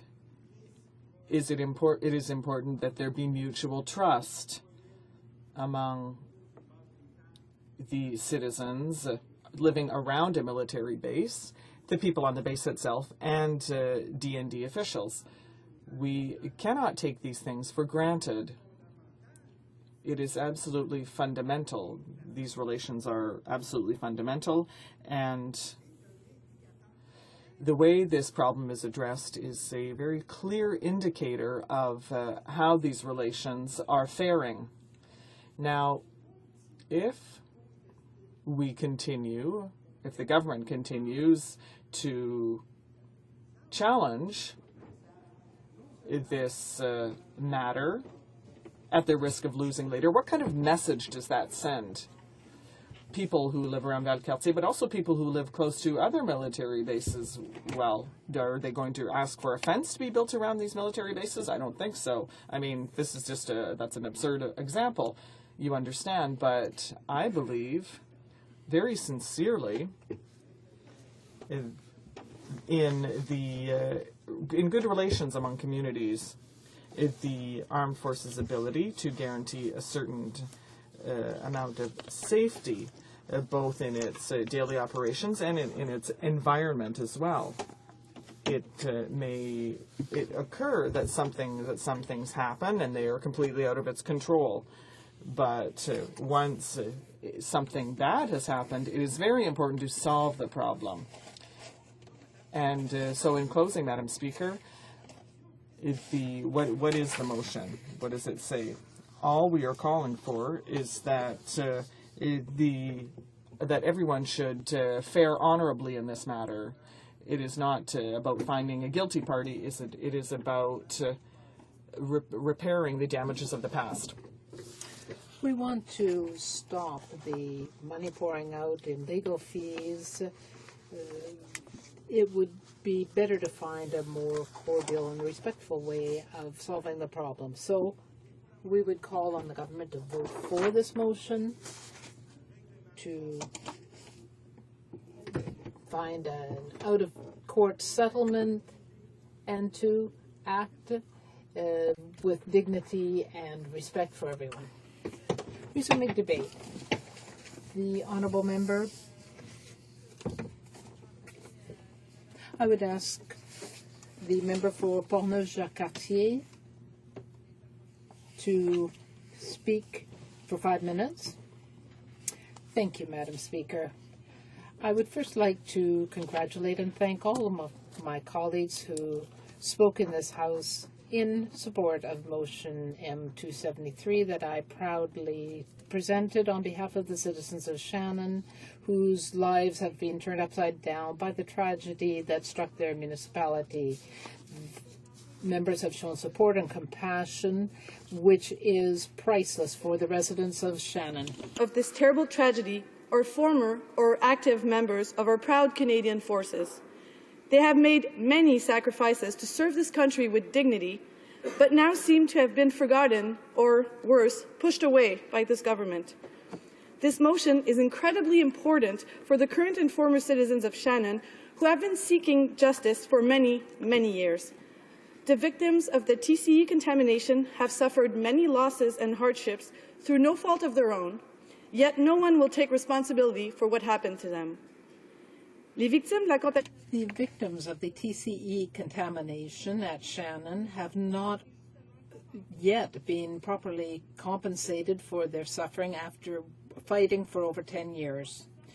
Still today, many people suffer from illness linked to TCE, and they still don't know why they are sick because no one has informed them of what happened in Shannon. This is totally unacceptable.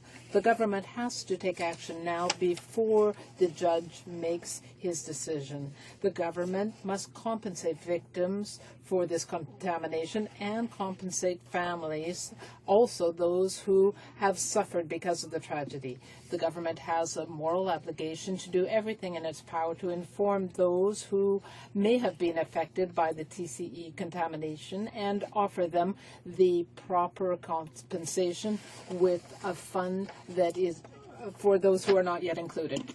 That the victims of the TCE contamination do not only live in my riding of Portneuf-Jacques-Cartier, like it was demonstrated by my colleague from Toronto, Danforth.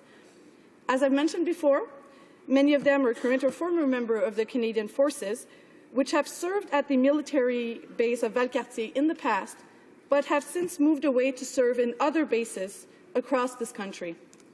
Many of the victims of the TCE contamination in Shannon now live in conservative ridings and are expecting their Member of Parliament to stand up for them and try to get them the justice they so rightly deserve. It is extremely disappointing that, once again, the victims of the TCE contamination of the groundwater are being abandoned by their government that is refusing still to admit any responsibility for this tragic occurrence and to negotiate an out-of-court settlement with the citizens of Shannon. 2 weeks ago, the Commissioner of the Environment tabled a report and informed us that thousands of federal sites were contaminated around the country and that the cleanup would cost over $7 billion. In the report, the Shannon municipality's case is indicated, as well as the land on the Valcartier base. As you all know, toxic chemicals, in particular TCE, were used and buried in the 1930s on these sites. These toxic substances have leaked into the soil and contaminated the groundwater in Valcartier, Shannon, and even down to Quebec City. And to clean up the water, but the most recent report by the Commissioner of the Environment and Sustainable Development is not very reassuring in that regard. In his report, the Commissioner tells us that while many federal contaminated sites have been successfully dealt with, the remaining sites, like Shannon, will be much harder to clean up. There are many reasons to explain that reality, but I would say one of the main reasons for this is that the Conservatives decided to cut over 60% of the remaining budget to evaluate the health and environmental risks and take care of decontamination operations. In view of all the work that remains to be done, I think we can all agree this is quite a bad decision. Even though the contamination in Shannon was discovered in 1997, TCE can sadly still be found in the water, and unfortunately, it seems it will remain there for many more years. Some decontamination efforts have been made in the past years, but it's too little, too late, as government funding to clean up those toxic chemicals is insufficient and irregular at best. Since the beginning of these debates, I have heard a number of arguments in favor of this motion, but in particular, we need to give justice to the people who have been affected. We do recognize efforts that have been made in the past. And support my motion. Thank you.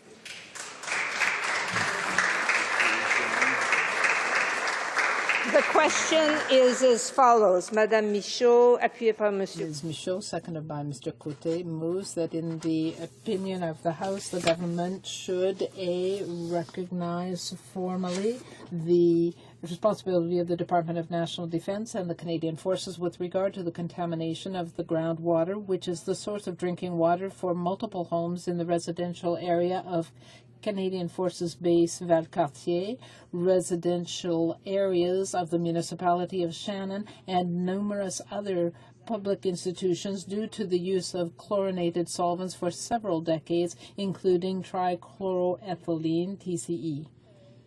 B. Efforts of the Shannon Citizens Committee to monitor filtration systems in place for those dealing with the contamination of drinking water and include the committee in any environmental efforts undertaken, and C, commit to 1, notify all persons employed at CFB Valcartier and who have lived in the residential quarters of the base for the years during which the contamination took place. 2, je peux dispenser. I may dispense. I will continue. Quickly clean up the affected sites, compensate victims of TCE contamination. Is it the pleasure of the House to adopt the motion?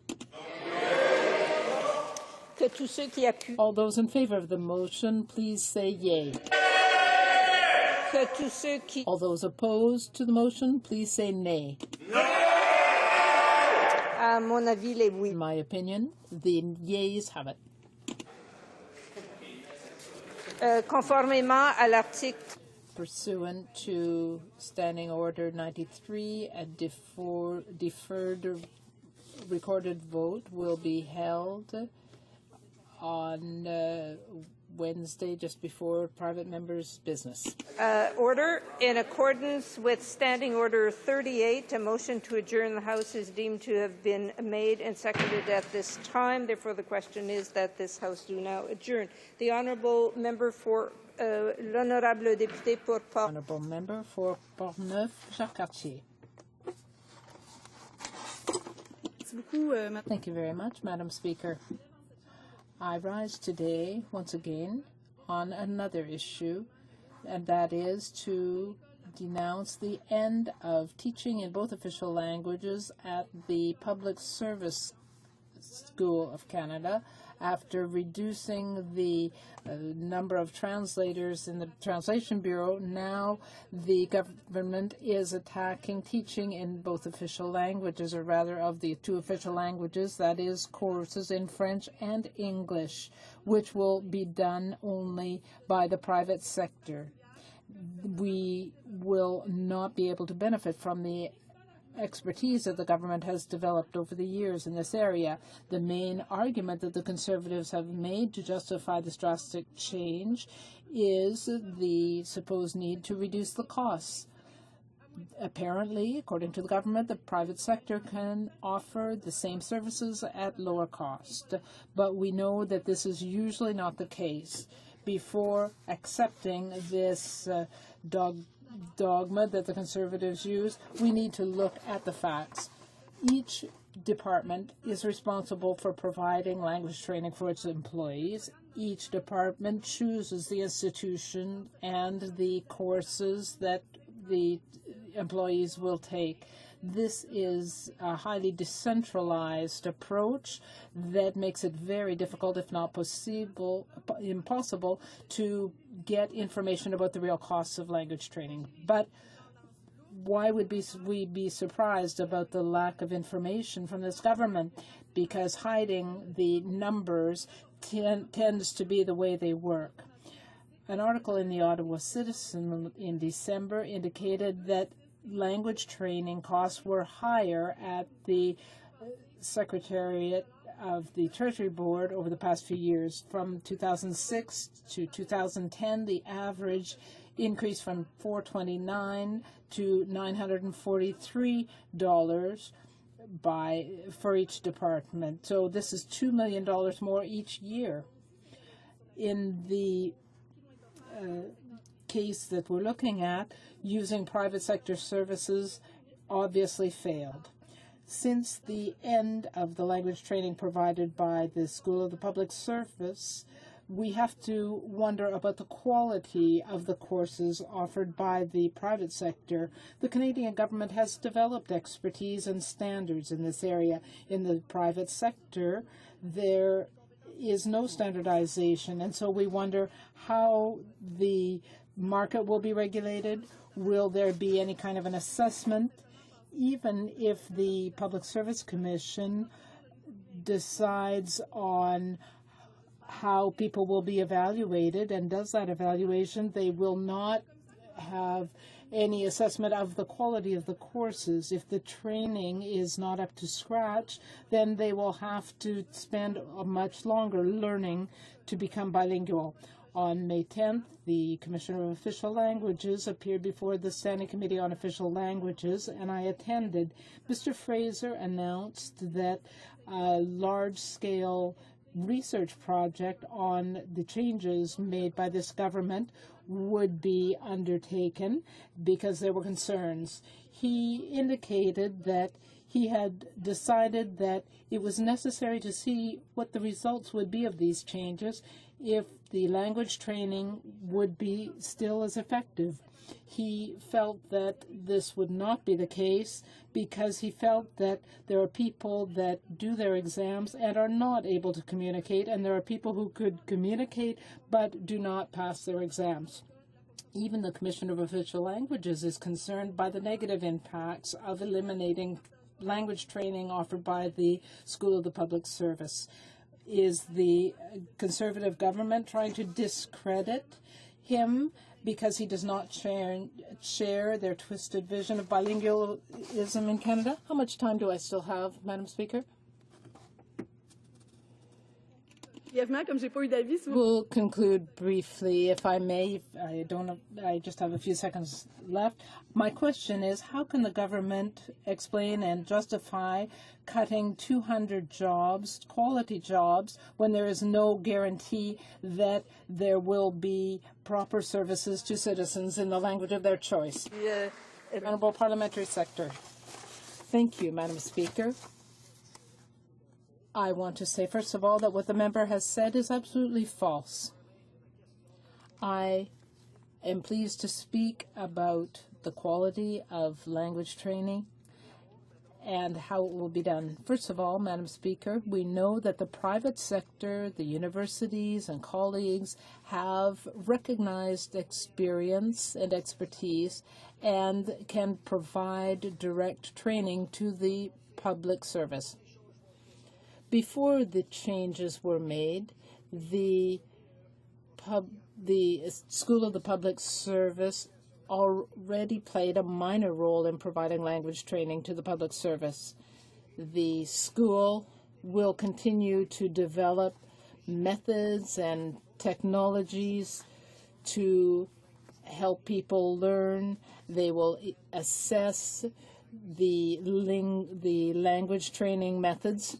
If I did not take this opportunity to correct the previous statement of my honourable colleague about our government's record on economic management. Canada's economic performance during the recovery from the global financial economic crisis has been nothing short of remarkable. Madam Speaker, don't take my word for it, though. You don't need to.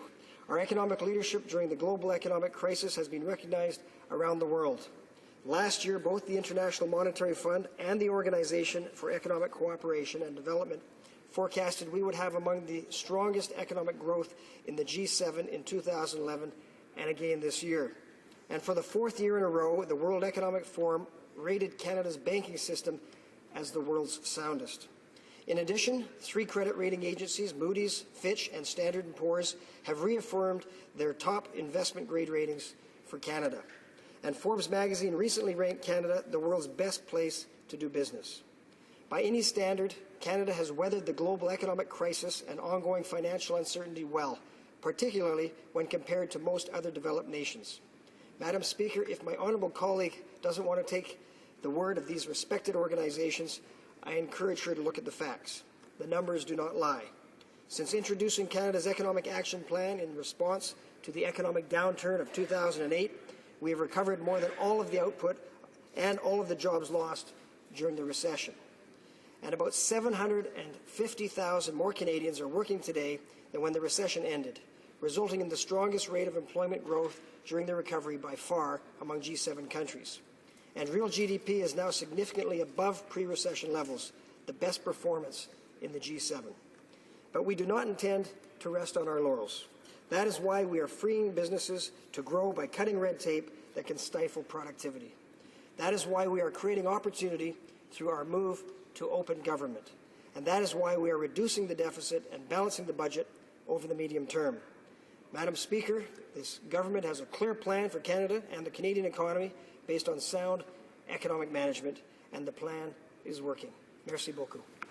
The Honourable Member for Portneuf, Jacques Cartier. Thank you, Madam Speaker.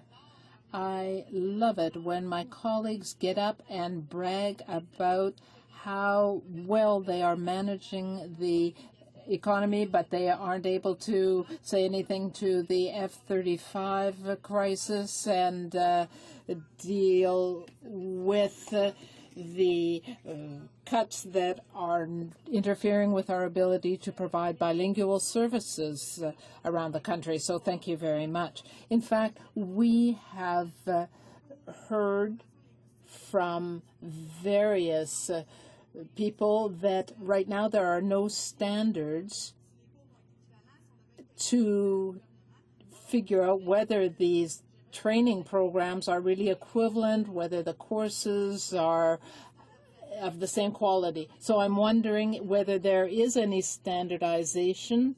The Commissioner is worried, and other people are as well. I'd like to have a response. Madame la Présidente, j'aimerais...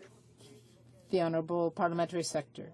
I want to highlight the progress that we have made in the area of official languages since 1969. The vast majority of communities in minority official language situation have access to services in both languages, and the language of the majority is not the only one that is used. In 2008, supports English and French minority language communities and ensures that Canadians can obtain government services in both official languages. We can be proud of how far we have come, and as we move forward, we do so knowing there's an excellent foundation to build on. Merci beaucoup. Thank you very much. L'honorable député de Rivière-de-Mille-Îles. Merci, Madame la Présidente. J'aimerais revenir sur une question que j'ai soulevée le 17 février dernier concernant le bilan du gouvernement en matière de changement climatique. Comme le hasard fait souvent... d'interrompre l'honorable député. I'm sorry to interrupt. Apparently there was no translation. Is there translation now? Président. Yes. Sometimes things happen well by chance. Since my question, the Commissioner on the Environment and Sustainable Development published a report on the government's performance with respect to the Kyoto Protocol Implementation Act, which the Parliament passed in 2007. The Conservatives brag about being champions of law and order. They talk about the need to uphold the law, but they do not do so. In 2007, the Parliament adopted legislation to require the government to publish annual reports on climate changes and to explain what it intended to do to meet the Kyoto Protocol targets. The Commissioner is responsible for checking if the government is meeting its obligations. As you can imagine, the results shown in the latest report are very negative. The Conservative has indicated that the Conservatives have not managed to achieve the objectives under the Kyoto Protocol. The Commissioner said that even if the government had implemented all of the measures in its climate change plan, even if the totals had been achieved, Canada would not have achieved the reductions under the protocol. To put it more clearly, it means that the government has not made the effort to try to meet the objectives. Recently, the government stated that it would be eliminating the act to implement the Kyoto Protocol.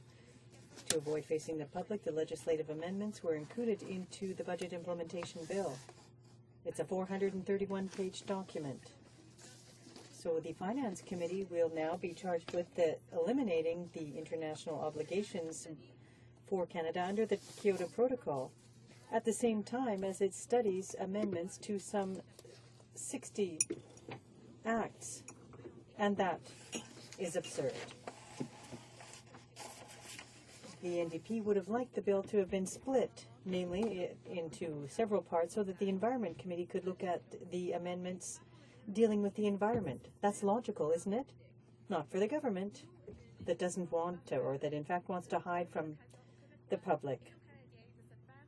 We will not allow them to do so. We are going to give Quebecers and Canadians an opportunity to be heard. The NDP will be organizing 5 large meetings across Canada so that citizens will be able to provide input on the budget implementation bill. And a meeting will take place in Montreal near my riding on May 23rd at the St. Pierre Centre on Panay Street. There's still time to make changes. So I do have some questions, in fact, to the Parliamentary Secretary, to the Minister of the Environment. Will the Government of Canada finally be honest with Canadians as regards climate change and the costs of climate change? Will the government be honest with Canadians with respect to sectors which will be cut at Environment Canada? Will the Minister stop trying to muzzle scientists and admit and allow for, in fact, an open debate for the well-being of our democracy? And will the government listen to Canadians who want their children to live in a better country, a greener, more sustainable country, a more prosperous one? Or will they continue to govern with their eyes closed? Madam Speaker, the government is not only attacking our environment but also our democracy by preventing an open debate on these issues. This morning, in fact, 3 government ministers appeared miraculously at a parliamentary committee to provide evidence for an hour after having regurgitated the Prime Minister's office's lines. They took a few questions, but I would like to ask the Honourable Member, the Honourable Parliamentary Secretary, if there will be an open debate. The Honourable Parliamentary Secretary. Well, thank you, Madam Speaker. And I'm really glad to be able to address my colleague opposite tonight because since she's moved portfolios, and I congratulate her on her new appointment, we've missed her at Environment Committee greatly. At one of our most recent Environment Committees, we actually had the Commissioner for the Environment come out and talk about his most recent report. In April of this year, the most recent report on greenhouse gas emissions in Canada was released, and that data showed that while the economy grew by 3.2%, so we saw a growth in the economy, we saw an expansion of industry, our greenhouse gas emissions virtually stabilized. There was only a 0.25% increase in greenhouse gas emissions. So for the first time in this country, we're seeing the economy grow while greenhouse gas emissions growth stabilizes. This is a very, very good thing. Now, in committee, so I'll bring her up to speed on what was said in that meeting. One of my colleagues asked, did I hear correctly that inventory data was not reflected in your report dealt with 2010 emissions? And the Environment Commissioner said, correct. Just to be clear, there's a lag between the year when Environment Canada takes to compile all the data and then release it. So that data was not reflected in the most recent report. And in fact, the regulations that we're putting in place on certain sectors of the economy were not included in the forecast as well. What we're trying to do is, again, balance environmental stewardship. We understand the need to reduce greenhouse gas emissions in this country, but we also need to do that while encouraging economic growth. Now, the original question my colleague put on the order paper, which I'm not sure if she remembered, it dealt with the $35 million for climate change research that was announced through the Natural Science and Engineering Research Council of Canada. So in her new portfolio, I'd like to talk a bit about an institution, a granting council that I worked with quite extensively in my previous career, and this great program, because I would like to encourage my colleague to vote for our budget because we are investing heavily in science and technology, specifically in an institution she should be quite familiar with at McGill University. In fact, a search of McGill University's NSERC grants since fiscal year 2006 shows over $250 million in investment in McGill University. Two of those, there's actually 2 Canada Research Chairs in climate change. I think there's more than that, but I encourage her to go and talk to her colleagues that receive NSERC funding since our government has been in power. And I encourage her to talk to them about the impact of NSERC funding on their careers, because what we're doing in this budget is actually increasing funding to the granting councils.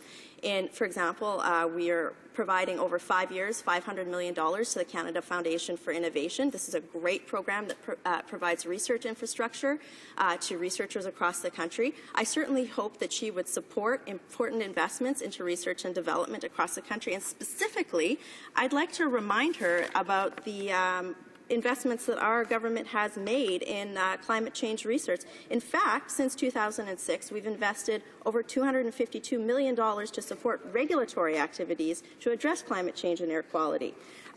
Another institution that she should familiarize herself with in her new role is Sustainable Development Technology Canada. This is a great organization that works on commercializing technology that's related to clean energy.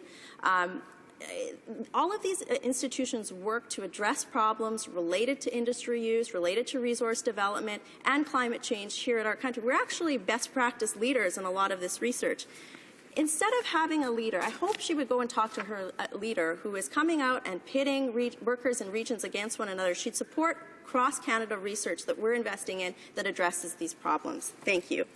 The Honourable Member for Rivière-des-Mille-Îles. Dismal record on attacking climate change. They're trying to take credit for what the provinces have been doing. And we know that in my home province, the government has taken various efforts to try to reduce its greenhouse gases. So while this government has an abysmal record, they are trying to take credit for work that's not theirs. The Parliamentary Secretary also mentions the Sustainable Development Technology Program, which they cut in this budget. So, we're missing out on an occasion to to participate in the $1 trillion global green technology market. Donc, malgré la réponse de mon honorable collègue, le budget 2012... Despite the answer by my honourable colleague, the Budget Implementation Bill 2012 provides us with two other examples of why the government doesn't care about the environment. First of all, C-38 abolishes the Act to implement the Kyoto Protocol. It also eliminates the National Roundtable on the Environment and the Economy, an organization mandated to provide the government with advice. First of all, the minister said that the organization was abolished because the unique research that it produced was available on the internet. The government subsequently admitted that the organization had become bothersome. I must interrupt. The time is up. The Honourable Parliamentary Secretary. Her answer with working with provinces, or the work that provinces has done. And I find this so timely, given that her leader has come out and accused provincial leaders, provincial premiers who are standing up for their economy and speaking against derogatory terms that her leader has used this week in the media and will not step back from. She's, this working with provinces does not entail, denigrating their resource sectors when we should be looking at a united Canada, a united economy. And the last thing I'm going to highlight tonight is the $35 million to support climate change and atmosphere research that the National Sciences and Engineering Research Council of Canada is undertaking. This program has been launched in March, and I encourage people across the country to look at the results that are going to come out of this funding and the cross-Canada research collaborations that will be created because of it. Resuming debate, the honourable member for l'honorable député pour Gaspésie. The honourable member for Gaspésie des Îles de la Madeleine. Thank you, Madam Speaker, and I'd like to thank the Parliamentary Secretary for attending here this evening. Madam Speaker, the ice storm that hit the Magdalen Islands in February 2012 was serious, and it shows the importance of transportation infrastructure. It enables us to shed light on the need to extend the airport at the Magdalen Islands, an ongoing issue for the past 30 years. The Premier of Quebec, Jean Charest, has underscored the importance of extending the length of the airport runway. When the power went out because of the ice storm, the generator at the airport failed. I'd like to point out that the Magdalen Islands are some 100 kilometers from the Gaspé Peninsula in the middle of the Gulf. People there are proud of being island residents, but this, in fact, raises a great number of challenges in terms of transportation. The Conservative government must rise to these challenges. The only direct way to get from the Gaspé Peninsula to the Magdalen Islands is by plane. The alternative is very long. There is a 5-hour ferry crossing from PEI and a 10-hour road that you need to drive on to get to the Gaspé Peninsula. So air service is of the utmost importance in times of emergency, or urgency rather, and for regular transportation, travel, tourism, and cargo shipments. The government has acknowledged that by identifying it as an isolated or outlying airport serving the islands. And Transport Canada is the manager of the airport. Since 1993, the main runway has been 4,500 feet. Most runways are at least 5,500 feet long. Why is this one of the shortest runways in Quebec? During difficult weather conditions, aircraft often have to cancel their landing or simply turn back. And this situation is also a problem for hospital aircraft that transport sick patients. This transportation infrastructure is essential. They shouldn't be settling for second-class infrastructure. The current runway hinders economic development. A short runway limits the type of aircraft that can regularly land there, and it prevents larger aircraft from serving the area. residents of the Magdalen Islands are concerned about this. They have currently Dash 8s coming in, and the community has been mobilizing for several years to get the runway extension. An additional 1,400 feet in 2 stages would help to develop the economy of the Magdalen Islands. It would make the situation safer for difficult weather conditions, and it would reduce the number of aborted landings in the area. The islands want to develop. There are more tourists, more exports, more people who are leaving the islands for studies and other things than 30 years ago. The residents are calling on Transport Canada to take action in this area. Will the government finally support the residents of the Magdalen Islands? The Honourable Parliamentary Secretary for the Minister of Transport. Thank you, Madam Speaker. We have supported the Magdalen Islands through investments for their airport and in other areas. And I can assure the honourable member that airport infrastructure in the Magdalen Islands are safe and can adequately meet the needs for the industry. This infrastructure makes it possible to receive a fully loaded search and rescue aircraft. There has been no official request from air carriers serving that destination has addressed the issue of extending the airport's runway. Unless objective information regarding safety shows the real needs, Transport Canada feels that an investment of over $10 million, which is what would be necessary in order to extend the airport to 5,900 feet, would be unjustifiable based on the information that they currently have. I'd like to thank the member for raising this issue on behalf of his constituents, and I would remind him that our main objective as a government and as the Department of Transport is to ensure the safety of our systems based on information that we have. At present, the system and infrastructure in the Magdalen Islands is safe. We will continue to work in close cooperation with the community and people from the islands in order to protect security and safety in the future. The Honourable Member for Gaspésie, les Îles de la Madeleine. I'd like to thank the Parliamentary Secretary. However, 5,900 feet isn't what we're calling for. We're asking for 5,500 rather.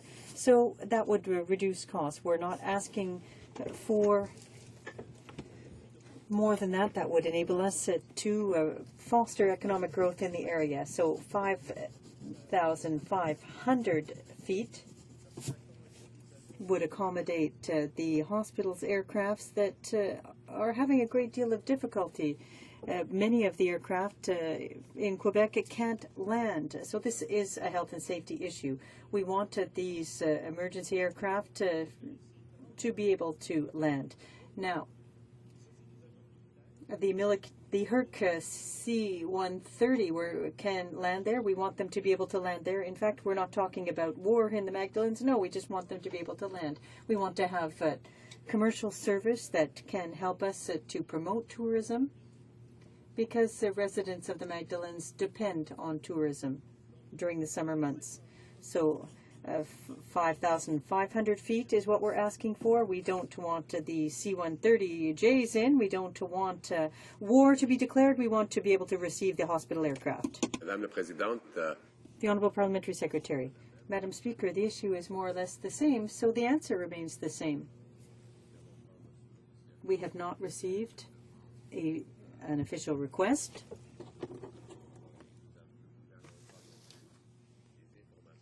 nor do we have objective information on safety which would show such a requirement.